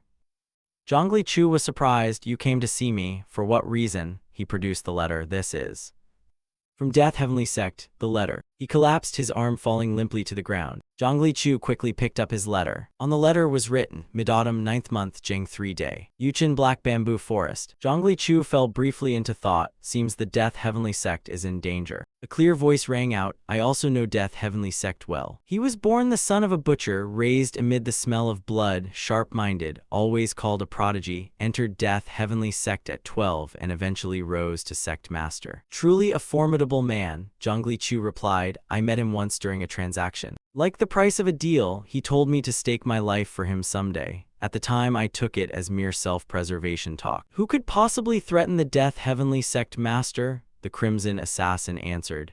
"Death Heavenly Sect is a huge organization controlling over half the assassin world. only the 9 great sects could threaten them. Zhongli Chu replied, but those who tried to stop the letter were also from Death Heavenly Sect. The Crimson Assassin fell silent and stared at him for a moment. If so, could it be internal power struggles within Death Heavenly Sect? Scene change. Zhongli Chu was carefully writing each stroke. Byok Gun spoke up, having disciples from an assassin sect investigate the inner workings of Death Heavenly Sect is asking too much. Maybe we rejected Pungun Chuwal's help too soon. Zhongli Chu replied, that's not it. That elder is after all of the beggar sect, unreliable. Steward, go meet Chen Yun Tak. Scene change. Chen Yun Tak frowned slightly as she read the letter. Deathgate has finally acted, we must lend a hand. Byok Gun asked, do you think it's all right? Chen Yun Tak was surprised, worried. You even asked me for help last time. She replied, that was different, now we face Death Heavenly Sect. He answered, it's not for the Deathgate Master, it's for our sect master. Scene change. Zhongli Chu pushed a ladder forward. He slowly climbed up the rungs. Zhongli Chu silently observed the enormous map. Oldengo asked in surprise, what are you looking for? He replied, Elder Ngo. Here, Black Bamboo Forest. Oldengo was surprised, Black Bamboo Forest. Zhongli Chu answered, pity, if only the terrain of Black Bamboo Forest were mapped in more detail. Oldengo immediately rummaged through the stack of papers beside him. Wait a moment. Here it is, it's here. Oldengo held the map up. What about this one? Zhongli Chu let out a small laugh. Elder, you really are. Oldengo looked pleased. Well, so respected you're going mad, right? I suggest you make 17 copies for me. Scene change. Byok Gun's voice rang out. Sect Master, people from the lower sect have arrived. 2 of them began to introduce themselves. Greetings, Sect Master, I am Jung Chenzhou, I am Jin Mudong. We were sent by Chen Mangju to scout Death Heavenly Sect. Zhongli Chu replied, all right, have you discovered anything? Jin Mudong answered, yes, a rebellion. A look of surprise flickered across Byok Gun's face. Zhongli Chu murmured, a rebellion. Jung Chenzhou replied, word is that a force has risen up against the Death Heavenly Sect Master. That force is the Red Swordsman. He was raised and trained by the Death Heavenly Sect Master like his own son, the confidant among confidants, and was considered the next sect master. I don't know what made him so impatient. They say that in one night he killed 5 wives, 6 sons, and 11 daughters of the Death Heavenly Sect. Zhongli Chu muttered, truly a ruthless man. Jung Chenzhou continued, in the end the Death Heavenly Sect supporters were either killed or driven to the brink and tried to flee. Zhongli Chu answered, as expected, he wants us to help them escape from Black Bamboo Forest. You've done well, you may withdraw now. He ordered steward entertain them lavishly, then see them on their way. Byok Gun replied, at once, Sect Master. Jin Mudong spoke up, Sect Master, our identities were exposed at the Death Heavenly Sect. Though wounded, we escaped. Please let us lodge at Death Gate until this is over. Jung Chenzhou added, please help us, Sect Master. Zhongli Chu replied, the Death Heavenly Sect is in chaos. Once this is settled, they'll surely come after the lower sect to settle scores. Now that it's come to this, why don't you join us under one roof? They exclaimed in surprise. Yes, please continue. If you had claimed from the start you were disciples of Death Gate, what excuse would the Death Heavenly Sect have to blame the lower sect? Jung Chenzhou and Jin Mudong fell silent, exchanging hesitant looks. After a moment they answered respectfully, if you accept us, we will serve you loyally and carry out whatever tasks you assign. Byok Gun ordered, bring food up and escort them to the rest room and call the physician as well. The girl replied, at once, steward. This way please, over here is. Byok Gun closed the room door. Those 2 are reliable, but if the rebellion was so thorough that Death Heavenly Sect couldn't stop it even knowing in advance, perhaps we shouldn't intervene. Even if we rescue Death Heavenly Sect intact, we'd become mortal enemies with them once the Red Swordsman takes power. Zhongli Chu replied, I've promised, I'll stake my life for him. Byok Gun fell silent, staring at him, eyes full of astonishment. Zhongli Chu rose quickly. No time for further deliberation. Gather all the assassins of our sect at once. Scene change. Husato studied the map in his hands. He frowned slightly and asked, Sect Master, is this? Zhongli Chu answered, Yuchen, Black Bamboo Forest. All of you memorize the terrain and check your positions. Hyolpyong murmured, seems like this isn't an assassination mission after all. He replied, "Indeed, tonight we go to rescue the Death Heavenly Sect." They exclaimed in shock, "The Death Heavenly Sect?" Zhongli Chu continued, "We may well have to wage all-out war with the Death Heavenly Sect, so steel yourselves. This will be Deathgate's life-or-death battle." Scene change, a carriage approached the edge of the forest. Zhongli Chu leapt down, "Wait here until I return. If you encounter danger, abandon the carriage and save yourselves." "Understood, sir." Zhongli Chu cautiously stepped toward the dark wood. Before long his figure vanished. Zhongli Chu advanced deeper into the forest ahead. Suddenly he realized something about the surroundings was wrong. Beneath his feet lay bodies strewn across the ground. Most of them members of the Death Heavenly Sect who had lost their lives. Zhongli Chu cautiously stepped forward, still carefully scanning the space around him. Suddenly a voice rang out, "Stop right there, don't know who you are, but if you value your life, get out of here now." Zhongli Chu immediately quickened his pace forward. 2 arrows shot out from behind the tree canopy. Zhongli Chu instantly raised his sword to block the strike. A man lunged at him from behind. Zhongli Chu drew the sword in his hand at once, grasped a nearby branch to parry the man's blow. Then with his other hand he tightened his grip on the sword. Zhongli Chu swung hard, slicing straight through the man's body. Then he sprang forward in a flash. Zhongli Chu bent down and delivered a chopping strike as he rushed in, immediately cutting clean through that man's body. Zhongli Chu again proceeded forward with caution, his right hand gripping his familiar sword tightly. He gradually moved deeper into the forest. Suddenly Zhongli Chu froze. He quickly recognized someone behind him. Zhongli Chu immediately raised his sword to block the attack. He lost a bit of momentum and stepped back a few paces. Zhongli Chu carefully studied the enemy before him and at once recognized the familiar face, the sect master. "Old Ho said, so it's you, I was sure you'd come," he replied. "I came to keep my promise to stake my life for the sect master." Old Ho muttered, "I knew you were a man of your word, and truly a fool besides." Zhongli Chu looked around, "We must get out of here. The sword wound looks severe, can you still move?" Old Ho replied, "It's nothing, just a bit of intestine poking out, no big deal. There are assassins all around." Zhongli Chu said, "I know. I'll go ahead and clear a path, you follow behind me." The dark figures behind the bushes immediately moved to follow them. Zhongli Chu and Old Ho carefully surveyed their surroundings. Old Ho warned anxiously, "They're coming." A group of assassins burst from the bushes, rushing toward the two of them. Zhongli Chu immediately parried the chopping blow with his sword. The assassin looked a little surprised to see him, but Zhongli Chu had already sliced his sword through the man's body. The assassin collapsed at once, and another leapt forward. Zhongli Chu continued to slash forcefully at the man's back. Another attacker lunged at Zhongli Chu from behind. He quickly turned and blocked the incoming strike. His body was immediately flung into the air for a moment. Then Zhongli Chu swiftly regained the initiative as he landed. Without hesitation, he raised his sword again. The assassin panicked a little at that calm demeanor. Zhongli Chu sidestepped to avoid the blade, then instantly pressed his sword to the assassin's throat. His face registered sheer terror. Zhongli Chu made a quick slash with the sword, then returned to his original stance. He immediately turned his head to glance at Old Ho. "The assassin has the upper hand, now you should give up and go back to your family." Old Ho shouted angrily, "You bastard, how dare you betray me?" The man replied, "I have no choice left. Please understand that the larger situation can no longer be resisted." Anymore, his face quickly froze. The assassin immediately collapsed, falling on top of Old Ho. Zhongli Chu called out, "Are you all right?" Old Ho replied, "Can you lift me up? Help me up and take me toward the exit." Dark figures continued to appear behind the bushes. Zhongli Chu slowed and came to a stop.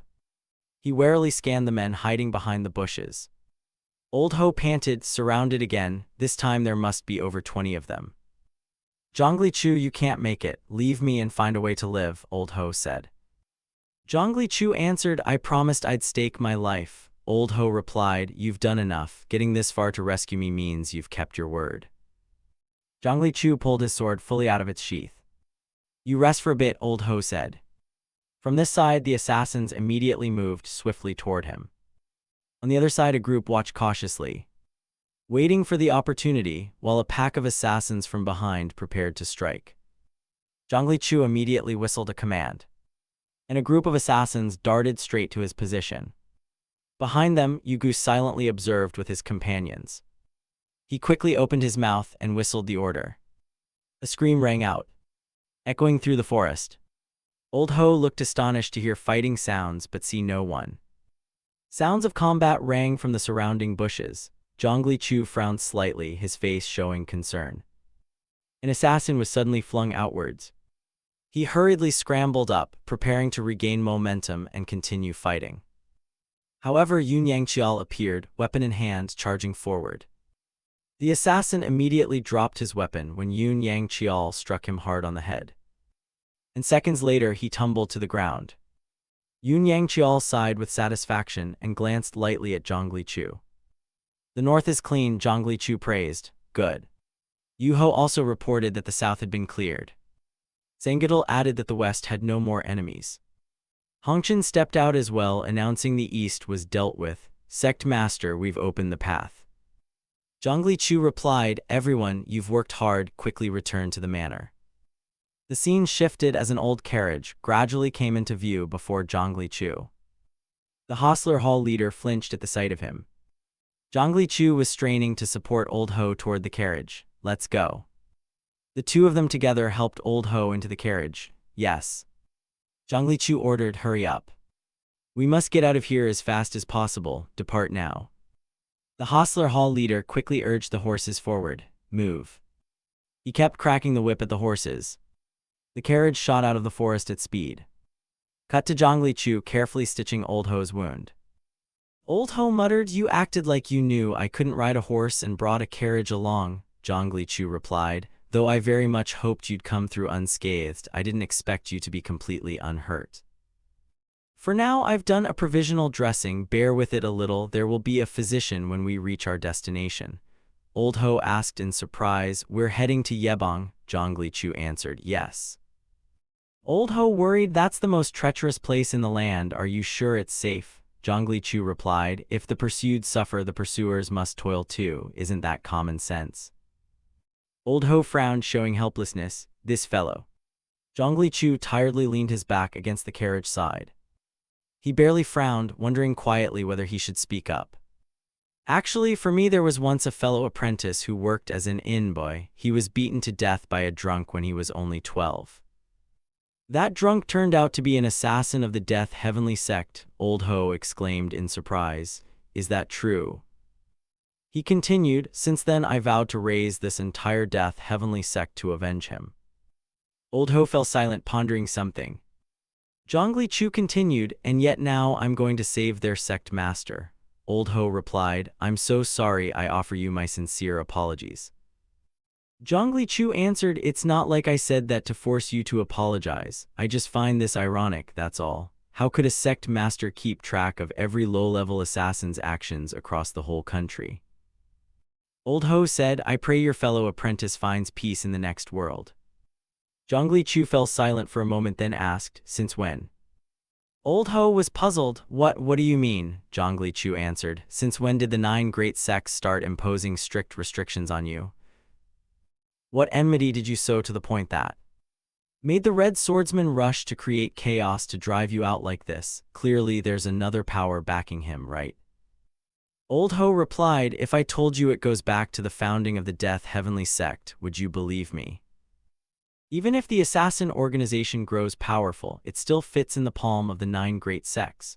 They view assassins as a necessary evil and won't annihilate them, but always want them under control.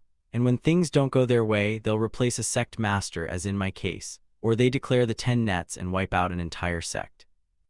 Sleep is coming, Zhongli Chu replied. The road is still quite long, you should sleep. Old Ho muttered that only one assassin could escape such bindings, the dream of all assassins.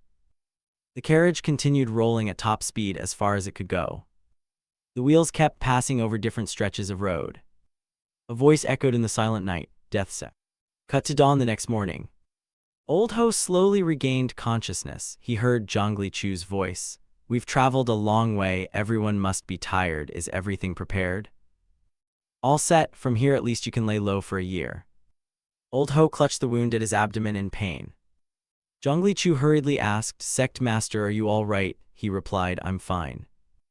Zhongli Chu gestured toward the distance. We've arrived, please step down. Zhongli Chu quickly reached out to help Old Ho down. Old Ho wondered, where is this? He answered, this is a temporary hideout for the sect master. Chen Yuntak frowned and said, please come inside. Zhongli Chu explained, the sect master's sword wound is severe and bled heavily. Reaching this place is already a miracle. Chen Yuntak replied, a physician is waiting inside. Please hurry in. Hyungi's voice suddenly rang out, life truly is full of surprises. Old Ho's face showed disbelief. You are. He continued, the greatest assassin sect master of the realm was betrayed by his own men and drifted all the way to this backwater. You arrived at the right time. Afterwards, Old Ho was taken inside for treatment and fell asleep from exhaustion. Zhongli Chu stayed in the room, watching the physician stitch Old Ho's wound for a long while. Only later did he step out and see Hyungi. Zhongli Chu said, thank you. Hyungi was staring into the distance. When he heard Zhongli Chu's voice, he turned to look. Zhongli Chu approached and gratefully said, thank you, sect master, for offering a place for someone like the leader of the Death Heavenly sect with nowhere to go.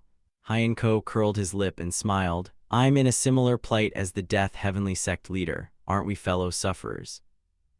He turned to face Zhongli Chu. I've heard about this, but I didn't expect the leader of the assassin sect to be so young.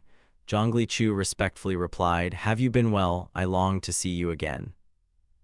Hyungi asked suspiciously, have we met before? Zhongli Chu softly said, Crimson Assassin and Beijum Hyung were my foster parents. Hyungi was slightly startled. So the child then was you? Zhongli Chu nodded in confirmation. Yes, it was me. Hyungi gave a gentle smile. My mother, how is she doing? Zhongli Chu replied clearly, she is well. On hearing news of the sect master, she was deeply distressed. Hyungi smiled and shook his head helplessly. She's probably blaming herself again. Then Zhongli Chu raised his hand in a bow, his head slightly lowered, respectfully looking at Hyenko, and said loudly, I have never forgotten the sect master's kindness. Hyenko just laughed. What kindness are you talking about? Still, Zhongli Chu looked at him with fierce determination. Qin Mangju entrusted the task of eliminating the current lower sect. Deathgate will handle the violent eradication of the assassin path. Please return to your position. Hyungi thought for a while and said in a low voice, eradicating the violent assassin path alone won't solve everything. Zhongli Chu asked doubtfully, what else is needed? They then gathered in a room here. Chen Yuntak kindly explained, the lower sect is an alliance of 5 organizations, Bimun, Gyumun, Mamun, Kimun, and Damun.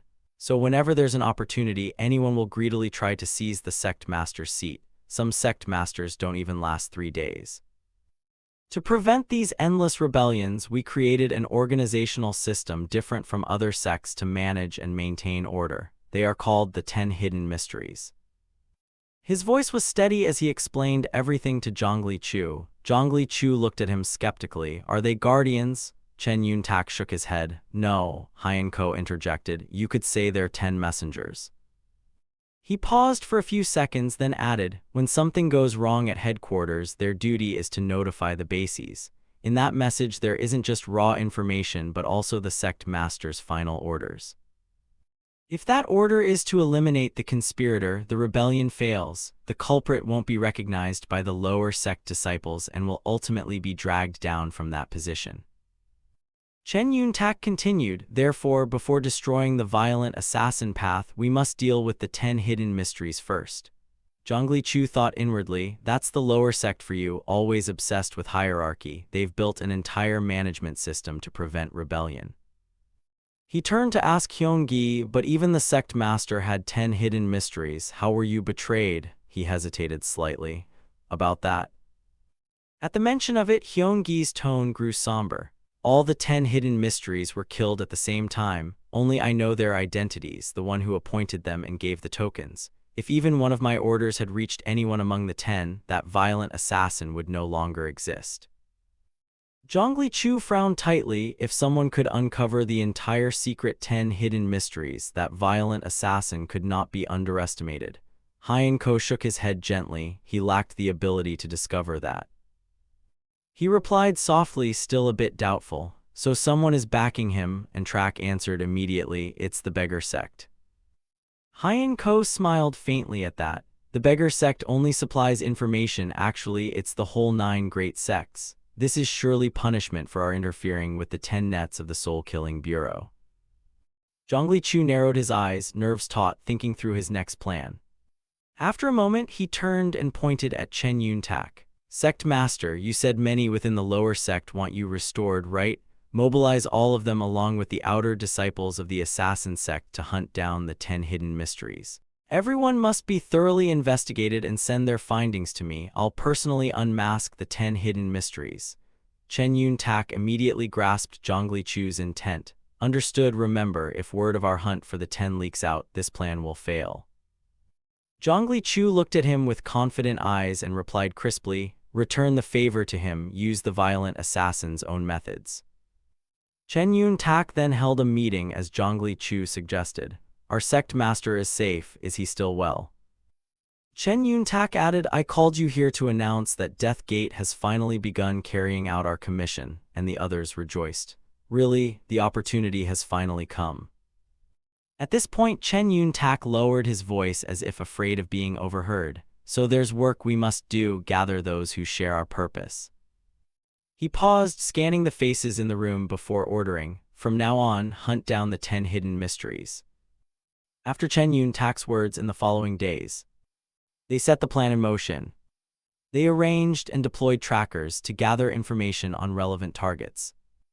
Their people spread everywhere, scouring towns, even the most unexpected places. After collecting useful information, they wrote it down and passed it by hand to the delivery point.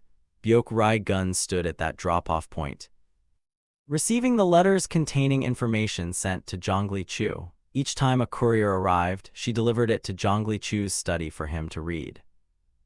All were read through and important details were pinned to the board under the heading 10 Mysteries of the Lower Sect. Soon the board was filled with information. Every day Zhongli Chu stood before it for a long time reading. For each stack of letters that arrived, Zhongli Chu spent hours reading and deducing from them. He sat before the candle, rubbing his temple. Who on earth could it be? It was already midnight. Zhongli Chu tiredly threw his hands behind his head, leaned back in his chair, and sighed. A few minutes later, while he was resting, a soft knock suddenly sounded at the door.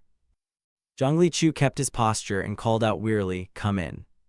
Bei Jumhyang opened the door, smiling as she stepped in, carrying a tray piled with food. Zhongli Chu sprang to his feet. "Mother, it's late, why aren't you asleep?" Bei Jumhyang replied as she entered. "Aren't you awake too? Work needs limits, you know."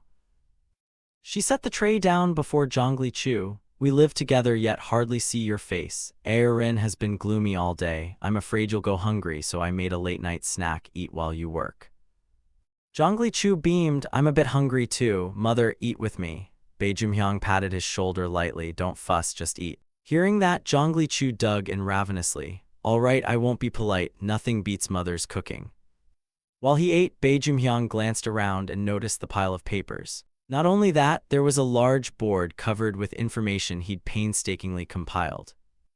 Bei Jumhyang smiled gently. "Chu, thank you." Zhongli Chu looked at her in surprise. "Yes." Bei Jumhyang regarded him with pride. "You've poured yourself out for the sect master like this. I'm truly grateful." Zhongli Chu set down his chopsticks and replied clearly, "He protected our family. It's only right to repay him." Bei Jumhyang's eyes shone with overflowing joy. She stared at Zhongli Chu for a long moment, a little tearful. Meanwhile, Zhongli Chu ate inside. "I want to restore the sect master as soon as possible, but because of that special system called the 10 Hidden Mysteries, it's not easy. You know about the lower sect's 10 hidden mysteries, right?" Bei Jumhyang rose and answered, "Of course I know well." Zhongli Chu added, "If we don't handle the 10 hidden mysteries first, even if we eliminate the violent assassin path, the sect master's restoration won't succeed." He continued as Bei Jumhyang approached the board, "I've definitely found 9 people. For the last one I'm still unsure which of these 2 is the 10 hidden mystery." As he finished, she pointed to a paper and said, "Not this one." Zhongli Chu looked puzzled. "Oh." Bei Jumhyang pointed at a name and looked at him. "This one is addicted to drink and women. Since my days at the academy, he was always gossip fodder for his loose tongue. Even if he's a violent assassin, you wouldn't pick someone like him to be one of the 10 hidden mysteries."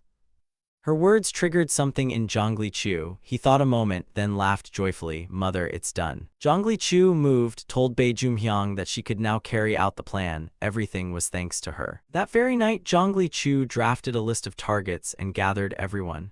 These are the ones each of you must eliminate. The key is to kill them all at the same time so they can't warn one another. He stood before them and announced clearly the operation time, from the hour of the dog to the hour of the tiger.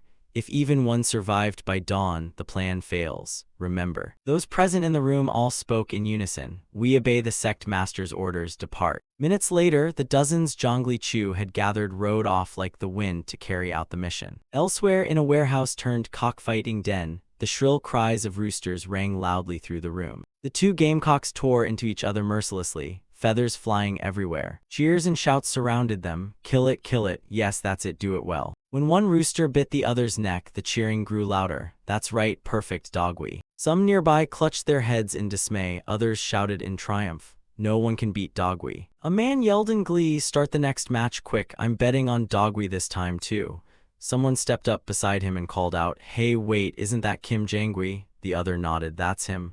Who is he? But before the question finished, the asker lunged forward and slashed across Kim Jangwi's throat with a knife. He fell, blood spraying everywhere. The room was so noisy that no one noticed the attacker slip away. They kept clamoring, I bet 3 Nyang on Dogwy, I bet 20 on Desing, 10 on Dogwy, 5 on Dogwy. Unaware Kim Jangwi was clutching his blood-soaked neck. Elsewhere, the assassins Zhongli Chu had sent out also began to move. They took turns eliminating their targets, and in a single night a string of related people were wiped out clean, leaving no trace. The assassins quietly went to where those people were and swiftly killed them without mercy. Even those who tried to flee and scream for help could not escape the assassins' hands. That same night, at an elegant manor, frantic knocking sounded at the door without pause. Someone inside strode up and shouted, it's too noisy, stop that.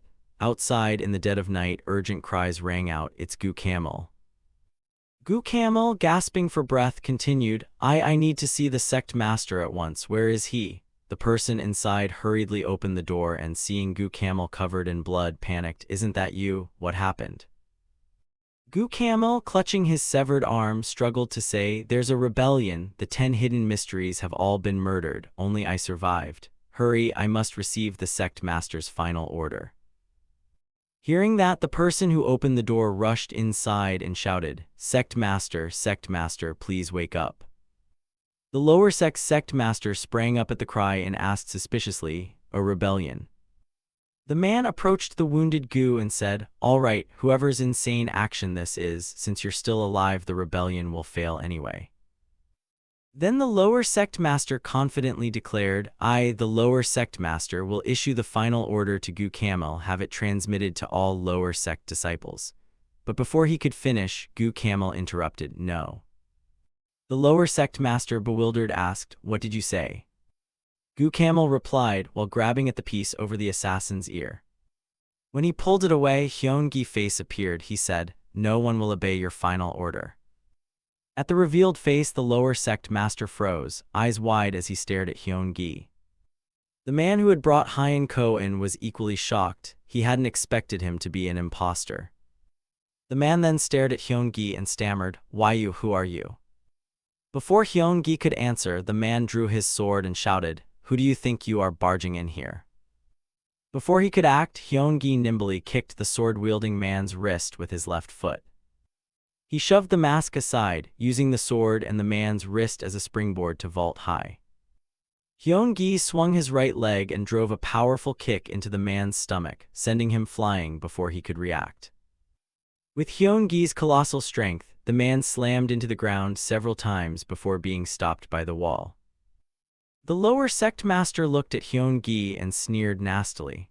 Even if they say everyone's dead, until I see the bodies I always believed you were surely still alive, over the past while. He bared his teeth in a cautious grin and glanced at Hyun-gi, you doing well. Hyun-gi paid no heed to him and said coldly, that position is too much for a protector like you. You have martial skill but no brains, so you're fine as a pawn on the battlefield, but entrusting subordinates to you always makes me uneasy. The lower sect master turned and took the sword from his back. Yet you seem to favor a flawed man like me, don't you? Hyungi's voice dropped as he asked, if you're truly a disciple of the lower sect, then speak up. He paused a moment, appraised the lower sect master, then continued coldly, who ordered you to do this? The lower sect master didn't answer. He silently lifted the sword and drew it from its scabbard. He turned to face Hyun-ko, the sword clattering to the floor, followed by a chilly snort. He lunged at Hyun-gi, roaring, if you're so clever, go investigate it yourself. Hyun-gi placed his foot under the sword the man had dropped during his attack, then lifted his foot, sending the sword spinning into the air and toward Hyun-gi's face. Just before the lower sect master could strike, Hyun-gi snatched the sword cleanly with one hand. The lower sect master swung his blade, but Hyun-gi raised his arm in time and blocked the swing. The lower sect master pressed his face close. Why didn't you just hide away for life? Why appear to find your own death? Hyun-gi scoffed. I could barely tolerate living, getting through each day I did by thinking about you. With that, he tossed the sword. Both men stepped back, watching each other warily. The lower sect master held madly, then died. This time he gripped the hilt with both hands and brought the sword down toward Hyun-gi, and Hyun-ko managed to block it. But then the lower sect master attacked fiercely, forcing Hyun-gi to hold his blade edge to edge in defense. He gritted his teeth and struggled to parry the lower sect master. The man swung behind his head and struck hard against Hyun-gi's sword. The blow dazed Hyun-ko. His steps faltered as he tried to stagger backward. Hyun-gi braced his whole body against a nearby table to keep from toppling backward. At the same moment, the lower sect master leapt forward, his deadly eyes fixed on where Hyun-gi stood. Seeing he couldn't withstand the man's brutal strike, Hyun-ko hooked his foot around a nearby chair. He kicked the chair so it flew toward the lower sect master. The chair split in two instantly, giving Hyun-gi time as the man couldn't attack and his view was blocked by the wreckage. Hyun-ko thrust his sword upward. The sharp blade plunged straight into the lower sect master's chest. He hadn't expected Hyun-ko to counter so quickly. In an instant, the lower sect master's eyes bulged, his face drained of blood. Hyun-gi had pierced him through. He died instantly without a sound. Hyun-ko released his grip and the body fell to the floor. Zhongli-chu and Chen Yun-tak opened the door and stepped in. They saw the lower sect master lying motionless on the floor, blood spreading everywhere. Chen Yun-tak looked at Hyun-gi and called out when he saw him standing there, "Sect master." Hyun-gi turned his head and slowly said to him, "Immediately summon the heads of all branches. We'll swiftly put the lower sect back in order." Chen Yun-tak raised his hands in salute and bowed respectfully, "As you command." After everything was settled, Zhongli-chu also returned home after many tiring days of work. You stepped into the room and gently opened the door as quietly as you could. Aaron was still fast asleep. Zhongli-chu quietly took off his outer coat. A soft rustle sounded. Aaron blinked awake, half-lidded, trying to see what had made the faint noise.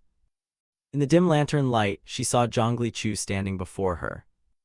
He was slowly changing clothes. Aaron whispered, "You're back so late." Zhongli-chu startled and turned to her. "You're awake." He spoke gently, "Sorry, I've tried to be quiet so I wouldn't wake you." Aaron sat up and smiled softly. "Why apologize? I feel guilty for falling asleep instead of waiting for you." She pushed the blanket aside and motioned for Zhongli-chu to come closer. "You must be tired, come lie down." Zhongli-chu quickly finished dressing, lay down beside Aaron and pulled the blanket over her. Aaron smoothed his coat and asked, "Did your work go well?" Zhongli-chu replied excitedly, "Of course it did, very well indeed." She wrapped her arms around him. "That's wonderful." Zhongli-chu squeezed his eyes shut and mumbled, "So sleepy." Aaron teased, "You've worked hard today and all day too." The next morning, Hyun-ko gathered everyone from the lower sect. One man spoke up loudly, "Sect master." Then a stream of others echoed, "Sect master, congratulations on reclaiming your post." Everyone in the room shouted in unison, "Congratulations, sect master." Hyun-gi smiled with satisfaction and said softly, "I am very pleased." He stood on the platform and proclaimed loudly, "The reason I'm truly happy isn't simply that I defeated the destructive assassin and his cronies to regain this position, but that people like you waited and welcomed my return. Thank you all. Over the past time, my oversight caused everyone anxiety. As sect master, I sincerely apologize. I will help the lower sect regain its former prestige, so trust and follow me."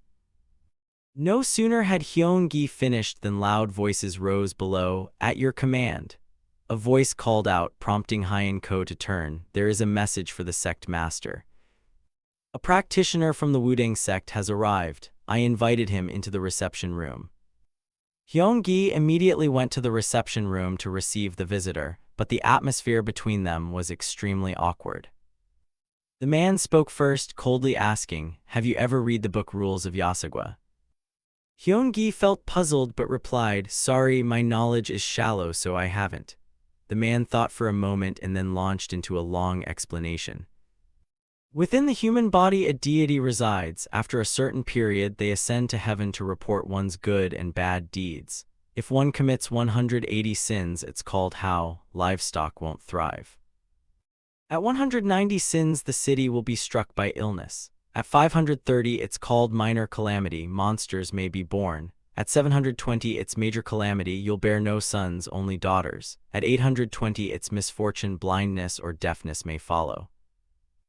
At 1080, it's disaster, great calamity will occur. At 1200, it's ruin, be attacked by violent bands. At 1600, the 9 generations of descendants will be annihilated. At 1800, it's extinction. Misfortune will persist down to your great-great-grandchildren for 5 generations. Hyun-ko listened intently as the man droned on. When the man fell silent, Hyun-gi raised his hand and motioned to offer tea. He glanced into the teacup and scoffed lightly, "The tea's gone cold." The man paid little attention and moved straight to the main question. "I heard you've received help from Death Gate this time." Before Hyun-gi could answer, the man added, "The 9 great sects are watching Death Gate closely. If you have any ties with that lethal faction, you'd better forget them quickly." Hyun-ko narrowed his eyes and watched him warily. "I appreciate and accept that advice." Without another word, the man pulled his chair back, planted his hands on the table, and rose bluntly. As he brushed past Hyun-gi, he added in a low voice, "You've been through it once, so you should know what I mean. If it happens again, it won't end with merely changing the sect master." His eyes flicked meaningfully toward Hyun-ko. What he implied could plunge the entire lower sect into danger. Remember that well. He then opened the door and walked out. Hyun-gi didn't turn his head even once. The door slammed shut. Silence once more wrapped the room just as it had before the man entered.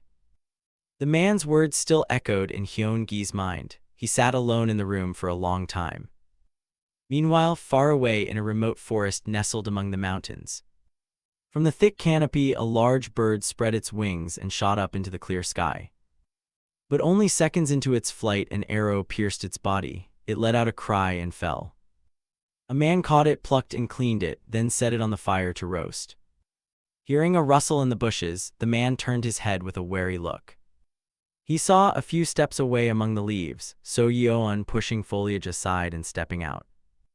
The man went a little stiff. He couldn't understand why a young woman like her would be alone in the woods. So Yeon came closer and spoke. "May I warm myself by your fire for a bit?" The man gestured to the spot beside him and awkwardly said, "Sure, sit down."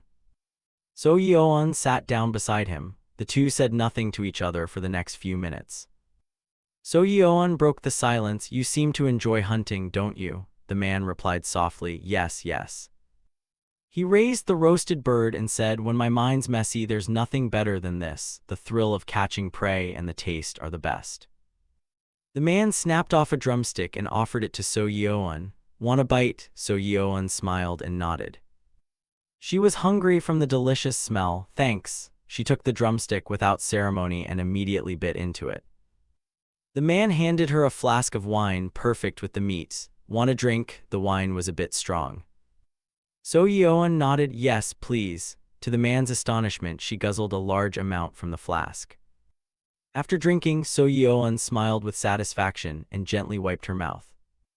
She exclaimed excitedly, delicious, this is the taste of life. The man, embarrassed, said, if you like, I can make as much as you want.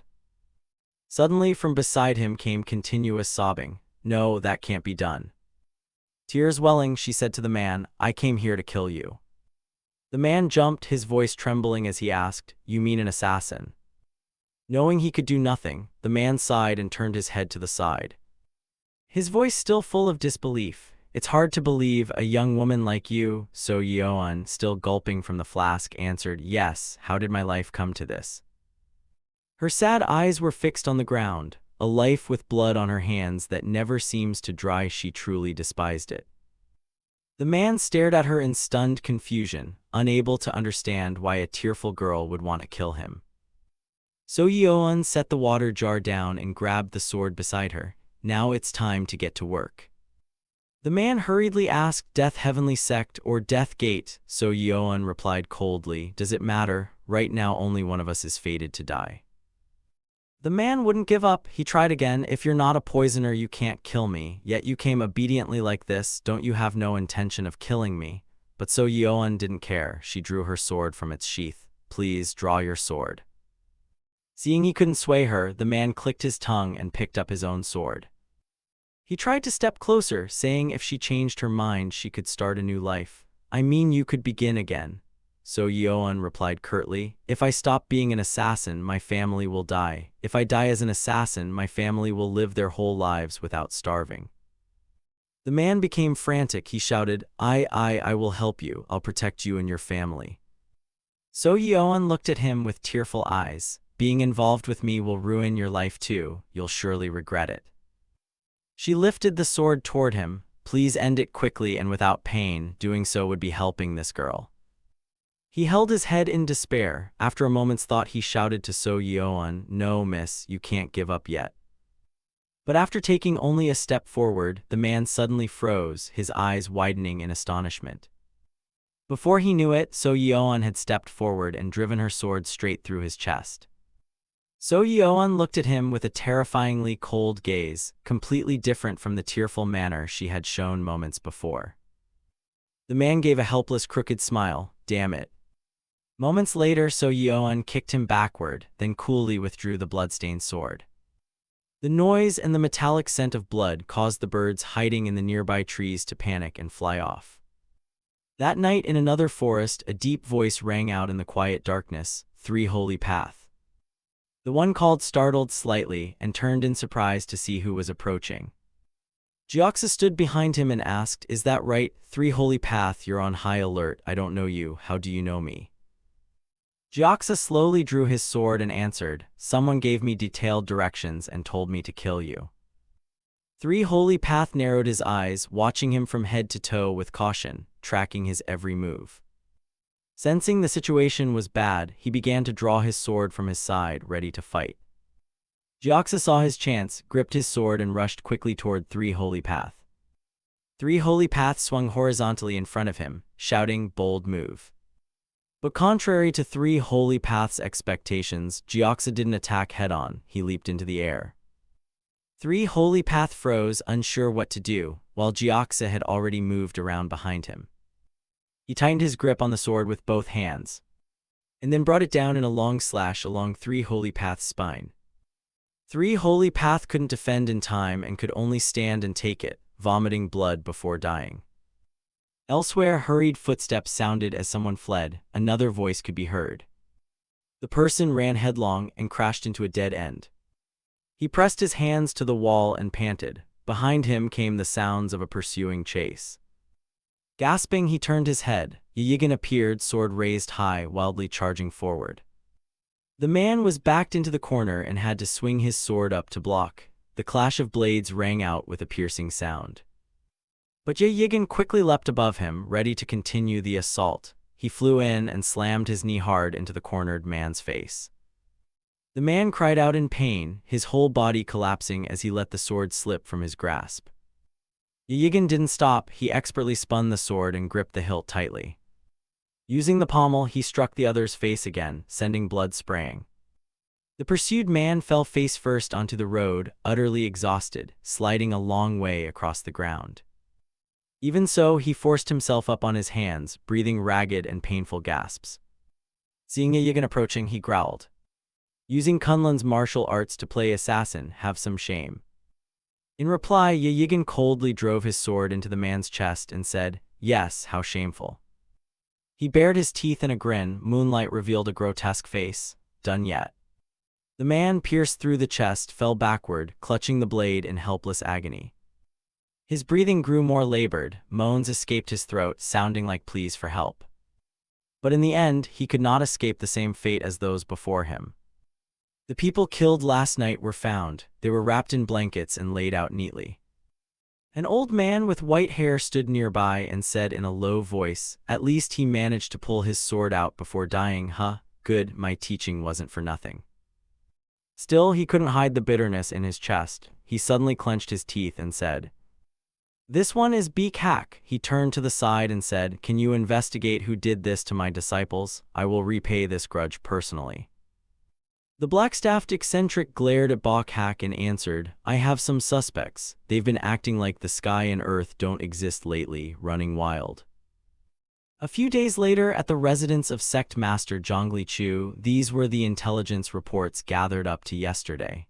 All right, thanks for your hard work, leave it there. The man set down the stack of papers and asked, but what day is it today? The whole estate looked as if a party were underway. Zhongli Chu nodded, indeed, it's the feast day. He cheerfully told the two in front of him that they've worked hard lately and should enjoy themselves today, even if tired. Try to join in. Another person smiled and replied, yes, wonderful. At that moment, Byok Gun ran in from outside to report, sect master, everything is ready. After the meeting, Zhongli Chu stood up and said, come on everyone, let's go outside. Everyone else left the room, but Zhongli Chu remained, glancing at something. It was the report Byok Gun had read yesterday. He stared at it for a long time. Byok Gun and the others stepped outside. Noticing Zhongli Chu was still inside, she looked back. Byok Gun entered the room and called out, sect master, hurry up, people are waiting. Zhongli Chu seemed not to hear her. He was absorbed in reading the paper in his hands. His brows knitted, teeth grinding. He clenched the paper until it was visibly crumpled. Byok Gun called out loudly again, sect master. Only then did Zhongli Chu startle. Huh. He put the paper back where it belonged and turned to step outside. Let's go. Byok Gun quickly followed, but before leaving she glanced back curiously at the paper Zhongli Chu had just set down. Outside the manor, tables were laid out with abundant food. Yugu, Yuho, Yoksiok, do you remember when we first arrived here? Yugu, holding a drumstick, said cheerfully, how could we forget? When you said we'd live in this rundown estate, we thought you were mad.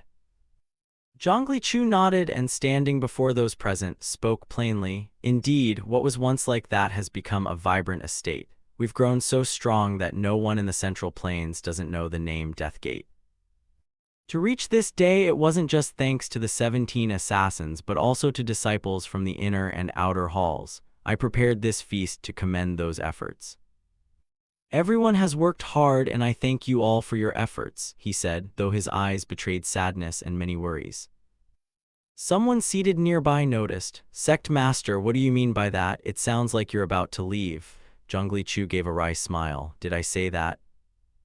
A shout went up from the crowd. Deathgate is only getting started. We'll crush the Death Heavenly sect and become the leaders of the assassin world, right? Outside, many people gathered together, cheering exuberantly. Yes, long live Deathgate. Yes, drink up today. Let's feast to our heart's content. At night, in the manor's pitch-black corridor, a figure pushed open the door and stepped into Zhongli Chu's study. It was Byok Gun. She gently closed the door so as not to make a sound. Byok Gun approached a nearby table where Zhongli Chu had left the stack of intelligence papers from the morning. She rummaged for a moment, then held one sheet up to read in the darkness. Suddenly a voice rang out, making Zhongli Chu start. Not asleep yet, what are you doing? Zhongli Chu sat down on the floor and said slowly, is it all right to enter the sect master's study without permission? Byok Gun stammered, sect master. Byok Gun hurriedly bowed low and said loudly, please forgive me. Since seeing this, the sect master's mood seemed off, so I wanted to know why. She awkwardly added, I know I shouldn't, but I was too curious to sleep, so Zhongli cut her off. Chief Steward, Byok answered immediately. Yes, Sect Master. He narrowed his eyes at Byok, his voice cold. From now on, suspend all assassination activities. Byok looked at him in bewilderment. What? Zhongli clarified, continue gathering intelligence if needed, but stop all operations and take no more assassination requests. Byok couldn't help feeling puzzled. Operating the intelligence network costs a fortune. Without accepting requests, we can't cover those expenses. Before she finished, Zhongli interjected, tomorrow go see Old Man Chen. There's 90,000 taels he offered. Before that I refused. Take that money and bring it here. Byok eyed him cautiously and asked in a low voice, Sect Master, what's really going on right now? Zhongli pointed to the paper in Byok-Rai-gun's hand. In the report the steward had just read, it said 3 disciples of 3 disciples had been killed. Byok-Rai-gun looked back at the sheet and nodded, yes, I've seen it too, so what about it? Zhongli face grew serious and his voice deepened. Over 10 years ago, the Death Soul Agency was hunted by the 9 great sects for killing the Sword Master. The influence of 3 disciples is no less than the 9th Sword Master. He'll mobilize all his forces, when the martial world's eyes focus that intensely. At that point, Zhongli paused and stressed each word. The 9 great sects will not ignore this either. Byok-Rai, seeing this extreme tension in him for the first time, was shocked and froze for a few seconds. Then she softened her voice, at dawn I'll immediately go find Old Man Chen. Zhongli nodded, it's dangerous now, I'll tell Yok-Siok to go with you.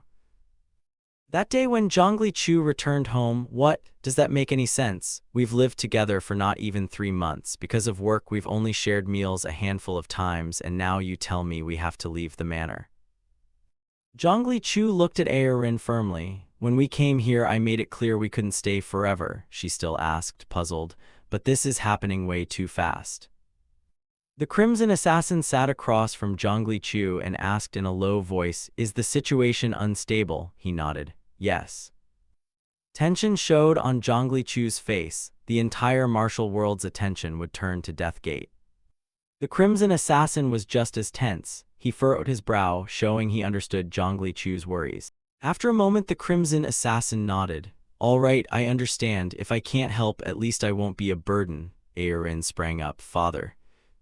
Seeing that the two were immovable, Aerin's eyes began to well up. She ran outside shouting, I don't want to. Zhongli called after her, Aerin, you don't have to. Aerin ran far away and stood alone in silence, saying nothing. Zhongli quickly chased after her and quietly went up behind Aerin to comfort her. He said nothing, only standing close beside her so she wouldn't feel alone. After a few minutes Aerin spoke, promise me. Zhongli immediately replied, don't worry, I won't die. Aerin snapped irritably, what? I mean don't go flirting with Chief Steward Byok-Rai.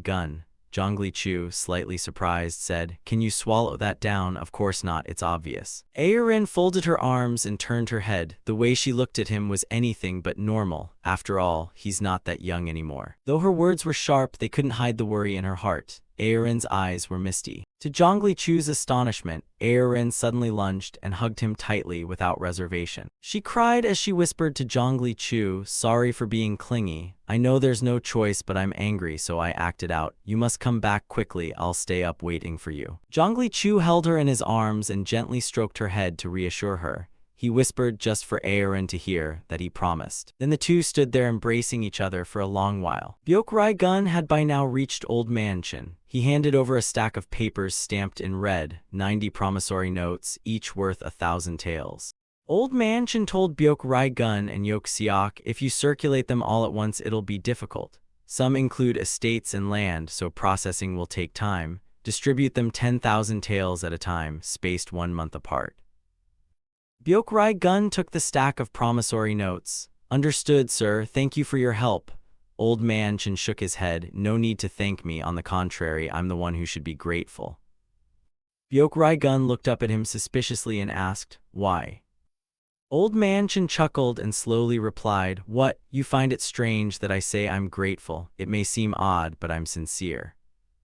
He pushed back his chair and stood up, saying, I've spent my life hoarding money. Why? Because there's something I very much want to see. Old Man Chin turned his back to Byok Rai Gun and Yok Seok. Is there anyone among assassins truly free? No. Is there anyone in the martial world free from death? I wanted to see that. I believe Sogo and Zhongli Chu, one of the two, will surely become the Tu Vu command.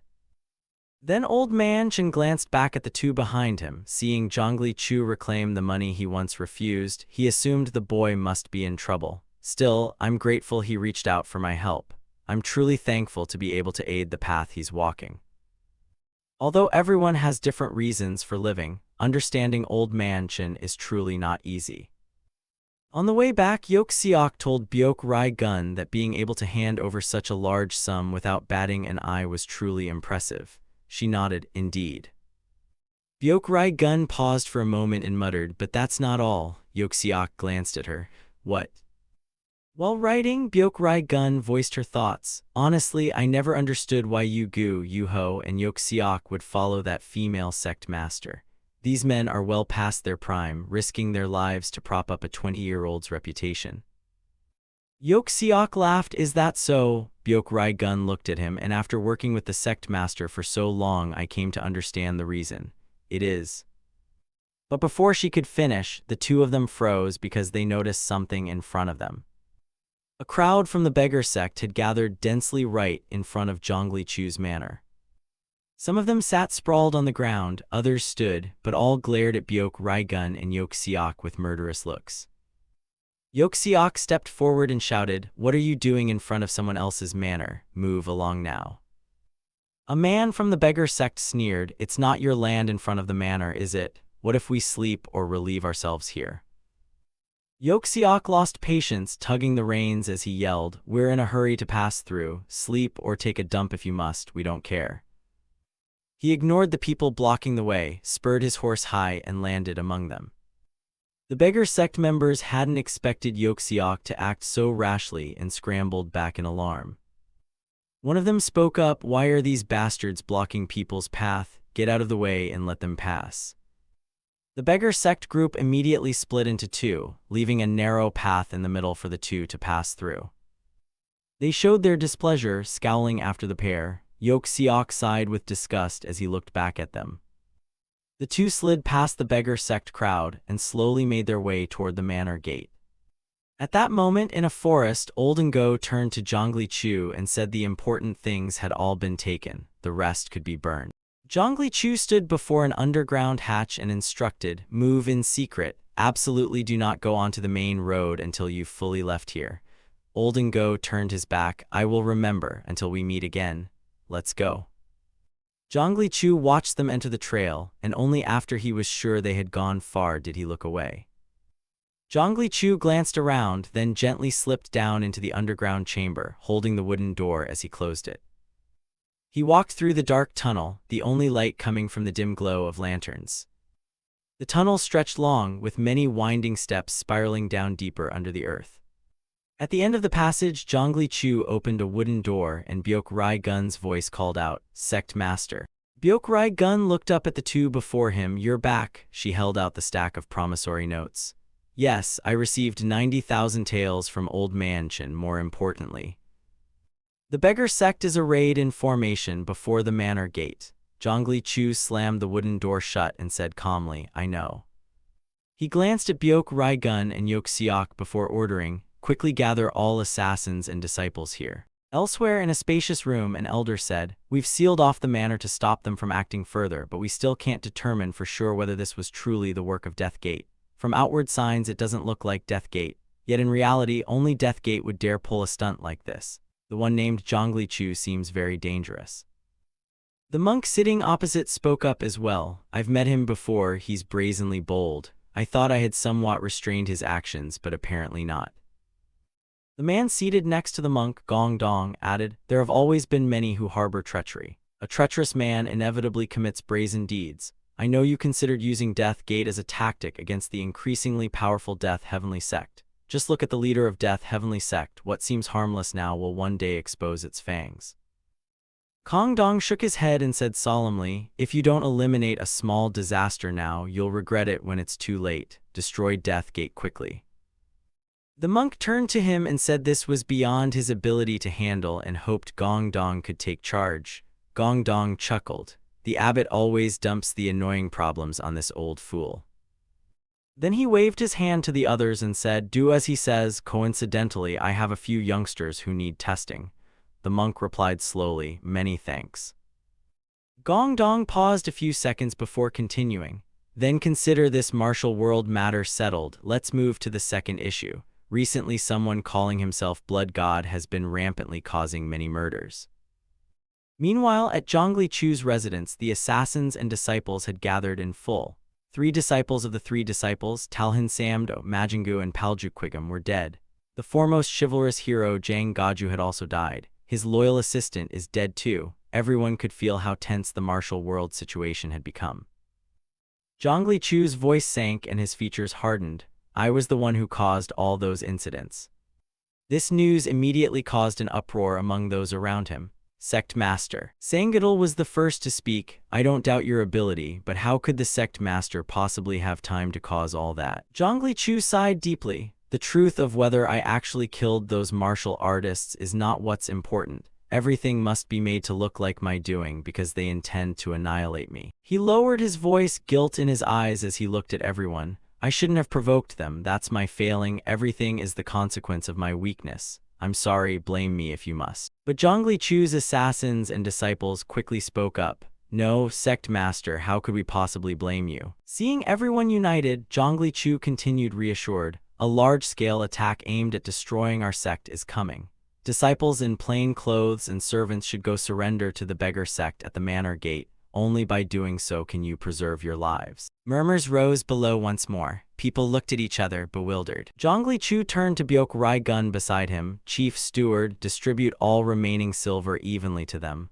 "Yes, Sect Master." Zhongli Chu cast his gaze down at those below. "Assassins as well, you were driven to death by me. All of you must leave, hide and survive until the name Death Gate is forgotten." Hearing this, they nearly went wild. Someone shouted, "Leave, leave, Sect Master." About that, Zhongli Chu instructed Byok Rai Gun, "Chief Steward, give each assassin 5,000 taels from the promissory notes I received from Old Man Chin." The assassins and disciples below could no longer contain themselves. They shouted, "Sect Master." Zhongli Chu narrowed his eyes and spoke in a low voice. "I am truly sorry I could not keep my promise to you. Death Gate is finished." He felt a little reluctant, but in the end, Zhongli Chu had to announce it. This time there was no more chatter below. Everyone fell silent, the atmosphere heavy over the room. A few hours later, someone from the beggar sect stopped outside the door and called, "Domain Master, look over there." He pointed to the people filing out of the gate. Some were coming out of Death Gate itself. The group that had just exited the gate approached them.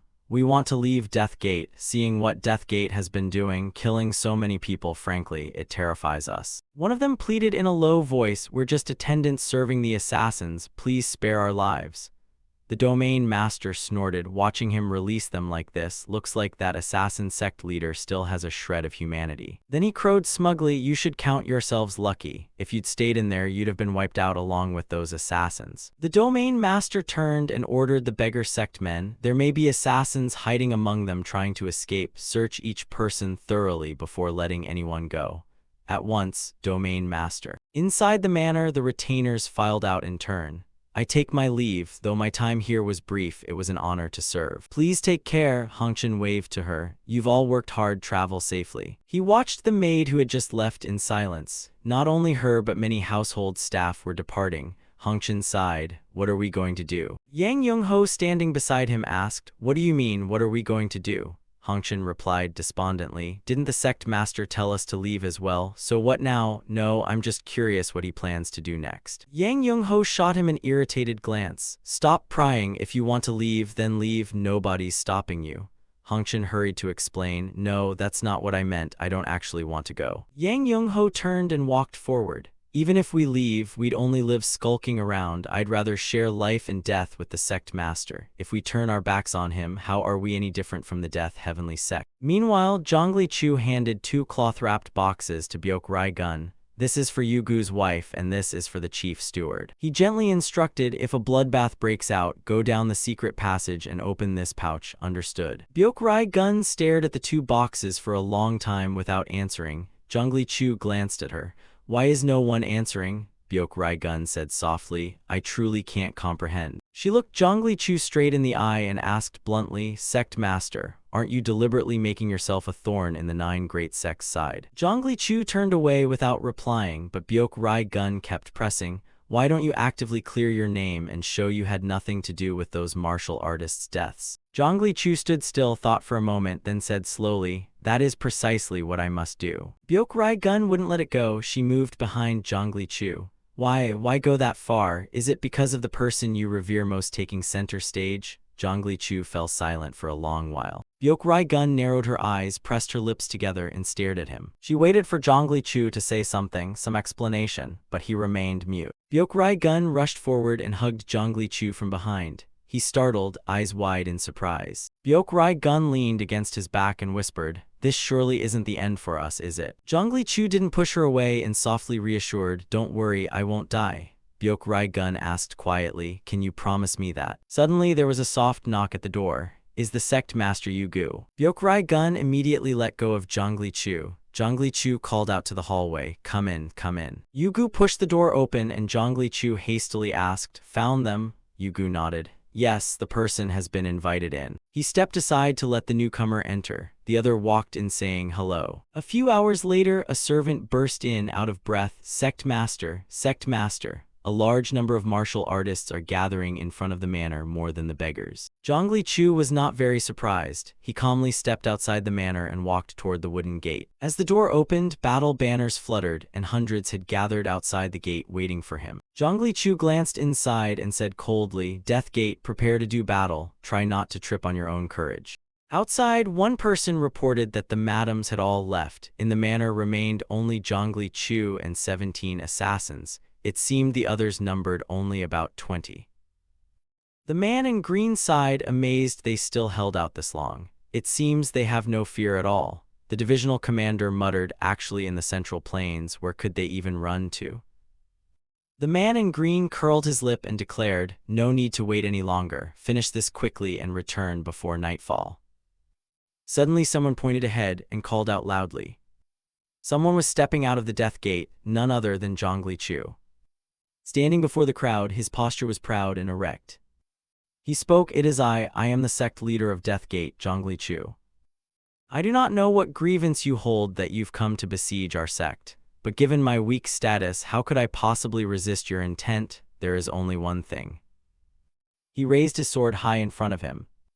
He announced further, remember this well, even if we die today, we will never yield. Until our last breath we will pull as many of you down to hell with us. He snarled, shouting again, whoever dares set foot in this manor has chosen their own death. If you don't value your life, go on in and try. The people on both sides listened and fell momentarily dumbstruck. Having said what he needed to, Zhongli Chu hurriedly turned back before they ganged up on him. Get inside quickly and shut the gate and unleash the dogs. The man in green exclaimed, indeed a bloodthirsty killer, killing without a blink. Swiftly eliminating him would be a righteous act for the people. After closing the gate, he turned and looked inside. Countless people had gathered, all calling out for the sect leader. Zhongli Chu strode in while below the fuses had already been piled up. His face was full of worry and sorrow. He bowed his head and closed his eyes briefly as if in apology. Seeing this, the crowd quieted and softly called out, Sect Leader. With his eyes closed, Zhongli Chu announced, Death Gate, take your positions. At this moment, his expression was more resolute than ever. Hearing this, the people hurriedly dispersed to their spots, shouting to take positions. The man in green outside shouted loud, Namchen, lead the charge. The men behind responded boldly, as ordered. The captain waved and gave the command to open the gate and clear the way. Namchen's men drew their swords, eager for the first blood, and advanced behind. A great number surged forward like a row of eager FPI members. They all moved up close to the wall. Those below formed a backing support for the ones above, checked the situation inside the manor.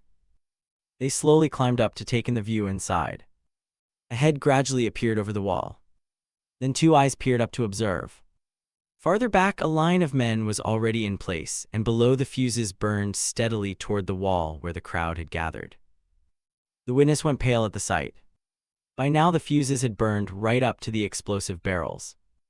The observer started stammering, "They're going to detonate the explosives." Those below questioned the charge.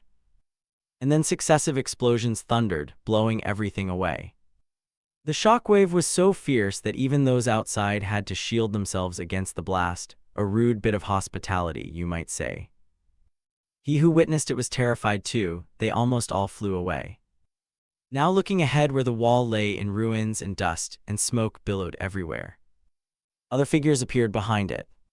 This person was none other than Zhongli Chu. He looked like a stack of corpses. The divisional commander spoke. "Since the gate is open anyway." The man in green snapped bitterly, "Let's go." He hurriedly drew the sword in his hand. Leading the charge, he shouted loudly, "Rush in and wipe out those assassins. Leave no one alive." Those behind him also surged straight toward Nam Chin and the assassins. They roared to hype each other up, stomping over the pile of earth and rocks and charging in. A fat man swung his sword and yelled. No sooner had he finished yelling than Zhongli Chu leapt up, unleashed a sword, another life counted off. Flesh and parts flew up like gutter splash. The man's head flew off and he still didn't understand what had happened. Elsewhere, two men gripped the sword tightly. One lunged in to strike, but he blocked it. Then he used the momentum to slip toward another attacker rushing in. One slash later and another life was ended. After that, he darted into the crowd ahead. Deaths ensued in unison. Zio struck like a bursting stream, and there were teammates cooperating as well. His resistance was absolute, inflicting continuous losses on them. When the slaughter was done, he looked back. Outside, the beggar sect assessed, "We launched a simultaneous assault, but I underestimated them. We thought the 9 great sects sending troops to destroy the sect would be dealing with mere riffraff, yet they turned out so fierce even I couldn't anticipate this." "Should we join the fight too?" someone replied. "The elder's order is to wait for him to arrive before acting, wait for him to come."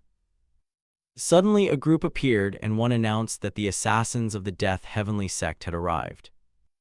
One of them said, "Putting past grievances aside, we intended to teach Death Gate a lesson for meddling in Death Heavenly Sect affairs. Now the chance to wipe out that murderous sect has come to us." Inside, someone said, "This is what the sect leader prepared for you. It is our lifeline. If you need guidance, the steward will direct you, just follow him." Outside, someone called loudly, "Now we must leave immediately." Yugu replied, "Understood, my subordinates will withdraw." Yugu added, "I entrust this child to you and ask the steward to take care of his health." Byok Gun responded, "Yes, please take care of your health as well." After Yugu finished his admonitions, he departed. So then, that girl seemed like she wanted to say something. Suddenly the girl shouted, What is it? What do you mean?" She introduced herself, "I am a young woman named Wenjin." Hearing that, Yugu's eyes went wide. He was dumbfounded. Wenjin hurried over, and she threw her arms straight around Yugu. Yugu was puzzled. What do you mean?" Wenjin cried and declared, "Every man in this world disappoints me. If you are like them too, then what am I living for?" She warned, "You must come back or I'll be even more disappointed." Yugu replied, "Don't worry, I won't let you down." He hurriedly pushed her away, urging, "Go quickly." Yugu ran ahead but still called back, "Go on and wait for me, I'll catch up at once." On the other side, Byok Gun pulled Wenjin along, instructing, "We must leave now." Meanwhile, Yugu ran straight out to the main battlefield. Looking to the others, Yugu called out loudly, "How's it going?" Yang Yung-ho on the other side signaled they were finished, then turned elsewhere. Yugu asked, "How are you all?" They replied that everything was done. Hearing this, Yugu ran off, answering loudly and clearly. At this point, their footsteps quickened as they headed straight for the fighting ahead. After drawing his sword, he threw it to the ground. Yugu lunged forward, shouting at the top of his lungs. A sword flashed out. He split an enemy in two. Pyro shot out like a fountain. As if energized by a girl's vitamin boost, Yugu surged forward, relentless in his retributions. As he closed the distance while dispatching foes, Yugu called out, "Sect leader." He hurriedly announced, "Everything is ready." On the other side, Zhongli Chu heard this and fought even more fiercely. He turned to the rear and shouted, "Fall back, rear guard. Over there, raise a sword up high." Mihuj swept horizontally, and those around quickly retreated to dodge. They looked at Mihuj with full caution. And at that moment, Mihuj quickly ran back toward the rear. Elsewhere, Yuho acted similarly. All the assassins simultaneously withdrew, while the men in green watched in bewilderment. At this point, the captain shouted, "Those bastards are running, don't let them get away, pursue them to the death." Hearing that, they then charged off vigorously in pursuit. They all surged forward, pressing Zhongli Chu's people into an increasingly tighter dead end. One of them even lunged straight at Yoxiok. A sword came down, but Yoxiok managed to block it. Then he delivered a punch straight into the man in green's belly. They collapsed, and two others took the opportunity to slip inside. Going forward led only to a dead end. There was nowhere left to run. They crowed with self-satisfaction, "You fools. On Dewey Mountain, is there any place for you to escape? Why did your earlier heroic swagger suddenly fizzle and you flee in such a hurry?" The two smiled faintly at this. A window opened and someone called out, "Come out quickly." Then the two rushed out. Someone was already waiting. After they ran out, the door was shut, leaving those inside baffled. On the other side, the two tightly closed the window shutters. And still uneasy, wedged another beam in to make them secure. Just then one turned back and shouted loudly, "Run." Hearing that, all four hunched over and took off running very quickly. As expected, an explosion then thundered, blasting the whole group aside with its shockwave. The beggar sect people outside were startled, looking toward the distance where explosions kept erupting one after another. More blasts followed. One person exclaimed that they were burning down the manor themselves. Those bastards really have no shame, actually, to be precise. On this side, the explosions rang out while Zhongli Chu's men lay in ambush outside. One announced, "Next we'll demolish the main hall." Zhongli Chu warned, "Explosives are placed everywhere, be careful." As the man was about to act, his eyes snapped wide in horror. Looking down, a sword had been thrust clean through the old man's body. These were none other than the Death Heavenly Sect, who had been hiding and now appeared. He called out, "Zhongli Chu, the sect leader of Death Heavenly Sect, wants your head." He continued, "First tell me, where is our former sect leader right now?" Zhongli Chu recounted, "He was safely escorted by us, you needn't worry, I'll convey that he misses you greatly." He drew his sword from the man and added, "I thought someone like you wouldn't speak so easily." He sighed, "But in the end you had to spill it, didn't you?" Another, seeing the corpse, shouted for his brother. He yelled, tightening his grip on his sword, "You damn bastards." He lunged forward, shouting, "Kill that bastard." Zhongli Chu tried to stop him. By then it was too late. He could only watch helplessly as the man rushed in Samsel. The assassin merely flicked him aside with ease. He raised his sword to block one of Samsel's slashes. Using that motion, he easily forced Samsel's blade downward. Samsel, witnessing this, stood dumbfounded in disbelief. Suddenly he jerked and glanced toward the rear. Sanwaden had closed in before anyone noticed. The assassin could only fling Samsel away. The assassin could only send Samsel flying to the side. Sanwaden immediately launched a razor-sharp strike. The man swung to block it at once. Only then did Samsel escape his imminent end. On the other side, having pushed back Sanwaden, this man then charged in with a flurry of strikes, forcing Sanwaden to fall back defensively. While attacking, he shouted, "All of Death Heavenly Sect, attack." Countless assassins behind drew their swords at once. Zhongli Chu urgently yelled orders to retreat behind Samsel. Immediately he rushed up to shield Samsel, clashing fiercely with the Death Heavenly Sect. His steps sent them staggering backward. Just as the situation grew tense, a man appeared from behind and swung his sword at him. Zhongli Chu simply drew his sword down. He flicked it up, easily parrying the assassin's strike. Above, gripping the hilt with both hands, he brought down a heavy blow. The man went to sleep, trembling immediately. The moment Cyro erupted into action, the Death Heavenly Sect surged toward him en masse. Zhongli Chu was now in a bloodlust mode, relentless in his slaughter. The moment that one fell, Zhongli Chu moved at once. He weaved through the crowd to draw the attention of the Death Heavenly Sect fighters. Samsel now swung his sword, shouting, "Die." A blade plunged straight into one man's belly. He pulled the sword out, sending the man crashing down. Cyro shot out like a fountain. Then he turned and yelled at the Death Heavenly Sect, "Slaughter them all." Suddenly the sight left Samsel stone-cold silent. It turned out another Death Heavenly Sect member had closed in and launched a strike, aiming straight for Samsel's head. Zhongli Chu, witnessing it, cried out in alarm, "Samsel!" Elsewhere, hurried footsteps could be heard. It was none other than Byok Gun and Wonjin. While running, Byok Gun stopped and called, "Before we leave, open the sack and have a look." They opened it to find 2 face hides and the necessary disguises. Wonjin, puzzled, asked, "Master Steward, what exactly is this?" Byok Gun explained, "These were prepared personally by the sect leader so we can escape without being identified as Death Gate retainers." The letter lists the instructions he left. She thought to herself, how could he have had time to prepare this amid all the chaos? Byok Gun elaborated, "It details personnel and each person's cover identity. Everyone must memorize it. The only issue is how to don the disguise. The method is written carefully, so try to follow it." Above, Zhongli Chu blocked a strike from a Death Heavenly Sect member. He then kicked, sending that man flying away, spun around and thrust a finishing blade into another. From the other side, a transformation sound caught Zhongli Chu's attention. It turned out to be the leader of the Death Heavenly Sect. Seeing the fallen figure, Zhongli Chu softly called, "Sanwaden." At that moment he asked, "Tell me where he hides. If so, come here and I'll withdraw for now." Zhongli Chu hurriedly spat out a boast, "Eat this, you." Behind them, explosions thundered. What was the Death Heavenly Sect so bitter about? Clutching his sword tight, he shouted, "You're dead for sure," as Zhongli Chu charged forward. He leaped off the ground, swung his sword high, aiming straight at the captain. The captain sneered, sizing up how the Death Gate sect leader would try to move. Suddenly he was surprised as something flew toward him.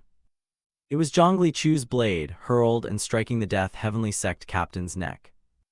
He fell with an absurdly abrupt thud. Zhongli Chu looked back to see a Death Heavenly Sect member lying wounded. Zhongli Chu announced, "Order the Red Swordsman. If you want to know where the sect leader is, go find him yourself." An old man nearby, drinking, sighed, "I always said, a tower built too easily will also collapse easily. You should have stopped at moderation." Someone ran up calling for the elder while old Pungun Chua lamented, "Fools." The man ran over shouting, "Elder, so you're here after all." The deputy leader was waiting for the elder's orders. The elder asked suspiciously, "Why wait for my orders?" The man, bewildered, replied, "Why ask why? Didn't the sect leader entrust you with commanding the schools participating in the extermination of the assassination cult?" Pungun Chuwal announced, "Order Hyundai to take over. My health is terrible right now. I'm barely able to move. Also, try not to let me die before lunch."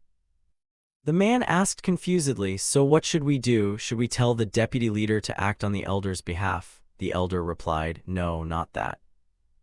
He drank and added, "Tell him to stay where he is, just observe from afar."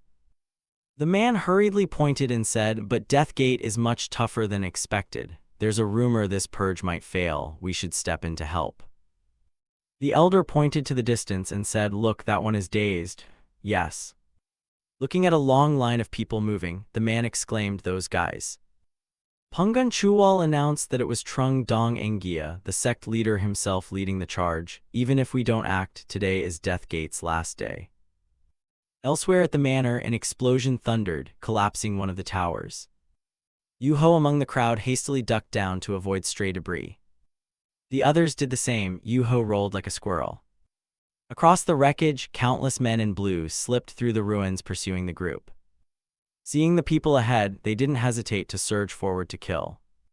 Yu-Ho quickly drew his sword, heightening his alertness. Danger ahead. On the other side, a man prepared to launch a strike, when suddenly a figure appeared to block with a spear. Yun Yangqiao slashed lightly. A head flew off, fired like a cascade. Suddenly Yun Yangqiao's expression tightened. It turned out another man had somehow plunged a sword into him.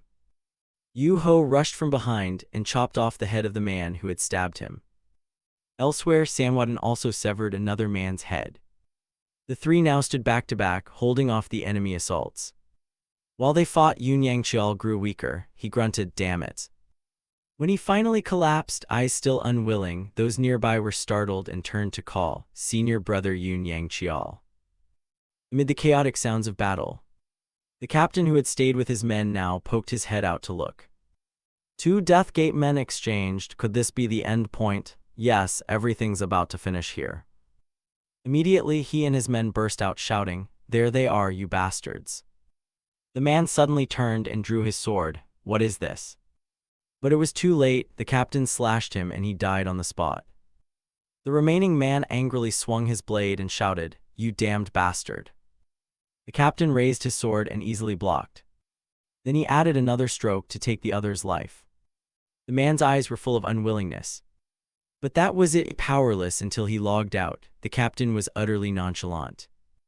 He raised his sword high and shouted, "Take their lives, scour the place for hidden assassins and leave not a single one alive." Suddenly the distant sounds grew louder, closing in, causing even the captain's men to cast puzzled glances.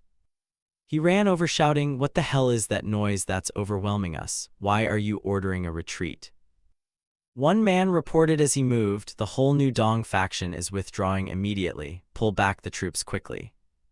The captain barked, "You named one, shut your mouth, command here is mine." The other hurriedly replied that this was a direct order from the sect master, who has personally arrived at the manor gate. The captain startled, "The sect master has arrived." Later he reported that most rows of houses had collapsed. Only that three-story hall remained. They had nowhere left to flee. Just press a little harder and it's over. The old sect master asked, "What catastrophic mess have you caused?" He stammered, "Yes, sir." The old sect master shouted, "You only faced a mere 18 petty assassins. So why did you let so many disciples die in vain?" The captain tried to justify it. "Those people, my men, didn't expect they'd go mad enough to use explosives and fight to the bitter end." He roared, "Shut your mouth. Assassins have long lost their humanity. To achieve their killing goals, they'll use the cruelest tricks." "Didn't I warn you about that before?" the captain hurriedly answered. "I, your subordinate, indeed failed to consider it properly." He bowed deeply in earnest. "Yes, my guilt cannot be washed away even by dying." The elder announced, "Then go and die." He continued, "Having committed a capital crime, shouldn't you repay it with your life? You must bear this responsibility yourself." Hearing that, the captain only let out a long sigh of acceptance. He clasped his hands and announced, "Wishing you boundless longevity and strength." Then he placed the sword against his neck. Right in front of the Kongtong onlookers, he swung the blade and slit from his neck downward. The horrific sight shocked the beggar sect people as well. Those people now lost all goodwill toward the Kongtong faction. The elder asked, "Ilgun?" He replied, "Present, sir." "Sect master, the family order, the Kongtong faction's reputation has been tarnished for failing to handle a band of assassins. What do you think we should do now?" He calmly affirmed, "I myself will restore that prestige." Scene change. As night gradually fell, the scene became desolate. Sangidal now could only stare off into the distance. He turned back to look behind him, running and calling loudly, "Sect master." Pushing the door open, he called inside, "Sect master, your highness, others suggest you also quickly have a bow. You must eat to warm your belly so you have strength to keep fighting."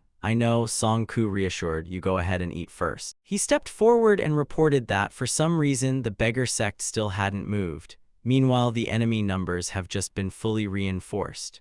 Zhongli Chu replied, "As long as we are not completely wiped out, they will never stop." Sangidal agreed, "Now I understand. This only ends when all of us lie dead. But if Death Gate is utterly destroyed here, that would be such a grave injustice. Therefore I'm pleading, must we all die together in this place? Why not let half retreat to preserve forces for later?" Zhongli Chu was rather surprised to hear the plan. Sangidal continued, "In any case, someone must survive to avenge our brothers, right?" Elsewhere, a squad of men moved inside. The Kongtong people advanced, likely their main force. Ilgun spoke, "Yukshingun, are all the brothers ready?" He looked at the last building and said, "We can strike at any moment, let's go in." Inside the meeting room, Sangidal spoke up, "Yet, our passion was no less than theirs. It's just unbearably unfair that Death Gate must vanish like this. That anguish could not be filled, no matter how many enemies we slaughtered." Zhongli Chu asked, "So how do you propose deciding who stays and who goes?" Sangidal pointed at the group and said, "First, the senior leaders Yu Gu, Yu Ho, Yok Siok, who are like family to the sect master, must leave with him. The rest, assassins with even numbers stay, odd numbers retreat." Hearing that, the others looked puzzled. Zhongli Chu asked, "Why must those with even numbers stay?" Sangidal explained, "Sir, there are two reasons. First, the brothers who died, Samsul, Sanwadan, and the four from Deathgate's quartet, all happen to have even numbers. If only a few evens remain scattered, future revenge will be hard to pursue. Second, isn't the one proposing this me who carries number 4? That's an even number. I cannot, out of cowardice, force odd-numbered men to stay and die in my place. Those on the other side agreed. All right, I think the same. Exactly, seniors, quickly find an escape route. Don't let everyone be buried here. The elder snapped irritably. Impossible this is. Suddenly Yoxiok in the group spoke up. I will stay and fight as well. Aren't we all one family, sharing brotherhood all this time? I carry number 2, an even number. I can't accept special favors and leave alone. Yugu could only softly call Yoxiok. While Zhongli Chu was still pondering, someone suddenly pushed the door open and reported, Sect Master, they're coming. 6 are moving into the hall. They don't feel like amateurs. Zhongli Chu stood and said, Yoxiok, Sangadal, Yang Yung Ho, Husato, let's go. Obeying orders, the others immediately used the secret tunnel to escape the manor. Pointing to the messenger, Zhongli Chu called, Yun Yang Chial, you must leave too. He looked stunned. Yes, what are you saying, Sect Master? Zhongli Chu turned back and added, Yugu, Yu Ho, you two lead the assassins out immediately. This is an order. Hearing this, they were puzzled. Yu Ho quietly said, Sect Master. The departing group announce when you leave, let's go. Those behind softly called, seniors. One man in front lightly raised a fist and smiled brightly. Those who remained wore rather bewildered expressions. Elsewhere, a man kicked the door off its hinges. They rummaged through while moving, searching everywhere, checking each room as they went with a swaggering attitude. Suddenly they stopped and went on high alert. One looked toward him and called, no need to search further, they're right over there. Zhongli Chu stared at them like 6 corpses called Death Gate, and charged straight forward. He drew his sword and shouted an attack. Those behind heard and all charged together. Both sides plunged into fierce combat. Each man picked an opponent worthy of him. Yoxiok swung his sword high. Brutal one-on-one duels ensued. Syro and the clash of metal resounded down the corridor. Outside, Pungan Chuwal clasped his hands. Are you well? When I heard the sect master had come in person, I rushed over at once. The old sect master replied, long time no see, Elder Pungan Chuwal. He sighed. Who would have thought the sect master had to show up personally just to deal with a small band of assassins? The sect master added, I thought a light sweep would scatter those vermin. Unexpectedly things became this complicated. Elder Pungan Chuwal answered, assassins by nature are always stubborn and tricky. The sect master continued, Yukshingun has already rushed inside. The elder was surprised. Yukshingun. Suddenly the sect master sensed a bad omen. He shouted, where's my sword? Bring me my blade at once, sect master. I'll personally send those bastards' heads to the ground. A voice cut in, please calm yourself, sir. Sect master. A man stepped forward and said, how can we let the blood of such low scum soil your precious sword? Leave these small matters to us subordinates to handle. The old sect master was startled. Red Swordsman. The Red Swordsman affirmed, didn't you trust me enough to entrust me with this duty? Over there Zhongli Chu, drenched in blood, leaned against a pillar, breathing heavily. At this point fighters from both sides lay strewn on the floor. Whether more would come was unclear, but Zhongli Chu still stood. He looked at each of his comrades, now lying trembling together in an exhausted sleep. There are those who stand with you in the hardest moments. Emotions swirled confusingly within Zhongli Chu. Suddenly, in the distance, someone was trying to mutter something. Zhongli Chu stepped forward and called loudly, Yang Yung Ho. A voice rose, I'm here. The Red Swordsman of the Death Heavenly Sect has appeared. He and his men surged forward and shouted, Zhongli Chu, where are you hiding? A sound came from behind. Red Swordsman. I'm right here. If you want answers, you'd be wise to step this way. One stepped forward to warn, be careful, sect master. There will surely be an ambush ahead. He ordered, the assassins of Deathgate have all paid their due. There's no trap, just march in boldly. One offered, allow me to lead the way. He cautiously glanced aside and was startled. He pointed to the group and reported, Sect Master, it's him, it's that man. He entered, looked at him and said, Zhongli Chu. Zhongli Chu whispered from inside, I've been waiting for you for a long time. The Red Swordsman threatened, you dare meddle in our affairs like that. Zhongli Chu and a tangle of fuses around him declared, then let's go together. The room was piled with explosives all around. With a resolute look, he added he would atone down in the golden stream. The Red Swordsman, seeing this, screamed in horror, you absolute lunatic. From the outside, the house still looked peaceful. A few figures lurched out and ran. Then the ones behind frantically kicked the ones in front, sending them sprawling face first. And then an explosion roared, swallowing those who couldn't get away. The blast battered the entire sturdy tower. The explosion was so powerful it blew the whole great tower apart in an instant. Afterward they dragged out a body. The sect master's men looked at the corpse in helplessness. Old Pungan Chuwal lamented, this loss is truly too heavy. The old sect master sighed, blaming it all on the sect master's oversight. However, if Deathgate isn't uprooted today, the price to pay in lives later will likely be multiplied. The old sect master left, murmuring that was all he could tell himself to feel better. Pungan Chuwal then looked back over his shoulder. The scene of the tower before them, now only a wisp of smoke rising. Cut to another scene, the Death Heavenly Sect's flank. Two men stand guard at the door. Suddenly one asked, "What's going on?" The other replied, "Someone seems to be approaching over there." He raised his sword as a warning, "Stop right there. Identify yourself if you're sensible." From afar something flew toward the two of them. An arrow, it sank straight into the throat of the one who had shouted. He collapsed, leaving the man beside him stunned. Not stopping there, the next arrow struck the other's neck dead on. Out of the darkness, dozens more figures appeared. They were the men led by Mukwalguang. He raised his sword and ordered, "Wipe them all out, leave not a single one alive." Inside, the red swordsman was drinking a cup of wine. When he finished, he set the cup down and wiped his mouth. Looking around, he saw his men had lost much of their morale. He slammed the table and shouted, "What the hell? Why does everyone look so miserably down? Why is that, still mourning those who died last night?" He urged them on, "Aren't we all still very much alive? Once you choose the assassin's path, life is as fragile as smoke. It's lucky just to be breathing today. Drink up, finish this cup. Don't wait until your last breath to regret it. Get drunk and fully enjoy the feeling of being alive." The group regained their spirit and replied, "As you command, sect master." The red swordsman yelled, "Excellent, what's a party without women to liven it up? Innkeeper, where are you? Bring them out to serve wine." A troop of beauties stepped out eagerly. "Yes sir, here I am, I'm coming right away." The beauties approached and hugged each man, cooing, "Oh my honored guests, I've been waiting to see when you'd finally call us over." So Yeon said she thought they'd come to the brothel just to drink. She half expected they weren't real men anymore. The red swordsman grew excited. "Look at her, such beauty wasted here. How about becoming my concubine?" She blushed and replied, "You're just teasing." He got more excited. "I'm serious, I'm not joking with her." He crowed lightly, "I am the sect master of the Death Heavenly Sect. Whatever you desire, I can grant it all."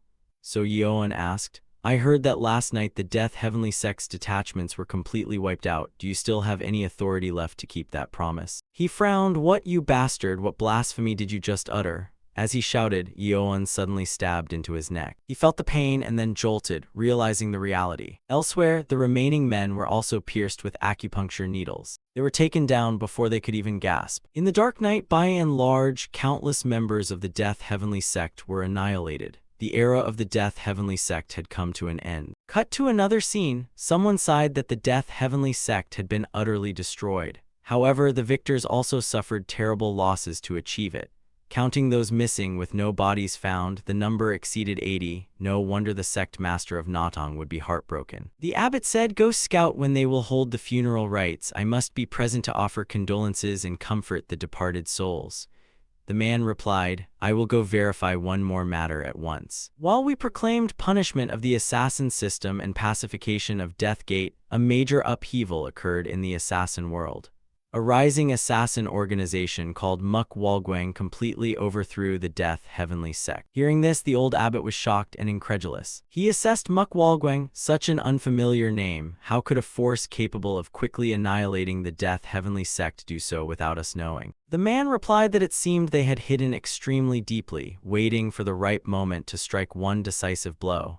The abbot asked, "What sort of person leads that organization?" The man answered, "She is a woman named Sogo." The abbot remarked, "Sogo, you say, send word for her to meet me." Later, someone spoke up, "This is a place of purity for worshipping the Buddha. We will temporarily hold your weapons and return them when you depart." The sword was handed over to the men. One man showed Sogo the way. "This way, please." As she passed, the group looked at her with unfriendly eyes. The man said, "I have always waited here for you. Quickly wash away the murderousness in your hearts." Then countless other footsteps rushed out. They clasped their hands together and raised them high. They all took defensive stances aimed at Sogo. The scene was no different from Zhongli Chu facing those cowards. Sogo simply grasped her cloak gently. With one flick, she slipped it off in a single motion. Her hands moved into a ready guard. She raised them, prepared to duel one against many with her bare fists. Her gaze was resolute. She announced that if they thought themselves capable, they should try. Suddenly, someone inside the courtyard shouted, "Stop." The crowd preparing to attack all turned their eyes. The abbot appeared and called out, "Cease your hands at once." Sogo also turned her attention toward the abbot. The people clasped their hands while the other pretended to call. The venerable abbot turned back to Sogo and said, "Please be seated." After a moment he said, "May I offer you a cup of tea?" Sogo exclaimed that Shaolin Temple's tea is famed for its refinement. He had long hoped to taste it and never expected today would be the day.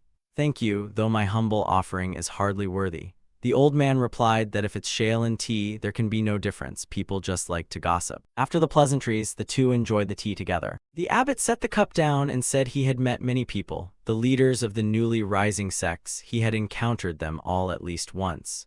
Among them, there were only two who traveled alone without retainers. Sogo replied, let me guess who they are. It's me, and could it be the leader of Deathgate, Zhongli Chu? The old man asked, what is your relationship with him? Sogo exclaimed, relationship? In the assassin world, who doesn't know the reputation of Deathgate's master? From my standpoint, compared to the Death Heavenly Sect, Deathgate is the true thorn that should be removed.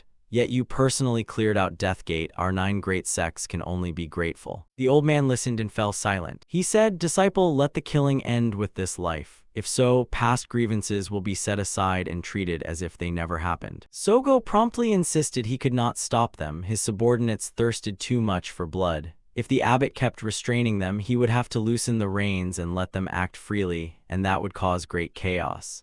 Are you truly certain? The world needs people like us, he added. We're the gutters who handle the dirty work, right? Even the 9 great sects secretly admit that in their hearts. I do not wish to create conflict with the 9 great sects, he said.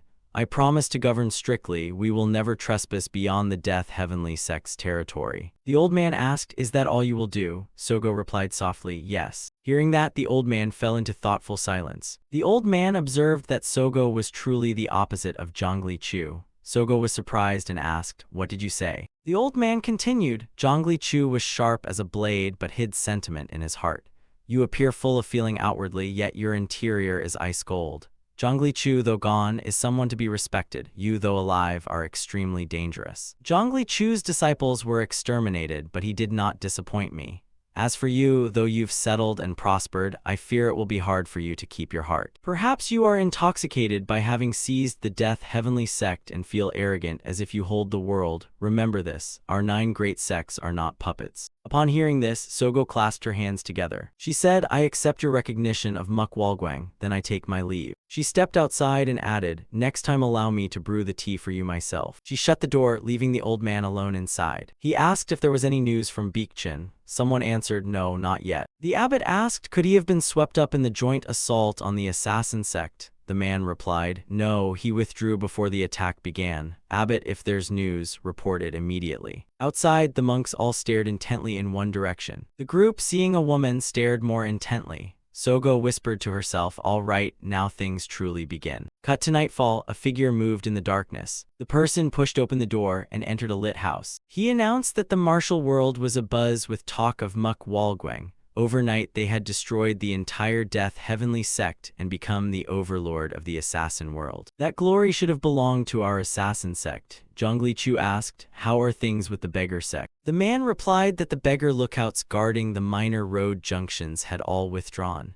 Zhongli Chu answered, good, now we must be on our way. The man hurriedly asked, are you all right? Can you move? Yun Yangqiao replied, I can circulate my qi now, it's all thanks to you. Later the man clasped his hands, sect master, take care. If the sect is re-established someday, remember to summon us. As you depart, be sure I'll do so, farewell. He ordered that even though the beggar sect had withdrawn, they should continue along the mountain road all the way to Shanxi province and endure whatever hardship. Yun Yangqiao replied, rest assured, the boats are ready for us at the riverbank. Later, someone introduced, this area is a military island called Chenbu. I was born and raised here. Among these is an island named Sangung, whose scenery is the most beautiful. There used to be an old woman living there, but when I left this place, she had already passed away. Since then, the island has remained deserted. When the sect master told us to find a place to hide and lay low, I immediately thought of this place. Sect master, have you seen the island? Looking at the distant island ahead, the man announced Sangung. Later, as they drew closer, they saw small figures on the island. On closer inspection, it looked like Zhongli Chu's family. Those people were none other than Bei Jumhyang and the others. Seeing them, Zhongli Chu jumped off the boat. The people called out, Sect Master. On the other side, Aaron also hurried out toward the beach. Ignoring the water, Zhang Chu ran quickly ashore. The two embraced each other tightly with deep affection. The others clasped their hands and softly called, "Sect Master." The remaining assassins also clasped their hands in the same way. Zhang Chu stepped forward and praised them. Avoiding the beggar sect's surveillance was no easy feat.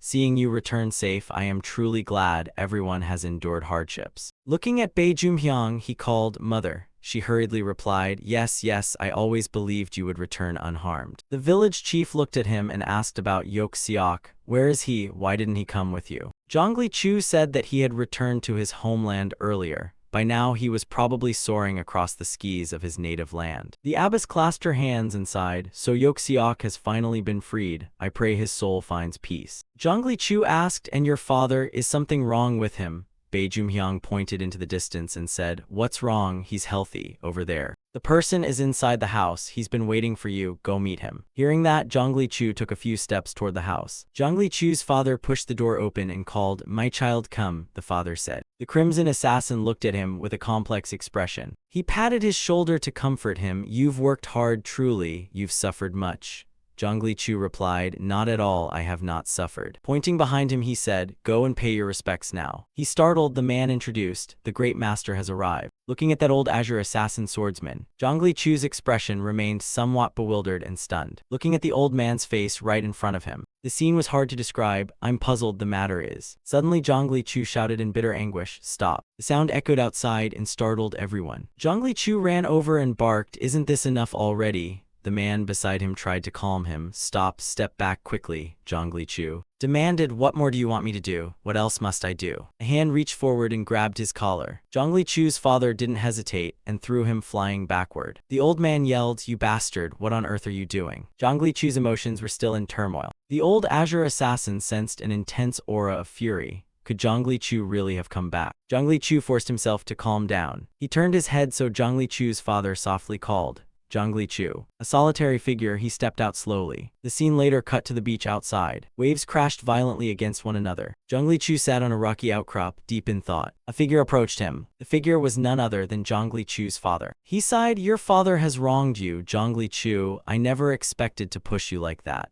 But the Grand Master personally came to praise and comfort you after the great deed was done. I hope you won't misunderstand." Zhang Chu replied, "Father, you know well this can only end with all of us dead. But to have our sect exterminated so unjustly, how can I accept that? Must we all die here?" Sangidal had once said as much. "Half would withdraw to arrange aftercare, and revenge must be had." Hearing those words, I felt immense joy. The 9 great sects need bodies for verification, but that doesn't mean everyone must die, so who will be the sacrifice? How could I ever voice such things? Yet the words I should have said, the words I absolutely could not bring myself to speak. Sangidal spoke them for me. Hearing this, Zhang Chu's father softly called, "Zhang Chu." Zhang Chu continued, "Yok Seok, Sangidal, Sanwadan, Samsul, even the 4 Deathgate killers, I killed them all with my own hands. I ordered them to die." Watching each assassin fall one by one, my heart ached unbearably. I am no longer fit to be an assassin. I'm sorry, I'm afraid I can no longer live the life you hoped for, father. But the waves kept washing ashore. The old man could only remain silent. He turned and said, "Yes, my child, now stop." Having said that, he left, leaving Zhang Chu behind. Elsewhere, someone asked, "Big brother, are you sleeping?"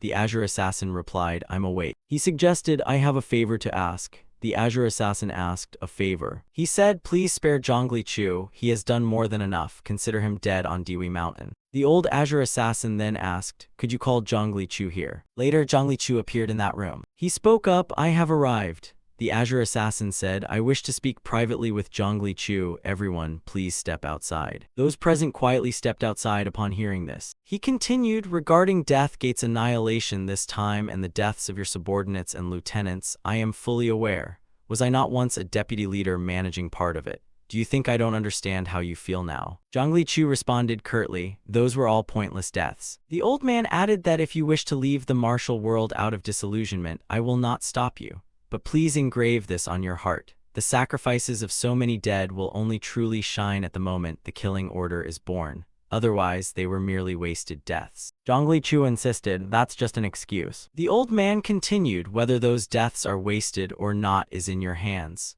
My point is that everything will ultimately converge on the killing order. We assassins of the Death Soul Agency have always raced toward the dream called the killing order. I hope you can help make that dream a reality. I had high hopes that Tiu Kao possessed the necessary qualities, but from drinking the blood wine in the inner chamber to re-establishing the assassin sect and deceiving the whole martial world to allow Muk Walguang's emergence, I see you are in no way inferior. Zhongli Chu, become the killing order. Whether you join forces with Sogo or act alone, become the supreme peak of assassins, become the killing order. In the days that followed, their exchanges were stifling. They had been staring out to sea in a trance for days. Standing there doing nothing, was that really the best course? The abbess spoke up. Sometimes hasty words of comfort do more harm than good. At a time like this, what we need now is to wait. Mo Jin-ah asked Yugu, where are the Death Gate assassins now? He replied, they're in the house, seemingly still unconscious. Mo Jin-ah continued, who knows when the sect master will issue orders, yet they lie about in the house like that.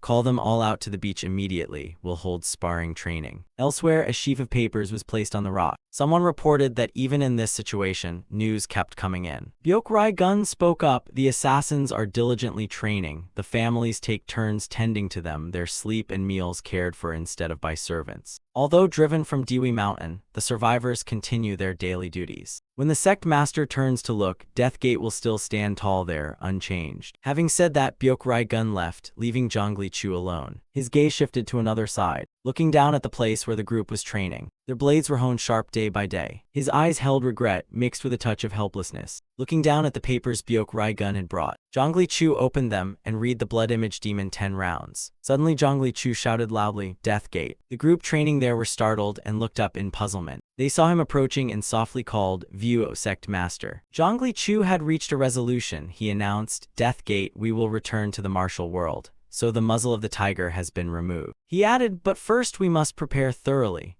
To raise our strategy, rigorous high-intensity training is fundamental, and equipping weapons that can unleash the full tenfold power of our techniques is also part of the preparation.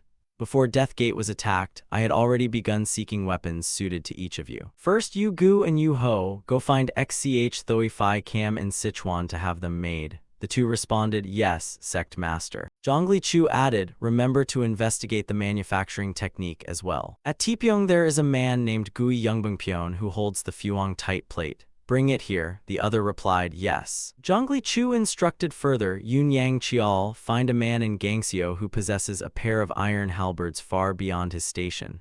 Take those halberds. Yun Yang Chial replied, yes. Zhongli Chu ordered Yang Yung Ho, you need to bring a man up to the mountain on Hokwang Island. Bring him back. The old man replied, yes, Sect Master. Zhongli Chu continued, Hongchen, go to Nanjing to find a forger. Mihuij, bring the man Sa Man Nanga Chu from Hones. And Chinwang, someone once said if you combine Black Kilin with the Heavenly King Gumj, its sharpness multiplies tenfold. I think so too. The manual of the Heavenly King Gumj is kept in the residence of the Heavenly King Sword Disciple. Go retrieve it.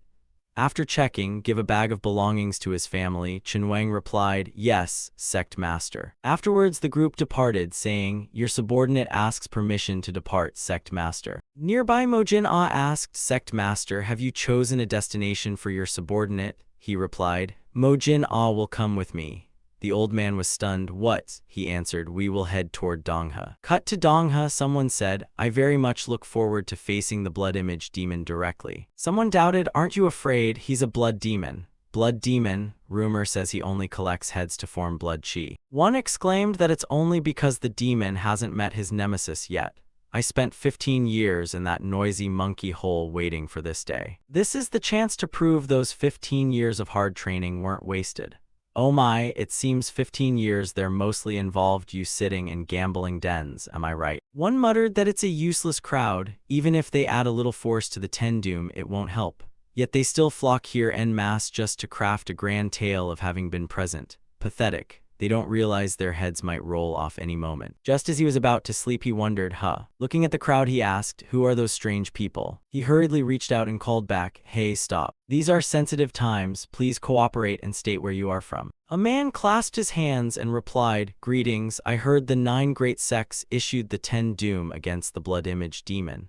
As a martial figure from the eastern lands, I could not stand idly by and hurried over. The beggar sect member, now on alert, asked back, "Where are you from and who are you?" The gray-clad man hastily introduced himself. "My apologies for the breach of manners. I am Li Yonghyun from Orphan. This is my senior brother Jangmo. He cannot speak. Please forgive us." The beggar sect member told them to go. Yonghyun was puzzled. "What?" the beggar sect said. "Go back to your hometown immediately. You're not as helpful as you think." Yonghyun replied at once, "Of course I know our martial arts are mediocre, but seeing the demeanor of Central Plains masters firsthand might broaden our horizons. Such a small thing, couldn't you at least warn us in advance?" The beggar sect member sighed. "Fine, suit yourselves, but don't meddle in other people's affairs and absolutely do not set foot in the Ilgium area." Yonghyun asked, "Ilgium?" He explained, "It's a strictly controlled area. Afraid curious folk like you will rush in and meet an untimely death." The two clasped their hands in thanks at the careful warning, saying, "Many thanks, we will remember." Watching the two figures walk away, he ordered a letter sent to Asen immediately.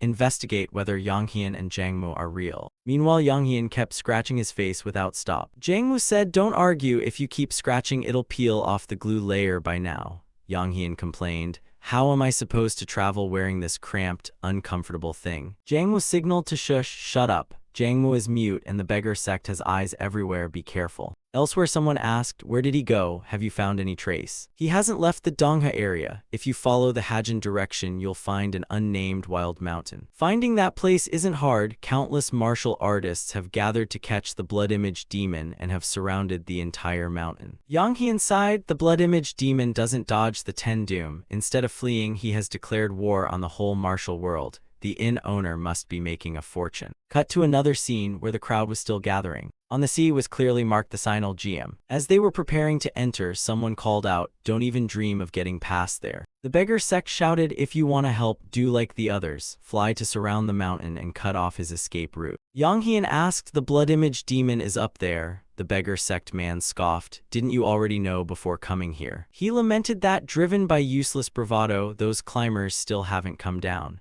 "Let's assume they've gone to the netherworld. Again, don't even think of climbing up there. You'll die a pointless death." Yonghyun left, thanking them. "Understood. Many thanks for your advice." The man replied, "No problem." Among the crowd, Yonghyun muttered, "There are too many eyes and ears around." Suddenly, someone pointed ahead and shouted, "Look, two martial artists just entered the forbidden zone." The crowd turned to look as the two figures surged straight forward. The beggar sect members sighed, "Good heavens, can't these people hold back even a bit? Don't they value their lives at all?" Then someone else called, "Don't be rude." He was puzzled. "What did you say?" A brown-clad man pointed high and shouted, "Perhaps those martial artists will actually bring back the blood image demon's head. Don't disparage an action born of chivalry." Looking up, the two had already run to the mountain summit. When the last figure finally appeared, the two leapt down, the sounds of steel meeting sharp and cold. The clash noises grew louder and louder. The people below stood motionless, watching in stunned silence. The sounds above had somehow fallen silent. Those below, observing, fell into utter panic. Everyone looked toward the empty space above. Suddenly something appeared that made the crowd buzz. A figure appeared holding a strange-looking spear in his hand. Those watching took a closer look and gasped in alarm. They looked at the spear, which was hung with countless severed heads of others. The scene of gathered heads strung onto the spear was wildly grotesque. One man in the crowd pointed and shouted, "That's not a human, that's the blood demon." The man above raised the spear high and shouted, "Who is it?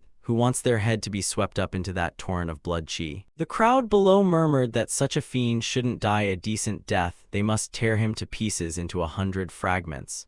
What are we to do with this madman? The blood demon snarled with savage excitement, "Climb up. Whoever you are, I'll take you all on." Night fell and one man spoke up, "There aren't many travelers. Why insist on staying here?" The two replied, "The gathering of heroes along the roads has filled every inn. There's not a spare room anywhere.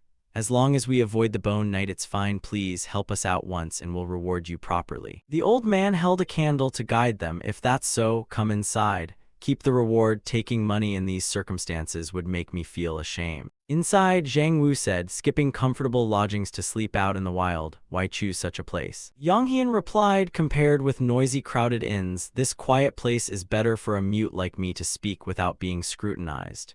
Zhang Wu lamented, "Oh my, so you decided that for my sake?" Yonghyun sighed, "Mo Jin Ah, just pretend I'm still the clan chief of the Am Enheim tribe and converse accordingly." There's a stranger, his identity, skill, temperament, even his life story are all unknown. That person is in danger. It's not that there's no way to help, but what if helping him drags the whole clan into peril? Jang was startled and asked, is there a way to rescue the blood image demon? Yang Hyun sighed. I never said that the man is the blood image demon. In any case, the price to pay isn't worth what you'd get. No, it could very well blossom into a huge catastrophe that turns on you. If you were Mo Jin-ah, would you still help at all costs? Jangmu replied, no, truly, I don't understand why Master is so obsessed with the blood image demon. The blood image demon is someone the 9 great sects have issued the 10 doom to hunt. Helping such a person with a single slip could flatten the sect that just survived Dewey Mountain. Master has seen with his own eyes that the man is a bloodthirsty mad demon. He may have martial skill but not sanity, he's just a lunatic. Yang Hyun sighed, indeed a madman. But then again, considering we take money to be assassins, we're not so different from lunatics ourselves. Jangmu quietly called out to their master. Looking back, Yang Hyun had fallen asleep without them noticing. Jangmu lay down as well and replied, please rest. The night passed quietly for the two of them. Elsewhere someone shouted, I have sinned, I beg forgiveness. I truly regret it, please have mercy and pardon me. The man looked at the clothing to judge, look, it's all stained with blood, that outfit was bought just yesterday. What are we to do now? I ask you, what will you do? The man below knelt. Oh heavens, I know my fault. He complained, just saying you're sorry isn't enough, you must compensate, 10 taels of silver. The old man gasped, what, where would I get such a sum? Please, out of kindness, spare me. Wasn't the one who bumped into him a wealthy young master after all? Hearing this, he bristled with killing intent and demanded, what did you say? He, seething, launched a vicious kick at the old man, kicking and cursing, how dare you blame others? All right, I won't take money. Instead, each tael of silver will be exchanged for a lick of the cane. Someone ran out to intervene. Wait, big brother, he barked. Let go, I said. The man trying to stop the beating feared the old man would die. At some point, a shadowy figure had appeared on the roof behind them. Is this person Yang Hyun or Zhongli Chu in disguise? Below someone called out, wait, this one looks like he's dead, right? Cut to morning, a sound nearby stirred things up. Jangmu was roused by the noise, and saw across from him a figure sharpening a mask into a face. Jangmu woke fully and tried to call out, so early, what are you doing? The other turned and exclaimed, seeming very tired, slept like the dead, who dares sneak about. Suddenly Jangmu was astonished by the unfamiliar face. Immediately his sword was drawn, pressed to the other's throat, ready to nick off a head. The man tried to reassure him, calm down. Mo Jin-ah, stammered the master. Zhongli Chu introduced himself, come here, I'll give this to you as a change of clothes. Mo Jin-ah hurriedly asked, when exactly did you find this? I didn't even hear you leave. Zhongli Chu reassured him, leave quickly before the host notices. Later Zhongli Chu introduced himself, who am I? I'm Hahuman, known in the Jianghu as the Blood Wall Blade. The Daman clan Hahu is famous. The 3 brothers are called the 3 Blood Blade Masters, and you're the youngest. I'm the eldest, Hahuryang. The onlookers were surprised to see the two arrive. Oh, young Master Hahuryang. They greeted him, with the 3 Blood Blade personally coming out. The blood image demon surely has death in his hands.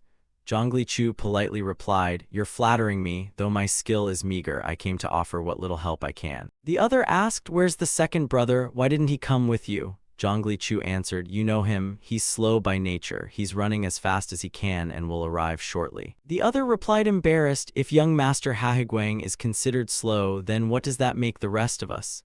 Zhongli Chu reassured them, oh come now, I meant no offense, if I gave that impression it's impolite. The man teased, just joking, by the way, when will you pay that promised drink? Zhongli Chu sighed that with the 10 doom order issued, a banquet now would be poor form. The man added, I heard the Wudang wise scholar who commands the 10 doom is about to arrive, this should be settled today. You think so? That's great news, wise scholar has come, I must pay my respects in person. The man arranged a meet, of course, don't forget our drinking appointment.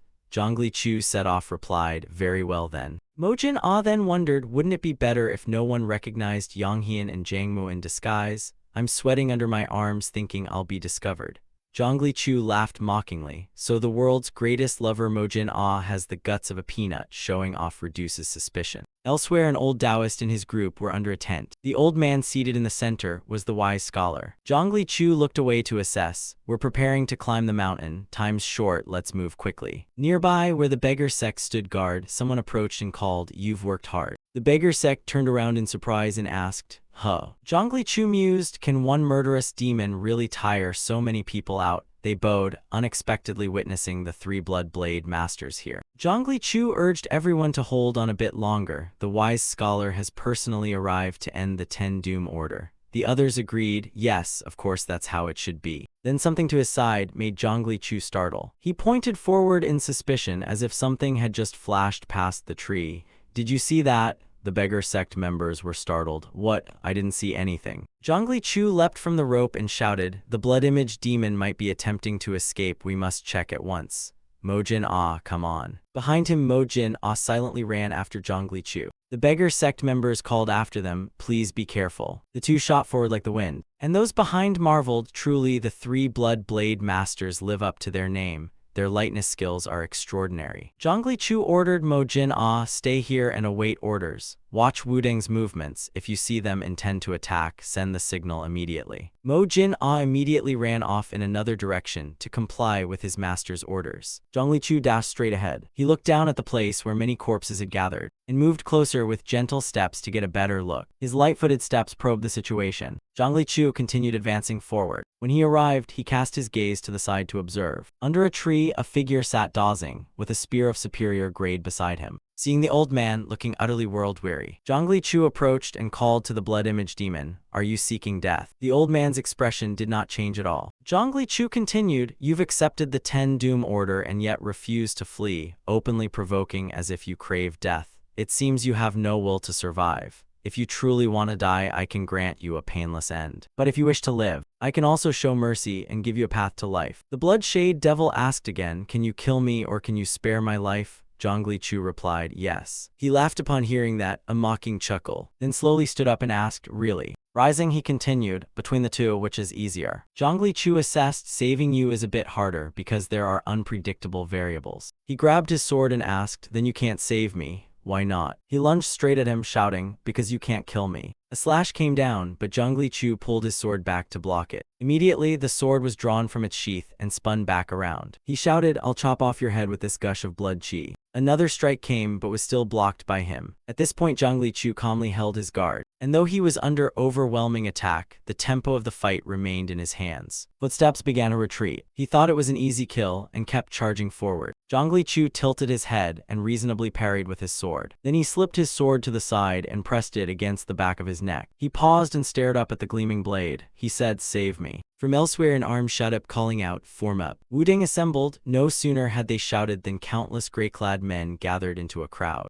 Mojin Ah over there watched and was startled as Wuding moved, and he immediately leapt down from the tree root. Mojin Ah ran off at once to report the situation to his master. Over there he announced it wasn't to test whether I could kill but to see if I could save. My life is placed in your hands. Is there a way? Zhongli Chu replied, of course. Do you think I'd come here without a plan? Suddenly Mojin Ah ran over calling, they're here. While he was suspicious, Zhongli Chu reassured him, it's fine, they're comrades. Mojin Ah ran while pointing into the distance, reporting, they're here, Wuding has formed up. They're about to charge this way. Zhongli Chu heard and replied, perfect timing, hand over the mask to me. He looked and was surprised, this masked person. Zhongli Chu said there's very little time to put the mask on. Zhongli Chu ordered buy me time, the longer the better. Mojin Ah hesitated. How? He was told to just do it. Below, footsteps began moving upward. These were the Wuding people storming up the mountain. They spread out, moving and scanning, assessing the surrounding, waiting until a familiar spear tip came into view. One of them pointed and shouted, it's the blood chi. Look closely and it's the spear hung with a bunch of severed heads. They urged one another on and charged in shouting. Over there, the spear hung with countless heads began to move. The spear seemed to be a decoy to draw Wuding's attention. They ran while ordering to block the road on the right. They kept chasing the spear, and the one holding it was Mojin Ah. Running one way, Jinna switched direction again, firmly gripping the spear. Seeing that, the men shouted warnings to each other. There, he changed direction. After a while, they couldn't see it and stood baffled. The blood chi had vanished. They panicked even more and called to one another, hurry up. Later, looking down, they found the spear had appeared beneath some rocky ledge. They drew swords and scoped the area, thinking he used the blood chi as a lure so we'd be on guard against an ambush. Search around quickly. A rustle came from beside a shrub, and the men turned their gazes back, raising their alertness. All at once drew their swords and stared straight that way. The sound from the bushes grew louder and louder, while they heightened their vigilance to the maximum. From the undergrowth, a shadowy figure shot out. When the two sides faced each other, both were even more stunned in disbelief. Mojin Ah spoke up, so it's you fellows from the Wuding sect.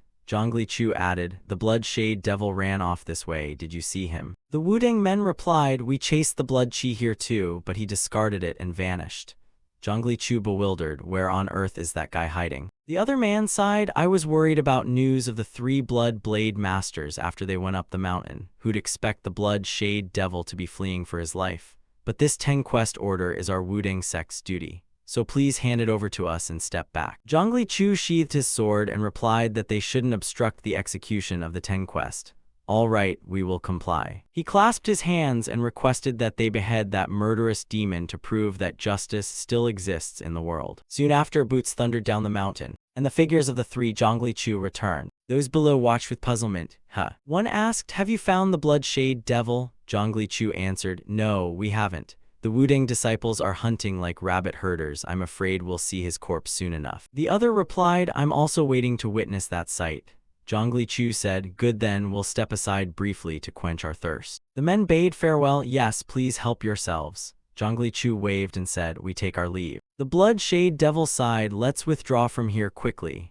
Zhongli Chu suggested they act naturally, just go about it. Suddenly a voice called the group back, hey Hahyuryang. On hearing it, Zhongli Chu also startled and turned his head. From afar a cluster of people called to him, over here, over here. The old man softly called, why are you rushing off? Can't you at least look back when someone calls? Seeing the old man made Zhongli Chu flush with nervous sweat. Seeing the old man, he quietly called out, master of the 3 techniques. Beside him the blood shade devil urged, run quickly. Zhongli Chu stepped forward and said, run, if you're coming with me you must at least pay your respects.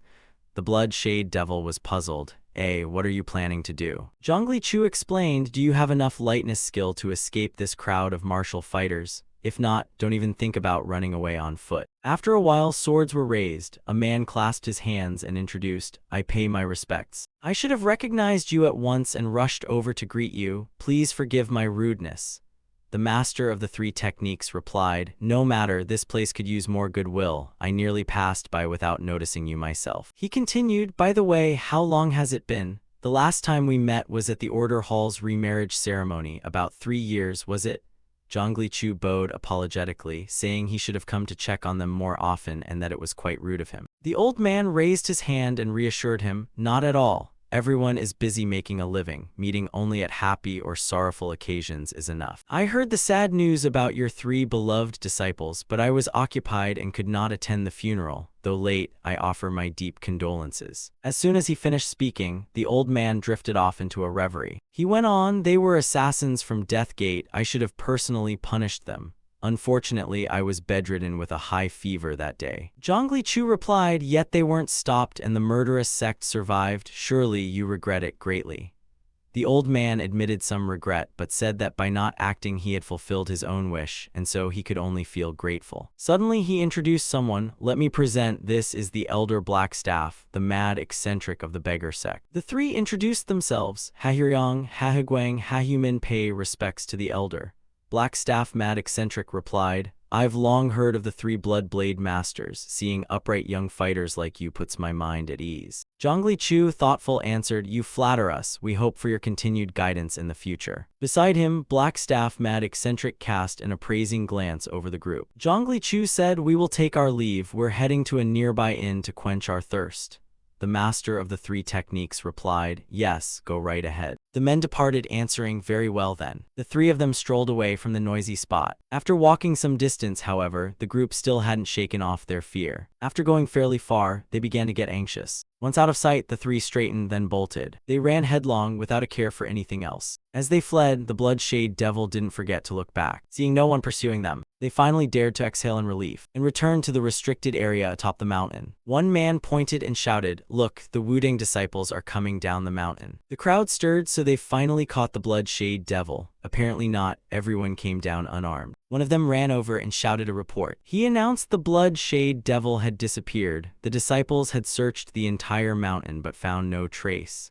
The wise scholar, upon hearing this, was startled. What? The old man demanded, how could this be? Could he have escaped the mountain? The other insisted, impossible. The whole mountain is ringed by the beggar sect and roaming heroes. Escape is unthinkable. The old man sighed. Indeed, of course it should be so. He ordered that first the disciples be given rest and a hearty meal, and then the search would continue. On this side, the master of the three techniques assessed, for the next sweep, we must also go up the mountain to search together. Old Blackstaff, mad eccentric, hurriedly moved off to another spot. He spoke up, if you hid this out of fear of punishment, I promise I won't pursue responsibility. Be honest now, if the blood-shade devil has escaped, you must chase immediately to have any hope of catching him. The beggar sect men hurriedly affirmed, that's the truth, elder, no one escaped. We kept vigilant watch with eyes peeled. Only people went up the mountain, absolutely no one came down. Except for the three blood blade masters. Blackstaff, mad eccentric, frowned. The three blood blade masters. The others explained, yes, only two of them went up the mountain. He questioned, two went up, yes, sir. They usually travel together as three. They added, but when coming down it was three people, we saw it with our own eyes, two went up. Blackstaff, mad eccentric, fell silent. When they came down they were three. Suddenly he was horrified, thinking to himself, could it be that elsewhere the blood-shade devil had ripped off his mask to reveal himself with brute force? He muttered that although this wasn't good news, at least the mask must stay on until they left the Dongha region, right? Zhonglichu replied, don't you know what sort of folk the beggar sect are? They'll soon hunt down the three blood blade masters. Hearing that, the men fell into thought again. He spoke, a Southlands man famed in the Central Plains, a young man with just a bit of stubble, quite different from what I imagined. Zhonglichu asked, you, how many people have you killed so far? He answered, I haven't counted exactly, but roughly about 50. Zhonglichu pressed, and what about those who attacked you first? He shared that only once was it defensive, to avenge and protect. That was the first reason he took up the blade, and afterward they simply wouldn't leave him alone. Let's drink, he said. I want to ask why you saved me. Zhonglichu replied, when a man undertakes great deeds, his chief concern is the safety of his family. I only ask you to keep my family safe for 1 year. He asked, if one needs protection, one can find it anywhere in the Central Plains. Choosing someone under a 10-quest death warrant is hard to understand. Zhonglichu chimed in, yes, why is that? He continued, is it an act of resistance against those trying to kill you? Hearing that, his gaze turned even more wary. On the other side, a signal fire was launched, drawing everyone's attention. Zhonglichu was surprised. You saw through it. The beggar sect truly, he asked further. Can we break through the encirclement of the master of the three techniques, Wudang, and the beggar sect to escape? Zhonglichu answered, I've tried before when I was 10. Someone took the pigeon and shouted loudly, Elder, an urgent letter has arrived. Blackstaff, mad eccentric, read, puzzled, the three blood blade masters have been missing since yesterday. Even their clans are searching frantically. Indeed, someone used a mask to pose as them. He stepped forward and ordered the mountain search halted. It's futile. Someone has rescued the blood-shade devil. The old men wondered who on earth they could be. Blackstaff, mad eccentric, sighed, even I am curious. Since the Death Soul Agency disappeared, I haven't seen such vile, demonic acts. He fired a signal and ordered all beggar sect disciples in the Dongha region to assemble and tighten checks at the checkpoints. He may have switched to another human mask. The most suspicious must have their masks removed for inspection. On the other side, voices objected, why do you do this? We just want to feel the face a bit. Why make a big deal out of it? Exactly, why touch someone else's face like that? A beggar sect man complained. Hey, why is this person making such a fuss? One man drew his sword and barked, I said we're inspecting to hunt the murderous demon. If you refuse to cooperate with the inspection, I'll regard you as a blood demon and behead you at once. The beggar sect man reached out, be good now, behave yourself. His hand drew close to the man's face. Just as he was about to peel off the mask, a forearm blocked him. The sight made everyone start. The beggar sect man shouted, this one is the real deal. Then the porter landed a punch square on the beggar sect man's face. The Wudang man beside him recoiled and raised his sword, barking, you bastard, he's not a mere herb gatherer. Before he could do anything, he was kicked high into the air at the throat. The kick sent his sword flying, blood spattered from his mouth, knocking out a few teeth. He fell face first into the ground, sliding a short distance. The Wudang men behind drew their swords in unison and threatened him. Someone suspicious might kill him. The porter calmly picked up the fallen man's sword. and raised it to block the blades of the charging Wudang men. One sword slashed in the momentum, and a Wudang man was suddenly floored, trembling. Then the porter unleashed a flurry of strikes that dispatched several men nearby. No matter how the martial men surrounded him, they were cut down as if the place were empty. One furious man lunged and shouted that this clearly was no ordinary person. No sooner had he shouted than a basket was thrown from behind, striking the nape of his neck. Startled, he spun around, just in time to see a figure in green dash up and kick him square in the face. He took the full force of a knee to the face. A trembling hand reached forward. The earlier beggar sect man still tried to hold his sword and fight, when suddenly a boot stepped down on his arm. Another porter bent down and took the sword that lay before him. He looked back with the gaze one gives a corpse. Thus the blades were struck, blood spattered up, signaling lives ended. Now the fight was over, leaving only a proper band of porters in the distance. The onlookers stood frozen, watching in stunned silence, when someone among them turned to look back. The trembling tavern keepers pleaded, "Spare our lives, we beg you." The brown-robed man said, "If you want to live, you'd better shut your mouths and live." The men quickly answered, "Yes, sir." "We saw nothing at all," the brown-robed man barked. "Get out." At the command, the porters hurriedly scrambled up and ran. The brown-robed man ordered the bodies carried into the greenwood and instructed his men to strip the dead, quick, strip off their clothes. Elsewhere, someone pointed at the elder over there. Looking at the corpses, he reported that among the Wudang disciples, 3 had been stripped naked. He exclaimed that not only were their clothes removed, but even their facial skin was. The master of the 3 techniques judged, "Truly brutal fiends, now they'll disguise themselves as disciples to operate here." Blackstaff Mad Eccentric wondered, "Not necessarily." The master of the 3 techniques asked, What do you mean?" Blackstaff Mad Eccentric explained, "If the masks aren't for disguising, it means we're in a situation where we must distrust one another." He judged them to be extremely clever. It had been a long time since anyone had so provoked his competitive streak. Cut to a bustling market town. A figure sat in the middle of a street corner, and someone came over and called, "Hey Chingab, been waiting long, huh?" The blue-robed traveler replied, "Why are you only arriving now? I almost couldn't hold it and was about to leave." The gray-robed one exclaimed, "Don't mention it. Who knows what rubbish that one ate to get stomach cramps and diarrhea, had to stop and relieve himself several times along the way. How embarrassing." The boat climber asked, "Boss?" The brown-robed answered, "Yes." The boat climber asked, "So the blood-shade devil has been brought out safe and sound?" The gray-robed ordered, "Prepare the boat at once. To evade the beggar sect's eyes, water travel is easiest." The boat climber replied, "Please give me a bit more time. I'll moor the boat at Baeksangho and Anson." As he ran off, he called back that he'd find it right away. "You lot rest and have a bite at this roadside inn for now." Suddenly the gray-robed turned and asked, "By the way, when was the last time you had a proper meal?" Later, the brown-robed ate greedily, cheeks hollow like someone suffering. The blue-robed sighed, "If we hadn't stopped to eat here, we'd almost have had a catastrophe." The gray-robed warned, "Don't inhale it, you're liable to swallow the whole bowl now." The blue-robed moved closer and said, "Boss, there are beggar sect people behind us."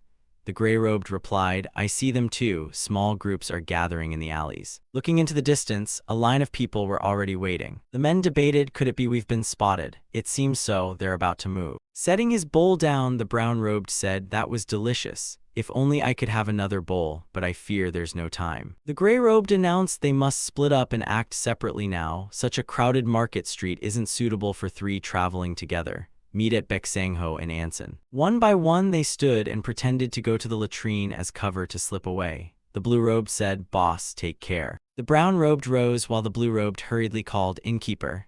"Yes." The blue-robed asked, "Where's the latrine, sir?" The owner replied, "Go around to the back of the building and you'll see it." Over there the beggar sect conferred, "Seems 2 of them might be fleeing. Shouldn't we strike first? They said they were going to the latrine. The boss told us not to act rashly. Wait." The gray-robe took something from his person. It turned out to be a few coins placed on the table as payment for the meal. Having done so, the gray-robed exhaled once in relief. After the breath, he gathered himself and bolted from the table. He sped off, startling the beggar sect men over there. "Look, they're running away." They ordered pursuit to check whether the 2 who went to the latrine were the ones. The gray-robed kept running with all his might, while a beggar sect man behind whistled to alert his comrades. Thus the gray-robed ran into a narrow alley, only to be kicked square in the stomach as he ran through. The gray-robed was sent flying and skidded a long way along the ground. As he struggled to stand, someone appeared and asked, "Where do you think you're going, the blood-shade devil?" The gray-robed, puzzled, asked back, "What do you mean, the blood-shade devil?" He demanded, "Isn't that so? Then who are you really? The gray-robed man stood and asked perplexed, what use is knowing my identity? Would knowing it make your begging any easier? Meanwhile, the beggar sect man casually drew his sword. He pointed it at the gray-robed man and challenged, cut the tall talk and bragging, take off the mask now. The gray-robed feigned innocence, what mask? The beggar sect man growled threateningly, take it off. Outside, a crowd of beggar sect men rushed up excitedly, caught red-handed, isn't it? They looked at the two and wondered, where are the other two? They're chasing them. The man ordered, quick, go capture them, this one is mine. Suddenly his gaze shifted and he was taken aback. The gray-robed had already taken a stance, ready to throw a punch. He threw the punch, but the man slipped aside to evade. When the first missed, he launched a second strike. The hand relaxed from a fist and quickly seized the beggar sect man's sword. The gray-robed spun, snatching the blade while stepping back to keep his distance. The sword passed between his hands. Then the gray-robed swung the sword down. The beggar sect man exclaimed, well now, I'm starting to get curious about you. The gray-robed replied, be curious enough to die and your soul might wander the 9 springs. The beggar sect crowd tried to ask, are you all right? He waved them off. Go on, leave. Hearing that, the men dispersed. He lunged forward shouting, I'll peel that face right off myself, must see his true face. A powerful slash came down, but the gray-robed calmly blocked it. After the strike, he raised his sword, and another blow made the gray-robed stagger back. Sensing an opening, the man kept pressing the attack. A fierce slash, but the gray-robed blocked it with both hands. The gray-robed taunted Vuvo, old beggar, how does it feel to be chewed up by rats? He was puzzled, what? Meanwhile, the gray-robed slipped to the side, and the official lost his momentum and lunged straight forward. He shouted, demanding, do you know me? One of his sword strokes came down, but the gray-robed had already thrust a blade into his lower abdomen first. Blood spurted out, leaving him stunned. Then the gray-robed delivered numerous additional slashes across his body. He staggered and fell down. Thus the space fell into an unusual silence. Cut to the riverbank. Hasty footsteps ran up. None other than the gray-robed from before. As he neared the spot, he changed direction and ran straight into the bushes. In a quiet corner, he looked toward the boatman. Far off, the man was still sitting leaning against the small boat. Suddenly, a voice called from a distance, boss, boss. The blue-robed man waved back and called, here, this is the place. Everyone arrived safe and sound thanks to you, boss. You bought us time so we could escape. The gray-robed suggested they leave, he's waiting. Suddenly, the blue-robed intervened, no, master. We can't leave now. The gray-robed asked in confusion, what's? The blue-robed pointed into the distance and said, look over there, behind that rock. Following the blue-robe's finger was just a rocky outcrop, and behind it a bun of hair appeared. The people were in ambush. Seeing that, the gray-robe dashed straight toward it. Seeing this, the two behind also ran after the gray-robe. As the group approached, they slowly crawled back toward that spot, and hid in a bush, watching the rocky outcrop. A glance revealed a band of Wudang fighters already waiting there. They were numerous and seemed to have waited there for quite some time. The blue-robed added, yes, the opposite rock has about the same number of Wudang martial artists hiding there. Cut to the boat climber out at sea. Suddenly a voice ran up calling, little brother, little brother. Two boys ran up and said, here, someone told us to give this to you, sir. Judging by the two kids' faces, they looked harmless. After receiving it, the two ran off excitedly. Getting a whole coin for such a small errand, so lucky, let's go buy some good food. The boatman murmured and read it. We've been exposed, changed the meeting place to the abandoned house on the flank of Little Peak Mountain to buy a jar of wine, okay. After reading it, he looked toward the boy who had moved off. Then he walked along the forest path. While walking, he suddenly noticed something. It turned out to be a dilapidated thatched house ahead. He stepped inside. From a corner, someone removed a mask and called, this must be the right place. It's Zhongli Chu. He asked if the wine had been bought. The boatman raised it and replied, yes, here it is. After pouring the wine, he asked, we're on the run, why suddenly asked to drink, what's happened? He recounted, this is a farewell drink. The other man was puzzled. What? Zhongli Chu explained, you've done many deeds for the Death Gate recently, I'm truly grateful. Why suddenly change your mind like this? The boatman frowned and asked, what are you talking about? Zhongli Chu announced, at the Xilu, the beggar sect could identify us immediately. I thought it was just their terrifying intelligence network, but seeing Wudang fighters ambushed on the Ansan Baeksangho lakeshore confirmed one thing. He looked the man straight in the eye and asked, have you changed your mind? Could it be that from the start your purpose in joining Death Gate was this? Raising his cup high, he called out to Death Gate leader Gan Li. Later, the beggar sect man's body drew attention. Sudong watched at the moment without saying anything more. He bent down and covered his comrade's eyes with his hands. The beggar sect crowd seemed rather upset after this incident. On the other side, the boat climber gulped down a jug of wine, and after drinking it, he exhaled a long breath. He confided, "Master, you shouldn't have left Chinbu. I only hoped you'd stay put on that island and live like a dead mouse." He continued, "Do you think that was possible?" He sighed. "Now I see it was just an illusory fantasy." Zhongli Chu shared, "I've already set foot on that island." He poured wine and lamented, "I admit, I felt great regret. Even if I had destroyed you then, I wondered how you became an assassin. I had hoped the rescue of the blood-shade devil would fail, but the moment you brought him out, Master, I was certain that if you were free to run amok in the Jianghu, another storm would rise. I was wrong, people never truly change, and that hit me hard." Zhongli Chu countered, "The blood-shade devil committed no crime warranting the 10 Desires punishment. It was a fair duel and an apology, nothing more." The boatman replied, "That's his personal argument. The victim's family sees it differently." When the blood-shade devil's declaration conflicts with the victim family's accusations, how can one say who's right or wrong? Zhongli Chu responded, "Yes, only heaven truly knows the truth." The boatman continued, "But we can't wait for divine judgment. Someone must decide right from wrong here. And a person who has lost their humanity, who dares to peel another's face and wear it, do you think the world will believe you? He may look gentle outwardly, but he beat his wife and children every day. When they see him dead, his wife and kids can finally smile." Zhongli Chu calmly replied, "I only kill those who point weapons at me or those who deserve death." The man challenged, "Then who judges that someone deserves death? Who gave you that right?"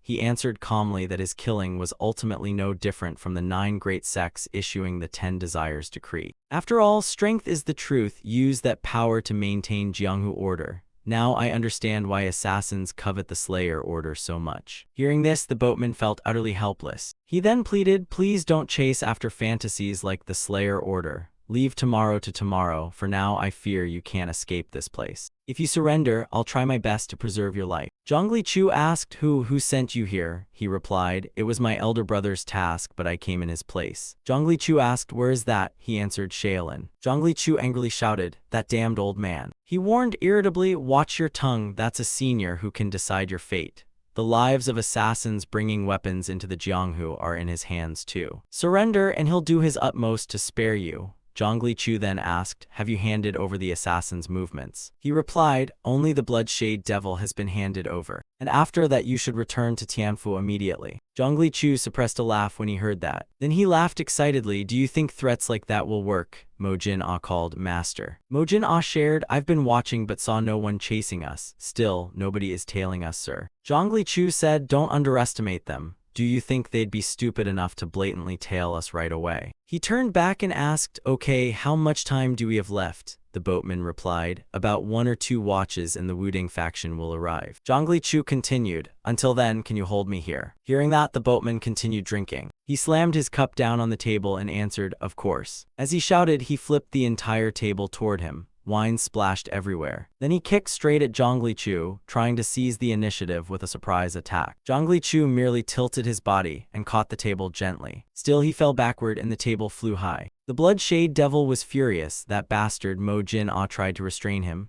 "Stop." Mo Jin Ah said, "You don't need to step forward. Act only when ordered." Across the room, the blue-robed man launched a kick, stamping hard on the ground, but Zhongli Chu leaned aside and evaded. He flipped once and then stood up to observe the man. Then the man delivered a kick at him, and Zhongli Chu raised his hands to block. The kick forced him to step back and create distance. Then the man followed with a punch. Zhongli Chu bent his head to dodge. Seizing the opportunity, he threw a punch at the man's ribcage. Continuing the combo, he added another blow to the face. After tiring of punching, he spun around and delivered a kick to the face. The kick sent the boatman briefly flying through the air. He fell and slid across the floor for a distance. The painful fall made him struggle to stand up, grabbing a wooden beam beside him to get up. He groaned, "Tianfu, now Chenbu must know everything right." Zhongli Chu was startled when he heard that. The boatman added, "Those who hate Deathgate are surely converging on Chenbu now." After hearing his threat, a clear look of worry appeared on his face. Then he launched a full-power punch, and with that the boatman was knocked flying outside. After the punch inside, he felt extremely irritated, and hurriedly turned his head without paying much attention. "You call, let's go, my family's in danger." Someone asked, "Do we need to use a Wuding disguise here?" He barked, "I don't need one." Elsewhere, someone reported, "Sir, they've seized 3 horses." The other asked, "Was it stolen?" The man added, "No, they paid for them."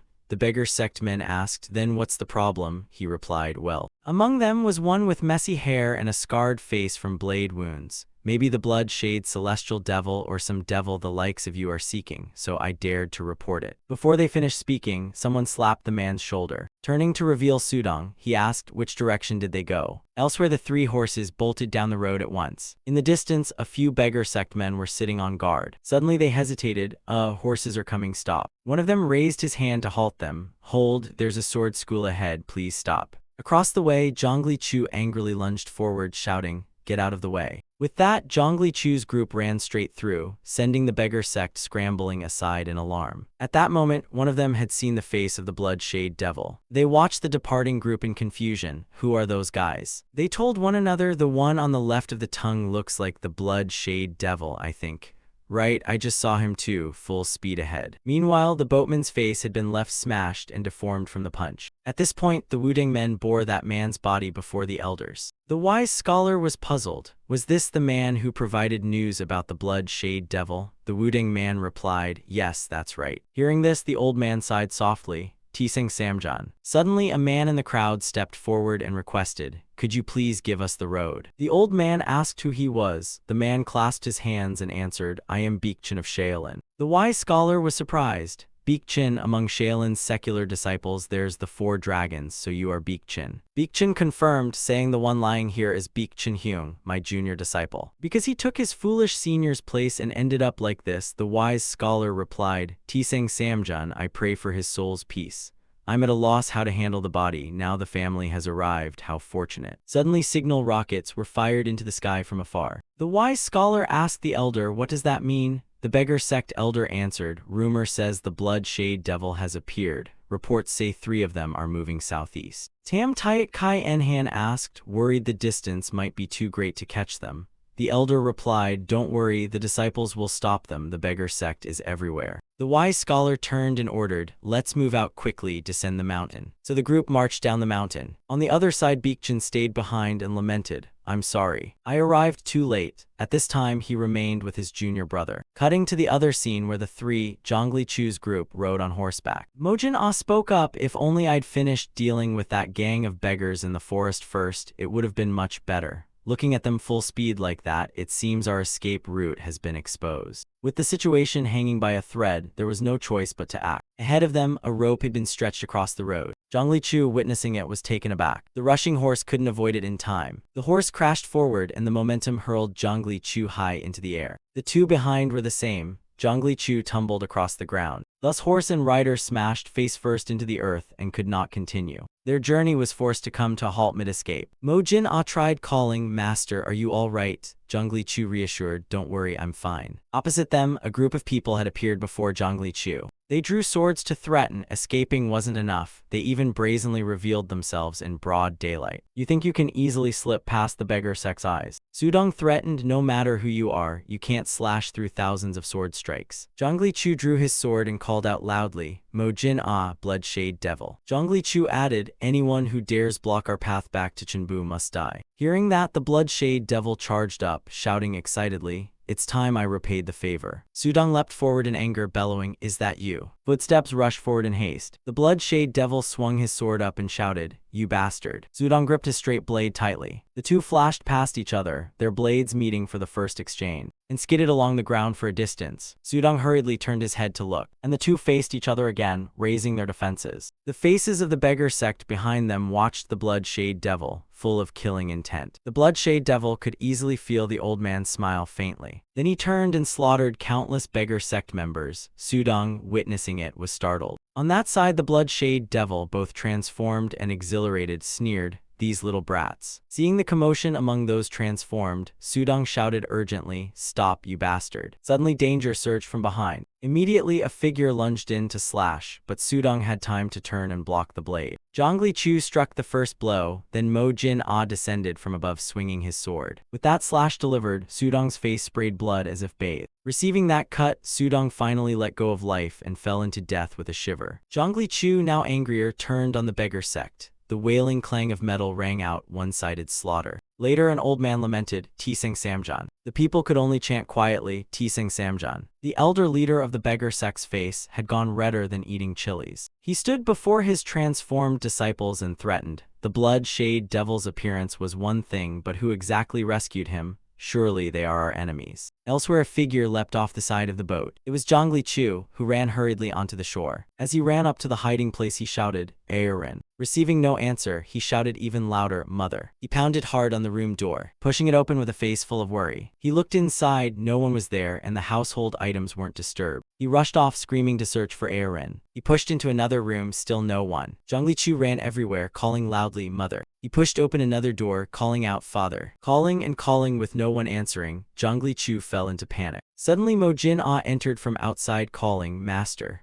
Then someone shouted loudly, "Zhongli Chu." Hearing that, he hurriedly turned his head to look. Aaron in the crowd spoke up, "Brother, when did you arrive?" Bei Jumhyang asked, "Already so early." He stared, making Aaron puzzled. "But why does your face look like that? What happened?" Only then did Zhongli Chu finally breathe a sigh of relief and step away. After a while he shared, "This place isn't safe anymore, we must leave immediately." "Yes, if that's the case, then we must go." The old man asked further, "But where can we hide without being seen by them?" Zhongli Chu continued, "For now the best is to go to the Death Heavenly Sect." Hearing that, he asked puzzled, "That place is far from the Central Plains, though suitable for seclusion. Didn't we return to the Central Plains partly to seek safety?" Zhongli Chu replied, "Exactly, that's why I'm conflicted. Right now the safety of our family is the most important thing." Suddenly Byok Rai Gun stepped forward and said, "Master, forgive my presumption, but I anticipated something like this would happen, so I contacted the old man Yang Jumhua. He has walked the four corners of the land to map them, so I hope he can give us the answer we need, a place easy to hide and convenient to deal with external intruders. I asked him to find a fortress of the Death Gate." Zhongli Chu asked, "So it's real?" Byok Rai Gun turned aside and called, "Please wait a moment," and handed him a stack of papers. "Here they are, ma'am." Zhongli Chu took it and opened the papers to look. He read with puzzlement, "Palbulyang in Tiwanbu, Shanxi Province, Gingok." Later Aaron asked, "Since when did you prepare these things?" "Truly admirable, it seems age isn't just for eating plain rice." Zhongli Chu replied, "I never even thought of this myself." She asked further, "So have you rewarded him?" He wondered about the reward. Aaron suggested, "Praise him, tell him he did very well. After such effort, he should be rewarded." Hearing that, Zhongli Chu fell silent, reflecting on what Aaron had said. He turned back to comfort her. "Soon we'll be setting out again, let him rest up." She asked suspiciously, where to now?" Zhongli Chu left with a warning, "I'll find another boat. This one is too small to reach Yaju." Aaron sighed, "How long have we been home anyway?" Zhongli Chu added, "This is no time to rest. We must leave here as soon as possible. I take my leave." She sighed, muttering she wasn't going to say it, "But now you're starting to whine." Outside someone shared, "I've copied the assassin's routes and the sketch map of Palbulyang. I tried to copy carefully, but it wasn't easy. And here's the silver to buy the boat." Zhongli Chu praised, "You've worked hard." He exclaimed, "If not for the Death Gate steward, what would we have done? Truly, thank you." Hearing that, Byok Rai Gun showed no emotion. Afterwards she instructed, "Hurry up and go." He replied, "Yes." Pushing the boat, he called, "Mo Jin-ah, blood shade devil, until I return, please protect my family." The two watched him leave and nodded. "Yes, master, rest assured on your journey." Elsewhere someone announced, "I have a message for the assassins who have gone abroad to fetch weapons. Tell them someone is targeting us and warn them to be extremely vigilant. It's uncertain, but better to cause a little fuss than regret later." This is the area the assassins went to and the sketch map of Palbulyang will be heading to. When the job is done, order them to assemble at Palbulyang. The man beside him continued, "To find the assassins scattered everywhere, just the two of us would take far too long." Zhongli Chu replied, "I know. First, find 6 outsider disciples of the Death Gate to assist with the work." The other suggested, "Or we could use the Hao clan. That's much faster. Request the Hao clan's help." Zhongli Chu emphasized, "Our trip to Palbulyang is top secret. The fewer who know, the better. It's not that I don't trust the Hao clan, but if contact with us is exposed, that clan master could get into serious trouble." The man answered, "Understood. I'll go inquire about the whereabouts of those outsider disciples." "Well done, you've worked hard." Someone above called loudly, "Master, I've found a boat." As he left he asked, "Finding one in the dead of night faster than I expected?" The man confirmed, "Didn't you distribute generous silver? There's nothing money can't solve." He departed, instructing, "I entrust my life to you." The two on shore replied, "Please travel carefully. After delivering the secret letter, we'll immediately pursue." Thus the boat set sail into the night. The next morning someone announced that the one who rescued the blood shade devil was the Death Gate. Those in the room were startled. Wasn't the Death Gate wiped out? The old abbot only replied, "There are still remnants alive." Master Bisnung demanded, knowing that you still turned a blind eye. The abbot sighed. The old monk thought he could control them. He did not cry out but murmured, "Great master," the abbot softly recites Amitabha. He said, "I am old and my sight poor. I misjudged. Please forgive me. I will withdraw and accept full responsibility for this matter. From now on, Shaolin will quietly follow your decision." Those who heard this could only sigh. One person spoke up, "Even so, we can't just let them be." The man beside him suggested, "Release the hunting dogs. Didn't we recently get a new pack of hunting dogs? Let's see how good they are at hunting and how loyal. Time to test them." Elsewhere, the waves slammed hard against the boat. At that time, the people boarding the boat moved to the other side. Wonjin stepped out and asked, "Master, where is Yu Gu?" He reassured, "Tr letter 1EA5N, and don't worry, I sent him to make contact. He will find us." The group asked, "Master, where do you intend to go?" He replied, "Use this boat to go to Yaju." Elsewhere, someone read a paper with the line ordering Zhongli Chu's death. The recipient of that letter was Sogo, Tr letter 1EA7M2. After reading, she put the paper on the table and sighed. Outside, someone said, "The Luyang of Zhou Hian and the Yuisang of Yang Jiryong were handled by you. The Than sought Kwai, right?" Ye Yigan excitedly said, "Yes, very neat and clean." Jiaxa added, "I heard the body was cut into 12 pieces. Must one be so cruel? That's beyond the pale." Ye Yigan explained, "What limit?" The clients were all satisfied and praised it. Thanks to that, this month's orders doubled from last month. Yo Yun was puzzled. Show some restraint. Already criticized as ruthless executioners, doing this further damages Muk Walguang's reputation. Ye Yigan annoyed, "Enough, mind your own men." Entering inside surprised all three of them. Looking at Sogo's tired appearance before them, Yo Yun ran over and asked, "What's wrong? Are you unwell?" Ye Yigan continued, "Big sister, what's the matter?" Hearing that, Sogo held up the paper delivered by the 9 great sects. Jiaxa sighed, "Finally it's come to this." Ye Yigan was excited. "They couldn't handle Zhongli Chu alone and shifted the responsibility to us. The 9 great sects, on closer look, are just a bunch of useless mediocrities." Yo Yun then asked, "What can we do now?" Ye Yigan exclaimed, "What else can we do? But this is a perfect chance to kill them." Jiaxa, "It's strange, Zhongli Chu is one of our own." Ye Yigan retorted that such talk was naive. "Can't you see the 6 dots on the letter? If the mission isn't completed, the blame falls on us. That means we'll die." The two argued again. "Who doesn't know that? Shut up. Hey, the one to kill is Zhongli Chu, not me." Sogo slammed the table and shouted, "Enough." At that, the whole group fell silent and turned to look at Sogo. She explained that the 9 great sects had used the Death Gate as a bloody hand. With their covert backing, the Death Gate finally succeeded in cutting out the rotten piece of flesh called Zhongli Chu. To them, Zhongli Chu and Muk Walguang were hardly different. A free assassin organization broke out of the 9 great sects' control. I didn't expect this process to be smooth, but this time we've truly hit a major obstacle. She tied her hair and sighed, but should this be considered lucky? Whether it's them or us, no one currently knows where Zhongli Chu is. While searching for the Death Gate, think about how to resolve this properly.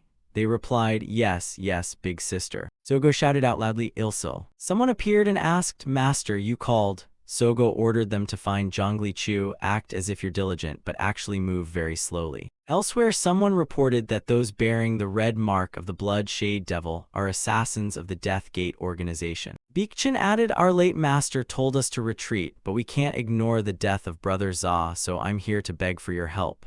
Will you join me in mobilizing troops to punish the Death Gate?" The master of the 3 techniques replied that he too had lost many disciples to them and still gritted his teeth with hatred at night. "Of course I will join the effort." The beggar sect leader added that even if they hid here, he swore to hunt them down. Later, an old man sighed, "How vexing, truly vexing." The master of the 3 techniques said they had been missing for over 3 months, yet there wasn't even a single lead on any suspicious movement. A man ran in and announced, "Master, Elder Blackstaff Mad Eccentric has arrived." The master of the 3 techniques replied, "Invite him in." Blackstaff Mad Eccentric stepped forward and called, "Master, we've finally uncovered their whereabouts." The master of the 3 techniques was surprised. "Really?" Blackstaff Mad Eccentric reported that after the Batbok sword incident, someone named Songjun appeared, screaming he'd had his revenge and insisting the attacker was an assassin of the Death Gate. The elder asked, "Where is that person now?" Blackstaff Mad Eccentric said, "At Palbuliang in Yaju. Fearing harm to Palbukjiam's family, beggar sect disciples are protecting them." The elder ordered, "Very well, set out immediately for Yaju." Elsewhere, someone reported, "Master, we found traces of the Death Gate." Sogo replied, "I know it's Palbuliang." The other was surprised. How did you know? She added that there was also correspondence from the 9 great sects. She crushed the paper and declared, they're very displeased with our slow action, ordering the entire Muk Walguang to move to Palbuliang to annihilate the Death Gate. Ilsul questioned skeptically, the entire force? We still have contracted duties. Forcing everyone to leave our base is a bit extreme, isn't it? Sogo fell silent in thought. She ordered all 4 commanders to assemble. Muk Walguang will march to Palbuliang. On the other side, someone announced, Elder, you've traveled a long way. Black Staff Mad Eccentric asked, where are they? The man replied, over here. A sweating man asked, why is it like this? I paid privately to hire assassins. What does this grudge of mine have to do with you? Black Staff Mad Eccentric stepped forward to reassure him. Don't be afraid, we don't mean to harm you. We only want to know where the Death Gate is. The man stammered, how would I know where they are? I only know the place that accepts commissions. Black Staff Mad Eccentric replied, exactly, we came here to learn that. The man recounted that at Daribong in Palbuliang there is a seated Buddha statue. Simply go before that statue to negotiate a commission. Note that no more than 2 may go, you must come alone, and you may not bring weapons. There is a notice board at the entrance listing several taboos. Read it. If you don't follow those instructions, the commission receiver won't appear. The master of the 3 techniques ordered, everyone wait here. If all of us go up, they'll be more alert and hide deeper, so I'll go up myself. He climbed up and said, I'll capture the commission receiver alive and bring him back. Interrogating him will reveal where the Death Gate hides. Those below cautioned, please be careful. Afterwards, he looked at the block of writing in the middle of the path. The master of the 3 techniques sighed. Why are there so many troublesome conditions for receiving a commission? From higher up the mountain, a figure moved down. That person stepped over and said, you go up, my business here is finished. Hearing that, the master of the 3 techniques looked straight in that direction. Soon after, he had climbed up and stood before a Buddha statue. He shouted, I come to commission an assassination. After shouting, he fell silent and waited for a response. Nothing happened, so he looked around. He shouted again, in the martial world of Henan, there is a man called the master of the 3 techniques. Kill him for me. Suddenly a voice asked, what is the commission fee? He looked around and answered, 10,000 taels of silver. The voice said, half paid now, half after completion. Hearing that, he quietly took something from his robe. He placed it on the table and announced, this is a banknote for 5,000 taels. The voice replied, good, I accept the commission, descend. He hurriedly answered, thank you. He bowed slightly as confirmation. He turned away, thinking to himself that the man must have been observing him from very close, yet he had felt no presence. Where is this person hiding? Beneath the moonlit ground. As he turned his head, he quickly glanced back. He was startled to see the statue had turned its head back toward him. Feeling odd, he merely sighed. Later, he walked along the path down the mountain. The old man lamented that it was a pity he couldn't catch the commission receiver, but it was certain the Death Gate were here. If he pretended to commission once more to probe more thoroughly underground. He stepped past as someone said, my business is done, please come up. The man reported to the elder that it was clearly posted to leave weapons behind, yet he didn't comply and even handed over a blank sheet as if it were a banknote. Truly an arrogant fool, commissioning someone to kill himself. Yet our sect master accepted that commission. The master of the 3 techniques turned around smugly and called, found you at last, you infamous brat. He drew his sword and exclaimed that there was no place in the martial world for scum like them. I'll sweep the Death Gate assassins hiding in Palbuliang clean, none will be spared. That is the wish of my wronged dead disciples, and my own vow as well. The other, having heard this, simply rose to his feet. The mysterious man drew his sword, assessing the tragic scene of the slaughtered sect. Mojin Ah added, at least you won't get to witness it yourself, because you're about to pay a visit to the King of Hell. The elder angrily shouted in annoyance, you brat. No sooner had he shouted than the 2 lunged at each other. A blade was swung, but the elder managed to block it. He hurriedly turned his head back. He continued to slash relentlessly, forcing Mojin Ah to struggle to defend.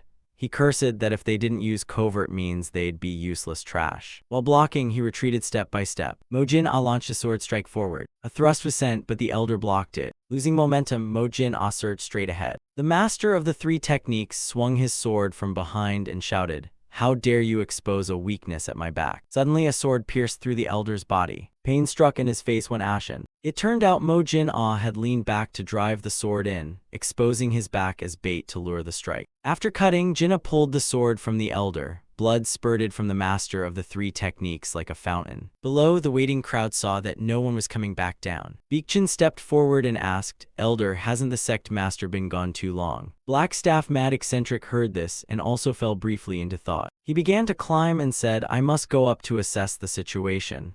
Baekjin added, "Please let me go with you." Their steps grew increasingly hurried. The next sight made the two start in shock. A sword now had pierced through a piece of paper that was scribbled with something. The master of the three techniques lay like a corpse, used to deliver a letter to the people. The group ran over and fell into thoughtful silence. Black Staff Mad Eccentric sighed this. He then let out a very loud, angry shout. He looked up and bellowed, "You damned Deathgate, I'll beat you to bone and pulp." Afterward, the marching party carried the master of the three techniques' body back. From afar, Sogo's group had gathered all within their sight. Suddenly, an assassin from afar ran up to Sogo's group. He reported, "Master Sogo asks, any further news? Have you uncovered anything?" The man reported to the master that the master of the three techniques had been killed by the Death Gate.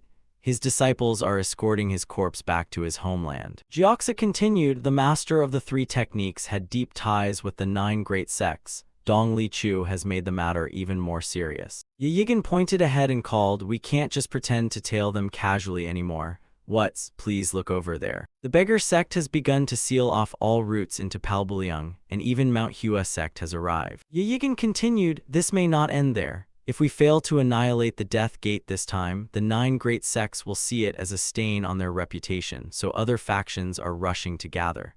That's why I ordered the entire Muk Walguang to mobilize." He turned back and asked, "Do you still think we can save Zhongli Chu?" He poured fuel on the fire. "There's no other way, sister. Muk Walguang must lead the charge to destroy the Death Gate." Sogo listened and remained silent and pensive. She turned away and declared, "It's far too soon to give up." The group startled and called, "Sister." Gyoxa scoffed, "Come on, don't let those fanciful words cloud your judgment, sister."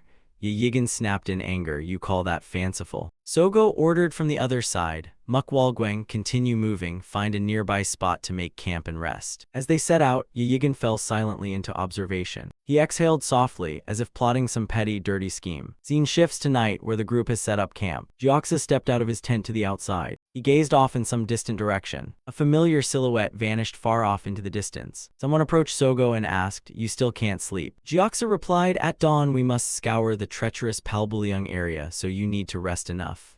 She wondered aloud, "Do we ultimately still have to move to kill Zhongli Chu?" She shared, "I've racked my brain but can't find a plan to save him. Have you come up with anything?" Gyoxa continued, "Aside from pretending to hunt the Death Gate to buy time, the subordinates truly have no other options." She added that the secret letter sent by the 9 great sects contained 6 reversed characters, meaning patience has reached its limit.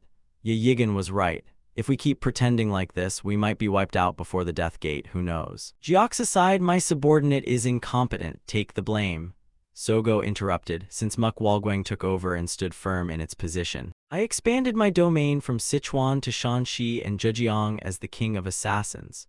I once dreamed of a killing order that even the 9 great sects would not dare to scorn.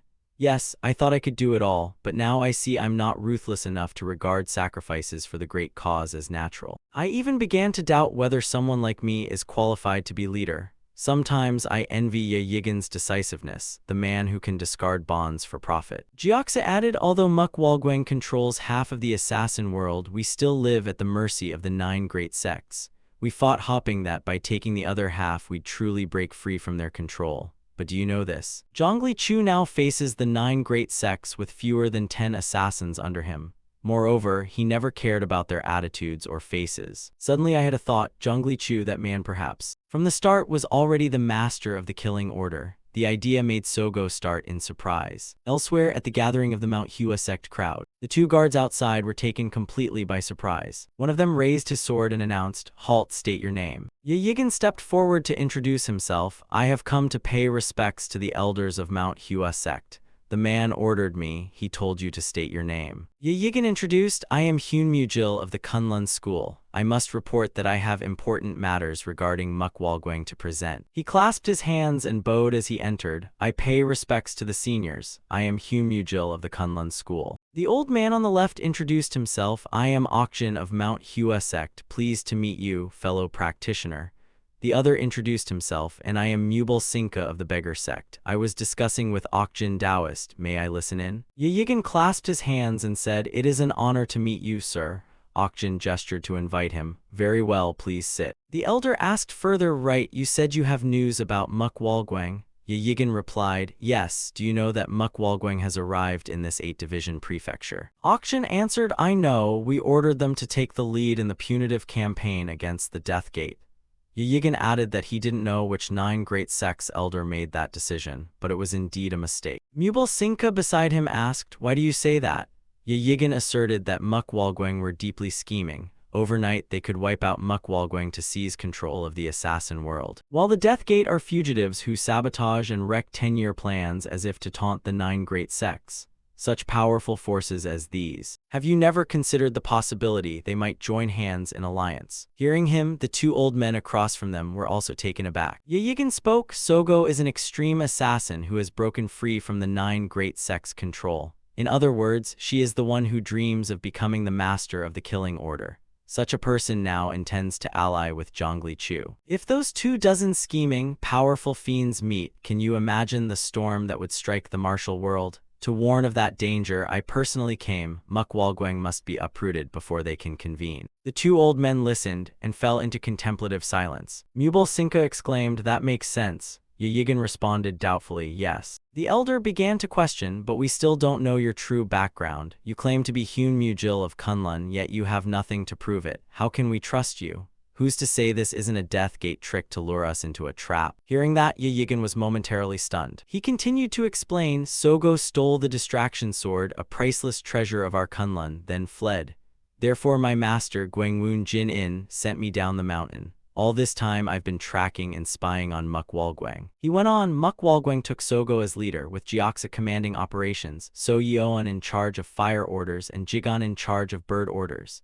Each commands a squad of assassins. Years of tailing Sogo have given me many secrets about the organization. Even if you suspect me as a spy, this information will be useful. And there's one more thing. My master, wishing me to complete the mission and return safely, bestowed upon me his treasured sword. I hope it will give you reason to trust me. Okjin turned and asked if anyone was outside. A man answered, A disciple is here, elder. The household orders, bring in the sword carefully wrapped belonging to Hyun Mujil the hero. Someone from outside carried in a sword in his hands. Old Okjin began to draw the sword out for inspection. Seeing the characters engraved on the blade, he exclaimed, Distraction and scattered light, this is Guangwun Jin-in's. Muk Walguang continued, Right, can you recount more details about Muk Walguang for us? Old Okjin added, We've been planning to abandon them a long time ago since we see they disregard orders anyway. Hearing that, John curled his lip and began, Then let me start with how we took the life of Muk Walguang's bird commander. The next morning a loud shout rang out, Leader summoned, rush and notify the squad commanders at once. Sogo then ordered preparations to depart. From this moment, we will begin the assault on Palbuliang. So Yeoan then asked, Understood, sister, but did you get any rest at all? She replied, I'm okay for now. What about Yigan? Is he nearby? Jiaxa turned and commanded, Quick, order the bird commander to come here and pay his respects to me immediately.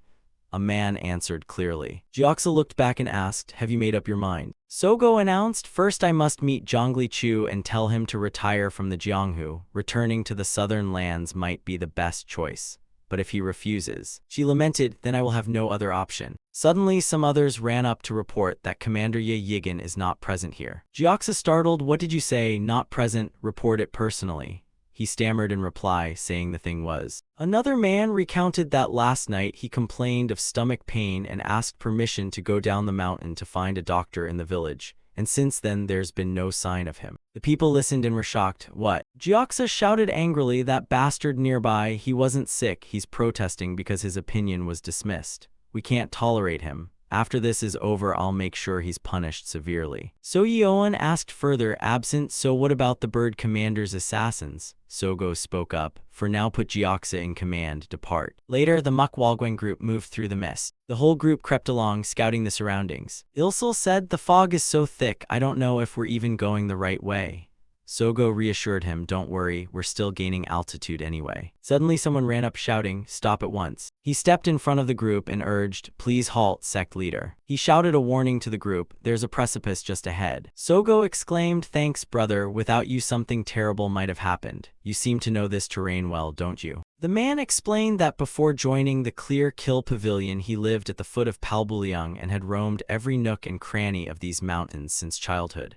From now on let me lead the way for everyone. She replied, good, excellent, do it. He moved off in another direction and said, I'll go ahead and guide this way. As they walked he added that the morning fog at Palbuliang is poisonous, and you must wait until the sun is at its peak before it begins to clear. At this point the group pushed deeper and deeper in. The guide suddenly realized something. He raised his hand to call them back. Leader, wait. Sogo asked, what is it? He pointed ahead and called, look, there's something over there, it seems like a formation mechanism. Please wait here while I go check it myself. Sogo cautioned, be careful. With that he drew his sword and sprinted forward. After a while, when his figure had vanished from sight, the group now seemed to have been left behind. They waited a while and then lost patience. Over here, Gyoxa stood at the front of the line. Suddenly he looked back over his shoulder, and the group that belonged to that Yigan was gone. Gyoxa turned and asked, where have all Yigan's assassins gone? One man stammered, well. He pointed and said, just a moment ago they were tailing us closely. Then Gyoxa sensed something and looked up high above. The sound from the sky seemed to be growing louder. Gyoxa's face went ashen. He shouted a warning to the group, run, everyone get out of here now. No sooner had he shouted than countless arrows rained down on the group from above. Hearing that, Sogo was startled and looked back up. In her eyes countless arrows rained down. And so Muk Walguang became nothing more than a living target practice. So many arrows fell that they could no longer be counted. The crowd was thrown into confusion, not knowing what to do. Meanwhile, the women struck by arrows panicked even more. Sogo then shouted, run, everyone get out of here quickly. Only then did the people hurriedly start to move. Just as one volley ended, another round of arrows was fired. They ran while glancing up toward where the arrows came from. At that moment, arrows rained down into the area where the people were fleeing. Countless people were killed, their screams wrenching at the heart. One man knocked an arrow and shouted, which bastard is doing this? He fired into the air to vent his fury. Show yourself, oh my god. Gyoxa ran over to restrain him. Resistance is useless. First find a place to hide. We can't let those bastards run wild like this. No sooner had he warned them than an arrow struck that man's head. Turning back toward the crowd that was fleeing in chaos, Gyoxa shouted to everyone, run faster. They threw themselves into light-footed techniques to escape.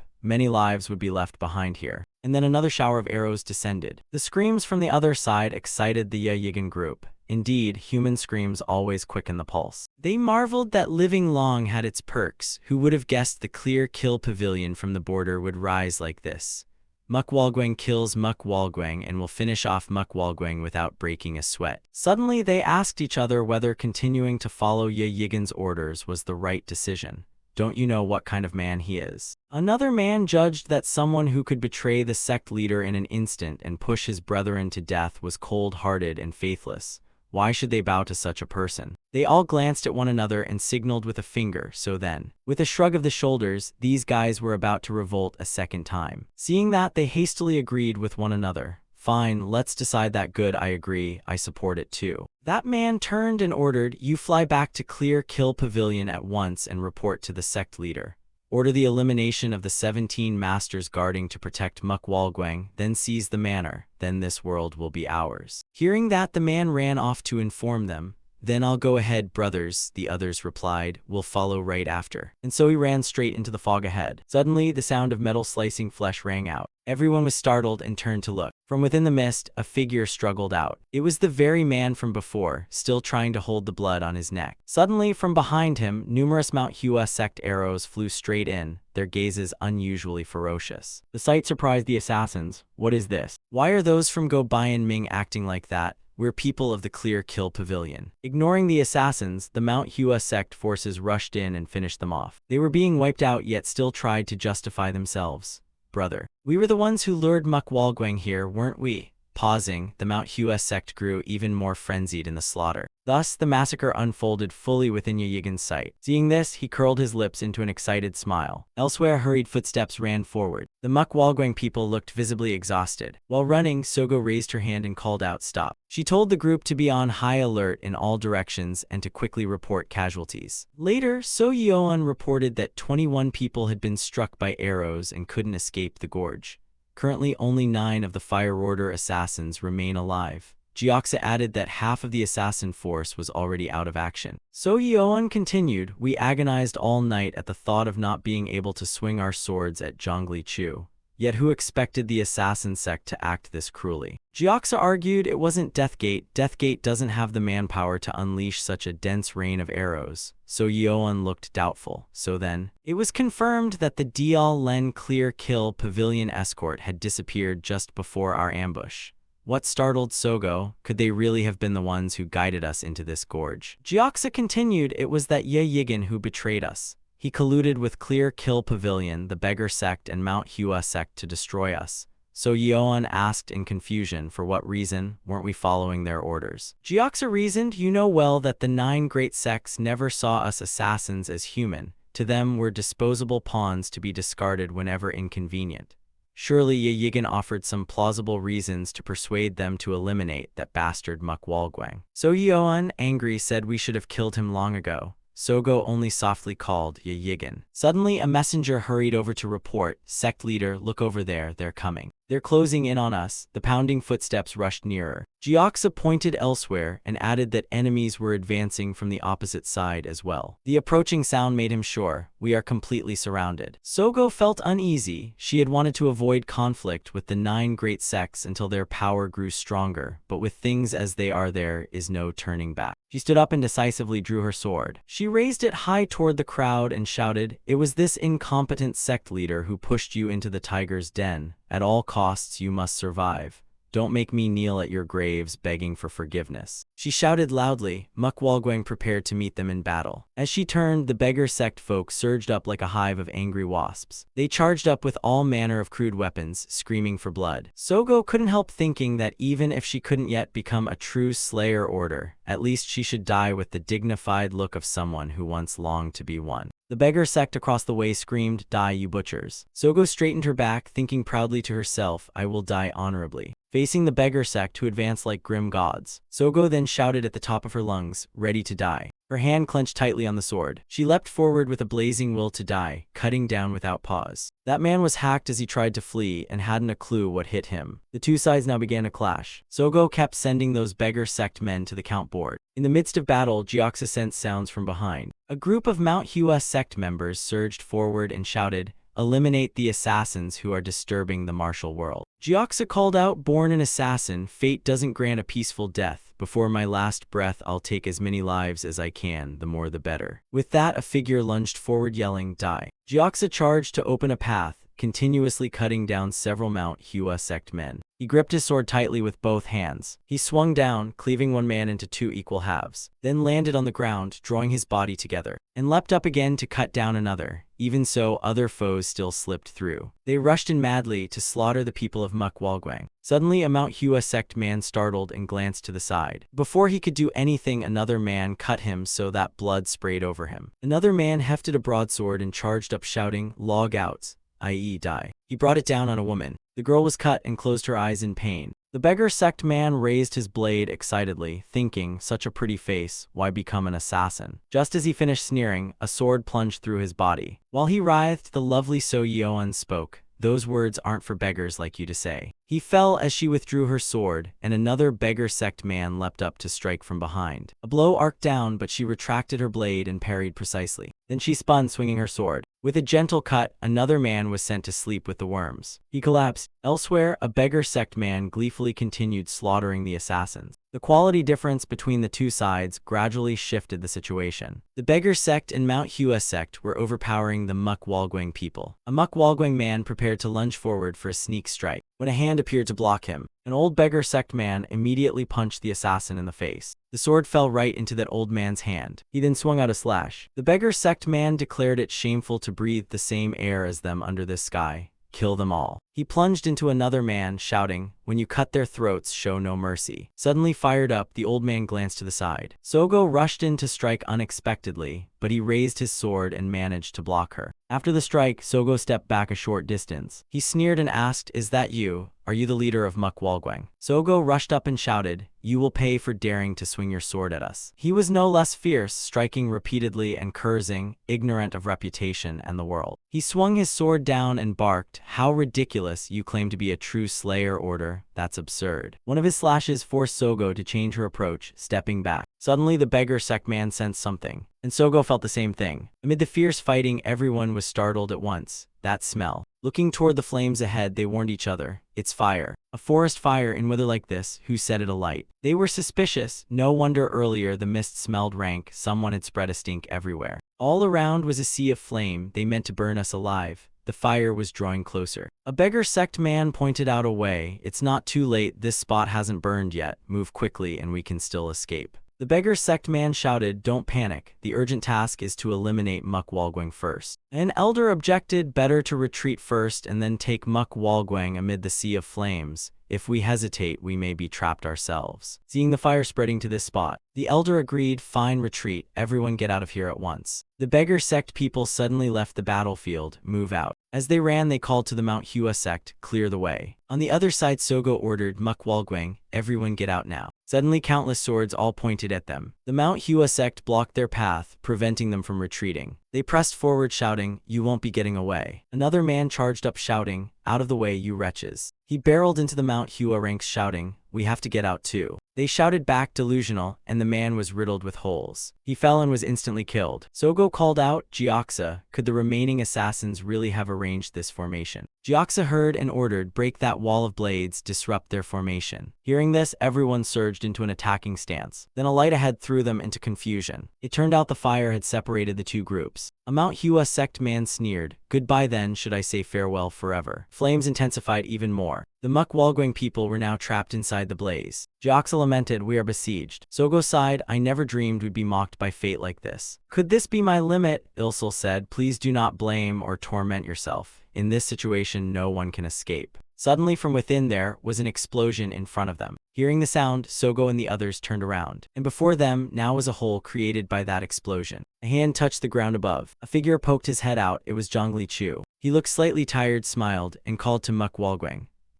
The group startled and called Zhongli Chu. Cut to beneath the hole, sounds reverberated. It turned out the Mukwalgwang people were moving through tunnels below. Zhongli Chu spoke, stepping into the gorge. Feeling claustrophobic was only natural. Use your inner energy to steady your mind. Once you get used to the tightness and darkness, breathing will become easier. If I'd known, I would have dug the tunnel a bit wider. My apologies to you all, manpower was limited, but we did our best, please understand. The light ahead excited Zhongli Chu. He pointed and signaled that they had found the exit. They had arrived. After a while, Sogo finally saw sunlight. Zhongli Chu waited outside and called out, "Everyone, you've worked hard." Sogo looked into the distance and asked, "Did you set that forest fire?" He replied, "Our assassins had a rough time lugging those oil jars. The fire is under control. It should die down before nightfall." He led them onward. "Come, proceed. Welcome to Deathgate's estate, this way please," while those below still looked bewildered. Suddenly the old crimson assassin called, "Sogo, it's Sogo, come in quickly." Sogo clasped his hands in greeting, "Young master, are you well?" The crimson assassin replied, "Yes, seems you just went through a big fight, are you okay?" Sogo sadly shared, "I'm alright. Thanks to Zhongli Chu I kept my life." So Yeoan clasped her hands and said, "Young master, I pay my respects." The crimson assassin wondered, "So Yeoan, are you Gyoxa's daughter, or Gyeok Giknieo?" He sighed, "You've grown fast, you turned out well, seeing you. I finally understand why the senior brothers are so proud. By the way, where's Ye Yigan?" So Yeoan was about to answer when Gyoxa cut in, "Don't look for that Ye Yigan anymore." He continued, "Ye Yigan betrayed Mukwalgwang and pushed us into the abyss of death. He's no longer one of us." The crimson assassin sighed at the news. How did it come to this?" Zhongli Chu instructed a steward, "Prepare resting quarters for those tired from battle and tend to the wounded." She replied, "Yes, sect master." Later she apologized, "I'm sorry we can't host you in a finer place. We live in a remote mountain hamlet." Sogo replied, "No, we're grateful enough." Byokrai Gun added, "Please rest." Sogo called back. Byokrai Gun looked puzzled. "Yes." Sogo seemed like he wanted to ask something. She stopped and said, "It's nothing, thank you." With that, Byokrai Gun closed the door to the room. Only then did Sogo allow all her senses to relax. She sank down onto the bed, utterly exhausted. She pressed her hands tightly over her face. Thus Sogo's small self was finally confronted. She tossed the sword beside the bed to the other side. Outside, the fire was gradually dying out. In her subconscious, someone shouted, "Open your eyes, open your eyes. Open your eyes. Sogo, how long are you going to lie there? Get up and take the sword. You must become the strongest woman in the world. No one should stand above you. Whether man or woman, you must stand above everyone in this world. I can forge you into that. I am ready to turn you into a killing order. I have martial skill, wealth, and manpower, and you have the aptitude to become a killing order. Prepare yourself, never stop, from the moment you open your eyes until the moment you fall asleep. No, even while sleeping, think of martial arts. What are you doing, Sogo? Open your eyes. Open your eyes, a shout made Sogo start. She opened her eyes, it had been a dream, and the sounds outside grew louder. They echoed in, the fire's just gone out, we were about to withdraw. Then they saw this guy lying across the path as if begging, please eat me. He'd even stripped off his bristles himself. Outside, the group got excited at the sight of the pig. What to do? With such heartfelt offering, pretending not to notice would be rude, right? Exactly. Hey you lot, the Mukwalgwang assassins should come down too. Let's eat together. Plenty for everyone. Byokrai Gun stepped up with wild boar, but without wine it would be a pity. Yu Ho marveled. Truly Byokrai Gun is the best. He turned to her and asked, Sect Master, is 1 cup all right? Zhongli Chu replied, fine, go ahead. He then announced to all, attention please. Though it unintentionally became a festive atmosphere, before rejoicing there is one matter. Today many Mukwalgwang assassins sacrificed themselves. An assassin's life always skirts death and can end at any time, but take a moment to pray for them. May their bloodied souls not wander the 9 springs but find rest in heaven. Sogo could only listen to it all. After the remarks, Sogo stepped toward him. Later she said, we haven't had a chance to properly thank you for saving us. He bowed respectfully and answered, many thanks, Lord of Deathgate. He looked puzzled. Sogo explained, at dawn tomorrow we will leave immediately. She added, Mukwalgwang's manor is dangerous and so is Old Mansion. Though the 28 stars guard it, the current cut-through is still not safe. Zhongli Chu explained, not only Mount Hua sect and Beggar sect but many martial heroes are converging. Of course their target is our Death Gate, but if Mukwalgwang's whereabouts show, they'll strike immediately. Currently there's no way out of Palbulyong yet, but please wait a bit longer. I will lead you to the boat, then follow the water to safely reach Henan. Hearing his words, she fell silent. She asked, why? Sure the sect master knows why we Mukwalgwang came all the way here, right? He answered, I know you didn't come here out of righteousness, right? She shared, I plan to tell you to head toward the southern lands. She continued, if I make such a request, what will the Lord of Deathgate do? Zhongli Chu smiled faintly and replied, a distinguished guest will visit. Before leaving, let's meet with them together. Over there the trees were scorched down to charcoal. The corpses inside had been burned beyond recognition. The beggar sect people were then ordered to go in and search. A man ran over to report, Elder, look, there seems to be a large deficit in the number of bodies. How can that be? Could they have broken through the ring of fire and escaped? Another man pointed up and shouted, Elder, please look over here. They reported, this pit looks very suspicious. It seems someone must have dug it up. The group grew more doubtful. Do you mean to say they dug an escape tunnel here? That's impossible. Mubal Sinka stepped forward and ordered, dig it up and see. The others questioned, The master ordered further, if there's life we must check immediately. Only by digging will we know what really happened. Hurry and search. So a man grabbed a sickle and began to dig into the earth. Each strike drove the blade straight into the fresh, spongy soil. He dug while puzzled. The soil was so soft, digging was easy. Clearly someone had dug here before and filled it back in. After digging to a certain depth, the group suddenly clustered together in disbelief. An underground tunnel, could it be real? Mubal Sinka ordered again, this tunnel is a clue to their whereabouts. Quickly clear a path. The man digging below reported that a pile of stones was blocking the way. It seemed they had set it up to stop pursuers. The blade was useless, so he could only lift each stone out by hand. He worked faster and faster, layer after layer of earth thrown aside. Suddenly he touched a stone tied to a rope. Something flew out and the man realized, to his shock, it was a fuse lighter. He froze, staring as the flame ran along the fuse into the tunnel. That glint revealed a pile of explosives. He shouted, damn it, those above are suspicious.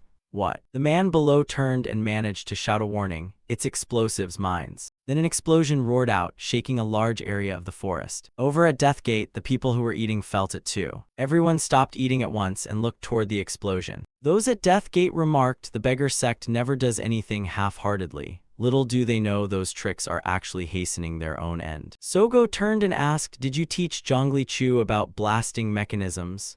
The crimson assassin hurriedly replied, "No, even I don't understand that field well." He turned to her and asked, "So did you figure it out yourself?" He answered, "I only followed instructions given to me." She looked on suspiciously. A man from above stepped forward to explain, "Your combination of the lighter with the fuse was precise. Honestly, I thought it wouldn't explode. Seems I underestimated the sect master's skill." Zhongli Chu called up, "Has the blast woken you? If you're awake, please come and have breakfast." He complained back, "No need, I want to sleep more. I only got up because my bladder was about to burst." Sogo hurriedly asked, "Why is Samhyun here?" He explained, "Since we blew up the manor, that old man has been helping us. He's deploying devices all over the 8 battlements. We alone, the assassination sect, couldn't defend this place." She asked, "You knew they'd attack in advance?" Zhongli Chu reiterated, "They won't stop unless we die or leave the martial world." Over there Mubal Sinka spoke. "His name was Chungi. That body of his was smashed like a mop. Remember, his body became a shield so that I could preserve my life like this." Okjin exclaimed, "Lucky you survived, truly a blessing beyond measure." Mubal Sinka added, "I suspect more traps are set around Palbuliang. I'm worried that when the gathered martial heroes rush in without distinguishing friend from foe, they'll suffer extra losses, so please help keep control." He ordered Panda Chief surround and seal off Palbuliang. The man replied, "Yes, Elder, I'll do it at once." Outside, the Yigan man had everything in his sight. He turned away and sneered, "Useless lot, how dare such mediocre minds call themselves elders of the 9 great sects." He was annoyed. "Mukwalgwing is still alive, damn it." Over by Zhongli Chu, Aerin complained, "It hurts, rub my hands a bit, will you?" He rubbed her shoulders in response. "There, that's better, just right." He asked, feeling refreshed. She replied, "Yes, very much." Her weariness seemed to vanish. She grumbled, taking the chance to ask, "When will those people leave? Cooking for them is exhausting." "Calm down, tr letter 1EA5N, and keep quiet, they can hear everything. Be patient a bit longer, they won't stay long." Mojin Ah ran over and called, "Young master, I'm back." Zhongli Chu asked, "Mojin Ah, what happened? Why are you later than expected?" Mojin Ah reported, "At the foot of Palbuliang, all fighters from the Beggar sect, Mount Hua sect, and other schools had already gathered in force. I was delayed because I had to avoid them." He asked again, "How many approximately?" Mojin Ah explained, "About twice the number we faced against the Blood Shadow Demon. I'm even more worried about having to sortie again." Hearing this, Zhongli Chu fell silent and pondered. After a while, he knocked on the door. Someone inside called, "Come in." Zhongli Chu announced, "Let's go, the guests have arrived. I'm sure you'll be glad to meet them." On the other side, the old men of the Crimson Assassin approached and exclaimed, "Oh, this old back, is this Zhongli Chu's new home?" The old Crimson Assassin and his crew ran out shouting, "Big brother, second brother, third brother, are you all well? Brothers, from far away you've endured much, your complexion looks much improved." Their demeanors seemed brighter than before. Sogo sighed, "I know you still harbor resentment toward me, but this is a bit much." Zhongli Chu, smiling so broadly, makes one feel absurdly tragic. From the Mount Hua side, a man asked, "What have you come for?" "We're here to see the elder." He continued, "May I ask your honorable name?" The disdainful old man, "I heard some brats at Palbuliang were tampering with the formation mechanism." "How shameful! If something like this happened, it should have been reported immediately." The Mount Hua man hurriedly replied, "Indeed, whose name should I report?" The old man sighed, "This one the fox's tail is showing. Announced that Hyen Anya has arrived." Soon after, a figure ran up hurriedly. Old Okjin clasped his hands and introduced, "I pay my respects, I am Okjin." "Your great name, I've admired you for a long time." Hyen Anya sighed, "Enough, prepare a room for me." Okjin looked puzzled. Hyen Anya barked immediately, "Are you deaf? Can't you follow orders? I'm exhausted, about to collapse. I need to sleep, prepare a room for me at once." After a while, old Hyen Anya fell asleep as if logged off, and the Mount Hua sect fellows watching nearby could do nothing about it. Later, one man asked, "Elder, who is that strange old fellow over there?" Okjin introduced, "That is Hyen Anya. In terms of formation mechanics, he is the unrivaled master of our time. That he personally came here is like having Heaven's army and 10,000 horses at our side. How reassured we feel." The elder ordered, "Have someone stand guard in front of the camp. The moment he wakes, report to me immediately." They replied, "Yes, elder." Elsewhere, someone asked, "Why did you come all the way here?" The Azure Assassin replied, "I heard your situation was dire and needed encouragement, so I couldn't just sit idly by." Sogo asked Zhongli Chu as well. The elder answered yes. Hearing that, Sogo let out a small troubled sigh. She asked, "Do you not think that seeing me in such a miserable state will only make your disciple suffer more?" He replied, "I may be your master, but I regard you as my own flesh and blood. The image of a child fallen, how could that be a shame to a parent? It's only a stumble, not the end. You still have surviving assassins, the manor still holds the 28 stars, and there's Elder Chin's silver. Start over and you'll be fine. Look at Zhongli Chu. The manor was blown up, half the assassins lost, yet he's rebuilding forces amidst these treacherous mountains, so can you. Hearing that, Sogo lamented, I wish you had raised Zhongli Chu instead of me from the start. Hearing this, the elder called affectionately, Sogo. Sogo turned back looking quite tired. The elder continued, after hearing firsthand of Zhongli Chu's moves, I realized he's truly an outstanding youth. Perhaps it's because you know that too that you were so angry. The real battle is only just beginning. I'm eager to see who will win in the end, who will become the death-commanding killer. Outside the old men's side, crawling into the tunnel you wouldn't notice it, but from the outside it's truly the topmost weak hold in the land, an absolutely optimal hiding place. Second elder asked, how did Zhongli Chu find a place this good? The crimson assassin answered, not tries doing, but pointed out by an old man named Yang Jumhua. The crowd exclaimed in surprise, Yang Jumhua? The Yang Jumhua who has traveled every corner of the Central Plains. Yes, that's him. Being able to gather and use such figures is itself an extraordinary ability. The crimson assassin praised him too highly. The others flattered back, no, you've trained your children well. Jiaxa over there called back, just hearing this it's clear, we must leave the 8 battlements quickly. Initiative is gradually falling into Zhongli Chu's hands. If the masters remain here, the legitimate succession of the Death Soul Agency will no longer belong to Muk Walguang, but to Death Gate. Zhongli Chu aims for that. If only the 3-form way had come today as well. How wonderful that would be. Over here the crimson assassin asked further, is something wrong with your bodies? The other replied, the thing is. Second elder sighed upon hearing the news about Ye Yigan. He felt he had no face to meet the brothers and thus returned. The crimson assassin lamented, third elder must be heartbroken. Fourth elder sighed, how could we possibly understand it all? Suddenly Byok Rai Gun stepped forward and called, I respectfully ask all masters of the assassination sect to assemble. I have something to report to you. That night a person reported, Muk Walguang is now facing difficulty for the first time since the sect's founding. 2/3 of its total forces have been wiped out. The first thing that came to my mind was the elders of the Death Soul Agency.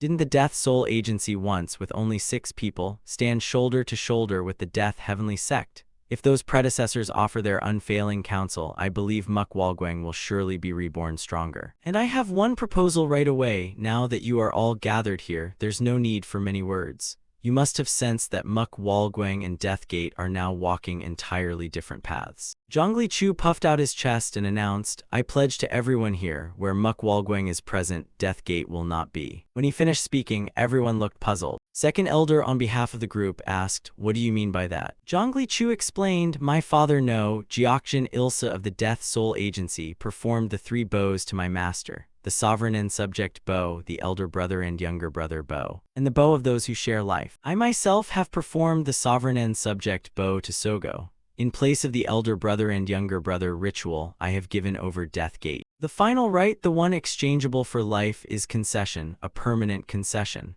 I vow that so long as I live, Muk Walguang need not fear Deathgate. Where Muk Walguang stands, Deathgate will not. Moreover, if Muk Walguang rules the Central Plains, Deathgate will vanish on its own. Zogo hearing this felt a trace of sadness. The gathered elders fell into deep thought as well. Even those who had doubted him were affected. The Azure Assassin softly uttered Zhongli Chu's name, while the old father could only weep. Zhongli Chu added, prepare to depart. I will escort you out of Palbuliang. The next morning, old Haiyan Anya was examining a suspicious cord. Then he slowly drew himself in. With light footsteps he began to rise, and moved toward the Mount Hua sect men. He called for a sickle. One man handed him a hooked pole, saying, here it is, sir. Taking it in hand, he hurled himself straight forward. The hook flew over the cord before them. Then he reeled it in, the hook catching the cord. He pulled back with all his might, when suddenly an iron mace came flying from somewhere. So the cord turned out to be the mechanism that set this trap. He muttered, I know the sort who only invents filthy contraptions like this, Samhyun. Mark this location on the map, the elder ordered. Another replied, yes, elder.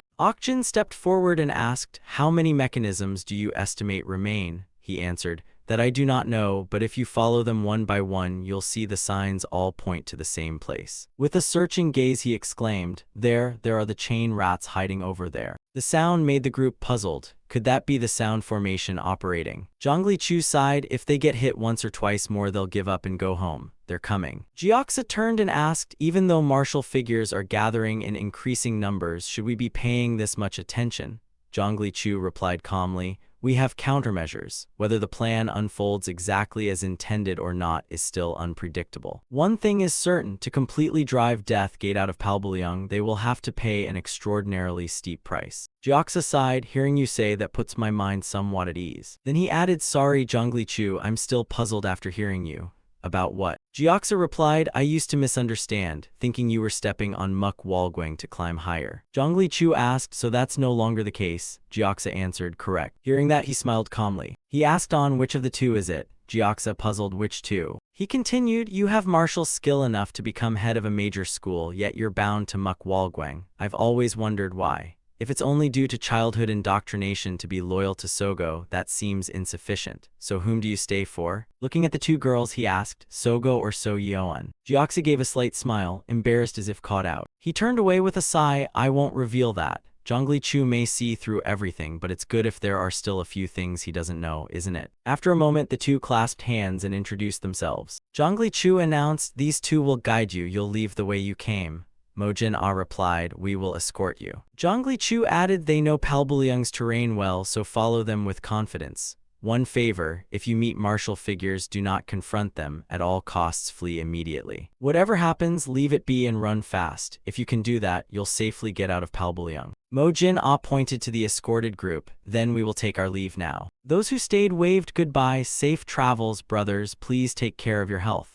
The Asai brothers also departed, waving, farewell, see you again soon. They watched quietly as the long line of people filed away. After a while, the figures gradually disappeared from sight. Zhongli Chu then said, we'll take our leave as well. The Crimson Assassin replied, all right, be careful. Zhongli Chu slipped into the tunnel and called, let's go. So he and his group began hunting the people of the 9 great sects. Elsewhere someone complained, it truly frustrates one. Why forbid attacking and only besiege from all sides like this? Isn't Palbulyeong full of mechanisms everywhere? They warned to be careful or you'd fall into a trap and be shattered like a rag. What else do you grieve over? Be patient. The great elder Hyen Anya's decoy is dismantling the mechanisms. The man in blue grumbled, when will we attack Death Gate then? The gray-robed one replied, how should I know? Suddenly footsteps alerted Ye Yigan, and turning back he saw a group of people who looked no different from the beggar sect. Leading them was an old man with hair completely white, hatred etched in his eyes. The long line behind him was the same. Ye Yigan fell silent and watched the marching people. He then asked, they don't seem to be ours. Who are they then? Isn't one of them from the Hahu family over there? Ye Yigan wondered, the Hahu are a renowned clan, why dress in such tattered clothes like beggars? The gray-robed man explained, there is a reason.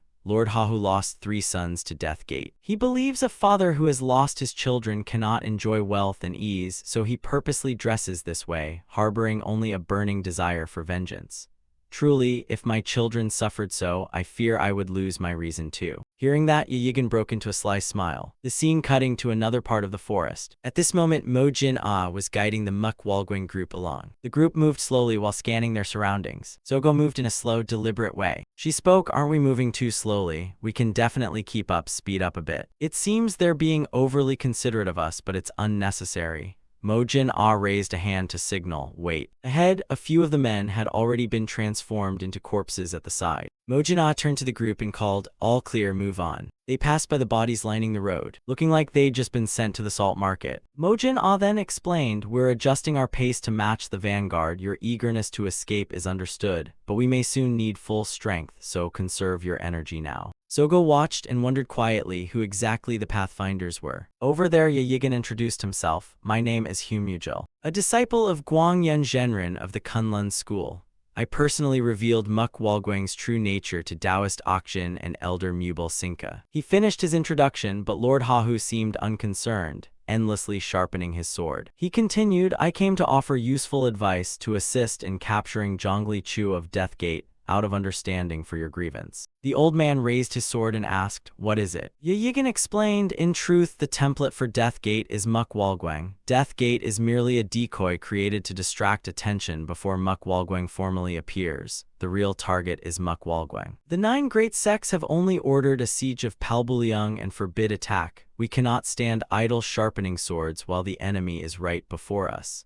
Mukwalguang's foundation is the remaining 28 mansions in Henan. If during this wait we first eliminate those 28 mansions, Mukwalguang and Deathgate will be left with no support. He now announced that his 3 sons' skin had been stripped clean, their souls tossed among the 9 springs. How could a father still have the face to eat warm rice, wear soft clothes, or sleep in a comfortable bed? The rest of his life holds only a bloody, wailing vengeance. He sighed, lamenting that such grief could hardly be fully understood by me. He turned and barked. Assassins, of course, couldn't possibly understand right. Yigan. Being called by his real name made him startle. The old man went on, those who stole the blood-image demon used my own men. Once I learned they belonged to Deathgate, I began hunting Deathgate. The things you harbor in your heart I have long known. I've heard Kunlun has a disciple named Yigan, so it's you. He continued, normally I admired Guangwun Jin-in, but no longer. If Guangwun Jin-in took in a wretch like you as a disciple, he's no longer someone I admire. Yigan's past was laid bare for all to see. His face turned ashen now, and both knees instinctively gave way to the ground. The next scene showed him bowing his head and pleading earnestly toward the old man. The old man frowned. What, do you intend to beg me for your life? He replied. Beg? No, I mean plead. He continued, if you wanted me dead, could I possibly escape this place? Even if I did run away, it wouldn't mean anything anymore, right? The old man asked, so are you resigned to die? He proposed, please let me live 5 more days. The old man asked, are you joking with me? Yigan declared, does the master not know that Mukwalguang is the successor of Death Soul Agency? The old man was taken aback. Death Soul Agency, the assassin group from over 10 years ago that killed Kyachi Divine's sword to complete some grim rite. Yigan went on, they kidnapped children around 10 years old and trained them to inherit Sogo, Zhongli Chu, Jiaxa, So Yuan, and even me. They turned those children into demon assassins. He pleaded earnestly, this life was not a choice I made. Master, your thirst for revenge is great, but I too harbor hatred for those who stole my life. Please spare me. Just let me live to see their downfall. You can cut off my hands and feet if you like, just spare these eyes so I can witness their end. Hearing that, the old man turned and pondered in silence. Meanwhile, Yigan's tears fell incessantly, sincere and pouring. The old man then said, you say those 18 chambers must be destroyed. Yigan recounted that Mukwalguang's strength in Palbuliang had largely been shattered by the beggar sect and Mount Hua sect.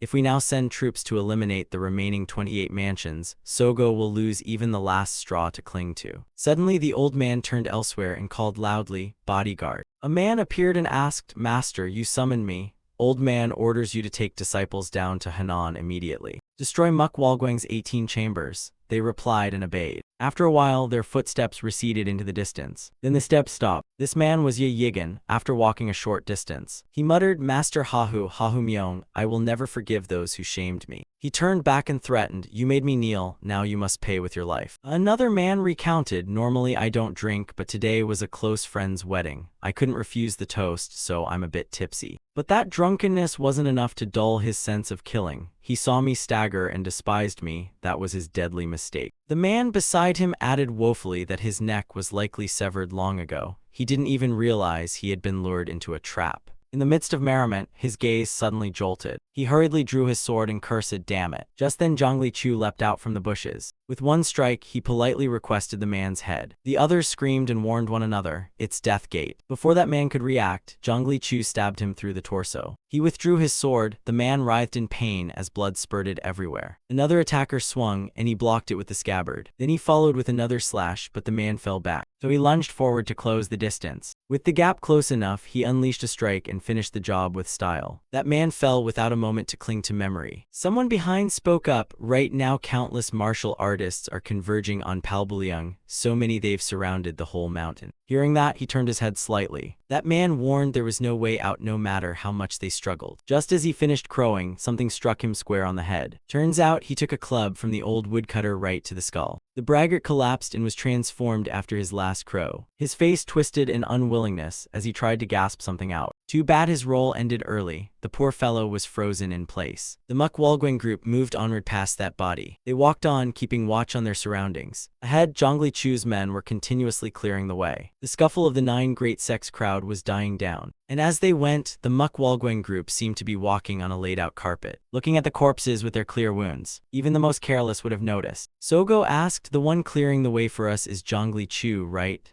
Mojin Ah replied, yes, that's right. Suddenly ahead, the blood image spirit signaled, wait. Sogo asked what was wrong. Blood image replied, we have to pass through that village and is feared something bad has happened. Looking down below, the group was startled. There are the 108 Arhats, even Shaolin has come. Sogo asked immediately, is there truly no retreat? Mojin Ah answered, yes, even if we turn back we'll run into the beggar sect or the Mount Hua sect. Sogo then resolved, then our only option is to break the encirclement ourselves and press forward. Mojin Ah cut him off. No, he ordered, absolutely no confrontation. There will be a signal. Please trust the main force and wait patiently. Elsewhere a spark flared and a fire caught. It ran along a fuse laid through the forest. It burned from the ground up into a tree. From there the flame spread to a steel sphere hanging on the tree. The moment the fire touched the sphere, a blast erupted with a thunderous boom. It shattered, metal fragments flew out in all directions. They peppered the innocent trees. A face peered out from behind a tree and exhaled softly. The Mount Hua sect members murmured, if you took that hit without knowing you'd be a porcupine, don't touch the hidden weapons, they're poison. Hien Anya instructed, mark this spot.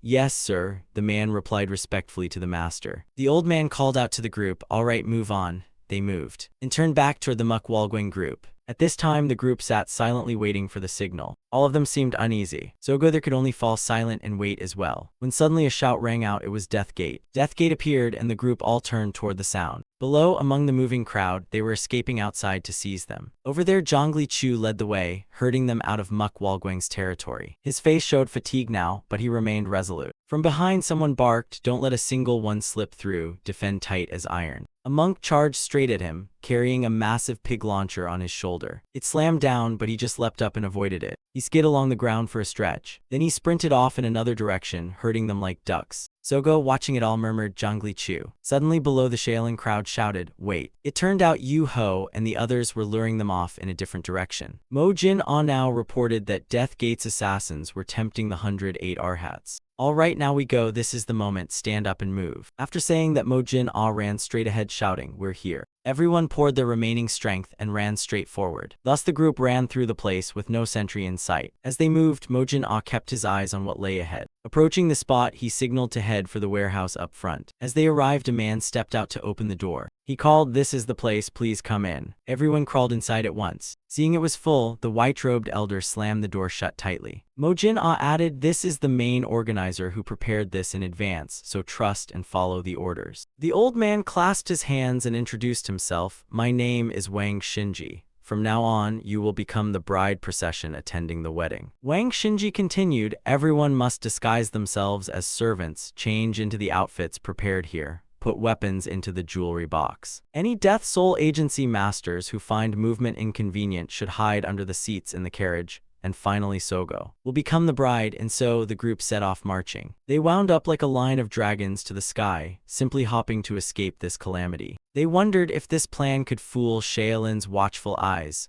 only praying they wouldn't run into them. Over on the Shaolin side they cursed, what little rats, they let them slip away. They pointed ahead at Wang Xinji, who replied, I saw it too. In any case, they've been driven back into the mountain. None have escaped outside, that's enough, stay calm. At this, the Shaolin remained quite irritated at losing their prey. Mojin Ah from behind announced, from now on I'll play the brigand, resist him as you can. Before they could react, Mojin Ah leapt out and shouted, hand it over. I advise you to comply and hand everything over. Someone blocking the door shouted, no way, this won't do. If the jewelry is stolen, how can the wedding proceed? Mojin Ah angry, we are Deathgate, do you not value your lives? The Shaolin were startled, could it be those were? The whole group hurriedly ran up shouting, what are these people trying to do? Stop. Mojin Ah leaned in and whispered, my role ends here, be careful, alright. And so the Blood Shadow Demon King grabbed Mojin Ah and ran off, not forgetting to threaten, you bastards should count yourselves lucky, move. The Shaolin behind them chased crazily, daring to plunder in broad daylight. The Shaolin's frantic run left Mukwalgwing frozen in place. Jiaxa, witnessing it, could only remain silent. Watching the Shaolin leave, unease still churned in his chest. So Yeoan's expression seemed to loosen a little. Suddenly one Shaolin behind stopped, suspicious. Wait a moment. He turned back to scrutinize the group. He stepped forward and asked, are you all right, any injuries? Jiaxa hurriedly replied, no, thanks to the master's timely arrival we avoided disaster. Many thanks. The man pressed his palms together. Amitabha, it's nothing, it seems you have a wedding, may I ask whose nuptials these are? He was surprised. Yes. Wang Xinji jumped out to answer, it's the second young miss of Lord Jianggun's household. The man was taken aback. He added, "May this humble monk inspect inside the carriage. I know it's rude, but given the situation we must check everyone leaving Palbulyong." Helpless, he gestured and said, "Though I dislike it, what choice do we have? Please go ahead." The Shaolin opened the door and replied, "Pardon our rudeness." As he opened it, he scanned the interior, and his eyes fell on Sogo, made up as a bride. Her graceful beauty was enough to captivate any man's heart. Seeing her, the Shaolin's face froze for a few beats. Sogo now spoke. "Is something wrong?" The man was startled. He explained that to prevent the assassins trying to escape Palbulyong, the monk had reluctantly inspected the carriage. "Amitabha, my apologies, please forgive this rudeness, young miss." Sogo exclaimed, "A master doing what he must, who could blame him? If this is fate, then please accept a small request from me." He looked puzzled. "A request?" Sogo said, "At the hour of the tiger tomorrow, the wedding banquet will be held at Genjiok. If the master could attend and bless my wedding, it would be an honor." He murmured, "To be granted such an opportunity by the young miss is a great honor. However, my hands are still stained with blood. I fear it would bring ill omen to that sacred place, so I must decline. Please understand." Sogo sighed. "What a pity. If the master insists, I won't press further." He closed the door and said, "Thank you for cooperating with the inspection. May your wedding be a great success." Wang Xinji replied, "Yes, master, thank you very much." After the inquiries, the Shaolin left and returned to their companions. A hand reached out from under the seat. Old Fourth sighed. "It seems they suspected nothing." Sogo added that they'll likely verify whether the wedding is real. "Don't worry, soon we'll get word that it truly is a wedding." Wang Xinji outside opened the window and called to Sogo. Wang Xinji handed over a slip of paper, saying it was a letter sent by Death Gate's leader. Hearing that, Sogo took it and opened it to read. She read aloud, "The Lord instructs that command be handed to Wang Xinji and not to act rashly. He urges patience, patience, and even more patience.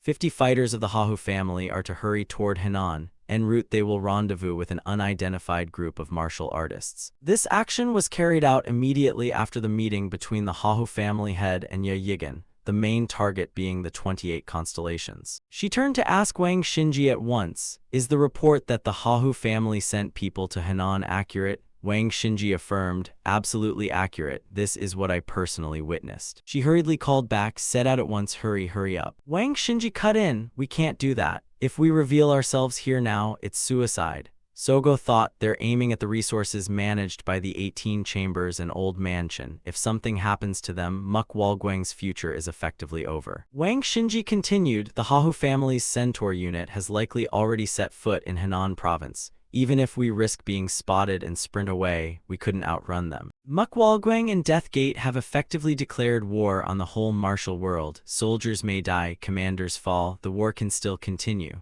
But if the king dies, the war is over. This escape is humiliating now, but Sogo must survive at all costs." Elsewhere in the forest, several figures ran with all their might. These people were the Blood Shadow Demon and Mo Jin-ah. While running, the pair kept glancing back over their shoulders. The Blood Shadow Demon spoke up, "It seems they stopped chasing us, right?" Mo Jin-ah halted and asked, "Is that so?" Behind them, there were no longer any figures. The two poked their heads out again to watch a few more times. Suddenly, the silhouettes of those spearheads reappeared. The two ran off again, exclaiming, "They're really persistent." The Shaolin shouted, "Do not let them escape. Capture them alive to trace Death Gate's lair." Running, Mo Jin-ah pointed and called to his comrades, "This way." Both of them turned their eyes toward the rope, rushed across, and grabbed the rope. Without thinking, they all leapt straight down the cliff, hands gripping the rope tight. Their bodies slid like swings toward some destination. The two jumped down one after the other in quick succession. Their landing spot was the gathering place of Zhongli Chu's group. They slid along the ground a short distance to come to rest. Zhongli Chu asked immediately, "Did Muk Walguang get out safely?"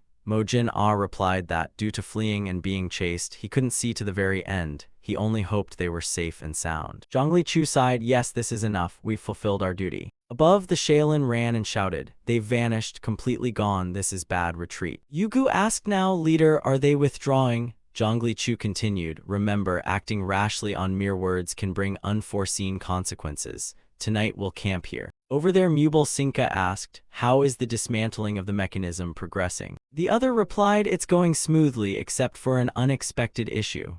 "What issue?" He reported that Haiyan Anya works 1 watch then sleeps for 2 watches, so progress is somewhat delayed. Mubal Sinka in mourning attire sighed, "Nothing in this world comes easy." The beggar sect member added, "Even so, this has put pressure on Death Gate's assassins.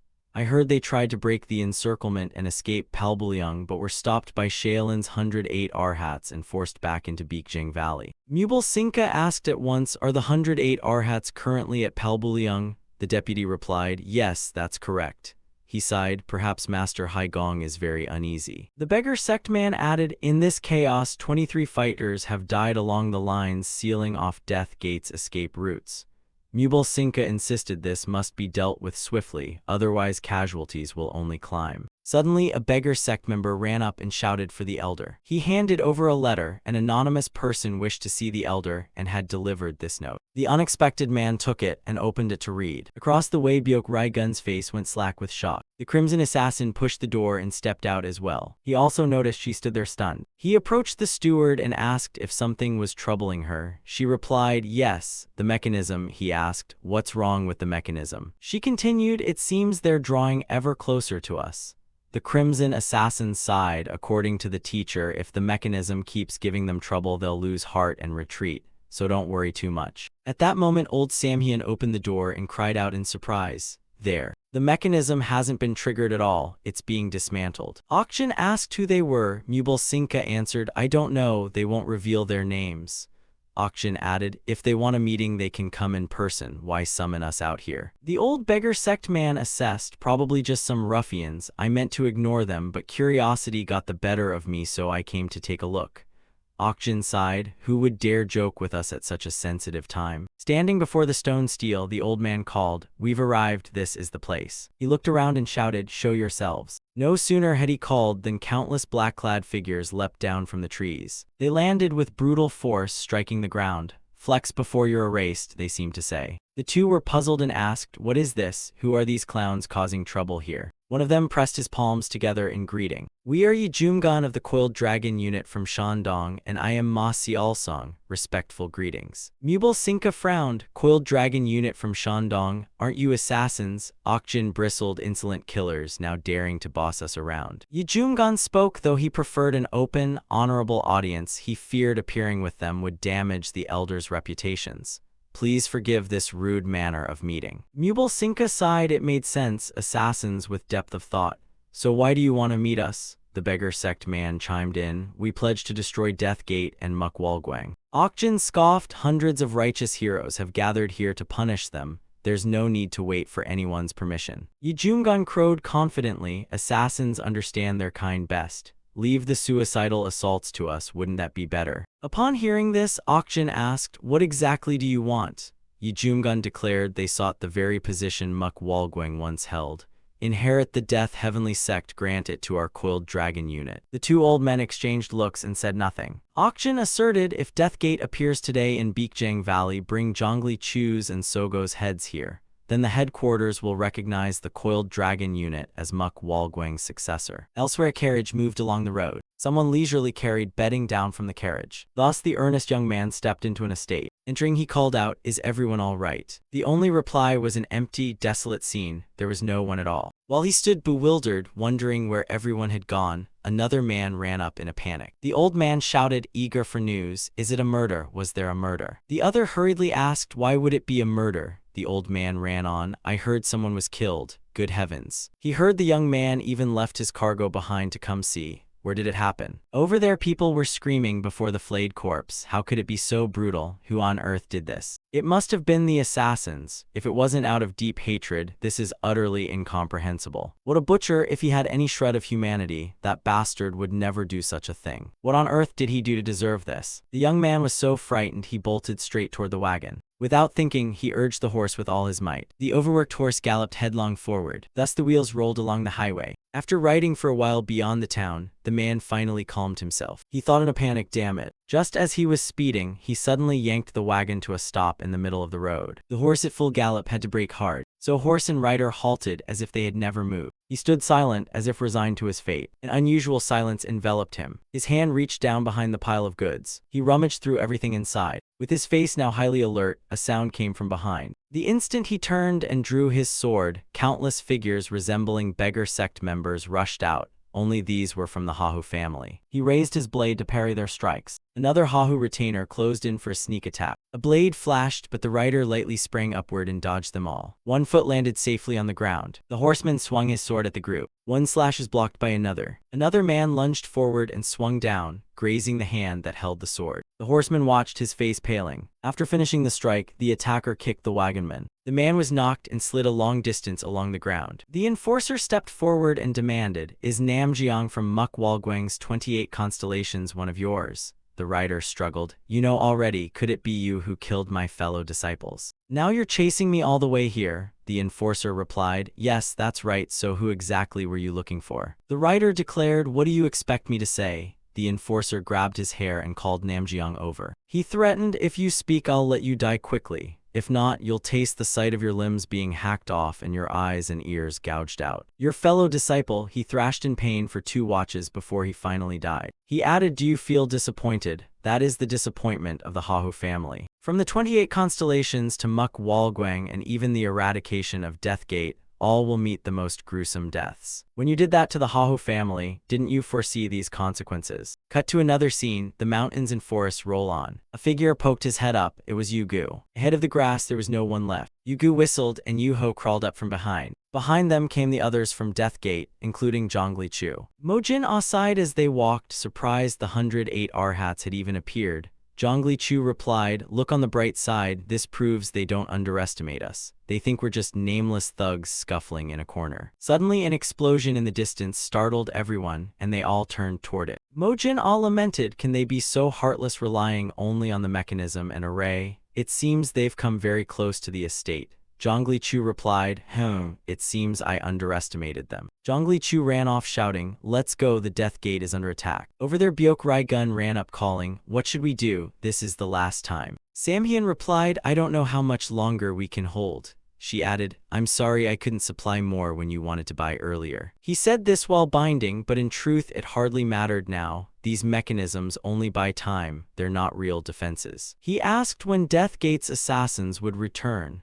Byok Rai Gun answered, "It's hard to say. They said they'd come back immediately after Muk Walguang left." Another explosion rang out in the distance, drawing everyone's attention. Samhyun was surprised. Hyen Anya, what? The old Hyen Anya had arrived. The two ran and shouted, "Quick, let's make as many wooden spear traps as possible. Manpower is short. Summon the sect leader's household to lend a hand." Meanwhile, the Death Gate group were still running through the forest, moving in good order, when suddenly a sound came from nearby. Hongchen turned his head toward the noise. He watched intently, even straining to sense it. The murderous aura of the group lingering in the distant woods. Without hesitation, he shouted, "Sect Master." "The Sect Master, there's movement from whoever's been tailing us." Zhongli Chu hurriedly ordered, "Hide now." The runners quickly concealed themselves by a pile of logs, and peered toward the distance where the murderous aura lingered. Mojin immediately asked, "Is it the 108 Arhats?" He replied, "They're not the sneaky ambush type, they're assassins." A beetle appeared on a leaf. Suddenly, a finger from nowhere poked in to spoil the moment. As the finger drew near, the beetle had already flapped its wings, ready to go. It flew away while Yuho still pretended to be bored. Wherever the beetle flew, a group of people hiding behind the rocks appeared. After waiting a long time, Yuho also turned his head to the side. The others were taking a temporary rest to regain strength, while some still watched the front very seriously. Their expressions were extremely cautious now, yet the people on the other side still refused to show themselves. "Mojin, someone on this side spoke, it's been a watch and they still haven't moved."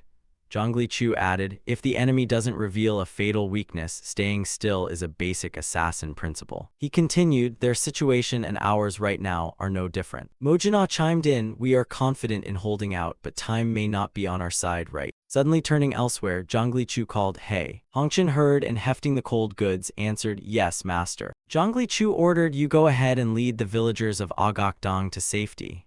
He replied at once, "Understood, orders received." Turning elsewhere, Zhongli Chu issued another command. "Mojin, if anyone follows, hunt them down and eliminate them immediately." He answered, "Orders acknowledged." Hongchen ran ahead calling out, "Move quickly, we'll meet at Agokdong village." His figure running created noise for the people on the other side. The two here remained silent and observant. Over there Hongchen ran out as bait, but nothing happened. Mojin exclaimed, still absolutely motionless. Zhongli Chu affirmed, "Then I'll create a small opening for them. Mojina was startled. What? He turned back and confirmed, send assassins forward one by one, provoke them and see how long they can stay hidden. He stood up quietly and immediately called Yugu. Mojina ran over and pointed with his finger to assign the task to Yugu. Mojina shouted go, Yugu ran straight toward there. The people over there still showed no sign of movement. Zhongli Chu turned to Mojina and told him to send one more person. So Mojina ran to inform others, advance. Yu Ho, the chubby one, answered, got it. Watching the chubby fellow run off, yet the people still didn't react. The scene was quiet as if no spirit existed. Zhongli Chu continued signaling, keep going. Mojina ran on to assign to the group, go into battle. Hyolpyong's figure ran immediately. Jaeweryong, Chenwang, Yunyang, Chial, Mihuj all heard and moved out together. But looking over there was still no stir. Mojina ran back to report, everyone's been sent. Still no sign, he replied, still nothing. Zhongli Chu turned back and ordered, Mojina, you go too.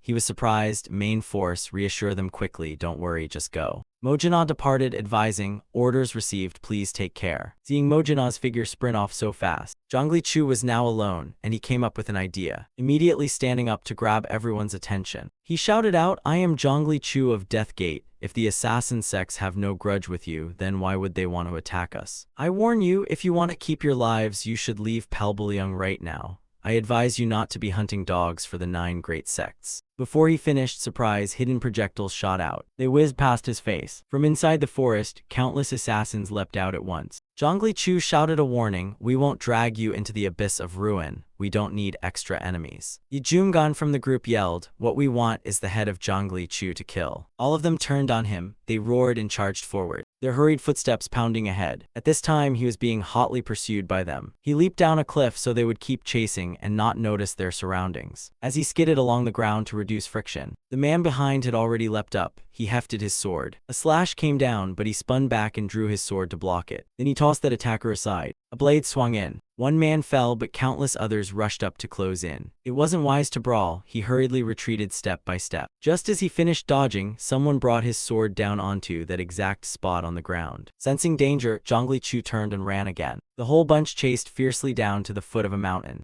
Arriving there, he skidded along the ground to come to a stop. Seeing this, they hurriedly halted their steps as well. Suddenly from above, several of Zhongli Chu's assassins leapt out together. The crowd shouted, kill. Yi Jumgan was utterly surprised to see it. Mo Jin-ah was the first to bring his blade straight down in a strike, both hands gripping the sword tightly. Yugu angrily swung his blade down as well. Another man went flying. From behind, several others of Zhongli Chu charged straight into the assassins. Thus, countless assassins fell beneath the blades of Death Gate. Wherever an axe swung, blood flew accordingly. Yi Jumgan, now helpless, shouted to counterattack. Zhongli Chu closed in. A sword stroke was launched, but that man managed to parry with his blade. He shouted at Zhongli Chu. Zhongli Chu demanded immediately, who dares come here? Yi Jumgan knocked the sword aside and both retreated a bit. He charged forward with a roar. He was from the coiled dragon unit of Shandong. He thrust downward, but Zhongli Chu leaped up to dodge lightly. The downward sword was deflected. He swung back upward, forcing him to retreat and block just in time, sliding along the ground for a short distance. As Yi Jumgan launched the kick, Zhongli Chu slipped to the side and closed in. He slid along the ground, shrinking the distance. Then he thrust a sword, but the man raised his blade to block. At that moment, his foot kicked into the other's supporting leg, throwing him off balance, so he staggered back. Next, Zhongli Chu snapped his leg straight up, delivering a kick right to his throat. The blow was so powerful, Yi Jumgan flew through the air, until he slammed directly into the cliff behind him. Zhongli Chu finished it. He slashed a sword across the throat. After cutting him down, the body slid away. Syrup streamed down the opposite rock. The assassins of the coiled dragon unit were all cut down. Turns out the chicken wanted to fight the hero, so they all got the predictable outcome. The syrup kept flowing without stopping. By now, the last man had fallen before the group. Silence returned and someone asked, "Master, who are these people?" Zhongli Chu replied, "I heard they're from the coiled dragon unit of Shandong. What exactly does Palbulyong have that's so tasty to make assassins crawl all the way here?" Elsewhere, one man kicked the door of a room wide open. A manhua sect man slipped in, drawing his sword to scout around. Suddenly, the scene before them was an empty courtyard. There was no one left. Another man kicked another door open. They rushed in to search and reported there was no one here. Outside, the manhua men had surrounded everything. They told each other there's nothing here either. The houses are completely empty. There's no sign of anyone. They've all fled. Auction side, they already detected our presence earlier. Haiyan Anya lamented, after that noisy teardown, those bastards aren't fools who would just stand there quietly. The old man ordered a thorough search. Even if they've run, they'll still be within Palbulyong's bounds. Okjin hurriedly asked, "Where are you going? Without the elder's help, how can we continue the search?" The elder answered, "Didn't you see clearly when we arrived? The last 10 devices were empty, no explosives at all. They only used a delaying trick to buy time. That proves the explosives are gone, so rest easy." He sighed, "Anyway, I found their lair. Hunting down the assassins is your task. Go do it. I'm very tired now and need a full sleep." Over there, someone shouted loudly, "Rice, there's hot rice here." He ran outside shouting, "Elder, the rice in the kitchen is still cooking, it's still warm. Just minutes ago they were still here, they couldn't have gone far, search quickly." From afar the Samhain group appeared. Hongchen lamented they almost ruined the mission by being late. The Crimson Assassin sighed, "That's a relief." Hongchen led the first group, "Let's move out. I hear the master is also heading to Agokdong." As they were leaving, Samhain stopped. Byokrai Gun turned back and asked, "Not going further," he cautioned. "Wait, I still have something to check." Hearing that, Byokrai Gun was also surprised. Elder Samhain prepared to count off 1, 2. He stretched both arms toward the base and shouted 3 times. Suddenly, a small explosion rang out from that direction. From a distance, it looked minor, but at the center, an explosion detonated and blew everything away within its radius. The people preparing to leave all turned at once to look toward the blast. Explosions kept striking over there. This time, the Manhwa sect is really getting wiped out. Samhyun was excited. "I guessed this would happen, so I removed the detonators from the 10 devices and scattered them around the estate. Hyun Anya, take care." On this side, Hyun Anya also witnessed all the explosions. The old man swore, "Samhyun, you bastard." Elsewhere, someone declared, "Deathgate is now a public enemy of the world. I hereby sever ties with them." The Shaolin abbot announced, "From this moment on, anyone connected to Deathgate, whoever they are, will be considered a public enemy and hunted without mercy." Meanwhile, countless footsteps moved along the road. A whole troop of Mount Hua sect members marched by, stirring the local residents. Yes, it really is Mount Hua. People discussed that this force might be twice the size of the original arrival. Look at their eyes, their murderous intent is terrifying. The many disciples at Deathgate's headquarters had all been wiped out, so it's understandable. Even someone like me who has nothing to do with it wants to rush in and cut down those assassins. "Shall we ask Lord Hahu for permission to join?" The nearby man was skeptical. Join in what exactly?" They grumbled, "I heard the Hahu family is on the front lines punishing Deathgate. Is that so? Let's go and ask him then." Over there, Zhongli Chu announced that all Deathgate people should gather here. Not only the assassins, but their families must be present. Yuho asked, "Master, why bring out wine? What is the occasion?" Zhongli Chu said, "This isn't wine, smell it." Hearing that, Yuho gently lifted a bottle and opened it. He sniffed it toward his mouth. The smell hit him hard. Yuho quickly raised the flask to cover his nose. "What is this?" Yuho hurriedly asked, "What on earth is this?" Zhongli Chu laughed and called, "Lucky you didn't drink it. If you'd gulped it down, you'd have your guts turning inside out." He explained, "The reason we chose Agokdong on Mount Derry as our final refuge is because it's home to the red flying ants. The bottle contains a red ant solution made by Samhyun." The group was doubtful. "Red ants," he explained. "They are ants with red heads that can fly." Samhyun instructed to spread this solution widely on tree trunks, grass and leaves around Mount Derry so the ants will form a wall encircling the mountain. People doubted that the ants would protect them. Samhyun replied, "If you don't believe it, getting nipped by one won't hurt much." Zhongli Chu turned and ordered, "Time is urgent, mothers, fathers, and stepmothers too. Everyone must help." The relatives answered, "Okay, we know, of course we'll help."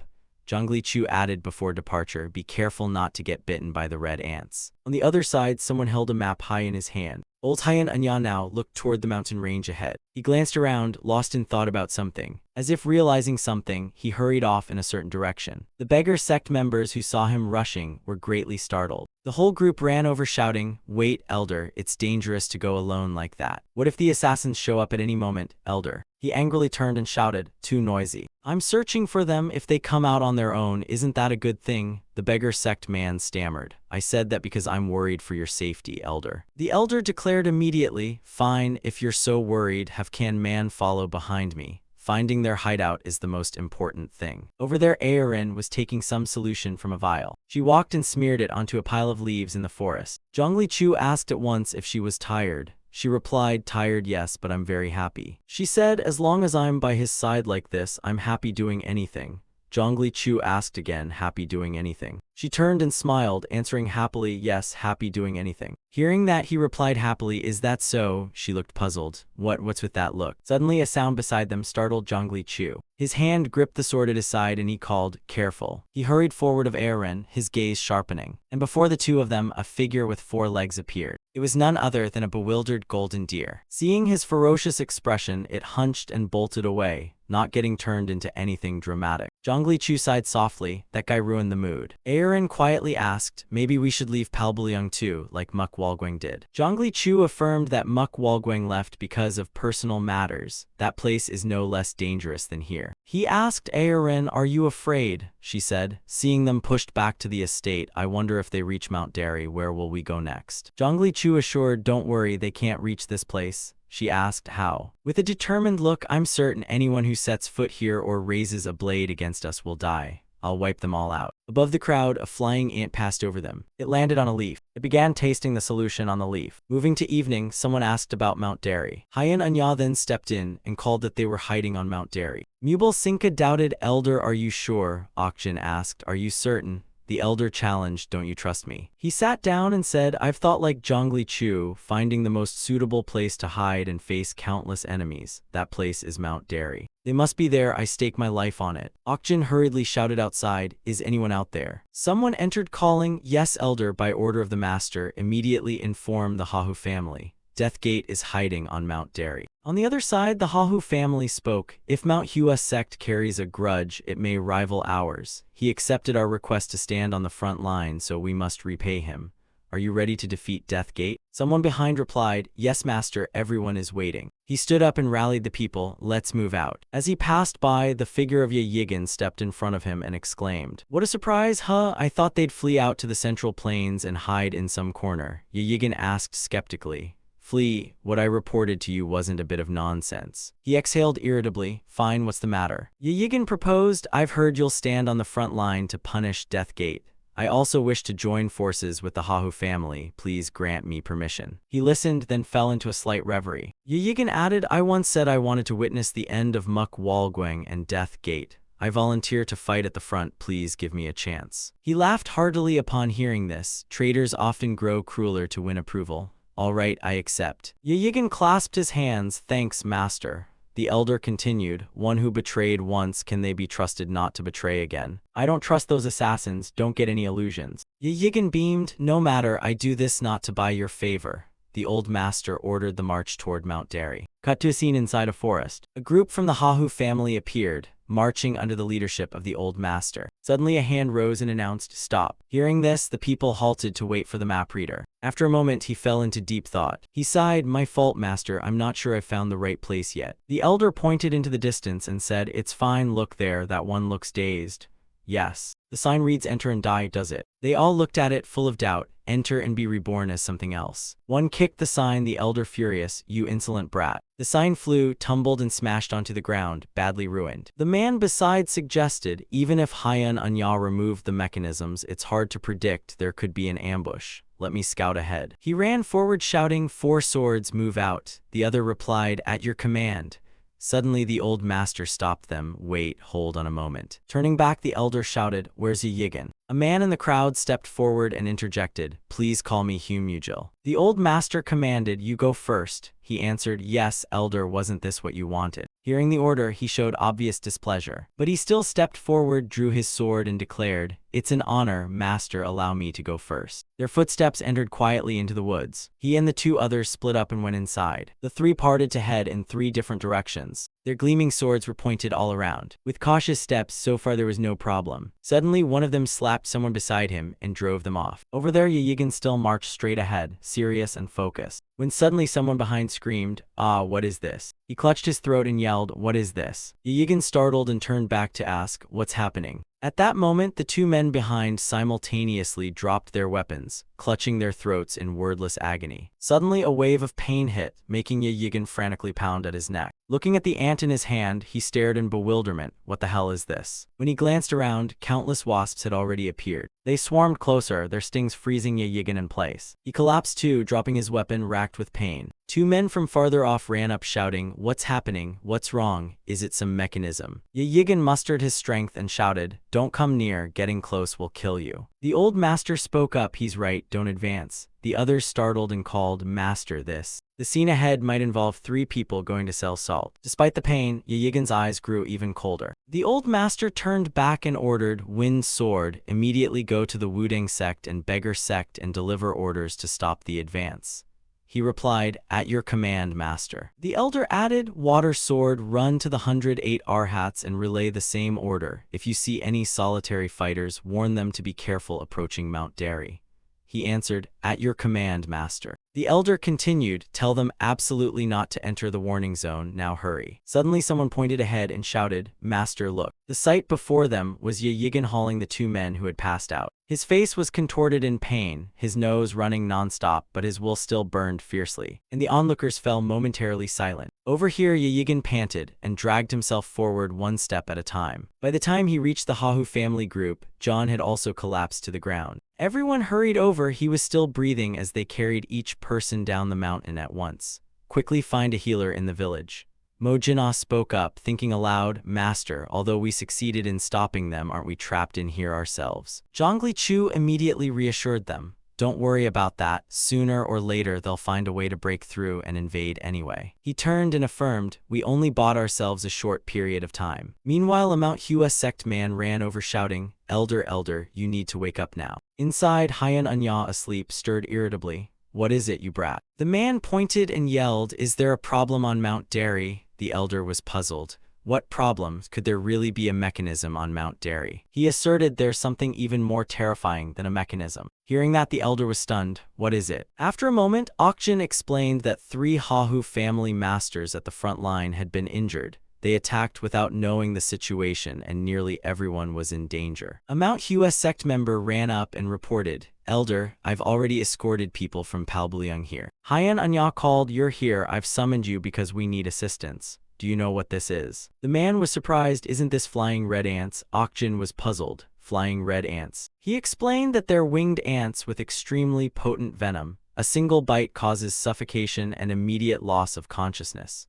Though not instantly fatal, if you can't escape in time, the worker ants will gnaw you clean until no bones remain. Truly terrifying. Mubal Sinka asked further, "So this dangerous ant species is swarming all over Mount Derry? How have the people of Palbulyong been traversing Mount Derry until now?" The villager replied, puzzled, "Swarming is dangerous, but their numbers aren't huge and they're hard to detect." The villager continued, "Look, it's because of these things that we can't go inside. I've lived here my whole life and I've never seen flying red ants this numerous." Hyan Anya exclaimed that it turned out people had deliberately increased their numbers. The assassins raised the flying red ants. How wicked. They used the flying red ants to build up a sort of living wall. Cut to another thatched hut. Countless bags of some kind of powder hung from the ceiling. At that moment, Yigan, who was sleeping, suddenly jolted awake. He sat up, clutching his head in a daze. Suddenly, a Hahu family member opened the door and called, "Awake, are you all right?" The man thanked him. "Thank you, Humujil. It's thanks to you that I'm alive." Hearing that, Yigan gave a faint smile. Later, inside the camp, a villager replied, "Time will solve everything." The others asked, "What do you mean?" The villager explained further, "When winter comes, they'll all disappear. When it gets cold, flying red ants, like other ants, go into hibernation." Okjin snapped angrily, "Are we supposed to wait until winter to catch those assassins? Don't say such nonsense." The villager replied, "No, that's not what I meant." Mubal Sinka suggested, "Let's set fire, burn those common ants out, and problem solved, right?" The man raised his hand to stop him. "Oh no, absolutely not. What if the fire spreads and burns all of Palbulyong? What then? Palbulyong is where we live, don't think so simply." He added, "By the way, do you know how much we suffer because martial folk come through to hunt the assassins? Mechanisms and such keep us from coming and going. We can't hunt or gather medicine. Those who live by those trades have lost their livelihoods." He explained further, "Livestock and food are being stolen across regions. Swordsmen wandering everywhere scare the children from leaving the house, and women must hide because crude martial men harass them. To be honest, to us the assassins and the martial folk here are no different." Okjin hurriedly replied, "I'm truly sorry, I didn't foresee the villagers' suffering. I will strictly discipline my disciples. Mubal Sinka added, even aimless, broken martial men will be restrained. If further damage occurs, report to us immediately. The villagers clasped their hands and replied, yes, we will definitely help. Hyan Anya affirmed, that's how it must be, we cannot act precisely like the assassins. Mubal Sinka asked, if we don't burn them, is there any smarter method? The villager insisted, no, there's no way unless you have skin as thick as an ox. With flying red ants nobody comes out unscathed. Hyan Anya asked, skin as thick as an ox? The man answered, yes, cattle and buffalo can be bitten and remain unharmed. Hearing this, the elder fell into a short, thoughtful silence, said nothing, then stood up and hurriedly ran outside. Mubal Sinka softly asked, elder, where are you suddenly going? He instructed, I'll return as quickly as possible. Do not act on your own, wait here. Over there a rabbit was thrown in, so it was released into the dangerous area. Immediately, countless ants swarmed in and tore the prey apart. The Hahu family members sighed, flying red ants are everywhere. The old master went to another side and added that there doesn't have to be a gap. Preparation time itself was short, so there must be variables they hadn't accounted for. While walking, he suddenly stopped and looked ahead. A towering cliff rose up before the two of them. He looked up and asked, does this cliff lead up to Mount Derry? The other replied, yes, it does. He handed over his sword and instructed, hold this for me a moment. The man answered, what are you going to do? Without saying more, the old man leapt forward, using lightness skill. A few steps later, he clung to the sheer rock face. One hand gripped the cliff. He slowly climbed up, making the man below startle and call out, master. The cliff soared with no visible end above. Having observed enough, the old man jumped back down below. The guard suggested, no, it's very difficult to climb up there. He cut in, exactly why we should do it. Do you think they'd expect us to climb up this way? Gather everyone together. On the other side, someone bowed and said, Amitabha, I, a humble monk, pay respects to the two elders. The group replied, please come in. He introduced himself, we came to ask if you found a way to deal with the flying red ants. Okjin shared, unfortunately we still have no solution. The monk sighed, so that's it. Seeing the assassins right there and only standing by is truly frustrating. Mubal Sinka continued, Hyan Anya ordered patience, so we can only be patient. The Shaolin man chimed in, apparently there's still no news. Outside, a Mount Hua sect member ran in to announce, elder, he's returned, Hyan Anya has come back. Hyan Anya called to the man beside him, put this down here. The fellow replied, yes, Master Elder. The group stepped outside calling, Master Elder, you're back. Hyan Anya called them over to see. He raised it and explained, I've made protective gear from buffalo hide. For lack of time and funds, I only made 5 sets, but if you take turns wearing them, it'll do. Elsewhere, a mask was already being put on. A group of marchers wearing buffalo hide outfits. The whole group advanced into the infested area, but remained worried. Countless ants swarmed and surrounded them. They landed on exposed flesh and bit and sting, but it wasn't effective. Still, the group kept moving forward, until their figures faded into the distance. Someone on the other side called, it's your turn to take over. Yu-Ho, taking over, called, eat up, I'm afraid it might be hard to get a proper meal soon.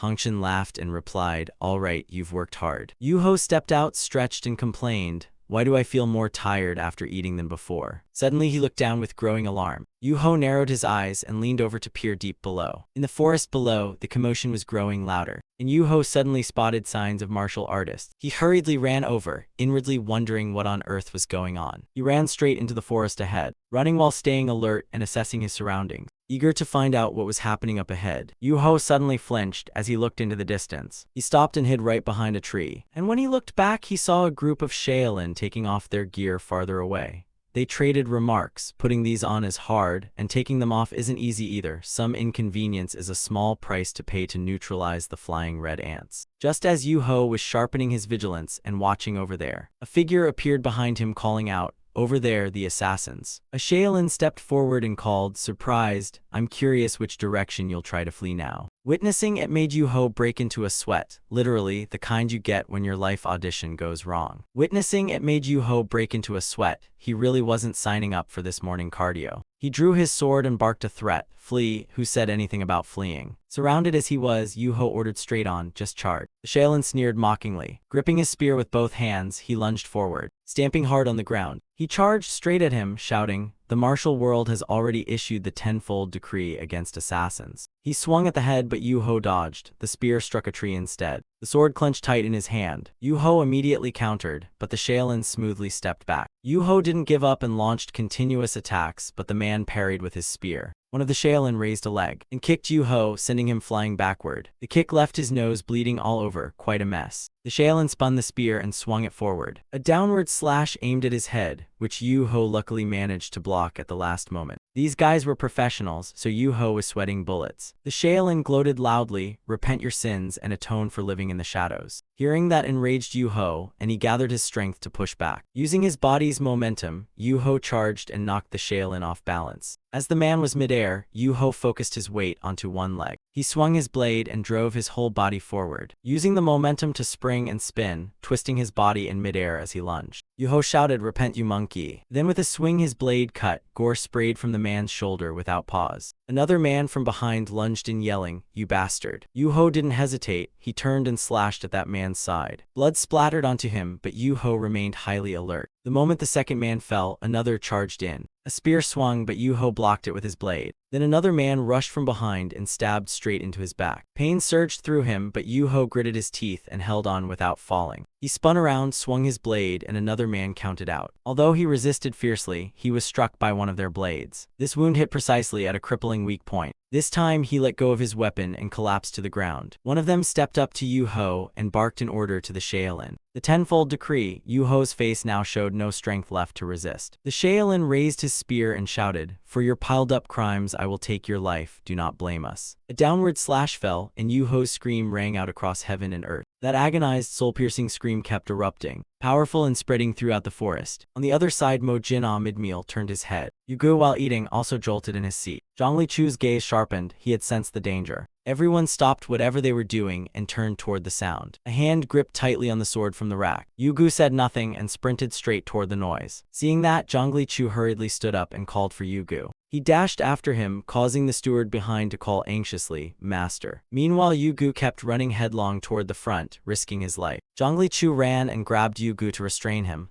"Wait, Yu-Gu." Both lost momentum and tumbled forward several times. Zhongli Chu shouted, "Why are you like this? Get a grip, Yu-Gu." Yu-Gu turned back yelling, "That's Yu-Ho's voice." He tried to reassure them, "Calm down, first assess the situation." Mo Jin-ah and the others ran over to echo him. "Yes, the young master's right." Mo Jin-ah tossed the sword to Zhongli Chu, calling out, "Young master." He raised his arm and caught the sword, then ran straight toward the noise with the group following. "Let's go." On the other side, a body lay cold and still. The group prayed, "Yu-Ho, may you rest in the arms of Buddha." Yu-Ho's body had been cut into pieces, and Zhongli Chu estimated about 30 attackers. "I knew they'd find a way sooner or later, but I didn't expect it so fast," Mo Jin-ah wondered.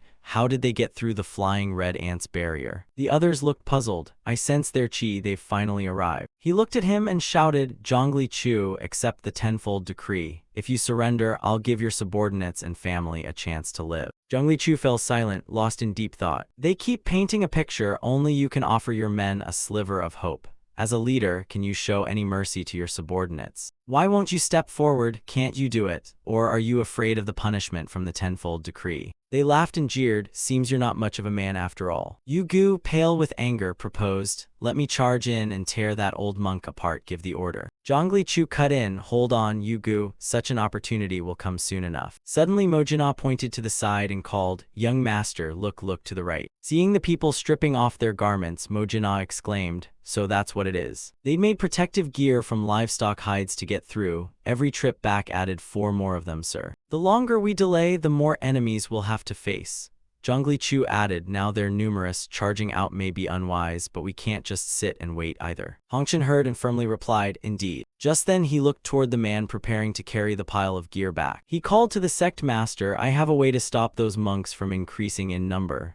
The master said, "Speak quickly." Hongchen said, "Let me sacrifice myself. You must become the Death Gate commander. Please take care of my family." Zhongli Chu was stunned when he heard that. "What?" Without hesitation, the old man ran straight forward, asserting, "I trust the sect master." Zhongli Chu tried to call him back but couldn't. The others looked at Hongchen in confusion. What's wrong with that man?" On the other side, the Shaolin were ready to decree, "Attack, Death Gate's assassin is coming." Hongchen threw his weapon up and shouted, "We surrender, we surrender. Spare our lives, we surrender." He fell to his knees and begged, "For the rest of our lives we will repent. Please have mercy and forgive us." Those witnessing this were bewildered. How should they handle this, accept it or make them pay? Hongchen pleaded, "Oh heavens, merciful masters, please just spare this life." He looked toward the man preparing to take the pile of robes back, who gathered momentum and sprang forward. The old man threaded through the crowd begging, "Please make way, honorable masters." A man tried to run after him to grab him but was too late. "Hey, stop right there." The crowd warned not to pursue. Did they forget about the flying red ants? The man unexpectedly died. Indeed. They looked at Hongchen with even more bafflement. Is he crazy, charging in without protective gear? Why did he run straight at them? Only then did they realize and shouted urgently, "Gakji, watch behind you." The man about to leave heard and turned back in puzzlement. Suddenly Hongchen charged in and knocked that man forward. Both of them slid forward together for a distance. Gakji slowly rose and cursed, "What the hell is this?" Suddenly a brutal hand grabbed his helmet. The monk's mask was instantly revealed to the ants outside. Outside, Hongchen was also burned to a stupor. With Gakji's protective helmet gone, he too became fodder for them. What the hell is happening? Both of them collapsed at once, screaming in pain. The onlookers were helpless, so that's what happened to that man. Elsewhere, Zhongli Chu watched and sighed, "Thanks be to you." He strode forward proudly and called, "Death Gate, for now withdraw." The group called out, "Young Master Zhongli Chu says Hongchen has bought us precious time." He added, "They've forgotten this is our turf and we are the assassins.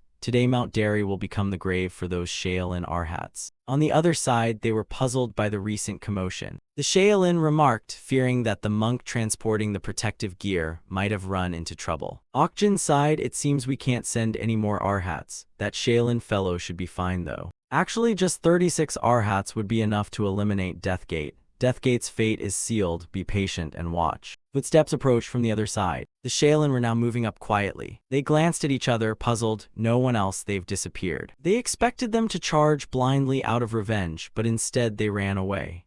The fellow beside them smugly added that because of the flying red ants, even if they wanted to flee Mount Derry, they couldn't. Their assassins, used to ambushes, be on guard for traps. From the bushes, 2 gas launchers fired. 2 men instinctively clutched their necks after being hit. 2 fell and another in the group shouted, "It's an ambush, look, it's coming from over there." Seeing the people flee, the Shaolin screamed and gave chase. No sooner had they shouted than countless Shaolin crawled out of the undergrowth. They warned each other loudly, "Don't lose sight, if they slip from view they'll vanish instantly." He yelled to those behind him, "Run faster." Suddenly Zhongli Chu appeared behind them and called, "Has Shaolin stopped teaching manners these days?" The man, puzzled by life, turned his head.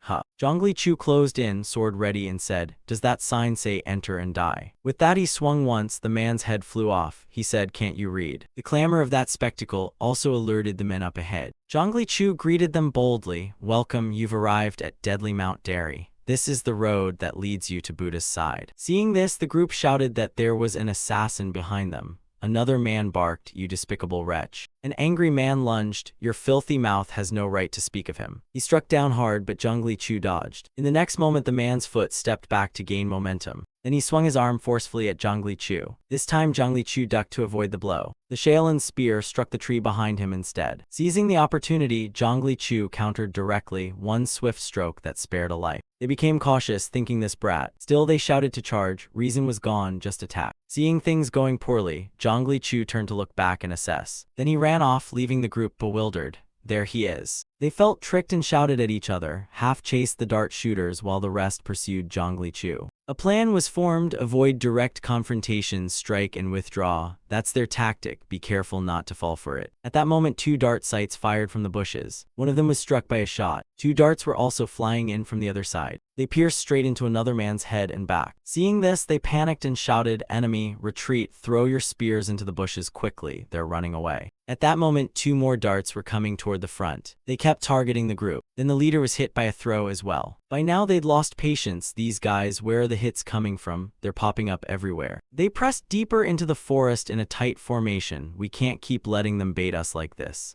Let's storm straight into their lair. How would we even know the spot? our sense of direction is fading. One of them, a bit frustrated, said, "We're mistaken, they're toying with us." Just then Zhongli Chu's silhouette appeared. Someone shouted, "Assassin on the right." Zhongli Chu then hurled 3 darts straight at them. One man managed to block with his sword, another was hit and cried out, "Enemy." Moments later he turned and ran again. Seeing this, the taunter snapped, "You little rat, stop hiding, face us like a proper opponent." With that his steps came to a halt. Zhongli Chu stood silently with his back to them. He turned and shouted, "Hear that? They want to bury bodies here." He commanded, "Then let's humor them, kill." Moments later, a few people lunged out from the nearby bushes. Hearing the commotion, the taunting group turned to look back. This time Zhongli Chu's side had also revealed themselves. The taunter at the head bristled with fierce spirit. Then the two sides charged at each other, though it resembled more of a one-sided massacre. The Shaolin had been drained of strength, so they were at a disadvantage. Zhongli Chu also joined the fight, and several were sent packing by him. The remaining ones weren't much better off. One man had his body sliced across by a sword. He bent over in pain, staring at his body in shock. The next moment he was gone. A moment later a voice rang out, "Done." Yang Yung-ho answered, "Not yet." Chen Wang reported there was one left. The last man looked at them with a fearful expression. He twirled the staff in his hands, then steadfastly taunted, "Come here." Mojina immediately lunged forward. His hand reached back into a ready stance to strike. Their weapons clashed with a screeching noise. Then this man took a knee to the face. The kick sent him falling backward. Mojina seized the momentum. He stepped 1 foot onto the man, preparing the final move. Mojina's hand holding the sword moved to finish him but was stopped. "Stop." He called in confusion. Young master, Zhongli Chu interrupted. "All right then." Zhongli Chu said that fellow would be left for others to deal with. Then he ordered, "Yu Gu, you handle it." Yu Gu was flustered.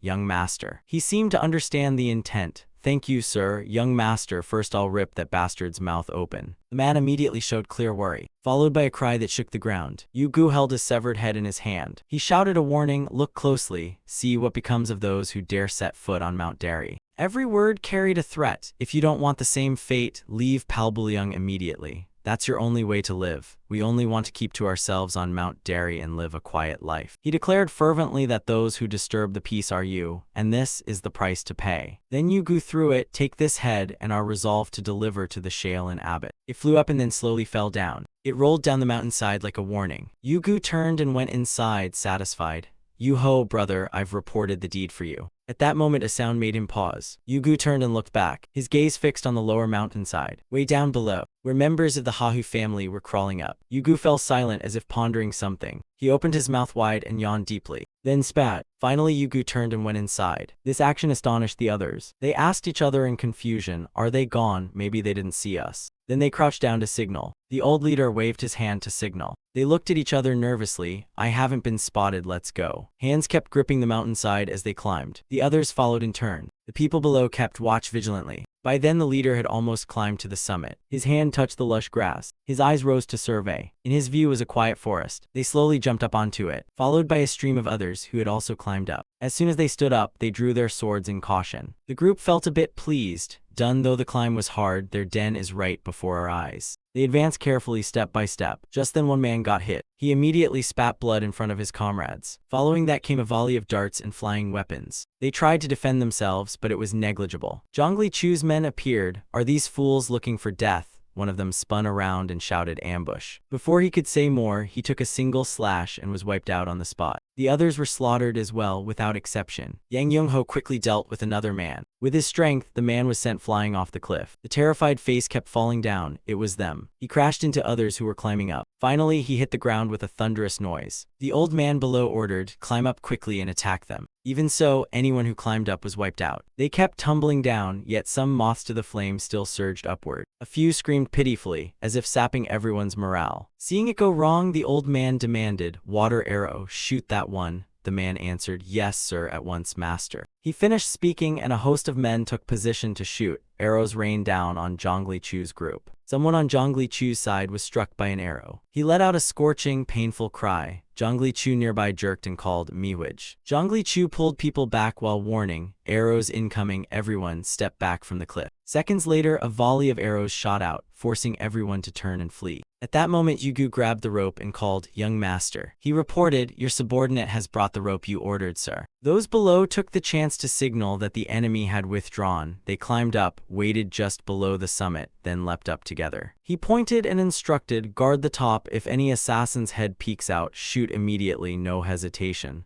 The men replied, "Yes, master." Accordingly, the remaining men continued climbing the mountain. Climb up. Suddenly the group froze when they saw something. One man watched intently above. They saw Zhongli Chu tied to a rope around his waist, sword in hand, descending. He launched himself down with all his force. His foot slammed into that man, sending him staggering backward. The sight stunned everyone. The old leader below also widened his eyes in shock. He gripped the rope and signaled, "Lower him down." Those above immediately let out more rope. Down quickly. Zhongli Chu swung on the rope between enemies. A sweeping arc that let him take out 2 more men. Zhongli Chu shouted angrily, "Get down now." Then used his sword to fell a few more. The master panicked and bellowed, "Stop him, draw your swords and block him." Then he thought of another way, shoot the rope so he falls. The numerous arrows were fired at Zhongli Chu dangling there. Seeing that, he shouted, "Haul me up." Those above put all their strength into shouting, "Pull him up quickly." In an instant he launched himself upward, dodging in time. Otherwise he'd have been turned into a porcupine. After evading, he raised his sword and shouted down. One leg hooked tight around the rope, swinging himself down, aiming straight at a man who was climbing up. In an instant he danced among the Hahu family. That man was already worm food. The man fell, only able to scream in terror. Below, the archers took their cue, and countless arrows flew through the air. The arrows all missed because he was running along the cliff face. Having just dodged successfully, he shouted, "Keep coming down." Seeing him charge, one man raised his sword to block. The 2 blades clashed, the sound piercing. But he instead tossed a rock into the man's face. The man lost his balance from the kick and tumbled down, while Zhongli Chu remained unruffled. As he slid, his sword was already raised high. Another stroke was launched. The man went to admire the sky like a stunned chicken. Zhongli Chu above kept shouting, "Keep coming down, keep coming, Master Hahu is spicier than chili." The sounds of disciples turning to dust were like knives in the old man's heart. He shouted again, changing his target to shoot. Those behind startled and asked, "What? Where to shoot?" Pointing up high, he announced, "The summit, aim at those holding the ropes up there." They were skeptical, saying they couldn't see anyone up there. He replied immediately, "I know, just estimate and fire." He added, "The arrows will find their way to them. Heaven surely understands our grievance." Then he drew his sword and called, "You there, take command here. I'll climb the cliff."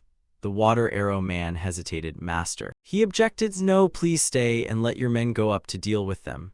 The old man ran up shouting, "I cannot stand by and watch him run wild." The old man then used lightness skill and flew straight up while those below were still tending the wounded, pushing off deeply to gain momentum and crash into the men on the cliff. One man called out, "Master." The old man shouted, "The one we've been searching for is right before our eyes." No sooner had he shouted than a huge boulder struck that man. The man fell, taking several others down with him. Inside, Zhongli Chu moved like a war god, sweeping all around. The old man grew even angrier. He charged up screaming, "That bastard, I will take his life." Below, the water arrow man ordered to fire. Innumerable arrows shot up. They flew over the heads of the Hahu family climbing the mountain, and so they flew straight up into the sky. Many arrows struck right beside the Death Gate men letting down the ropes. Someone called, "Lower him down." Feeling it wasn't enough, they called again to lower more. The others slid down the ropes without pause. Zhongli Chu below gained momentum and swung even deeper. Wherever he slid, a man turned to dust. He flew out far, aiming straight at a climber. A slash of the sword arced out. After cutting down that one, he kicked another in the face. The kicked man lost his balance, tumbled down, and screamed loudly. Zhongli Chu looked down and called out, "Keep coming down." Suddenly, the next sight made him start. The old Hahu family master lunged up and shouted, "So you're Zhongli Chu after all." The old man launched a stroke, but he managed to block it. Using the old man's momentum, he launched himself farther out. His inertia carried him along the cliff for a moment. While he was still swinging, the old master hurled his sword up. The other hand gently caught it. He turned to him and demanded, "I've endured so much pain waiting for this day. Come here, I will turn you into a faceless demon." They charged at each other again, shouting with fierce determination. Weapons clashed violently, the sounds of their duel ringing out. The old man showed extraordinary resolve. Zhongli Chu now had something he needed to protect. After trading blows, the two separated to their own side. Above, countless arrows flew again. This time the men were all wounded by the arrows. The rope slid down further and further. Zhongli Chu, sliding down, was also taken aback. As he went down, he also kicked a few more men so they'd go down with him. Those above screamed, "Hold on, grip the rope tight." Over there, the old man, reckless of his life, charged toward him shouting, "Zhongli Chu." Zhongli Chu could only scream upward, "Pull me up, keep pulling." The men above obeyed and called to one another to haul him up. Right above, the old man had rushed forward, both hands gripping his sword. As Zhongli Chu surged up, he shouted at the top of his lungs. And so he was pulled up by the men, plus the main character's effort. The old Hahu family master was chopped until he spat blood and a bit of syrup, light humor. His sword fell from his grasp. The men called out to their master. Seen inside Shaolin, 2 old men sat chanting sutras and striking the wooden fish. They only called Gakwun. He replied, yes. The old man lamented, order the Arhats to withdraw. Gakwun was startled and hurriedly said, no, venerable, we're about to succeed. Withdraw now. Shaolin's reputation would suffer. The abbot said, this failure to remove that sharp thorn hasn't happened only once. We've paid too high a price hunting the porcupine that bristles and hides in its den.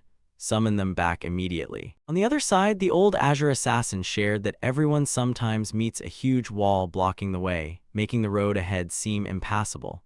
Charging forward with gritted teeth just because you feel you must overcome it isn't necessarily the best approach. If you step back to observe, you might spot a gap to slip through. Whenever you need, come back here to rest before continuing on. Your room is still there, waiting for your return. Zogo now gently touched the Azure assassin's arm. She shared, inviting him to set off. Watching the old men ahead depart, Zogo turned and called, let's go. 18 chambers are waiting for us. And so the group continued on their way. Elsewhere, the drunken footsteps faded away. The Shaolin group meanwhile returned, all wearing annoyed expressions. The old man from Mount Hua sect had witnessed it. While he pondered, Mubal Sinka stepped forward and called, elder. Okjin shared, the 180 Arhats of Shaolin are withdrawing. Mubal Sinka replied, yes, they just received a recall letter. Turning to Okjin to ask, oh really? Mubal Sinka answered, yes sir. He shared, perhaps they think that continuing to struggle while the flying red ants wall remains will only cause more losses.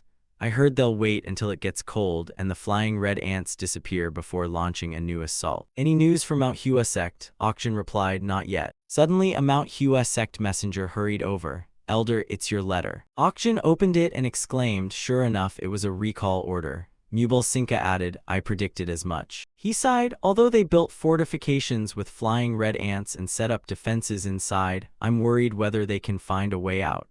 Okjin chimed in, saying that's why Shaolin will send 72 Dharma warriors to hold the position. The two complained that with 72 Dharma warriors guarding, they'd feel truly reassured. Though heavenly orders cannot be disobeyed, every step away felt unbearably heavy. Elsewhere, the mourners lamented that all disciples who had passed away were being buried on Samyang Mountain's back slope. The most heartbreaking part was that not even a single tombstone could be erected for them. You've suffered enough, the master's body must be returned quickly before it decays further. Upon hearing this, Yigan rushed outside. With one call, everything had been prepared. Those by the carriage called out, then let's set off. Departure. Suddenly Yigan ran up shouting, wait, stop. He demanded, what exactly is going on? Has the master really passed away? One man recounted that during the attack on Death Gate, the master had unfortunately fallen into the hands of Zhongli Chu. Yigan stood stunned, unable to believe such a thing could happen. He wept, to me, the master was the light that illuminated a life otherwise lost in shadow. Now, who can I rely on to keep living? He clasped his hands and said, may you be reborn in the Pure Land. He left with instructions, be careful to return his coffin to his homeland, understood. The group replied, obeying orders, while he walked on with lighter steps. As he walked, he clutched his head and wailed, Master. But hidden behind that was the face of a man who couldn't stop grinning. He cursed that wretched Zhongli Chu when suddenly a distant water sword called out, Hyun Mugil. He suggested that you travel with us. Shaolin Temple, Mount Hua sect, and the Beggar sect have all withdrawn. With the dense matrix of flying red ants, it's hard to take action. Sharpen your weapons and prepare carefully. Wait for winter and we'll return. On the other side, the scene was desolate. Houses lay ruined after a long time. When Sogo's group stepped inside, they sighed, hoping for peace. It felt as if a great storm had just swept through. In front of them was a rather large chest. Gyoxa suspiciously said, Sogo, stop, don't touch it, there might be venomous snakes inside. She ordered Ilsel, check the safety of the 18 chambers first. He replied, yes, sect leader. Suddenly a voice shouted toward them, open it and see. A man from the Hahu family stepped forward and called, what you're looking for is all inside, open it quickly. Hearing that, the sword gently lifted the lid. Both of them then stuck their heads in to look. The sight inside made her flinch in shock. That man approached with a dirty grin, exactly 42, unfortunately 7 are still missing. He then asked, who are you? He introduced himself, I am Wind Sword of the Hahu family. I was ordered to eliminate Muk Walguang and Death Gate wherever I find them. I'll gouge your eyes out and return them the same way. Sogo drew her sword and barked, "Hahu family, you dare." Elsewhere, someone said that Master Hai Gong declared a 3-year retreat to take responsibility for the failure of the 10-year order. It said he won't even receive visitors. Shaolin Temple will not attend any more conferences. Those inside lamented that instead of dispatching the 180 arhats who have withdrawn, they'd send the 72 Dharma warriors to seal Palbuliang and bear the burden. How has it come to this? Merely Shaolin's fault. Yet why should the master shoulder all responsibility alone? After the Blood Shadow demons came Death Gate, the authority of the 10-year order has completely collapsed. The man beside him asked, "Surely we must devise countermeasures." The old man from the beggar sect asserted that this was precisely why they held this meeting, to ask for everyone's opinions. The old man asked suspiciously, "Opinions about what?" The beggar sect elder called back, "Please come in." From outside, the Blackstaff Mad Eccentric elder entered. He clasped his hands and introduced himself, Blackstaff Mad Eccentric of the beggar sect. "Greetings, everyone. Please spare a moment to hear my humble opinion." He stood among them and spoke. In truth, everyone knew the 10-year order of the 9 great sects was the only thing that maintained Jianghu order for so long. However, with demonic beings piercing holes in that order to wreak havoc, it seems not only I feel the old ways no longer fit. When facing killers who use any means, hidden weapons, forbidden manuals, ambushes, the sacrifices of those enforcing the 10-year order are too great.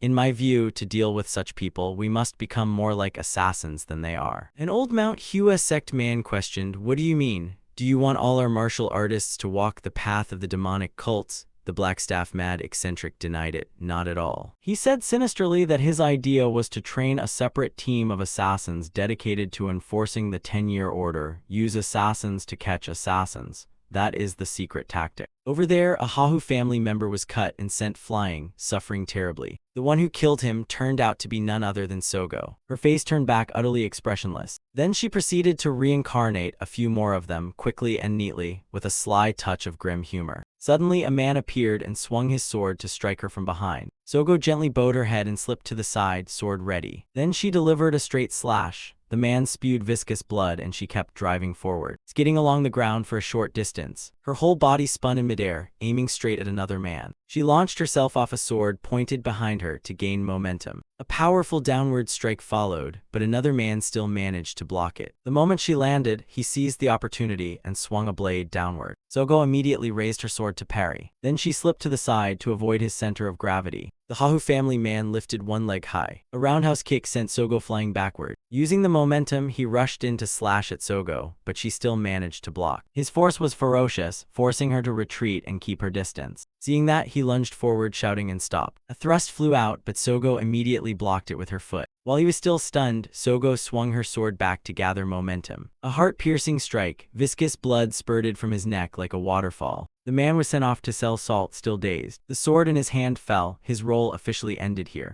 In desperation, he grabbed her sword with his remaining 2 hands. Sogo wouldn't let him have his way. She swung her sword out. Then without pause, she spun back around and unleashed a kick that sent his head flying. The severed head made a full roll through the air and crashed into a jar in the middle of the yard. From inside, countless eyeball-like objects flew out. Elsewhere, someone gripped a sword tightly with both hands, and with one swing, another man's throat was cut, and he went off to sell his match. After she finished, Jioxa surveyed the scene. The others had also completed their transformations. He asked, "All done?" He stepped forward and called, "Sect leader, we've dealt with them all." She ordered, "Check everyone's casualties first." A while later, someone reported that 2 spirit assassins were gravely wounded, and 3 members of the Death Spirit assassins had died. Another person ran to a body and shouted, "Xianhua, open your eyes." Xianhua. So Yuan now looked toward Sogo, who was breathing heavily. At that moment, it seemed Sogo wanted to shed all the burdens of life. So Yuan ran over and asked, "Sister, are you okay?" Sogo replied, "We're still young, right?" She sighed that our elders still watch over us. This cannot be considered a failure.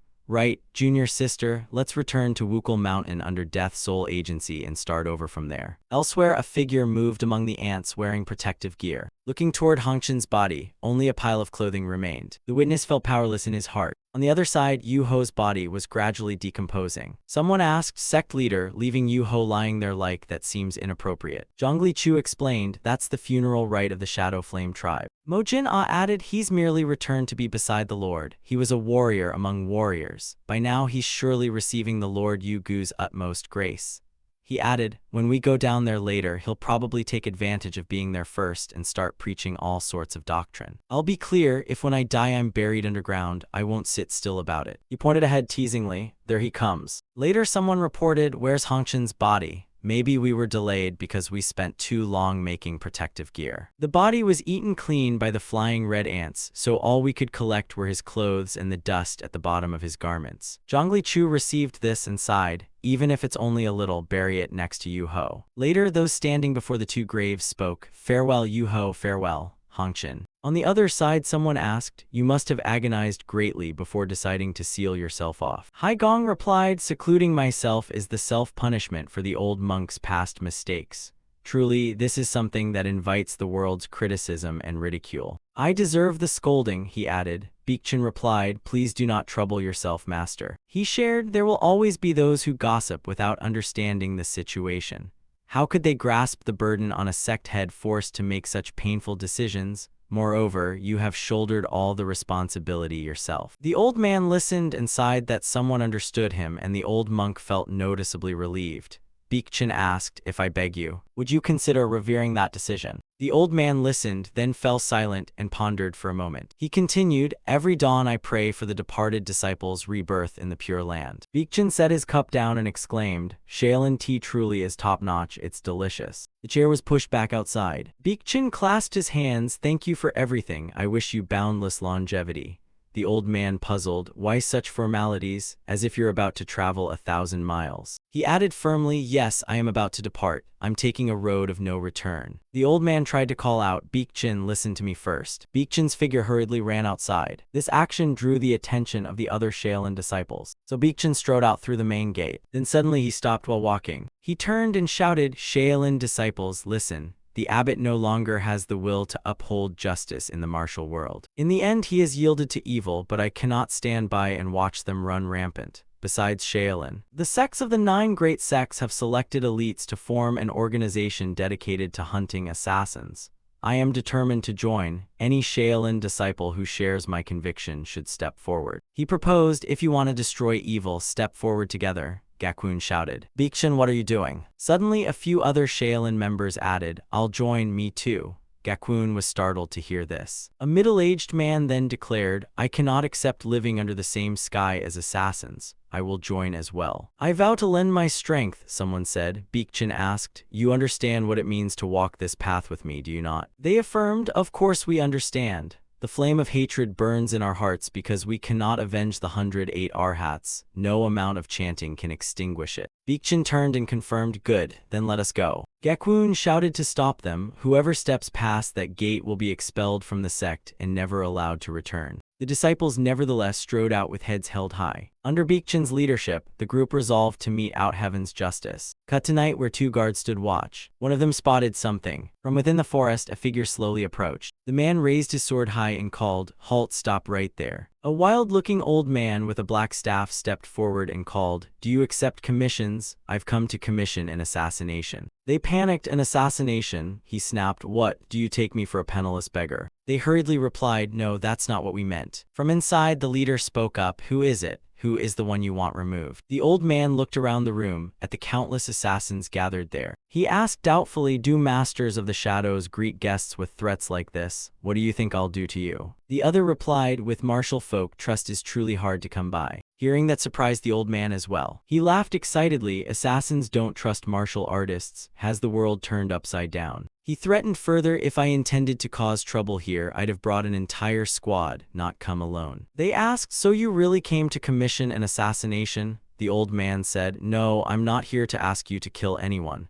The other replied skeptically, what do you mean then? The old man made a proposal. I've come to learn from you trap techniques, stealth arts, the secret skills unique to assassins. The assassin asked next, why would you want to become an assassin? The old man answered, it sounds absurd, unbelievable indeed. He explained that the demonic forces were growing harder to control, and to eliminate assassins, they must understand the killer's techniques. The assassin asked in bewilderment, Elder, isn't this inviting disaster upon yourself? Why should we help you? The old man cut in, you should be grateful that I sought you out in the first place. he asked, surprised. He proposed that if they assisted, he would back them, allowing them to replace the Death Heavenly Sect and Muk Walguang to dominate the martial world. Hearing this, the assassin fell silent, pondering for a long moment. Later he asked, "Elder, do you like wine?" The old man replied that he'd never seen a beggar refuse food. He continued, "Tonight, we ask the honor of treating you to a proper meal." Cut to the forest side. A group wearing heavy protective clothing marched through. They exchanged words. "Seems we've passed the red ant's habitat now, so we can take off the protective suits, right?" Hearing that, the group began to peel off their heavy gear. Among those traveling with the group was also Byok Rai-gun. It took quite a long time for everyone to strip off their protective clothing. After a while, a basket of wild vegetables was prepared. The group began changing into commoners' clothes. One man stepped forward and said, "Sect leader, although the steward has tied her hair up and wears torn clothes underneath, she still doesn't look like an ordinary country woman at all. Is that going to be okay?" Zhongli Chu fell silent at that, while Byok Rai-gun immediately asked, "Does she look too awkward?" He advised, "If you sense suspicious looks, leave the place quickly. If you run into beggars from the beggar sect, be sure to avoid them." She replied, "Don't worry, I have a bit of experience myself." She left, waving to the others. "Well then, I'm off." She departed, while the others stayed behind to tidy up their outfits. Cut to another thatched house higher on the mountain. Inside, someone shouted, "You're too loud. Hey, stop making the child cry. Breastfeed the child if you're going to. There has to be milk to feed. If you have the energy to yell like that, go hunt outside. Don't you see your wife and children are starving? The mountain's full of assassins. How are you supposed to hunt? Are you trying to push your husband to his death? You foul-tongued person, you can say anything. Fine, I'm going out. I'm too hungry to argue anymore." An old man stepped outside and shouted, "All right, go then, this damned house." Suddenly, the man looked ahead in surprise. At that moment, Zhongli Chu had appeared beside the child who was playing. He hurriedly called, "Sandong, come here." The little boy ran over, and the other man, now flustered, asked, "What's this? What's going on?" Zhongli Chu reassured him, "Don't be afraid. I haven't come to harm anyone. I only came to ask for some food." The man replied at once, "There's none to give. Where would rice come from? Even if you threatened to kill us, there'd be nothing to eat." He added, "I've been starving on the mountain for days. My stomach's all knotted. Please spare some for me." The man hurriedly pointed to the house to explain, "If you don't believe me, search it. Hear that? The mother is starving and has no milk, so she cries all day." The sounds from inside made Zhongli Chu understand. He produced some money and said, "How about this? Use it to go down to the village and buy rice to cook and eat together." Hearing that, the man fell silent for a moment. The old man asked, "Why don't you go buy food yourselves?" Zhongli Chu shared, "Because there's someone guarding the foot of the mountain, so we can't leave Palbuliang." Afterwards, the man slowly walked down to the foot of the mountain. He passed by a group of Shaolin men who were resting. They approached and asked, "Did you come down from the mountain?" The old man replied, "Yes." The man demanded, "Have you seen anyone suspicious recently? I heard there are Death Gate assassins hiding in Palbuliang." Hearing that, the old man was doubtful. Assassins. At the mention of that, he barely recalled the image of Zhongli Chu. "I'll keep watch over them for you." He turned and replied, "I didn't see anyone." The Shaolin man called, "If you discover anything, report back to me." The old man answered, "Certainly." With that, the old man walked on slowly. And so it went until dusk, when the sun began to set. The old man's figure gradually returned, carrying a sack of rice. This heavy sack should last them quite a while. Suddenly a voice rang down, "No, no, mother." He hurriedly ran up to the house shouting, "Sandong." He bolted up screaming, "Sandong." On the other side, Zhongli Chu was tickling. The boy called, "Surrender quickly." "No, stop it. I'll tickle you until you give up." The boy hurriedly answered, "I give up, I give up." The wife called him back, "Come home now, won't you?" The boy looked at his father and called, "Daddy." And in the evening, the old man said, "Our meals are plain and nothing tastes good." Zhongli Chu replied, "Not at all. It's been a long time since I've had a bowl of steaming rice like this. It's delicious." The old man replied, "Please, eat your fill." Turning to Zhongli Chu, he said, "Sandong, you eat plenty too." The boy answered, "Stop talking, it's faster to shove another bite in than to answer." Zhongli Chu laughed aloud. "This kid won't starve no matter where he goes, huh?" In the evening, he stood up and said, "Thank you for the full meal. I must take my leave." The old man replied, "It's not like we're treating you. Thanks to you, we too have a full belly." He suddenly turned back and said, "By the way, there's one more thing I'd like to ask." The old man, puzzled, asked, "Ask what?" Zhongli Chu requested that they return to their normal lives as before. "The conflict between us and the martial folk will end. Now you can rest assured. Continue plowing your fields and hunting as you used to." The old man, bewildered, hesitated. Zhongli Chu continued, "We have posted warning signs in the red ant's habitat. Do not enter there. Even if something happens later, we promise we will no longer trouble the people of Palbuliang. No, we will protect the villagers here. We swear it. Hearing that, the old man fell into a thoughtful silence. Then he produced some money and also this. The old man hurriedly refused. Oh no, that's enough. You don't need to give more. Zhongli Chu said, use this money to buy pigeons. The old man asked skeptically, pigeons? He replied, yes, of course. How else can you avoid detection by the Shaolin monks at the foot of the mountain? The next morning, someone asked, hello sir, have you seen anyone suspicious lately? He hurriedly answered, no. The beggar sect slanders us. The killers deep in Palbuliang are the treacherous wolf in sheep's clothing assassins. If you find anything, report it immediately. Upon hearing this, the old man also paused. He turned his head as if he had something to say. He ran back complaining, my household used to have 12 chickens and a pig. Do you know who stole and butchered them? Not assassins, but the martial folk who came to seize them. The other man could only helplessly reply, Amitabha, I offer my apologies on their behalf. The old man angrily scolded further, not only that, they even emptied the rice from our kitchen, leaving my wife and children to starve. To us, the assassins and those martial folk are no different, understand? Having vented his anger, he stormed off elsewhere. Elsewhere, a cart rolled along the road, and someone called out, we're here. Byok Gun ran out and said, please wait a moment, it won't be long. The other replied, after you. And so she stepped into the room. She peered inside, the place was utterly ruined. Stepping in, she called out, is anyone home? She kept calling for a while, but no one came out. Puzzled, she said, no one. Suddenly a figure appeared, laughing with excitement. Byok Gun startled and turned her head. The old man inside said, a woman. The old man went on, a woman appearing out here in this desolate wilderness. Last night's dream was no ordinary dream after all. She bowed and replied, greetings, sir, I come from Palbuliang. The old man stepped forward and said, what brings you here? If you mean to settle down, we'd welcome you. She answered, no, I've come to look for someone. The old man, puzzled, said, look for someone, there's only me here. She pressed on, surely there's not a silver-haired, long-haired, bushy-bearded fellow living here, is there? The old man turned and said, that fellow, the rude one who treated me poorly. She asked, where is he now? The old man replied, he's gone. She bent forward and asked, gone, did he say where he went? The old man answered, of course he said something. She asked again, where? Old Tine then suggested, surely there's something to offer in exchange? She asked. Yes. The old man curled his lips with excitement. Before I die, to smell the scent of a young maiden, I'd be satisfied. Hearing that, she felt a bit deeply uneasy, and so he inhaled deeply. He breathed in the young woman's scent extravagantly. He exclaimed, wonderful, truly wonderful. He inhaled as if he would never encounter it again. After inhaling, the excitement showed. His eyes rolled to the sides. As if overdosing, he flipped backward and screamed at the top of his lungs. He fell onto the floor, convulsing. Byok Gun was startled at the sight. She ran to him and called him, elder, she shouted. Elder, please snap out of it, elder. After a while, seeing his dazed state, she asked immediately, are you awake now? Are you all right? He then said, Henan, they said they'd go to Henan.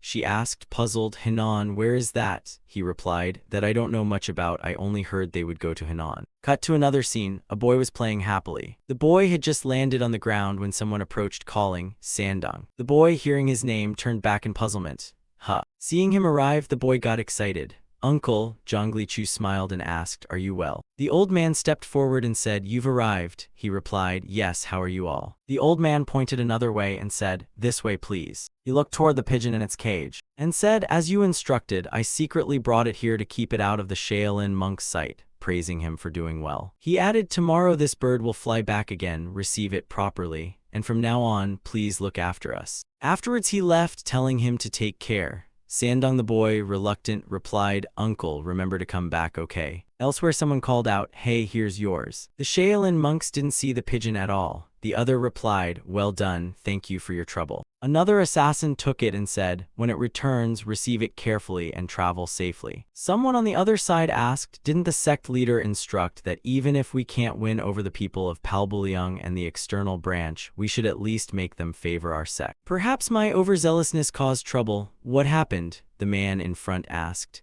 Did you cause trouble? The brown-clad replied, indeed I caused trouble, an incident really occurred. The poor village girl seems to have taken a liking to me, smiling at me with suggestive grins. Isn't that a big deal? The blue-clad mocked, don't you think she's just holding back laughter at your face? The brown-clad, annoyed, said, how pitiful. Big brother, why stir up jealousy like that? The others asked, sect leader, did you hear Yun Yang Chial's nonsense? Worries about food and money are scarier than this. We must quickly earn money to buy provisions. Be patient a little longer. Soon, we'll start taking assassination jobs. Cut to another scene in the crowded marketplace. Vendors' calls rang everywhere. Fresh pork just caught, fresh delicious fruit here. Over there someone was flipping through fabrics. She asked if there was any silk. The seller replied, if there is, just wear it. Anything special you're looking for? Suddenly the person asked her, how is everyone? Byokrai Gun shared, right now Deathgate is in an extremely difficult situation. She later recounted being imprisoned in Palbulyong and becoming the target of attacks by the Central Plains martial world.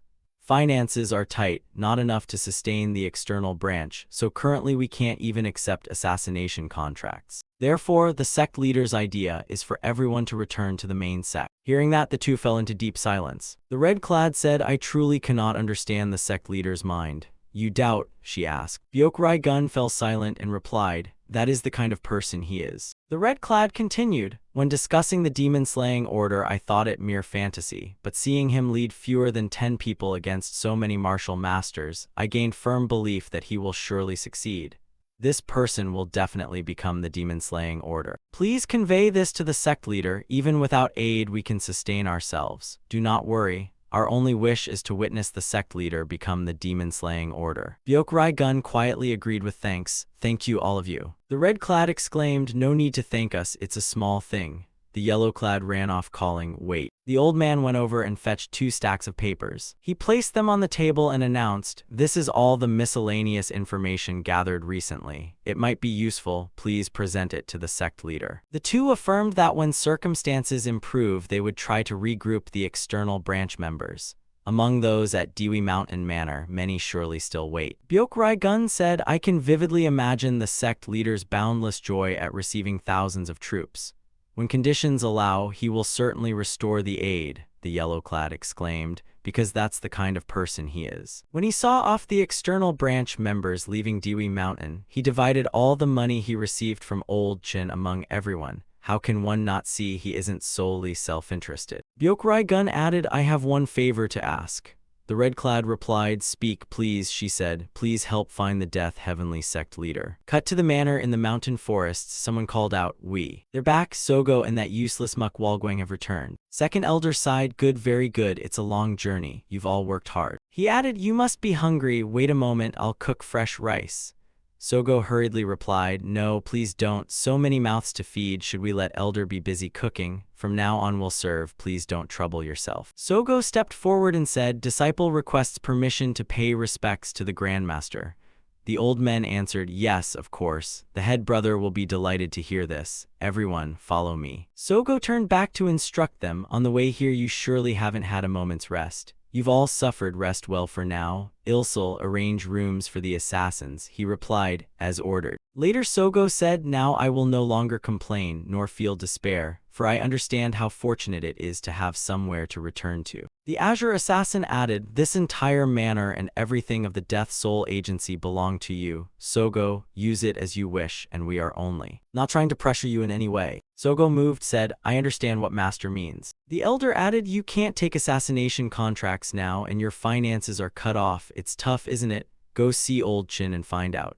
Sogo replied, I don't know Old Chin's whereabouts. Indeed, not knowing might be safer for him right now. Also, don't worry about money. Even without assassination work, there are ways to raise funds. A hand on the other side gently pushed the door open. So Yeon then stepped into the room. Jiaxa passed by and looked at her in puzzlement. He approached and asked, what are you doing? She answered, look, the bedroom is still intact. The traces of that morning when we fled in panic remain exactly as they were. Back then we had no means to worry about such things. Jiaxa observed while So Yeon gave a small smile. He turned, puzzled. Why are you smiling? She replied, I suddenly remembered the old days. She continued, that night I cracked my eyes open and saw Ye Yigan holding up a ceramic jar. He was about to smash it over your head while you slept. He was baffled. You just stood and watched, she said. I thought nothing would happen. Seeing his trembling hand, I couldn't bring myself to act. Jiaxa chimed in, yes, actually I was awake then too. I was ready to dodge if needed. Cowardly, in the end he didn't dare do anything. Then he swung his arm out, then clenched it again as if he had many things to say. Gyeoksa, angry, exclaimed, "He's just a petty person like that. I will surely wring their necks." Cut to the other side. Yigan was scratching his neck. He stood still listening to their discussion. Yujiam said, "Yes, and the Liu sword as well, exactly." The group sat in the room sullenly, a few cursed, damn bastards. One of them, annoyed, said they should have buried them individually, but lacking strength they buried them together on the small nearby hill. The man beside him could only pat his shoulder in consolation. Someone asked, "Is this Muk Walguang's trick? Yigan would surely bet on it, need I ask?" He continued, "Where do you think they went?" Yigan pondered. "If they abandoned the manor and vanished, there's still somewhere they could go." The man asked, "Where is that?" With a vile look, Yigan confirmed, "Mount Soyang Death Soul Agency." Someone else suggested, "I request permission to depart for Mount Soyang." Apparently Muk Walguang fled there. A low-voiced woman asked, "What about Death Gate?" He replied, "Palbaliang can't be entered until winter. Before that we must inform the junior brothers who were harmed by Muk Walguang." Deathgate and Muk Walguang are of the same band of killers. Not only Deathgate, Muk Walguang is also a vicious gang that must be eradicated. The woman exclaimed, "After avenging Muk Walguang, can we safely return to prepare an attack on Deathgate?" Hearing that, the man quietly called, "Madam." She then said, "Although the master is gone, the disciples' hearts have not left the manor. This moves me deeply. I more than anyone wish to avenge my children and husband. Therefore I'm doing my utmost to avoid affecting the disciples' affairs." He replied, "I understand, by the way, speaking of this." After a while he stepped outside where the men were waiting. The men asked, "Has the madam agreed?" He answered, "Of course, there's no reason to oppose it. Only she asked to postpone the expedition a little." The man behind, puzzled, asked, "Postpone the expedition? For what reason?" He continued, "I heard the lady recently mourned. Her mind is still troubled, and moreover Miss Songhwa's marriage is set. She wants to wait until the ceremony is over before setting out." He called, "Hero, regrettably we'll have to wait a bit longer." Yigan responded, "So be it, gentlemen can take revenge later, a few years won't be too late." The Hahu family nobles discussed, but suddenly Miss Songhwa is getting married? That's abrupt. Indeed, claiming a troubled mind and hastily holding a wedding seems wrong. It's hard to understand. There must be some hidden motive. Yigan stood in place, as if waiting for something. He turned back and complained, "Madam Hahu saved your lives, you know." As he walked, his steps suddenly halted. A young woman appeared by the well. Yigan's face froze for a few seconds. Across from him was an extremely delicate face, and a trace of regret showed in Yigan's eyes. He walked away lamenting, "If we'd met a little earlier, I'd have given them a thrashing. What a pity, what a pity." Suddenly a sound from behind startled them, and turning around they saw the girl plunging into the well. The splash sounded like a lump of gold sinking in a river. Yigan stood silent, as if not understanding. After a moment a rope was swung down. "Come on," the rope's being lowered, "grab it." Yigan caught the rope and shouted, "I've got it." Those above pulled in unison, while Yigan hoisted the young woman up. The people above kept urging each other, pulling hard. "A little more, just a bit more." A hand grabbed Yigan's sleeve. When they hauled the girl up they were puzzled. "Got her, has she lost consciousness?" Another man put his hand to her wrist to feel for a pulse. He reported the pulse was still beating, she was still breathing. "Quick, fetch the physician at once." The madam's people rushed over, calling loudly, "Songhwa, what's happening?" Cut to later inside the chamber. A man stepped into the crowded room. Someone asked, "How is Miss Songhwa?" The man who entered replied, "Fortunately, I've heard she's uninjured. She only needs rest and recuperation." He added, "If not for the hero, it would have been much worse. The madam asked me to convey her thanks." Yigan replied, "It's nothing, anyone would have done the same in that situation." He showed gratitude, "Thank you, sir. It's hard to believe a hero like you was once an assassin." Yigan hastily denied it. "Come now, I too have memories I'd rather forget." He clasped his hands, "How rude of me, sorry, I was thoughtless." Yigan answered, "Don't make such a big deal of it." Suddenly the crowd stirred. Why would Miss Songhwa do such a foolish thing right before her wedding? He replied, "It seems it's because of that matter." The other asked, "What matter?" "A marriage." He recounted that the intended husband is the merchant lord. The listeners were shocked and incredulous. The merchant lord? Isn't the merchant lord a friend of the householder? How could he take the master's daughter? I think I get the picture now. No, what was the madam thinking, marrying her daughter to the merchant lord? He said, "You have your own hardships too." Someone asked, "Hardships?" He replied, "The family has fallen on hard times. The house owes the merchant lord a great deal of money. It seems without his help they can't support everyone. The crowd sighed. I didn't expect she had such worries. Meanwhile, Ye Yigan, with a sly look, was thinking up something. Cut to inside the Mrs. Chamber. The madam asked, does marrying the merchant lord disgust you so much, to the point of attempting suicide? Seeing the girl silent, she asked again Songhua. With a sad, downcast expression, she replied yes. Hearing that, the madam could only bury her face in her hands in helplessness. She said, I know marrying a man of your father's age isn't easy. But why would I want to marry you to such a man? I thought even without saying it, we understood each other's suffering. But apparently you didn't, so I must make it clear. She continued, I took in a poor child on the verge of starvation and raised you as my own.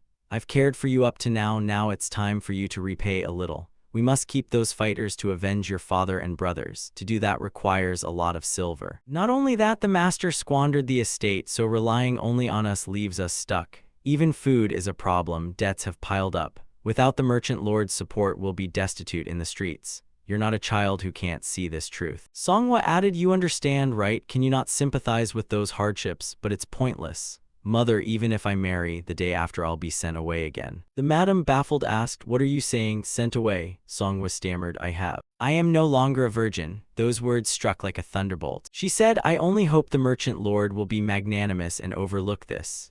The madam, incredulous, Songhua. At this, the madam's anger reached its peak. She shouted, you disgrace. She grabbed her hair and yelled, pretending to be obedient all this time. So you're like this? Who is it who dared commit such a monstrous act? The girl screamed, it was the senior brothers. The senior brothers did this to me. Hearing that, the madam grew angrier. What seniors? Your senior brothers, how dare you lie now? She cried out, they are not senior brothers but devils. Only when those three die together will I be truly free. I only feel sorrow for father. Even if they are his children, he obsessed over avenging them and neglected the family. Now you do the same, mother. Hearing this, her hand slowly let go. She sank to the floor as if all hope had drained away. Amid the confusion, a knock sounded at the door. A voice outside said, it is I, Humujil. She snapped, at this late hour what are you doing standing before my daughter's boudoir? Such rudeness. As for you saving Miss Songhua, I'll arrange a private thank you. Please leave. He continued, I've accidentally learned much. Tomorrow the village will be abuzz. Are you two prepared for that? She bristled with anger. Does he dare threaten me? Ye Yigan stepped in and declared, the Jianghu has changed. Nothing stays fixed anymore. She asked, all right, what do you want? Speak your wish. Ye Yigan recounted that the householder stripped me of my assassin guise and granted me a new life. It seems the chance to repay that favor has finally come. She frowned. How do you intend to repay me? Ye Yigan asked bluntly. Miss Songhua doesn't want to marry the merchant lord and you need the merchant lord's wealth, correct? She signaled for silence. Someone might be listening now. With a vile expression, Ye Yigan proposed, Madam, after the wedding, suppose on the wedding night the merchant lord passes to the other world. What then? Startled, she blurted, what are you saying? Ye Yigan continued, wouldn't his estate then belong entirely to Miss Songhua? She shouted, you. Ye Yigan smirked, assign the assassination to me. Madam, I accept this final murder contract. Hearing that, she pondered for a moment. She added, no, you're mistaken. The merchant lord has a son. The inheritance will go to him. Songhua beside her gasped, mother. Ye Yigan only chuckled smugly and said, then the hit list gains one more name. The night market bustled with people. Mountain ginseng wine so potent that even Mount Tai's tiger would tremble. One sip could miraculously restore lost youth. By a mirror, mirrors, white jade reflected the human faces clearly. The stall owner loudly hailed customers, fresh pancakes here, lovely miss, eat one pancake before you go. The vendors enthusiastically touted their wares, fresh peaches here, fruits over here, delicious ripe fruit, please stop by and taste a sample. Nearby, a few customers chatted animatedly. He stood behind me without realizing it, constantly criticizing me. So what did I do? The jerky stall must have been so crowded it turned into jerky itself. Stoneheart Mad Sword laughed heartily. No, I went up and even joined in the teasing. Then he turned and saw my face. This bastard looked pale, probably wet his pants, no joke. They laughed their heads off. Stoneheart Mad Sword looked like a messenger from hell. No wonder he was scared enough to wet his pants. Indeed, he thought his life was over. Suddenly someone appeared behind them. So Yeoan smiled faintly. I have come to trade at this night market. She seemed rather anxious. I've heard you just need to ask Stoneheart Mad Sword, did we find the right place? He replied excitedly, of course, you've come to the right place. What do you intend to sell? One of his companions cut in indifferently, but aren't all the stalls already full? Stoneheart Mad Sword snapped angrily, shut your mouth. Then he turned back and spoke gently, ignore that brat, I'll report to the Night King and arrange a spot for you. So Yeoan was delighted. Oh my, thank you very much. In that case, let's go ask the Night King's permission. They went to a place not far away. Leader Stoneheart Madsword requests entry. He opened the door and stepped inside. The Night King sat leisurely sipping tea. What's the matter? Stoneheart Madsword reported directly that 2 women had come to request a stall. He answered calmly, managing the market is your responsibility, and I clearly remember there are no vacant spots, am I wrong? Then the Night King flatly refused and turned them away. Stoneheart Madsword tried to hold on. Leader, didn't I tell you about this? He puckered his lips. I know. Then why are you still so handsome? He asked blankly. What? Stoneheart Madsword flashed a crafty smile and decided to specially give them a spot to win their favor first. Afterwards, after some discussion, he opened the door and invited them in. Stoneheart Madsword continued the introduction. These are the 2 of them. The Night King boldly spoke up. Stoneheart Madsword, where on earth did you see these 2 women fit to trade in the night market? Your eye for people is useless, just toss it out. Sogo suddenly spoke. Night King, I have something to say. Stoneheart Madsword hurriedly stopped him. Hey Night King, calm down. Fine. Stoneheart Madsword listened to what they have to say first. Sogo showed he was pleased. Very well, ready to speak is good. Muk Walguang, Sogo's master. It seems he cares a little. The rumor that Muk Walguang had fallen apart was just a fuss, mere baseless gossip.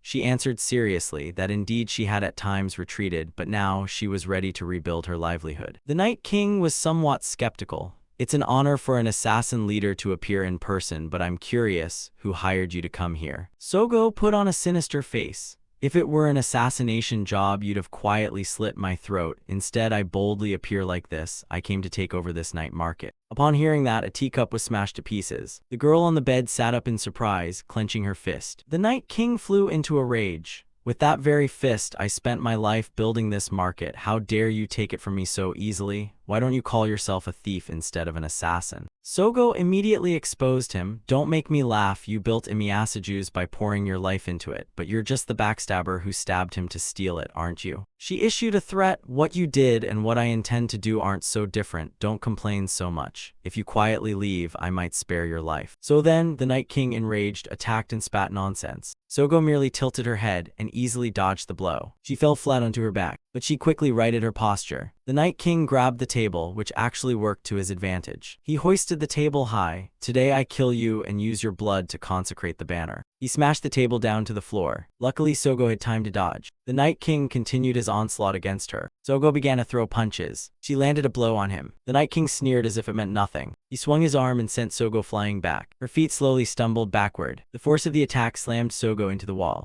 Sogo's expression went blank. She quickly ran across to avoid his kick. The room instantly descended into chaos. Her hand grabbed a chair. She lifted it up. Sogo swung the chair around for momentum. She smashed it hard against him, the wood ringing everywhere. That damage is pathetic, the Night King scoffed, daring to face me unarmed. He kept swinging his fists at her with contempt. Sogo raised a hand to block his strike. Her other hand seized the wooden plank. Sogo decisively aimed an attack at the Night King's throat. He froze for a moment. Stoneheart Madsword was also taken aback. The Night King tried to wrest free. He frantically warned, "No, don't draw your sword." Despite him, the sword was drawn and blood spurted as a result. Moments later, the Night King fell down in pain. Stoneheart Madsword, excited, drew his blade. "You bastards." He angrily pointed his sword at Sogo. "What are you doing? He is the Night King, the ruler of this night market." So Yeoan warned, "If you don't want to die, lower your sword." Stoneheart Madsword, enraged, ordered her not to move. Sogo turned to ask Stoneheart Madsword, "Roughly how many stalls are there in this night market? 100 or so." He answered doubtfully, 100. If you count the mobile stalls, it's 320 in total. She asked further, "Are there any places behind on their stall fees?" Stoneheart Madsword replied fiercely, "Behind on payments? Absolutely not. If someone is 1 day late, I don't spare them." Sogo praised him smugly. "Good, Stoneheart Madsword, continue managing things that way from now on, understood." She kept querying information.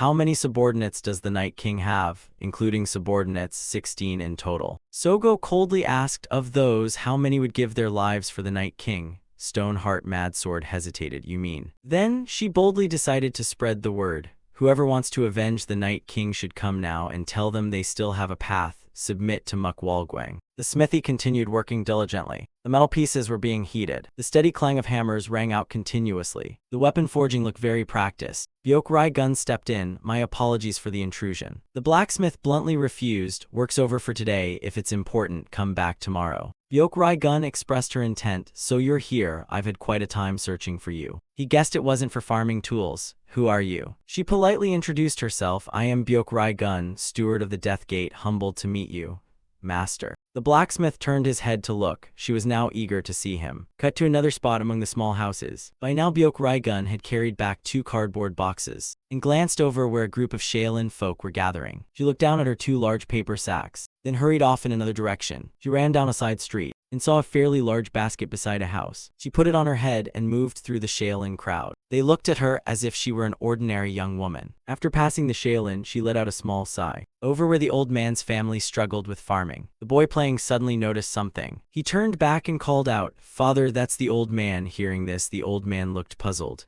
Huh. The old man said, "It's time to release the pigeons." The boy offered, "Let me do it, father." He asked, "Can you do it?" The boy assured him, "Of course, for a female pigeon use red. Since it's just one, tie a stick to its leg and let it fly." The old man remarked, "Kid, you know a lot. Good, give it a try." The boy ran off excitedly. "So fun, I'm off then." Cut to later inside the forest. Byok Gun now trudged forward, utterly exhausted. Her feminine strength had left her thoroughly weary. She put the load down and sighed, maybe rest a bit before going on. She sat down and wiped the sweat from her face. Suddenly someone approached and called, "Gathering so much grass, who are you planning to feed?" "Doesn't look like anything edible." Raising a moon rabbit. Seeing the man, she flinched. "Master." She asked, "Do you need something?" Zhongli Chu replied calmly, "What else? When the steward arrives, of course one must come out to greet them. Putting on armor to ward off flying red ants isn't easy," she stammered.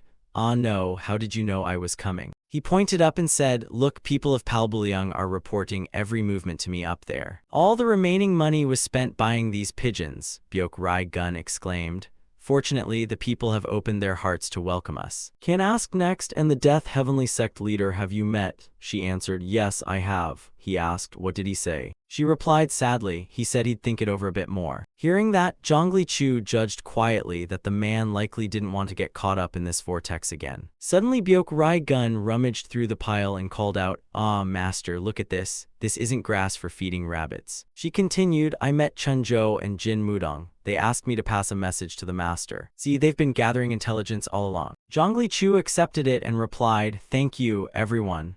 It felt as if a weight of grievance in his chest had suddenly lifted. He flipped through each sheet, reading them over for assessment. His intent expression made her pay close attention as well. She asked, "2 big sacks like these, are you going to read them all before leaving?" Zhongli Chu said, "Going back to Mount Derry, there's nothing particular to do." "Is that so? Wanna leave quickly then?" She leaned against him and said, "Mind if I, please take your time reading. I'm tired, lend me a shoulder for a bit." The scene felt truly poetic and romantic. She added, "If only we could live like this forever, how wonderful it would be." He added, "Those tattered clothes the beggar clan wears, it's not that they haven't been washed, it was deliberate from the start to make them look that way." She wondered, really, they do that? Zhongli Chu compared notes. "Well, odd indeed. I heard the beggar sect ordered uniforms at an inn in Hamyang, Shanxi, hundreds of sets." Elsewhere, a man told his story. "My father recalled the past. This so-called notable son, you dared switch sides?" He recounted being beaten by a mob for clumsy cheating at a gambling den. He was beaten nearly to death, his teeth nearly knocked out, left half paralyzed, adding another mouth to feed in an already poor household. With a husband like that and 2 young children, the mother had no choice but to sell herself for the family, taking a worn mat each time she brought home a handful of rice. The child was overjoyed. But how long could that joy last? No one visited the old mother anymore. In the end, my eldest sister, just 16, had to take out the tattered mat and leave. After only a short while, in less than 2 months, she suffered hemorrhaging, a raging fever. She couldn't even take a single remedy, lay paralyzed for 3 days, then closed her eyes forever. Life is cruel. Our mother went mad from my sister's death and smothered my father to death. He grabbed my hand and dragged me up the mountain. I knew exactly what our mother intended to do. So I wrested my hand free and ran for my life. A moment later, I heard a dull, heavy sound, but I didn't dare look back. I just kept running headlong. Since then, to avoid starvation, I did whatever it took: begging, stealing, pickpocketing, even robbing. Then one day, during a skirmish with mocking thugs, I was the beggar. I heard that killing someone could earn a large sum, enough to live it up for years.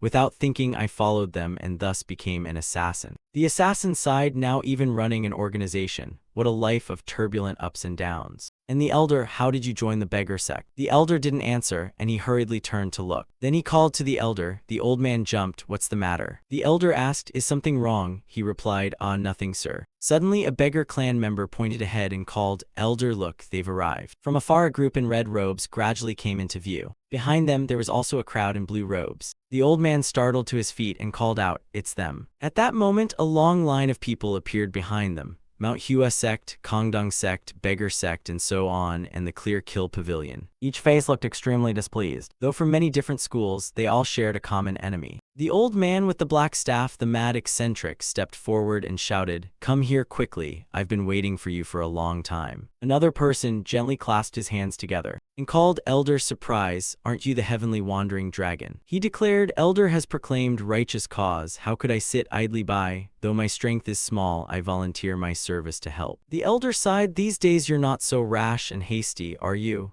The heavenly wandering dragon replied, I am not who I used to be, I've even gotten an extra knot. Another stepped forward and called, Elder. He turned and shouted, Beekchin. He accused, you sent Shaolin disciples to arrive without orders. Did the abbot permit this? Beekchin replied, no, sir, we came against the abbot's orders. He explained, although the abbot has sealed Shaolin, we believe we must follow the greater righteousness. These people will take on Shaolin's responsibilities. Hearing that, the elder also clasped his hands in salute. He turned and shouted, when the morning comes and people open their eyes, they will hear the death notices that last night someone died like this, another died like that.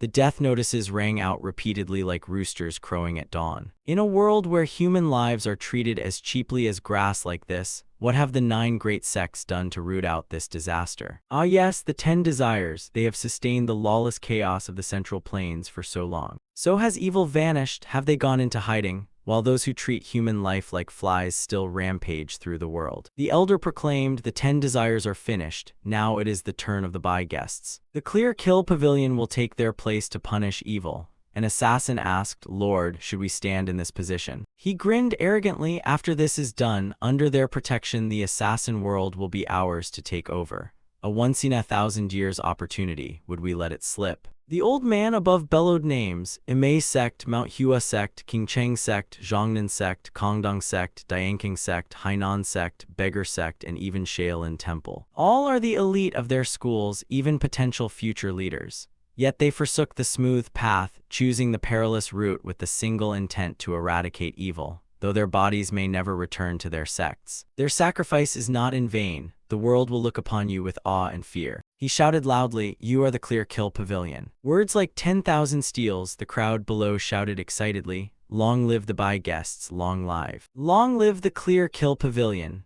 He continued, to become a united whole, first you must have a uniform. I have prepared special garments for us. Put on a new life, someone cursed, Zhongli Chu, you bastard. Wear the garments, he declared, I will not go easy on you. Elsewhere the hammer kept falling without pause. The old blacksmith was still working with all his might. After pounding, he paused for a moment, lost in thought. The hammer dropped to the ground. He threw on his coat and stepped outside, declaring, all right, let's go, come on, the time has come. The man clasped his hands together. Then he thrust his fist forward, making strange, exaggerated movements. It turned out they were practicing martial arts, and everyone looked very serious. They focused on their training, moving with remarkable suppleness. The group all kicked their legs high in unison, then began to lower their stances. Everyone stamped their feet and shouted loudly. When one person suddenly stopped, he noticed someone at a distant pond him. The boy behind added, just by looking you can tell he's the type who favors sword and saber. Do you know him? He said the man used to be the sect master of the Death Heavenly sect, but why would he come here? I'll report it to the Grandmaster. You lot hold him for now. The boy raised his hand to block the way. Please stop. After a while, the Grandmaster appeared to receive him. Since the assassination attempt, no one had seen his trace. People thought something terrible had happened, so seeing him safe brought immense relief. Seo Hapiang clasped his hands respectfully. You rejoice that this old man lives. I'm deeply moved. out of a clinging to life I had to hide carefully all this time. He modestly said he's old and weak yet still afraid of death, quite laughable. The Grandmaster asked, then you should have continued your seclusion. Why travel all the way here? He frankly revealed, I came here to meet Zhongli Chu. The Grandmaster warily asked, you've met, what do you intend to do next? He replied calmly, after a quiet seclusion I suddenly thought, how many years has a life of 100 mean, and what are we striving and scrambling for in the end? He then disclosed his plan. As someone who'd shared hardship, he wanted to advise him to repent and turn around. Worldly affairs are illusory. Better to be expelled from the sect and open a smithy with me to get by. He did have one obstacle, unsure if the man would heed him.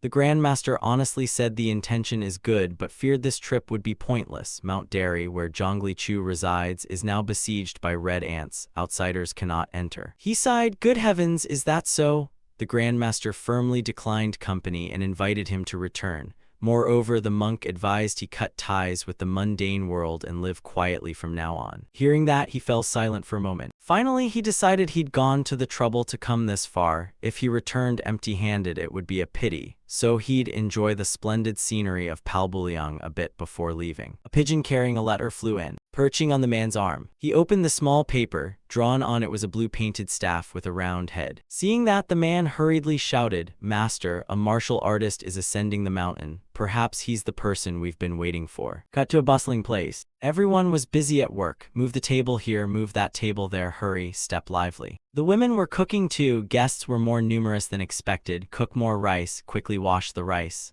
Orders from the steward. Meanwhile, the young master lay lazily in bed, ignoring the servant's urgings. Young master, the hour is near. Please prepare your clothes quickly.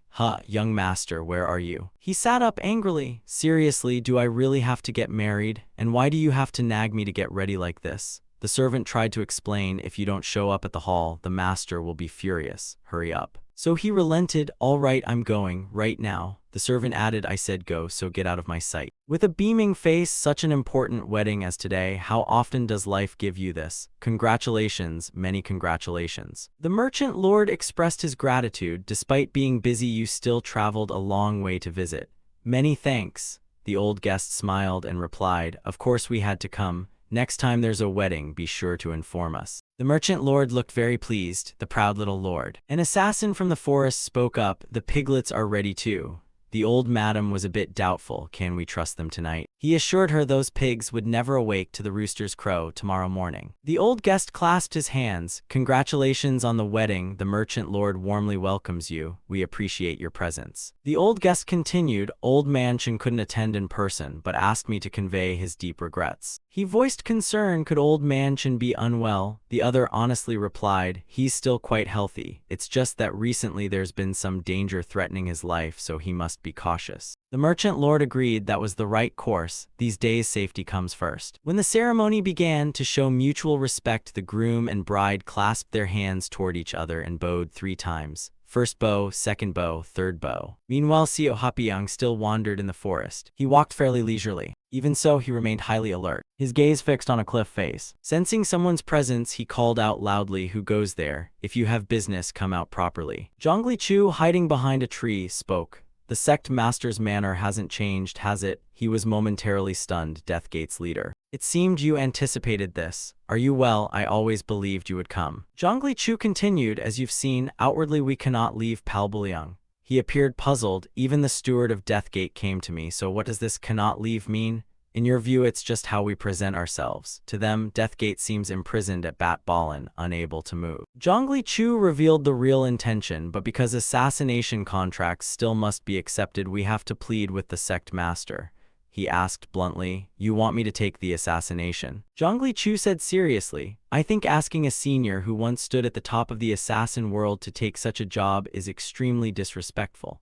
However, with the eyes of the whole Central Plains martial world on us, whoever dares accept the task must be someone hardened by bloody experience in the assassin world. He concluded, and that person is me. The boy replied honestly, it was indeed so. He believed that though the martial world had abandoned the 10 desires, something similar would arise. While he couldn't predict what it would surely tighten its grip on our throats, more terrifying than the 10 desires. Zhongli Chu continued, anyone who lives by being an assassin must lay their head on their shoulders every day. If a farmer, out of fear, stops plowing, how will he live? I know this request is excessive. If you refuse, we won't blame you. He slowly stood up and began to confide. I've faced death many times. What's left to be afraid of? Back over there, the banquet echoed with lively laughter. Meanwhile, the lady sat alone in her room. She was a bit surprised to hear the recent voice. Don't say such unlucky things here. Oh dear, these people are really. The merchant lord threw the door open with a hearty laugh, but his expression suddenly changed. Oh my. He strode forward exuberantly. How rude to keep the madam waiting so long. These guests just won't let the old man be, she replied politely. Not at all. Hearing that, the merchant lord was displeased. What? She says she wasn't waiting, so this old codger's arrival or absence means nothing to her. The madam hastily denied it. That's not what I mean, I'm just. He broke into a delighted smile. Just joking, only teasing. She shyly bowed her head. I don't know, stop teasing me like that. The merchant lord suddenly enfolded her in an embrace. Come here, let your husband hug you. You're so adorably flustered, I can't help it. Only now did he reveal his feelings. I've waited for this day since you were 12, always afraid someone would steal you away. He laughed with excitement. Now you are completely mine. The madam could only glare in silence. At that moment, the door ajar opened slightly, and the assassin took the opportunity to step inside. The old guest was taken aback. Before he could identify him, he took a punch. Who are you? He lost his balance and smashed his face against the wall. The old guest was somewhat terrified. What are you planning to do? The assassin thrust the tip of his sword before him, silencing him. He pressed the blade in threat. Quiet now, before I rip your mouth apart, the old guest panicked.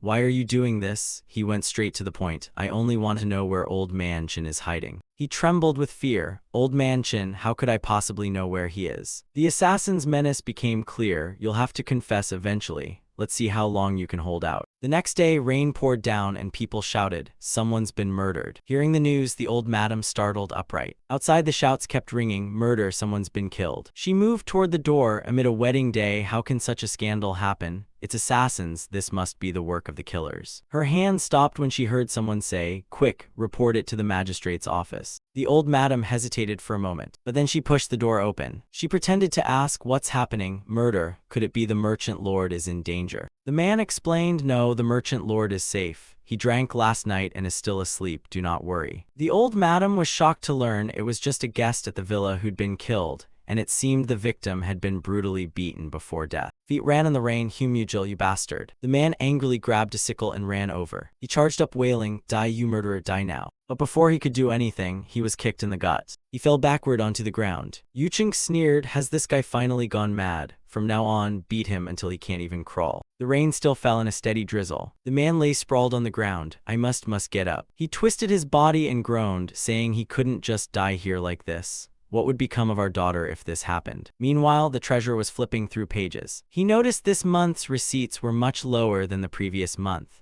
A subordinate reported that merchants' revenues had all dropped sharply. The old man proposed a plan. Don't worry, just raise the protection fees and it'll balance out. The treasurer disagreed. Business is already hard. Raising protection fees now is basically forcing shops to close. Suddenly he grew suspicious. Do you dare embezzle the accounts? The subordinate denied it in panic. Not at all, this is unfair. We would never cheat Mukwalguang. The treasurer thought calmly. It seemed merchants were in serious trouble. The subordinate added, people have been tightening their purses for a long time. More accurately, there's not a coin left in their pockets. The treasurer decided, from now on, reduce the stall rental fees in the market. The subordinate was displeased. My God, if you cut them that much, how are we supposed to eat? He replied calmly, even if income falls, it's not as if you must starve. Why complain so much? He couldn't help but suspect. Do you think Mukwalguang comes to seize the night market just for some cheap stall fees? He frowned. So the treasurer's real intention was to turn this place into a hub for accepting assassination contracts. The subordinate found it hard to believe. Accept contracts. He ordered all management staff to assemble. I have an announcement to make. Zine shifts to a certain forest. A few people were on patrol. When they suddenly noticed something, one glanced over that way. Over there, the captain crept toward a bush. He called out, it's exposed, come out. A boy crawled up from the grass. Impossible, how did you find me? The captain pointed out the flaw. I told you to dig deeper. The lid kept wobbling. Anyone breathing would give it away. The boy admitted his fault. I didn't think it through. I thought it was safe. He turned and ordered, listen up, stay exactly where you are until sunset.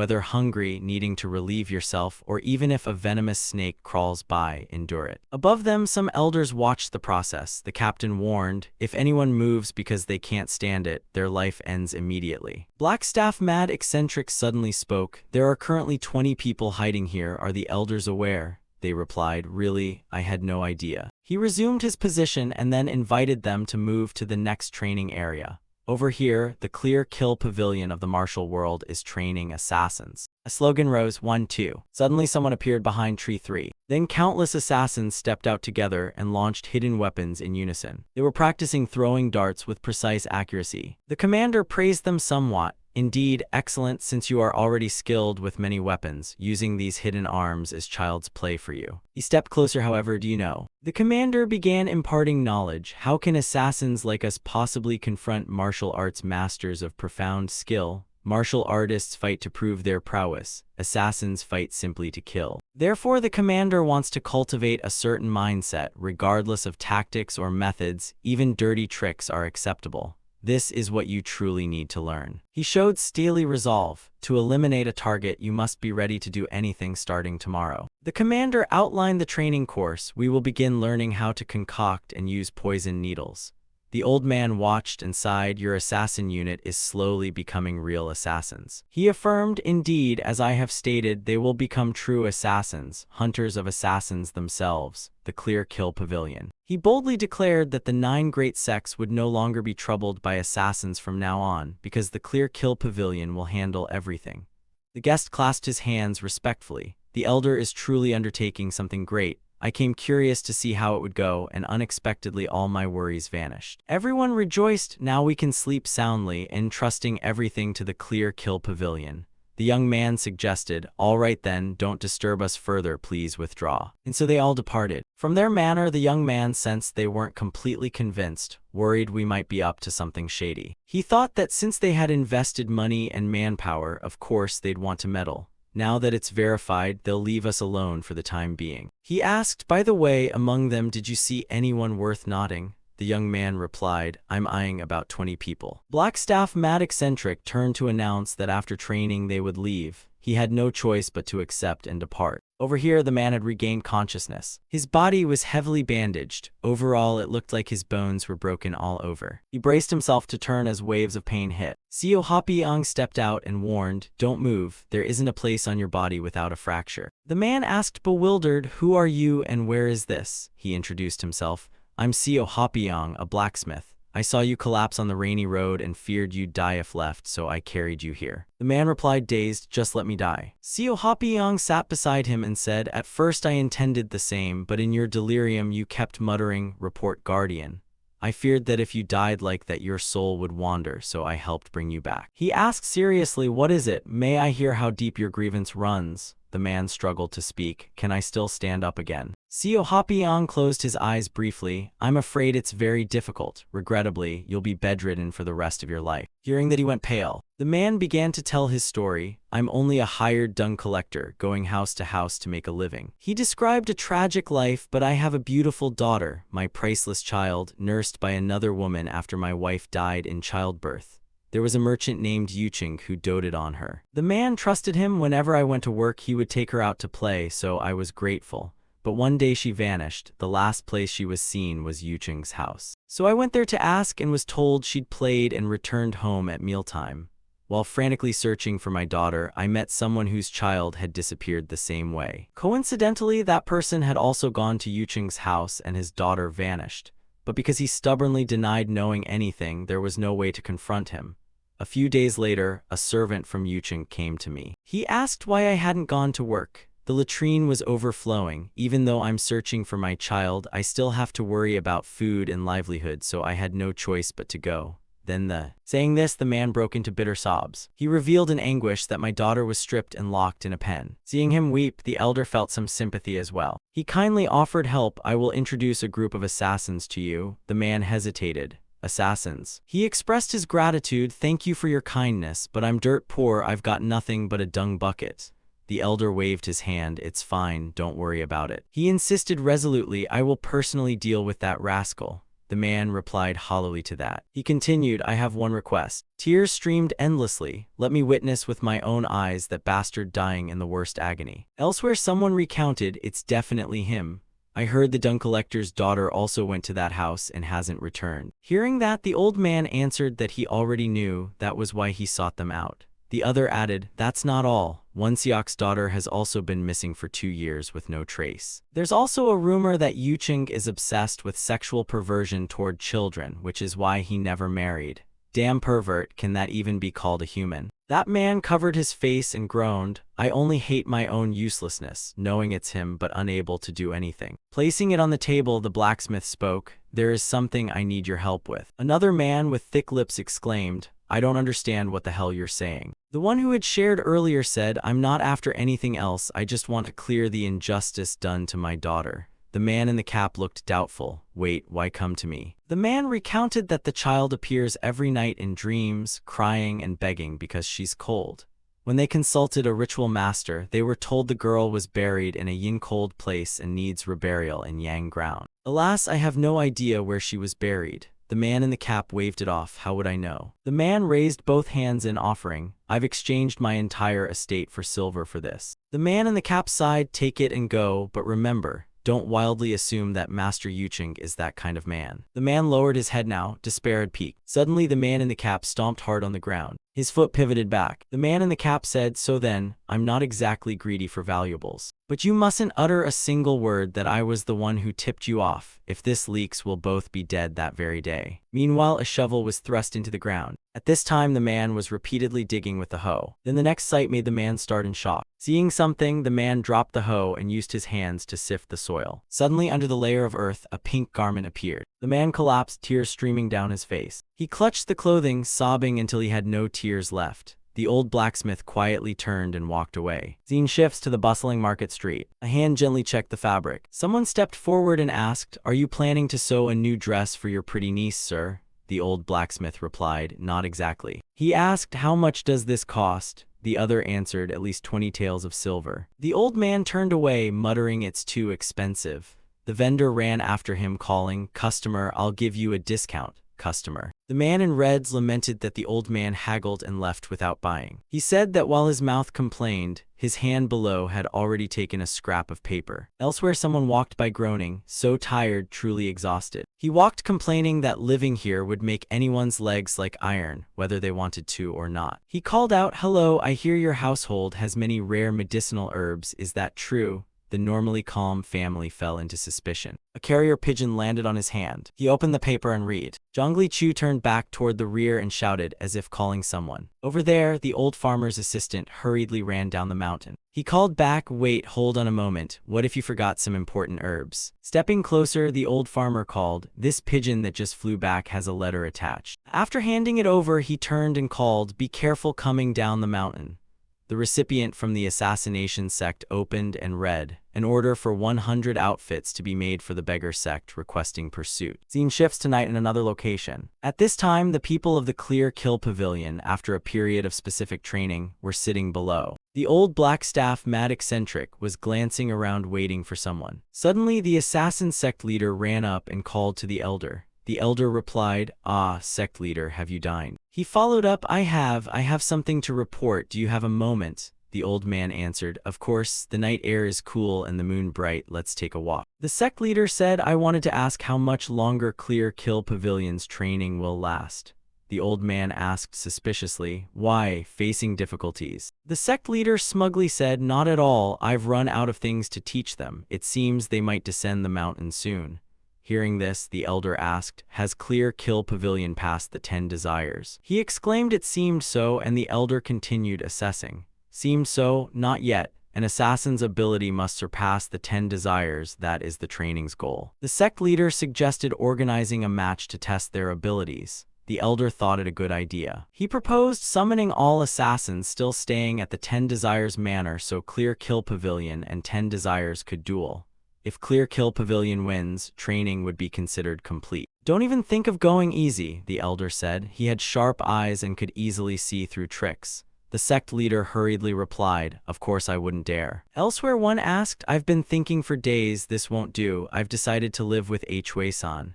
The companion replied, "If you've decided, so be it, but redeeming her from the brothel will cost a not small sum." That man then suggested borrowing a little money from you. Suddenly 2 men burst through the door calling, "The sect leader arrives, prepare a proper welcome." No sooner had they spoken than the 2 stood to either side. Those who witnessed it were dumbfounded. "Who is it?" From outside, the figure of Zhongli Chu gradually stepped in. In a hoarse voice he called, "Is Mr. Yucheng in the house?" A man replied, "Yes, but who are you? Announce and report that Zhongli Chu has come from Palbuliang." They were startled. Zhongli Chu. He drew 2 knives called Zhongli Chu. Then he drove both blades straight into the throats of the 2 sentries who hadn't even had time to yawn. He walked through calmly while the 2 clutched their necks in agony. A voice from the room shouted, "What kind of people are these? Shut up, now let's settle things together." After a moment, a footstep entered the room. A voice echoed from inside, "This is the deed transferring 30 mu of land to a man named Wonseok.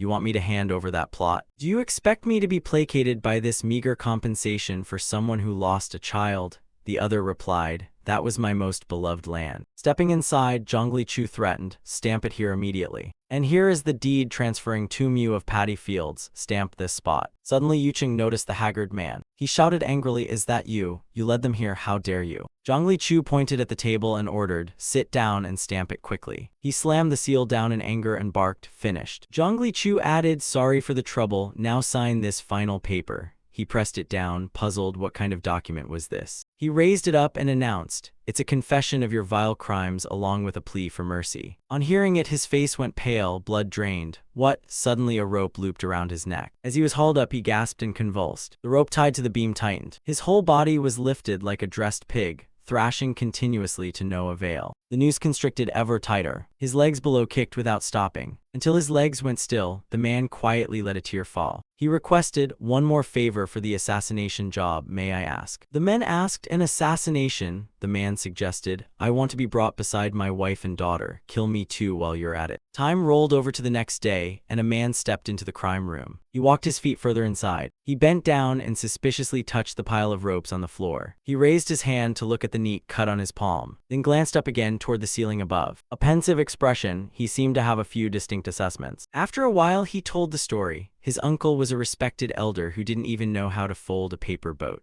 For someone like that to hang himself with an eternal, unpickable knot, how could that be believable? And besides, there was a will saying that all the fields and land would be divided among the victims. Might as well tell me it's more believable that a dog eats dog droppings. If it were only that, I wouldn't have much to say. He spread his hands to show that cash, promissory notes, and whatever money was hidden had all vanished.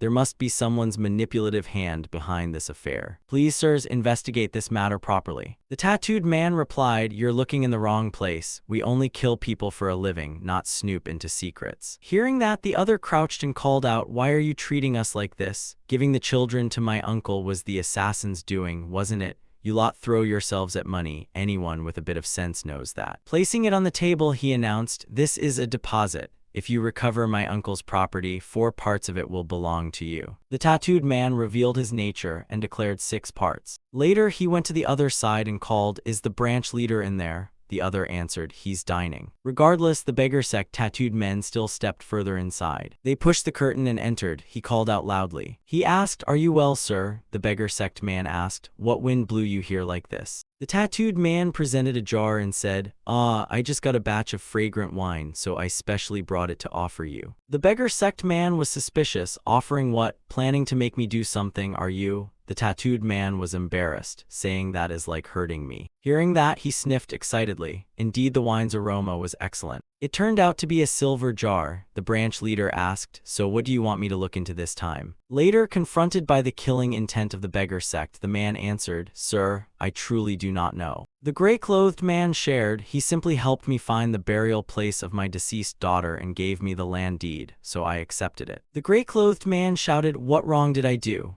The beggar sect man replied, "Not exactly wrong, I just want to know which deity that person really was." The gray-clothed man recounted, "My mind was in chaos then. How could I stay sober enough to ask for his identity?" The beggar sect man asked, "Didn't you see his face?" The gray-clothed man answered, "Yes, I did see him." The beggar sect man put it down on the table and said, "Then that's good. Try to remember what he looked like and describe him to me." The gray-clothed man faltered, "Well." Another beggar sect man threatened, "You better not make things up to obstruct our work. Until we find that person, we'll lounge around and freeload in this house every day. Better to cooperate sensibly. If you want to witness that scene, suit yourself." The gray-clothed man, upon hearing this, fell into a dazed contemplation. Later, the figure of an old blacksmith was sketched out. After a while, the branch leader ordered, "Copy this and distribute it to the disciples."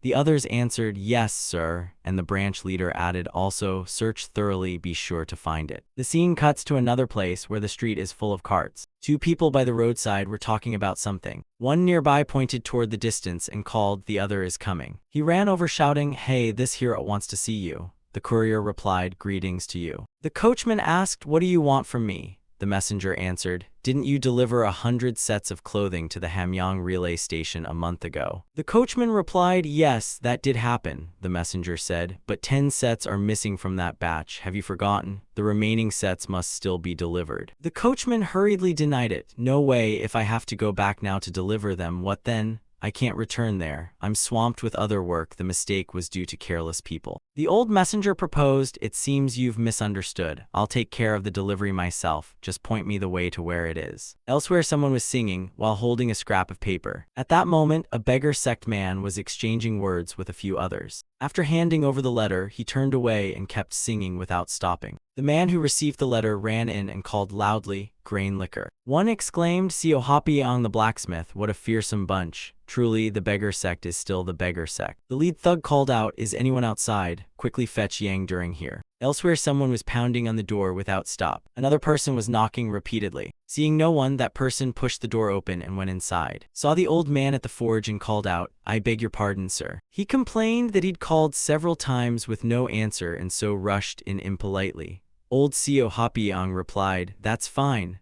The hammer blows sometimes drowned out all other sounds, making it hard to hear. The old man asked, "So, what are you looking for?" The other answered, "I need a sickle." Hearing that, the old man went inside and said, "Wait a moment." He looked through the pile of tools and grabbed some random sickle. His face at that moment was full of murderous intent. With his other hand, he lightly toyed with a blade at his side. Stepping out, the old man called, "Fortunately, there's exactly one left." The other marveled, "What luck I have." He picked up the sickle and stared at something thoughtfully. He brandished it, testing whether the weapon was any good. Meanwhile, old Seo Hapiang was ready with his knife. The man tucked the sickle under his arm and said, "Good." He asked the price. The old man replied, "Pay me 10 taels of silver." Afterward, the man went out and called, "Wishing you good business." The old man replied, "Many thanks." Then the man went out and bolted the door behind him. After that, the old man hurried outside. He hid to one side of the gate and peered out, looking into the distance as the man walked away. The old man's gaze remained sharply alert, until the man gradually disappeared from sight. Only then did he safely bolt the door. He went inside and kept downing wine without stopping. When he finished drinking, he wiped his mouth with relief. He moved to the table and sighed, "Since stepping into the death gate, I seem to have become overly sensitive." Then he went back to his blacksmith work. The hammer blows resumed without pause. Suddenly he flinched, sensing danger closing in. Turned around and thought to himself, "Damn, I was careless." With that, he dropped the hammer and staggered, clutching his head. Then there was the sound of someone falling inside the house. After a while, he remained unconscious, and only then did he begin to come to. Looking up, the other finally asked, "Have you regained your senses?" Seizing the sickle from his hand, he turned, curled his lip, and said, "Unexpectedly we meet here. Death Heavenly Sect." The squinty-eyed man said, "Our sect leader has always resented the Death Heavenly Sect for putting us out of work, but I'm different.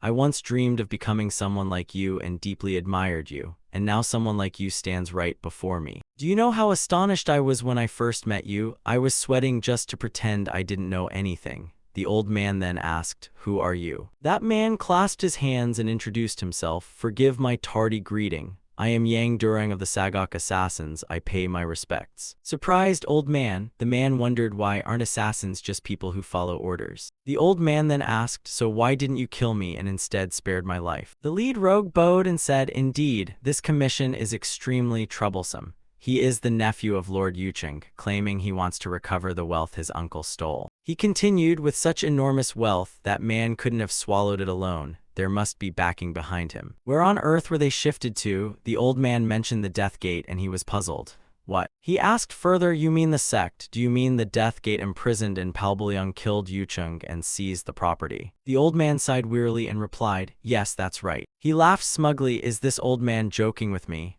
while the old man panted. As if exhausted, he slumped forward. He passed out while Yang Durang remained seated. He stared at the old man for a while with no response. Then he drove the sickle into the ground at his feet. Though in pain, the old man made not a single sound. Seeing that, he lifted the sickle and struck it once more. Then he complained, "Damn it, maybe the anesthetic was overdosed." Just then the old man muttered the name Sagok. He stepped closer and asked, "What did you say?" The old man stammered, "Sagok, he's uneasy, stop mumbling and say it clearly." He leaned close to his ear and hissed, "You're dead." No sooner had he finished speaking than he butted Yang Durang on the head with his knee. While Yang Durang was still dazed, the old man raised his leg high. His legs clamped tightly around the assassin's head. He squeezed him so hard his head smashed against the floor. The man's eyes rolled back as if he wanted to scream. On this side, the old man put all his strength into the grip. The other's face had turned purple, his air running out. Meanwhile, one called Grain Liquor replied, "Go inside." That man went in, while the lead thug sat drinking tea. He reported that a child had just handed this to the gatekeeper. The lead thug was startled. "Wasn't that headscarf Yang Durang's?" The other replied, "Yes, sir." Yet Yang Durang still hadn't returned. The lead thug opened the note in puzzlement. "What?" He read, frowning, "Sagok, if you want to live, stop. If you keep this up, you'll die." The lead thug snapped, "Who the hell is this?" He called to the manor lord. The lead thug ordered, "Send assassins to track him down and bring that person before me at once. Keep him breathing." Cut to another place, an old man sitting atop a tree. He sat there lost in thought. Suddenly he opened his eyes and looked elsewhere. Below, two men were moving along through the forest. They approached the old man's house from the Hemyoung side. They signaled positions to each other with their fingers. After signaling, the two split up and ran in different directions. One of them ran straight into the house. He stood below, hiding under the wooden house's window. After a while, he climbed onto a wooden crate and peered into the house. Suddenly, a figure launched straight at him from afar. The speed was so great it startled him. By the time he realized it, all he felt was pain. Old Hemyoung had thrust his sword into the man's body. He cried out in pain, hands gripping the sword. Meanwhile, the old man lightly twisted the blade in his hand, driving it deeper into the wound. The man screamed in agony. The companion, hearing the noise, was taken aback. Without thinking, he changed direction and ran. He crept close, hiding at a corner of the wall, looking toward his comrade. Meanwhile, the other lay on the floor moaning, "You need to be careful." No sooner had he spoken than the man emitted a final breath, his eyes still wide. The remaining man was startled and turned his head toward him. When he looked back, the old man had already lunged forward, sword firmly in hand. So the old man swung down. Elsewhere, one man slammed his fist on the table. The lead thug was bitter, the man beside him puzzled. "Grain Liquor, this feels off. Better for you to abandon this job." The lead thug barked angrily, "Shut up, you bastard, abandon it. If this leaks, who'll dare hire the 4 Sagok again? Are you closing shop?" Grabbing the sword, he snarled, "I'll go in person. I must see for myself what kind of person that is." The man behind tried to call after him, "Manor Lord." The lead thug barked, "Follow me." Later, the scene cuts to angry footsteps. At this moment, the lead thug and his goons arrived carrying cold weapons. They didn't say a word before drawing swords and kicking at the door. Kicking the door straight on, he shouted, "Seo Hapyeong." He kicked so hard the doors flew open to both sides. When they looked inside, it was completely empty. The men who rushed in raised their guards high, and they saw the forge's hearth had no flame. The grinding stones were spotless, no sign anyone had used them. The group searched continuously inside, but found nothing of note. Another man burst in, extremely alert, and looked into the room. There was no one left. He stepped out to report, "This place is empty too." The man beside him replied, "The brazier's flame is out. Grain Liquor, that bastard has run off." The lead thug kicked the table aside and shouted in fury, "Damn rats." He went outside and ordered, "Maybe he's only hiding temporarily and will come back. Post someone here to watch the forge." They obeyed. Then one asked, "What if he doesn't return?" The lead thug sighed, "What else can we do? Even if we have to ply that beggar with another jug of wine, we must make him lead us to it." "Have these bastards abandoned the sect entirely?" They stammered, "Yes." Then the lead thug shouted, "Open the door quickly." The lead thug continued, "Nothing makes sense, everything irritates me." When they opened the door, a corpse tumbled inside. They were all stunned and couldn't believe what they saw. Looking out more closely, countless bodies lay scattered along the road, all slain by the same person. It was Zhang Lichu himself. Seeing the assassins disintegrating before them, the group stepped out in confusion. "This is all," Grain Liquor blurted. "What do we do?" Only then did they notice the people from Deathgate. The lead thug shouted, "You bastards, you dare bring the blood seal here." Zhang Lichu raised the paper and shouted, "Kidnapping, imprisonment, even human trafficking. Just from what Yucheng reported, it's already this bad. Turns out you've done every filthy thing imaginable." The lead thug demanded, "Are you disappointed?" Zhang Lichu replied with puzzled disappointment. He continued, "Yes, disappointment is what should fall upon people like you. If it weren't about my own family, I wouldn't bother to look into it. The lead thug challenged, "You're not a beggar, not a monk. Your clothes don't match any of the 8 great sects. What right do people who do such vile things have to judge us?" Zhongli Chu affirmed, "That's right, whether you or we, it's all the same. Laugh 50 steps, cry 100, that's the truth." The lead thug sighed, "Indeed all are assassins." Zhongli Chu added, "But when you touch my family, how could I sit idly by and let it pass?" The lead thug was startled and began to wonder, could it be? He turned toward the old man and shouted, "Blacksmith Seo Hapiyang, you came here yourself knowing I'm hunting someone." The old man replied, "Yes, that's right. When I told you to stop, you should have stopped." The lead thug sighed, "How troublesome." He drew his sword and lamented, "A distinguished guest has arrived, and I've been such a poor host. From this moment on, I will serve you more attentively." They asked him casually, "Who might you be?" Zhongli Chu replied, "I am Zhongli Chu of Death Gate." At the sound of the scabbard hitting the ground, he ran toward him shouting, "Death Gate." Zhongli Chu then flicked the sword forward. The scabbard flew out in front of him. His other hand clenched the sword tightly. Then he lunged, swinging the sword forward. The 2 cold weapons clashed, metal ringing loudly. One of the lead thug's strikes came down, but Zhongli Chu ducked low. Then he wielded the sword in his hand. An upward slash sent syrup, blood pouring from the lead thug's shoulder like a stream. The man spat blood, unable to utter a word. The men behind shouted loudly, "Grain liquor." The lead thug fell precisely, and Zhongli Chu then looked toward the group. Not letting the flies go, he charged straight ahead. Blades flashed, metal met flesh, the one-sided slaughter unfolded. Elsewhere a figure lay in the bushes, now appearing to have become one with nature. Suddenly a faint sound was heard nearby. Gradually that sound drew closer to where he lay. He opened his eyes and crept out to survey the situation. He looked toward a distant thicket, thinking to himself, "Moving too fast, I told you not to rush like that." He stuck his head out, silently thinking, "Fall back and tail behind." The man slowly crawled along the ground, edging closer to the thicket. The sound vibrations were extremely faint, true assassin style. Suddenly a voice rose from the nearby bushes.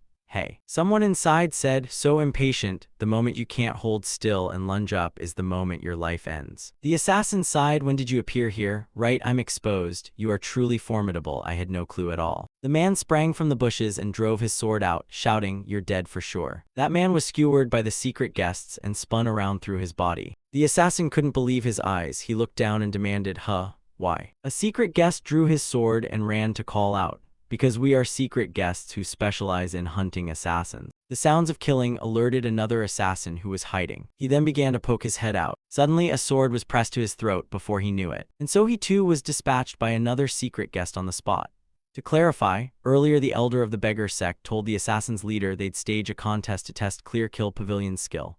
One side Clear Kill Pavilion, the other the assassins. This trailing and tracking was meant as training, but Clear Kill Pavilion actually wiped out the assassins for real. At this they finally shouted, "Why would you do that?" Countless assassins were wiped out on the spot. The assassins could only howl in helpless despair. The men screamed in a terribly pitiful manner. The sounds now alerted the assassin's sect leader. Seeing his comrades annihilated, he shouted in horror, "What is this?" A wounded man ran up, panting, "Sect leader, what on earth is happening?" He reported, "Clear Kill Pavilion is no longer here to duel. He's slaughtering our entire sect. You must run now." Just after he struck here, someone was skewered too. The man was terrified while the Clear Kill Pavilion member was exhilarated. Indeed, this place is the battlefield that punishes evildoers. The sect leader's face was drained of any color. They circled him, remarking, "So the sect leader is here after all." The sect leader angrily drew his sword and shouted, "You despicable scum." He slashed forward and the secret guests fell back. The slashes were secondary. His main aim was to find a way to flee. The secret guest shouted, "He's fleeing, stop him quickly." The sect leader didn't care and hunched forward to run. Suddenly, a few Clear Kill Pavilion members slid down in front of him. Immediately, the sect leader changed direction and ran another way. Even so, the secret guest would not relent. He threw hidden weapons one after another, but fortunately the sect leader managed to dodge them. After continuous running, he gathered momentum and hurled himself down into the abyss below. As he jumped, he kicked off surrounding ledges to control his descent speed, until one foot slipped a beat. He slid all the way down, his scabbard left behind. He slid down until he met Death Gate's messenger. On the other side, a few secret guests also slid down. They closed in, surrounding the two of them. They called to the sect leader in the middle of a duel, "Where do you think you're going?" The sect leader barked, "Shut up." Immediately he seized Deathgate's messenger. He threatened to clear a path, warning that if one didn't move aside, this person would die at once. Suddenly someone called out, "Please calm down, sect leader. We shouldn't drag outsiders into our sect's internal affairs." The sect leader shouted, "Stop babbling and move aside now." The Deathgate messenger hurriedly replied, "Spare my life, please." Suddenly the old black staff mad eccentric ran over shouting, "All of you, get out of my way." The secret guests answered, "Yes, Elder." He said, "Do you see now, the assassins, to save their own skins, have no shred of compassion. Even if we learned every assassin technique, the one thing we'd never match them on is that." "No, absolutely not. If we do that, we'll be no different from them." An assassin shouted. Black Staff Mad Eccentric suggested, "Open a way and let him go." The assassin shouted, "You plan to stab me in the back." The old man sighed, always preaching the extermination of assassins, yet who would have thought it would end like this? What a pity. At this point, the sect leader was furious to the extreme. He dragged Deathgate's messenger along. "Follow me." Black Staff Mad Eccentric threatened, "Sect leader, I will pursue you to the end, so run for your life." The sect leader ran off, screaming, "Come back here." He hauled the man along. "Hurry." The messenger replied, "I'm coming right away." Watching the two figures recede from sight, a secret guest ran up to report, "Elder, the assassins have been dealt with." The elder sighed, "Well done." He ordered, "Pursue him. Remember, the hostage's safety is the top priority. Tail him only from a distance." Elsewhere, a corpse was already swarmed by flies. Members of the beggar sect had arrived at the scene to report. One ran over to announce, "Master of the branch, there are no survivors. It's total annihilation. They're all dead." Another asked in disbelief what kind of person could have done this. He asserted, "Seo Hapyeong." The other was surprised that blacksmith Seo Hapyeong. The branch master affirmed, "Seo Hapyeong is indeed the leader of the Death Heavenly sect. I recognized him immediately." They discussed that they had meant to see how the Sagok would deal with a revered recluse among assassins, but unexpectedly were disastrously counterattacked. Even if that man once led the Death Heavenly sect, it's hard to believe one person alone could cause such upheaval. The branch master agreed. Who would believe it? Surely someone is backing the head of the Death Heavenly sect. First, report this up to the guild leader. Cut to another scene, a man pounding a tree. The assassin's sect leader was boiling with rage. He punched the wall repeatedly, striking in bitter frustration for having believed the beggar sect's empty promises. His breaths came harsh and ragged, as if he might end it all. Suddenly, a distant sound made him start. He moved toward it, raising his guard. He stuck his head out to look. No one was there, so he exhaled deeply. And then he looked toward the messenger they had captured that morning. He reassured him, "Don't be afraid. Earlier the situation was urgent, so I had to use blade and sword, but I never intended to harm you. Once we leave Shanxi, I'll release you, rest assured." The messenger asked further, "Can I escape their pursuit?" He looked doubtful. "What?" The messenger reasoned, "Though I'm unsure of their background, it seems some are from the beggar sect. I only wonder if you can break through their encirclement and get away." Hearing that, he sighed, "You really aren't ordinary." The messenger then offered, "I'd like to know the full story. Perhaps I even have a way to help." Elsewhere, an old man shouted, "The brutal conduct of the branch master is intolerable. Because of men like him, the beggar sect is mocked as a gang of violent bullies. I hereby order that the branch leadership can no longer be entrusted to him. Demote him before the city, expel his disciples." The man replied, "I accept the order." The elder announced further, "One final matter. The assassin syndicate Sagok in Xi'an has been exterminated." Someone asked skeptically, "Sagok, who did this?" The elder replied, "Word is Sagok planned to capture the reclusive leader of the Death Heavenly sect, but the other party struck back." It's still unclear whether the Death Heavenly sect leader has rebuilt his power or allied with another force. However, reports place the Death Heavenly sect leader at Palbulyong, so collusion with Deathgate cannot be ruled out. The others doubted, "Isn't Deathgate imprisoned in Palbulyong? How could that be? We mustn't exclude any possibility. There's definitely a foul wind blowing." Turning to the elder, "Please investigate this matter." Blackstaff Mad Eccentric replied, "I fear there's no need for such deep inquiry." "What do you mean?" He argued that mantis and beetle tear each other apart. There's no reason for us to figure out who did it or why. We organized Clear Kill Pavilion to clean out those pests. It's their job. If they've lessened our burden, isn't that a good thing? The elder asked, "So we needn't trouble ourselves with further examination." Blackstaff Mad Eccentric affirmed, "Pests must die because they are pests." Hearing this, the elder quietly called, "Blackstaff Mad Eccentric." He answered, "Yes, Lord of the Guild, you're calling. Do you intend to stop a flowing river?" The elder asked sternly, "So what should be done?" At that question, Blackstaff Mad Eccentric focused more intently. The elder continued, "Should we build a dam to stop the flow?" Blackstaff Mad Eccentric crowed confidently, "Once the water becomes a great river, you can't stop it, so you must block it at the source.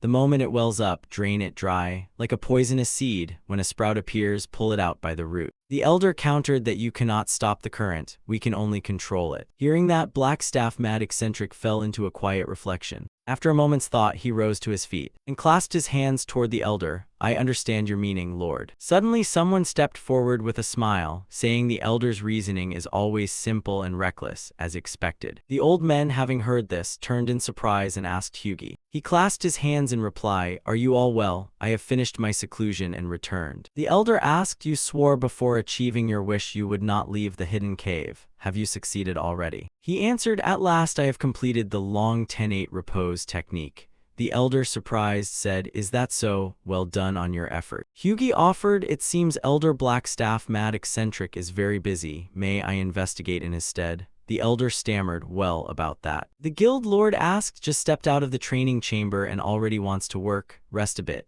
He replied, I've been cooped in a dark room all this time and just want to breathe some fresh air. Cut to another scene where someone asked, Master, is this our first meeting? The other replied, This is Hughie, will you lead the beggar sect in the future? He clasped his hands, I pay my respects, my name is Hughie. The other returned the gesture, Amitabha, I am Hyasun, I have long heard of you, honored to meet you. Hyasun asked, By the way, what brings you all the way here? He replied, I missed the master terribly, so I came to see you.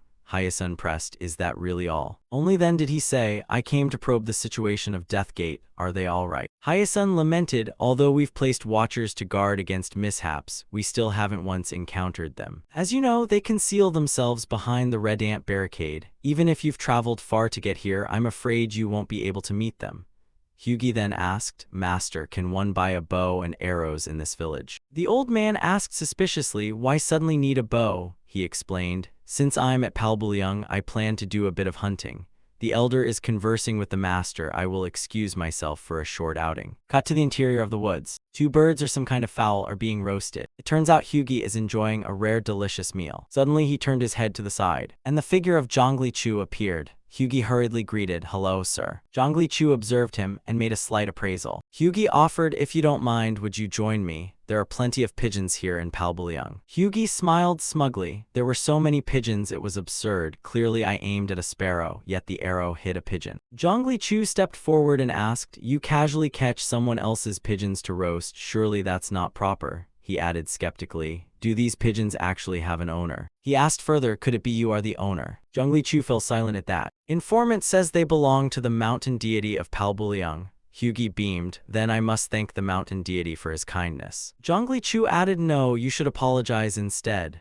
Hughie replied, Do you know where the mountain deity sits? I need to pay respects to atone or beg for mercy. Hearing that, he simply sat down. He then announced, The mountain deity stands right before you. He grinned smugly, Since when is a mountain deity this young? At least he should have a head of white hair. Informant, surrender the pigeon with the message tied to its leg and I will generously overlook your careless offense. Hearing this, he offered, If so, I have a favor to ask. Zhongli Chu threatened, Hand it over, don't risk your life over a trifle. At that, Hughie only smiled smugly. He took off his coat and said, It's inside here, take it out. Zhongli Chu then slipped his hand inside, groped around, but of course there was nothing. Then he swung up and delivered a punch to his chin. He warned, Hand it over quickly, don't play games. Hearing that, he scoffed, Take it if you have the skill. On that, he casually swung his arm, but Hughie caught and blocked it with his hand. This fellow seemed to be a man of some skill and learning. Zhongli Chu immediately twisted the arm back, and at once he launched a destructive strike toward him. Hughie instantly slipped aside to avoid the lethal blow. As he dodged, he looked at him with supreme self-satisfaction. Then he added a kick, but the man blocked it with his hand. After the kick, he slid backward to keep his distance, and threw another kick, but the man again stopped it with his hand. This kick forced Zhongli Chu to withdraw to dissipate the force. Hughie seized the opportunity and took a run-up. He lunged forward and threw a punch at him, but the man easily evaded. Another strike, but this time he bowed his head. When a straight punch failed, he switched to an upward palm strike. Growing bored of hands, he launched a kick at the man, and this one landed. Zhongli Chu was shoved backward by the force. Zhongli Chu raised his sword and exclaimed, This fellow. Hughie smirked, If you want to kill me, draw your blade, don't hesitate. Hearing that, the man tossed his sword to the side. Immediately he leapt in. A punch flew out, but the other man blocked it. Then he slipped aside to dodge the next blow. Zhongli Chu turned and unleashed an attack. Hughie stayed focused and watched. A sweeping punch came, but the man retreated backwards. At that moment, the man jumped up to gain momentum, and delivered a kick straight to Hughie's face. He fell and slammed his head to the ground. Moreover, the man's force sent him sliding a good distance backward. Sliding so far, he curled up to reduce friction. Only then did the man ask, You're Zhongli Chu of Deathgate, right? Zhongli Chu replied. Now that you know who I am, behave yourself a little. Suddenly his face twitched, something was attacking. Looking down at his feet, a greenish snake had nipped at him lightly. With that coloration, it was certainly venomous. Hyugi's complexion turned purple. Hyugi hurriedly lifted his foot and released the snake. The snake fell to the ground. Having done its job, the snake vanished in an instant. Zhongli Chu sighed, damn, it turns out that snake did my work for me. The venomous snakes of Palbuliang really pack a punch. He remarked, that's the mountain deity's wrath, while Hyugi bowed his head to the ground. Elsewhere, Black Staff Mad Eccentric thought to himself, the current can't be stopped, we can only control it.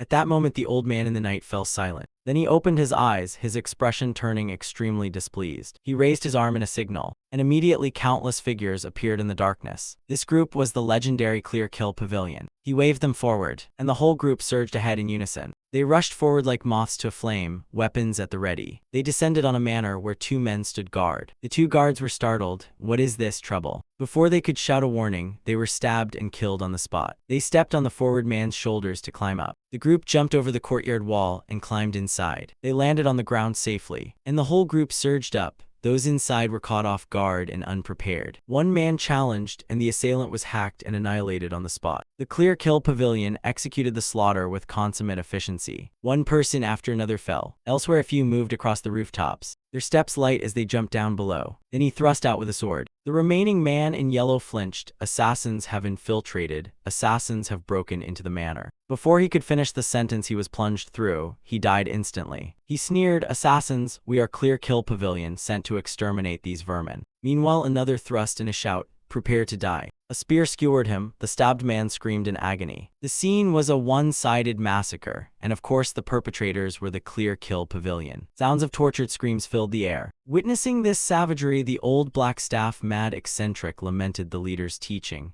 I have understood it thoroughly, yet I fear I cannot follow that order. Elsewhere, a man ran over and called out, Elder of the Beggar Sect, you seek me? The elder replied, yes, elder, you were sought. What is your business? The man explained, there's a young beggar in the mountain, badly wounded and bedridden. Is he your companion? The elder startled and exclaimed, what? Where is he now? The man pointed toward the mountain. On the far side of that peak, the elder was running flat out. As he ran through the forest, the elder shouted, Hyugi, where are you? A voice answered, I'm here, elder. The elder rushed over and asked the man, truly, what on earth happened? Hyugi exhaled and replied, I was bitten by a venomous snake, but it's not life-threatening, please don't worry. I just felt dizzy and fell over for a moment. As he spoke, he recounted how someone had pulled a secret letter from his tattered coat, read it, and then coolly disappeared.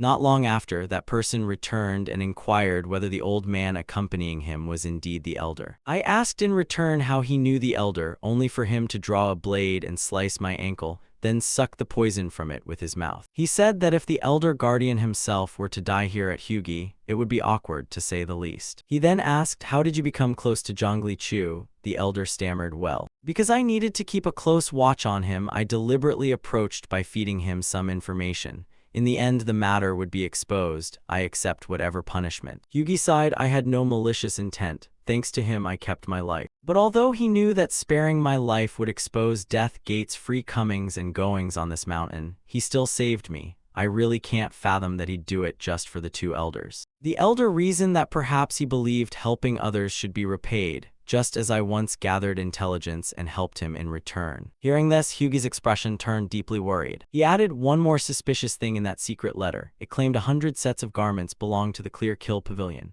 The Clear Kill Pavilion massacred an assassin sect. Now the leader of that sect is fleeing and begging for reinforcements. Could the secret guest actually be an organization formed under the directive of Black Staff Mad Eccentric Elder? The elder replied, yes. Hyugi was puzzled. Elder One had carried out that massacre on his own without approval, not even filing a follow-up report. The elder replied that it was impossible to predict what Black Staff Mad Eccentric was scheming. Cut to another scene, hurried footsteps racing along. This man was none other than the leader of the assassin band on the run. As soon as he managed to land on the ground, he kept retreating backward, pressing his back tight against the wall instantly. He breathed out, sweating profusely and nonstop. Right above him, several Clear Kill Pavilion members had just jumped over the wall. They landed and all ran straight ahead at once. Not a single one bothered to look around. Thus his figure vanished into the shadow behind the wall. Only then did the sect leader dare to breathe more steadily. Suddenly another secret guest leapt across the roof. He landed right beside the sect leader, who had just let his guard down. Without much talk, the subordinate acted with the highest prudence. A fist shot out, sending the man flying away. He was punched and skidded long along the ground. Seizing the opportunity, the sect leader quickly changed direction and ran another way. The man who'd been punched shouted, "Here, this way." On the other side, the sect leader leapt over the next wall. He landed on the ground, clearly not wanting a repeat of the last stunt. At that moment, he headed for a crowded street full of passers-by. Meanwhile, he kept breathing evenly to recover his strength. Suddenly, a voice yelled from behind, "Move it. Make way a bit, watch out, you demon." A carriage thundered past him. Someone called out, having searched for him, "Sect leader, do you need assistance?" Hearing that, he froze for a moment, deep in thought. Soon after, the group also leaped out from the other side of the wall. They walked while scanning the flow of people around them. The explosive-eyed one wore a sullen face, staring at the brooding man. Suddenly he shouted, "There on the carriage." The whole group cheered and rushed forward, shouting to seize him. The carriage on the other side continued to move calmly. By now it had left the crowded part of town behind. Behind them, countless Clear Kill Pavilion members were still in pursuit. They surged forward and shouted, "Stop." The carriage driver was startled as the Clear Kill Pavilion swarmed up, yelling, "Halt." Just as the other had stopped, one of them drew his sword. He stabbed straight into the pile of straw below. Then the others followed suit, battering the carriage all over. The carriage driver shouted, "What are you doing? What kind of crazy nonsense is this?" Only then did they realize, with a start, that there was nothing there. One of them reached in to check carefully inside. Finding nothing left him more bitter than chilly. Damn it. Cut to another scene. Someone is rolling a pillow into a ball. Lying there, Hyolpyong exclaimed, "Wait, I'm afraid you won't be able to get out right now. Please rest assured and stay put." Once they give up the chase and leave, and they're assassins after all, this little matter shouldn't be hard to handle, right? He said. As long as we avoid the night mist, this place is practically a paradise. Turning back, the man wiped his sweat and asked, "But who are you anyway?" He replied calmly, "People of Death Gate." Night fell. Someone asked, "Stoneheart Mad Sword looks easygoing, but he's extremely effective at his work." The old ledger-keeper called out, "Look, he caught 2 more items this time." Sogo grumbled, "Don't praise that sort. Flattery might rile them up and bring trouble." The other chimed in agreement. Suddenly the man asked, "By the way, there's a strange rumor among the merchants who supply the night market. I'm curious.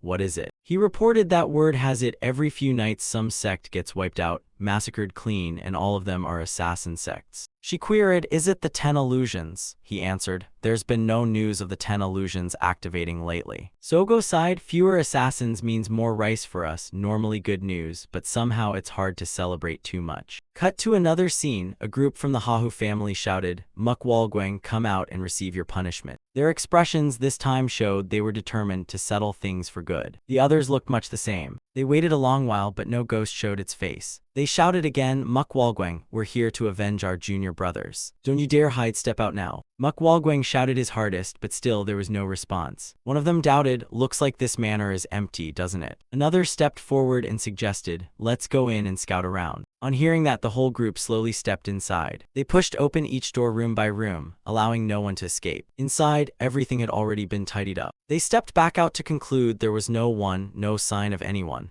Indeed, the manor had been abandoned. They were irritated. Damn it, this trip was a bust. Trusting someone like Hyunmujil from the start was a mistake. Another answered, "Hyunmujil, that's ya Yigan." One stepped out and remarked, "This place isn't deserted. There are traces of recent habitation. If not abandoned, perhaps the owner only left temporarily. We can't just stand idly by. We've come all this way. We won't return empty-handed." Others agreed, "I think so too." He ordered, "Iron Sword, patrol the rooftops. If they appear, signal immediately. We'll ambush and strike all at once." Cut to night at that manor. By the gate where the stars cast light on the ground, a man looked up, puzzled. He muttered, "Hey, looks like there's something over there." Suddenly something flashed from that direction. An iron sword was immediately struck in the head by a hidden projectile. Cut to the group inside exchanging words. They had assumed the merchant lord would keep funding them, but unexpectedly Miss Songhwa's expulsion blew everything to pieces. Still, why Miss Songhwa? Rumor has it she's no longer a virgin. What? That's the most ridiculous reason I've ever heard. They were annoyed. Could he still be a bachelor? The old man is ancient. If he kicked the bucket tonight, it wouldn't be surprising. Another added, "The madam says he no longer has the strength to support us." He insisted, "It's fine. It's our turn to earn a living now. Just hang on until winter, whether trading or whatever, as long as we make money and hold out until Death Gate closes, we'll be okay. Someone else complained, trade isn't easy. We've spent our lives training in martial arts. He stood up and cut in, saying calmly, there's nothing we can't do. Another raised a hand to interrupt. Don't speak in defeat before you've even tried. He stepped out into the night, thinking he was off to do something noble, but it turned out he was going to deal with his brother. He sighed, though his words were loud. Inside he was truly bewildered. He was trying to shake off his sorrow. Suddenly the atmosphere around him changed strangely. When he turned around in confusion, a sword slashed out. Elsewhere, the Hahu family members were patrolling back and forth, when suddenly one of them standing there collapsed to the other's stunned horror. Just as he was about to shout, a hidden weapon flew through and pierced his belly, and another man farther off witnessed his comrade fall. He drew his sword and shouted, they're here, they've appeared. No sooner had he announced it than his eyes widened. A mysterious figure behind him had already annihilated that man. This group was none other than the Clear Kill Pavilion. The Hahu family shouted loudly, charged, and drew their swords. The two sides clashed, but it was a one-sided massacre in favor of the Clear Kill Pavilion. Their swords held a defensive posture. One of them swung and knocked aside a Hahu family member's blade. Then he swung again, slicing down the Hahu member before he could even gasp. On the other side, one man blocked the Clear Kill Pavilion's blade. He raged, Mukwalgwang, you villains deserve heavenly punishment. He swung his sword and shouted, even if I become a ghost, I'll cling to you. A Clear Kill Pavilion member scoffed, funny, Mukwalgwang, we're not your foes. He yelled, what nonsense are you spouting? We're disciples of the Hahu family. Hearing that, the Clear Kill Pavilion member finally realized the situation was messed up. Over there, the old ledger keeper asked, leaving the manor must have pained you greatly.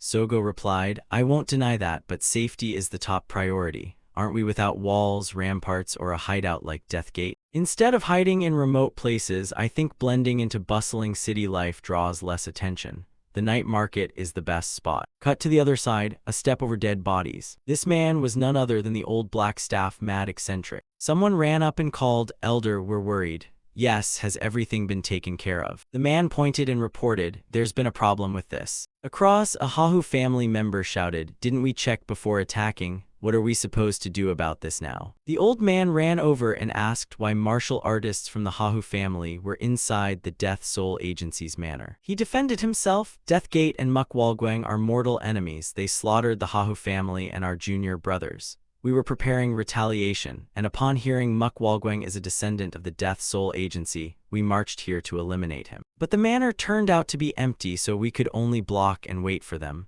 The old man sighed, alas, what a disappointment. The other wailed, my junior brothers. My innocent junior brothers were killed unjustly. What are we to do for them now? The old man grabbed his sword, to the bewilderment of the two men, and drew it under the watchful eyes of the group. Without saying much, he stabbed straight into the Hahu family member standing before him. This scene jolted the Clear Kill Pavilion members into awareness. They called to the elder. The other man couldn't believe it. He demanded why. Just like that, the old man drawing his sword made the Hahu family member collapse to the ground. He announced, if this is exposed, how will the world view us? The truth must be that when we first set foot in Soyangsan, all the Hahu family fighters were already dead. Mukwalgwang was the one who killed them. Elsewhere, someone carried a steaming teapot in their hands. As a girl appeared walking down the building's corridor, she gently pushed the door and stepped into the room, and said, Master, shouldn't you cough once? If you plan to go hunting today, you're already awake at this hour. She poured the tea and called, please rise and have some tea. It will help wake you up. Receiving no response, she asked, hurry, if you're late again today, the disciples will complain, I'm afraid. She waited a long time but got no reply from the old man. She stepped closer to inquire, are you feeling unwell, master? She lifted the blanket, puzzled. Why was he bundled up so tightly? It must be stifling. Suddenly, the next sight shocked her to the core. It turned out the old man was drenched in blood. The girl screamed in terror. Elsewhere, someone recounted that 2 days ago 10,000 sword return, an azure cloud meteor had passed on. Those in the room discussed that both deaths seemed like the work of assassins, but who was responsible remained as hazy as smoke.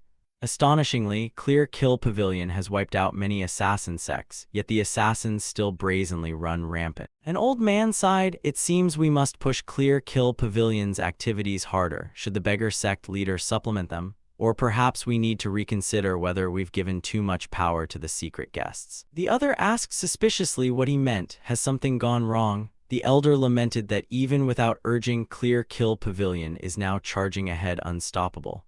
Assassin sects that dared to operate openly have mostly been eliminated. Yet the assassinations continue unabated. The assassins are hiding and scattering. I fear from now on it will be even harder to eliminate or control them. Cut back to Palbuliang. Hyolpyong advised, the road ahead is thousands of miles. It's been hard on you. As they walked, he led the way. The 72 Dharma warriors of Shaolin are garrisoning, so we can't pass through the village. Please come this way. We'll circle around the mountain gap to proceed. The two of them continued on, crossing forests and wading streams. They crossed over and walked along the forest edge. While walking, Hyolpyong suddenly signaled to halt ahead. The Shaolin sighed as they wielded their spears. Sometimes the distracting thoughts you can't cut away in your heart appear clearer than the target you must strike. Though the technique grows ever more refined, the mind cannot settle like muddy water. The Grand Master preaches no mind. But inside me, ambition only surges to become stronger. It wraps around my wrist like a coil. Ambition can be considered a kind of power. The difference being whether you are ruled by that power or can master it.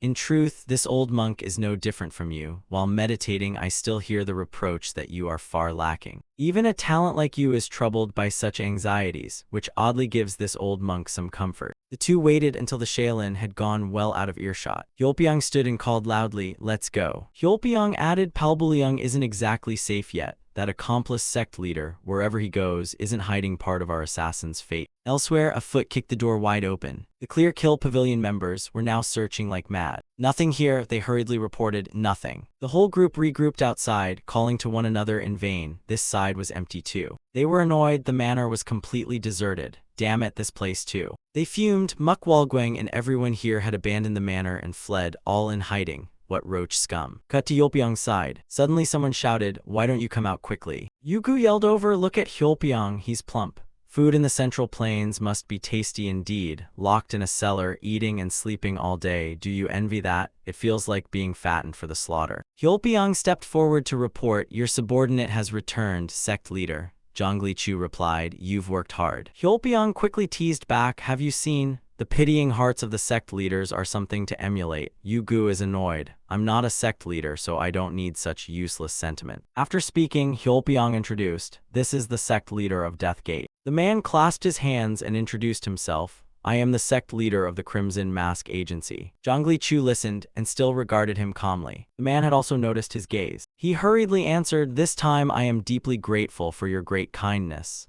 Before he could finish, a kick slammed into his stomach. He doubled over in pain, clutching his belly. He looked up in confusion and called, "Sect leader." Before he finished, Zhongli Chu kicked him again, sending him flying backward. He fell face first to the ground. Hyolpyong beside him softly called, "Sect leader." The man forced himself up and demanded, Why are you doing this?" Zhongli Chu kicked him straight in the head and shouted, "Do you know the crimes you've committed?" As he kicked, he yelled, "You raised the archenemy of the assassins. You created a monster. You shoved all our subordinates into death, and yet you still dare to beg for your life. Aren't you ashamed?" The man bristled. He blocked one of Zhongli Chu's kicks. Then he pushed himself up and threw a punch at him. While hitting him, he demanded, "If you meant that, why didn't you just let me die back then?" Another punch flew, but Zhongli Chu easily dodged it. Then he delivered another kick straight to his gut. He was kicked and slid across the ground. By now, he had lost the will to continue and didn't bother to get up. Zhongli Chu stepped closer and explained, "The reason I saved you was absolutely not pity for your situation, but because I was curious which fool would do something so reckless." He continued, "He must have planted the dream of you taking over the assassin world, right?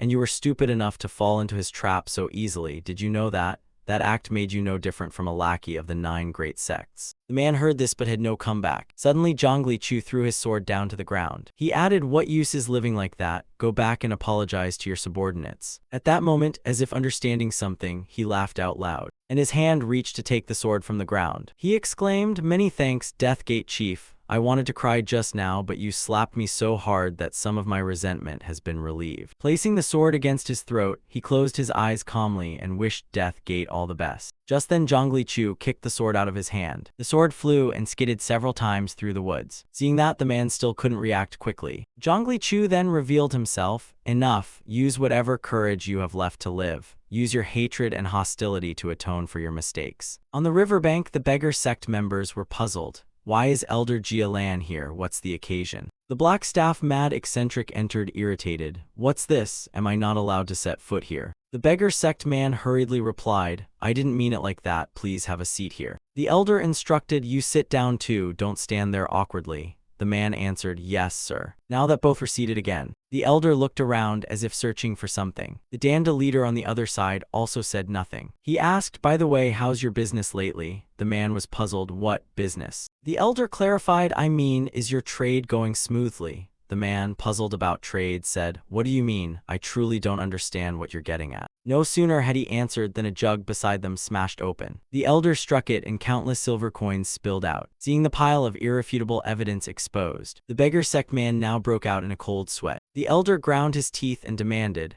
"I've long known you sold out information." He bowed his head and earnestly confessed, "I deserve death 10,000 times over, elder. Spare my life. Those assassins truly are." The elder calmly declared, "Those pests dare to publicly hang a sign." Acting like a legitimate orthodox sect with arrogance, yet at the slightest sprinkling of insect poison they all scurry back to their nest. "I order you to track them down." The beggar sect man stammered, "Yes, yes, I will search every nook and cranny. I will definitely find them." The elder added, "Moreover, there's absolutely no need to report this to the headquarters, just report it privately to me. Do you understand the meaning of this instruction?" He stammered and hurriedly replied, "Yes, elder, I understand. I pledge my complete loyalty to serve you." A man entered calling, "Elder, elder, elder Koi, something's happened." He pointed and reported, "An emergency meeting of the elders has been convened, and there's an order requiring you to return to headquarters immediately." After hearing that, the elder looked puzzled and asked urgently. On the other side, someone exclaimed that the news was true. All the assassins of the Crimson Mask Agency, including those responsible for training the covert operatives, had been killed. The gang leader could only sigh at that point. Mubal Sinka added, "Clear Kill Pavilion's moves truly show no restraint. Anything excessive will breed disaster." The bald elder nearby chimed in, "It seems the bad consequences are already beginning to appear." Mubal Sinka asked further, "Boss, what are the opinions of the sect leaders of the 9 great sects?" The gang leader shared that although he was somewhat worried, most still preferred to remain cautious and observe for a while longer. Hugi concurred, "You must issue a strict order. From now on, every action of Clear Kill Pavilion must receive prior approval. If we don't rein them in now, I fear there will come a day when no one can command them." The elder beside him continued, "I completely agree. That's why I called this meeting today. However, the most important person seems to be late and hasn't arrived." Suddenly a man entered to report, "Boss, this is a dispatch from First Elder Blackstaff Mad Eccentric. Elder Koi, what's going on?" He explained. He reported that he's too busy to attend the elders' meeting. He also asked everyone to excuse his absence. The old men, upon hearing this, were utterly helpless. Hugi lamented that the 9 great sects had indeed given too much power to Clear Kill Pavilion. Now the covert operatives are practically an independent sect. Whoever holds power will be tempted to test it. That's human nature. The gang leader, a bit bitter, softly called for Blackstaff Mad Eccentric. Over there, Blackstaff Mad Eccentric thought to himself that assassins aren't necessarily the only enemies. Anyone who obstructs eliminating assassins is also an enemy. Whether 10, 20, 200, or even 1,000 people, the germ of evil must be eradicated to the root. Endless killing will one day come to an end. This path of purging the world has no other method. Arriving, he jumped down from the boat, landed on the ground, and stepped inside. As he walked, he glanced around. He called out loudly, "Where's Beekchin?" From the silent darkness, there was not a sound. When suddenly points of light appeared in that void, countless figures swooped down from above like shadowy blurs. They landed and gradually revealed themselves within sight. Among them, Beekchin stepped forward and answered, "Elder." He approached and reported, "I came here only to inspect how your training is progressing." "But where have all of them gone? There should have been over 20 gathered on this island." Beekchin recounted that 14 had perished during training. The elder closed his eyes and sighed, "What a pity. I already knew this wouldn't be easy, but their deaths will not be in vain." Beekchin continued, "The 9-calf technique really is a hellish training course that cost the lives of 14 people. However, the 7 who remained here have all passed the trial." He added, "Now their confident momentum has erupted to the point where they believe they can suppress any great evil." The elder, hearing this, only murmured with pride, "How admirable." He then promoted the group. "From this moment on, you are no longer just Clear Kill Pavilion, but Clear Kill Pavilion within Clear Kill Pavilion, the heavenly guests." Elsewhere, someone shouted loudly, "There's been a murder. Someone is dead." An old man had been transformed beyond recognition. A woman screamed, "My husband, what terrible thing is this? My husband." The beggar sect members stepped forward to report. His throat was cleanly cut, clearly an assassin's method. quickly interrogate those who bear grudges against the victim in the vicinity first. Someone answered, grudges, there are likely countless people who hate that man, not just one or two. That person remarked frankly, he deserved to die like that. A man ran back to report, branch chief, the area we need to sweep is so vast that your subordinate finds it extremely difficult.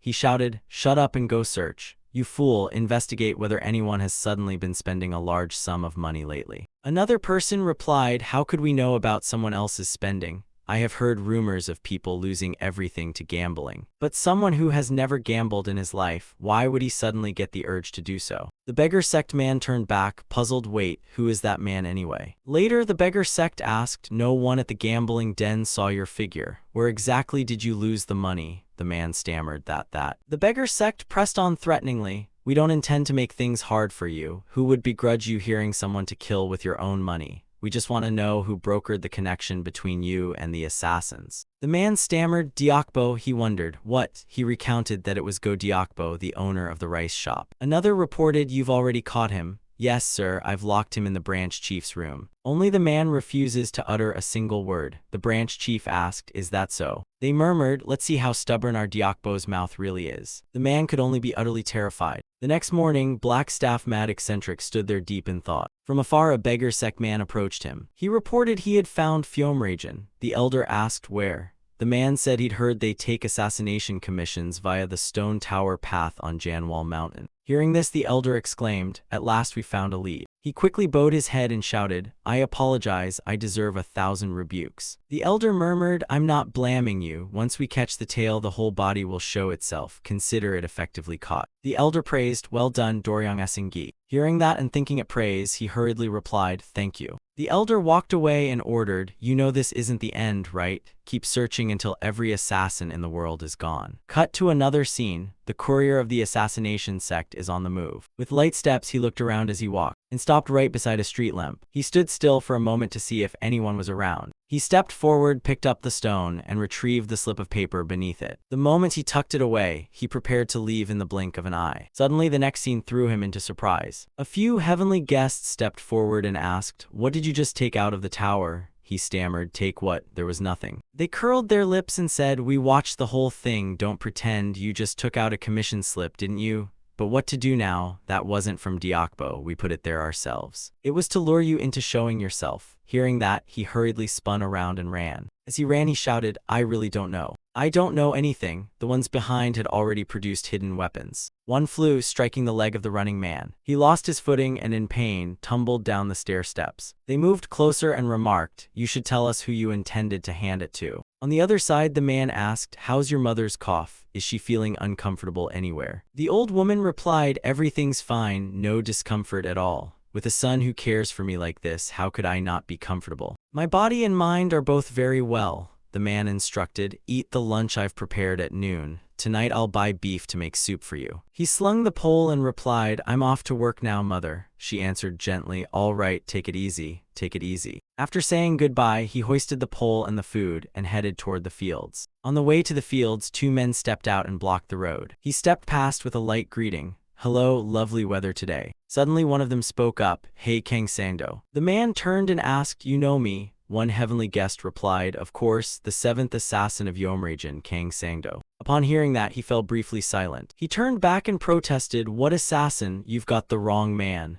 A heavenly assassin closed in threateningly, where do you think you're going? Stand there. He lunged forward, swinging his sword and shouting, you think dressing as a farmer will hide you from us? Die, Kang Sangdo. A slash came down, but he dodged the blade in the nick of time. He turned, raised his sickle and barked, who are you lot? Suddenly a sword was swung. The pole broke cleanly into two pieces. The half flew up into the air. Immediately after, a heavenly guest closed the distance and kicked out with a leg, striking the support leg of his pole. Losing his balance, he was thrown backward over his shoulders by the man. A sword was immediately thrust in, plunging into his chest. The blade twisted and tore as it plunged, making him scream in unending agony. He stammered, so you're the ones who specialize in killing assassins. Kill me then. The heavenly guest questioned, of course we'll kill you, but first you must confirm something. We found all Yomragen's assassins except the 5th assassin and the 12th assassin. "Where are they?" He hurriedly answered, "I don't know, just kill me already." Then the man threatened further, "If you tell us, I'll spare your mother's life." Hearing that, he was startled and more panicked than ever. A shout from elsewhere made Yugu ask, "What's wrong, child?" Wonjin replied, "It's nothing, it's just the baby kicking continuously." Yugu scolded, "How dare that thing kick its mother? Wait until it's born, I won't let it off." Wonjin cheerfully replied, "It's still an infant, what are you going to do to it?" Yugu laughed with pure happiness, "Isn't that so?" Aerin clasped her belly, puzzled. "It's strange, why don't you have a child yet?" The abbess said, "Aerin, don't say that, someone might be listening." Aerin, puzzled, replied, "But I find it odd, isn't it true that once you're married you have children?" The abbess explained, "That depends on the person. Some have children early, some later." Hearing that, Aerin responded sadly, "I see everyone else have kids right after marriage. Why am I like this? I want to become a mother soon too." Baejumhyang heard all of that. Later she asked, "Chu, come here, I want to say something." He replied, "Yes, mother, what's the matter?" She said, "What I mean is." Then she questioned whether Chu and Aerin slept in the same room. He answered, "Yes." He added, "Of course we do, since coming to Palbulyung we've been sleeping together every day." The abbess, annoyed, asked, "I don't mean that kind of sleeping." He asked back, "Besides sleeping, what else do you want to ask, mother?" She immediately asked, "I'm asking if you two have consummated your marriage." That made Zhongli Chu startle and panic. "Why, yes." He sighed, "Mother, why ask such things?" She replied irritably, "Because it doesn't seem normal to me, so I'm asking." From afar someone ran up shouting, "Sect leader, a delivery letter, it's a commission." Zhongli Chu felt saved, he ran off shouting, "All right, I'm coming." She barked, "Zhongli Chu, don't dodge this guy." On the other side someone asked, "What's wrong with your hand? Were you cut?" That one resisted fiercely, "So you had some trouble."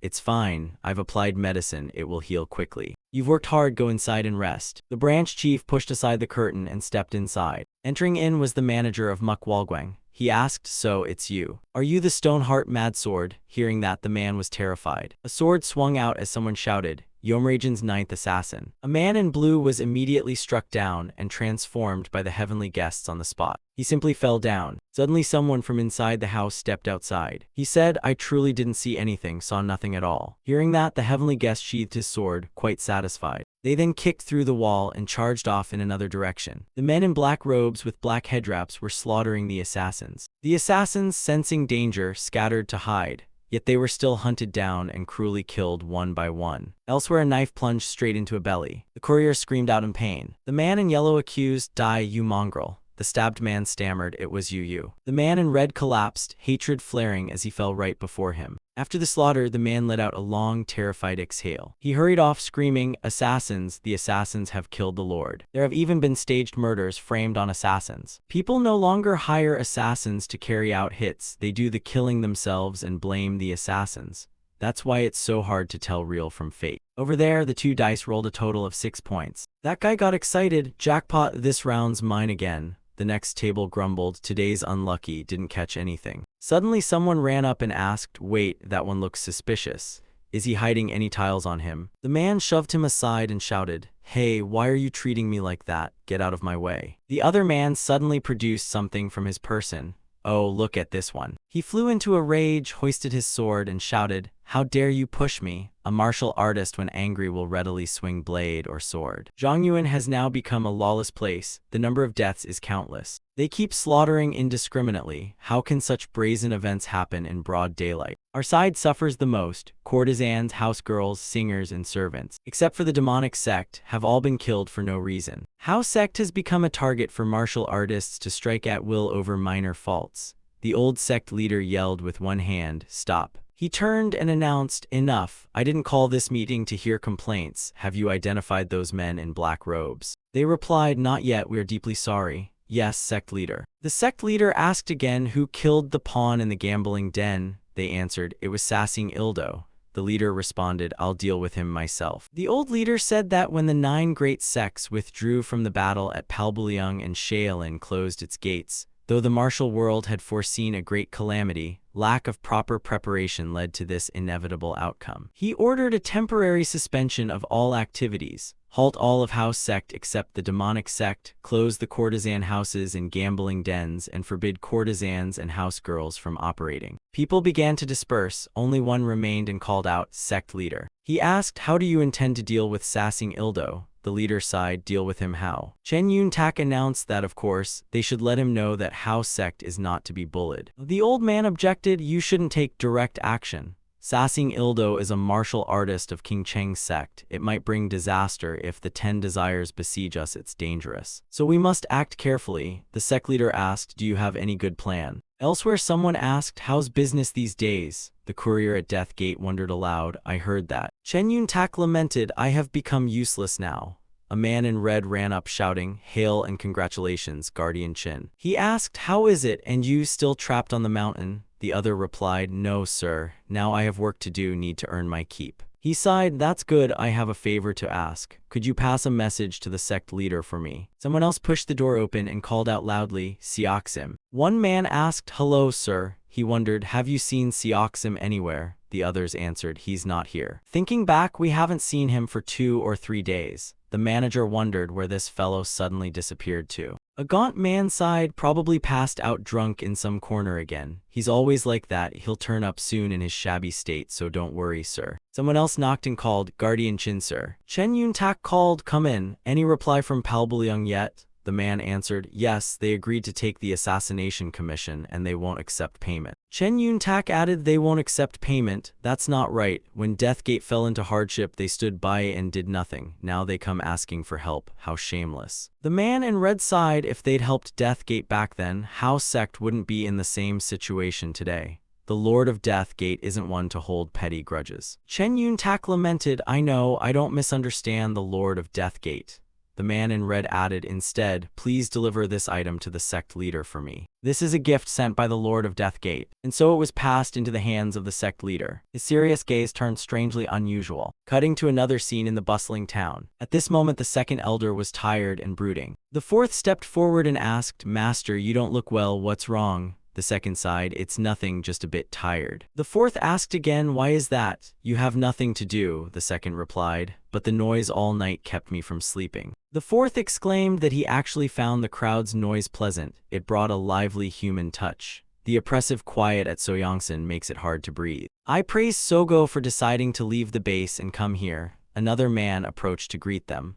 Are you well, sir? The second asked, work before sunset. The farmer replied, last night's supplies are used up. I must prep today's ingredients. The fourth sighed, hardworking young people are a blessing. Did you sleep well last night? The man said, of course I slept well. Allow me to brew tea for you elders. Very good. On the other side, someone said, this isn't our home. You must be inconvenienced. Please be patient. When things settle, we'll return at once. The Azure Assassin said, blind, ignorant crowds are the same everywhere. I don't care.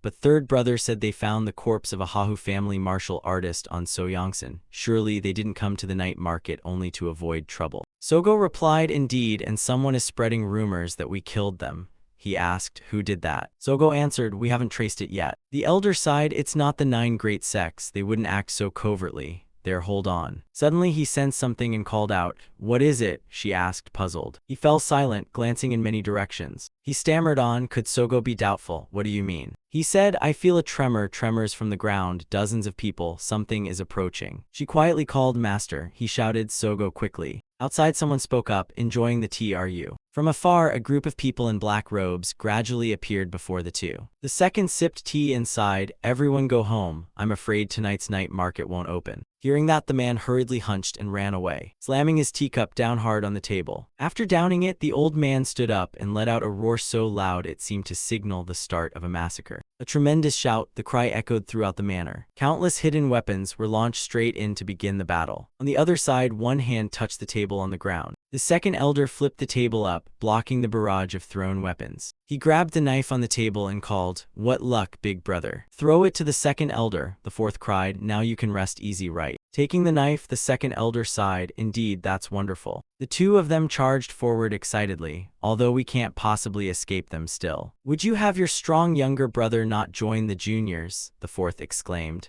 How could I leave my elder alone? On the other side, the heavenly guests surged forward wildly. The second elder sighed, your temperament is the same as ever, sworn brotherhood is a blessing, till we meet again.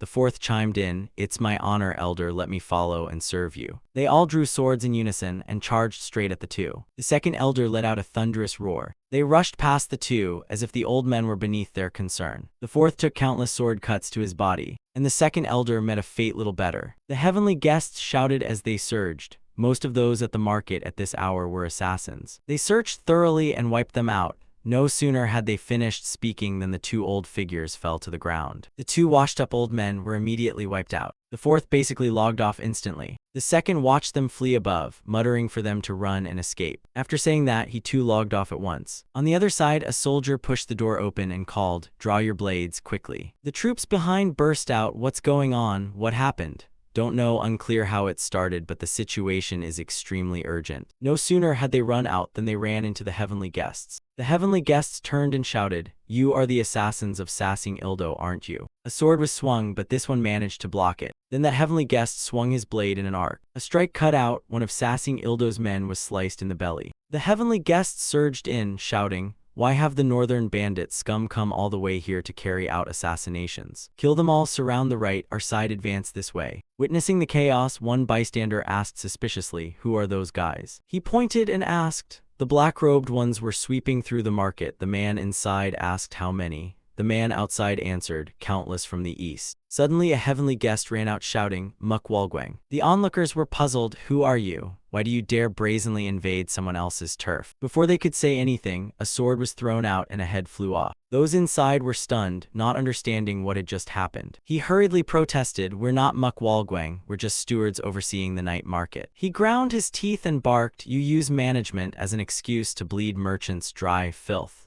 "Oh really? Didn't you also take brokerage work for Muk Walguang, isn't that right?" They went pale and looked baffled at the accusation. One of them drew his sword in anger. "Who are those guys?" The heavenly guest surged forward shouting, "Your crimes merit death, enough said." The sounds of extermination rang out across the room. Elsewhere, someone was blasted out through a window. Jiaxa was thrown out, sliding along the eaves of the roof. After several spins, he turned his head and stared straight back inside. A heavenly guest leaped out from within and struck him down. Jiaxa now held a small brick at his feet. Immediately, Jiaxa hurled himself at the man's face. Then Jiaxa swung his sword, killing the man on the spot. No sooner had he slain one than several others rushed straight at him. Jiaxa thought to himself that these weren't ordinary killers. They were using the 9 sects martial techniques. Fighting was foolish. He quickly leapt away and fled. He landed back down on the ground. The heavenly guests chased after him, shouting in fury. Escape was pointless. The night market had been completely sealed off. Jiaxa shouted orders, "Muk Walguang, hold your ground. There will be an alarm signal. Push through toward the avenue." The sound spread to Sogo's area, which was already guarded. The noises grew louder, but she only tucked herself against the wall, waiting for an opportunity. When the time came, she ran straight up onto the rooftop wall. She appeared behind them, ready to ambush the heavenly guests. A sword flashed. One heavenly guest was killed on the spot. Another saw it coming. He roared, shouting, "Sogo." He swung a sword, but Sogo parried it. The force sent her flying backward. The other blasted forward in a fierce attack. He declared, "You're the leader of Muk Walguang, Sogo, right?" She replied skeptically, "I don't know you. How do you know my identity?" He sneered, "I am Ji-Saw Bai Ju of the heavenly guests. The azure assassin must remember me. I once cut off his limbs." Hearing that made Sogo startle in disbelief. He curled his lip and said, "Where is he? I came today to take his head." Shouts filled the air as they kept appearing and vanishing. Every entrance to the night market was sealed. No escape.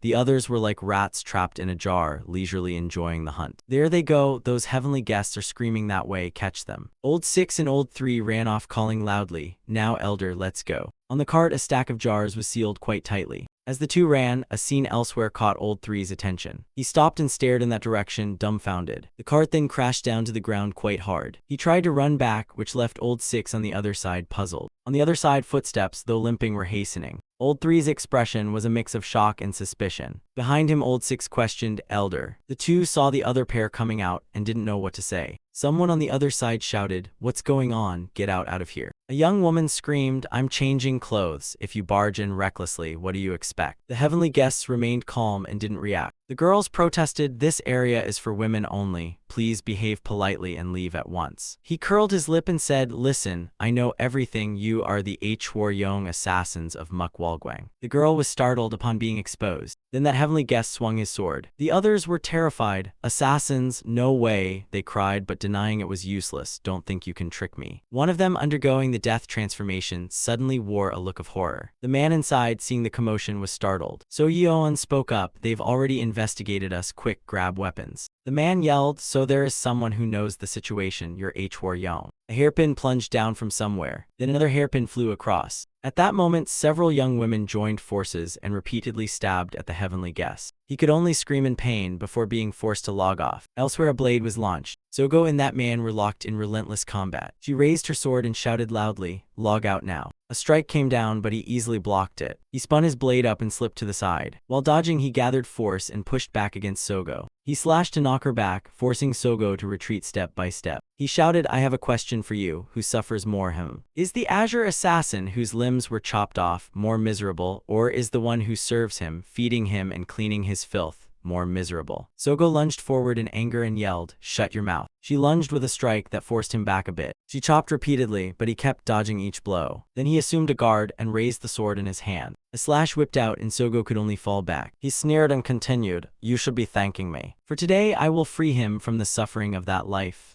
With the words, he charged forward aggressively. The powerful blades forced Sogo to dodge and evade. He slashed and yelled, "After all, isn't this good for both you and the world?" Sogo paid him no mind. She decisively swung her sword. Her blade rose, aimed straight at the arm holding the sword. He froze, staring in shock as his arm went limp like a worm. When it fell to the ground, he still hadn't recovered his wits. Seizing the moment, Sogo kicked hard into his stomach. Next, she swung her sword again, neatly taking off his other arm. He collapsed, hands gone. "Oh dear, I'm off to play." Sogo, still not satisfied, chopped off one of the man's legs. One final strike came down, removing the remaining leg. Luckily, one leg remained in the middle, and he could only scream in excruciating pain. Sogo remarked, "Declaring yourself the master's enemy was a fatal mistake, but thank you." She added, "Because of that, I feel at ease knowing I did a little for my master." Pressing the blade to his throat, she said, "Now get out of here." She prepared to strike down, conflicted inside. Then she added, "No, you should taste losing your limbs, see how long you survive. Go on, try it." Suddenly, from afar came the sound of a weapon flying in, and Sogo immediately raised her sword to block. The heavenly guests ran up from a distance, shouting, "Ji Sabaiju is in trouble. That one is the sect leader of Mukwalgwang, capture him alive." Hearing that, Sogo hurried off. On the other side, Old 3 shouted, "Trap set, send the retreat signal to the assassins."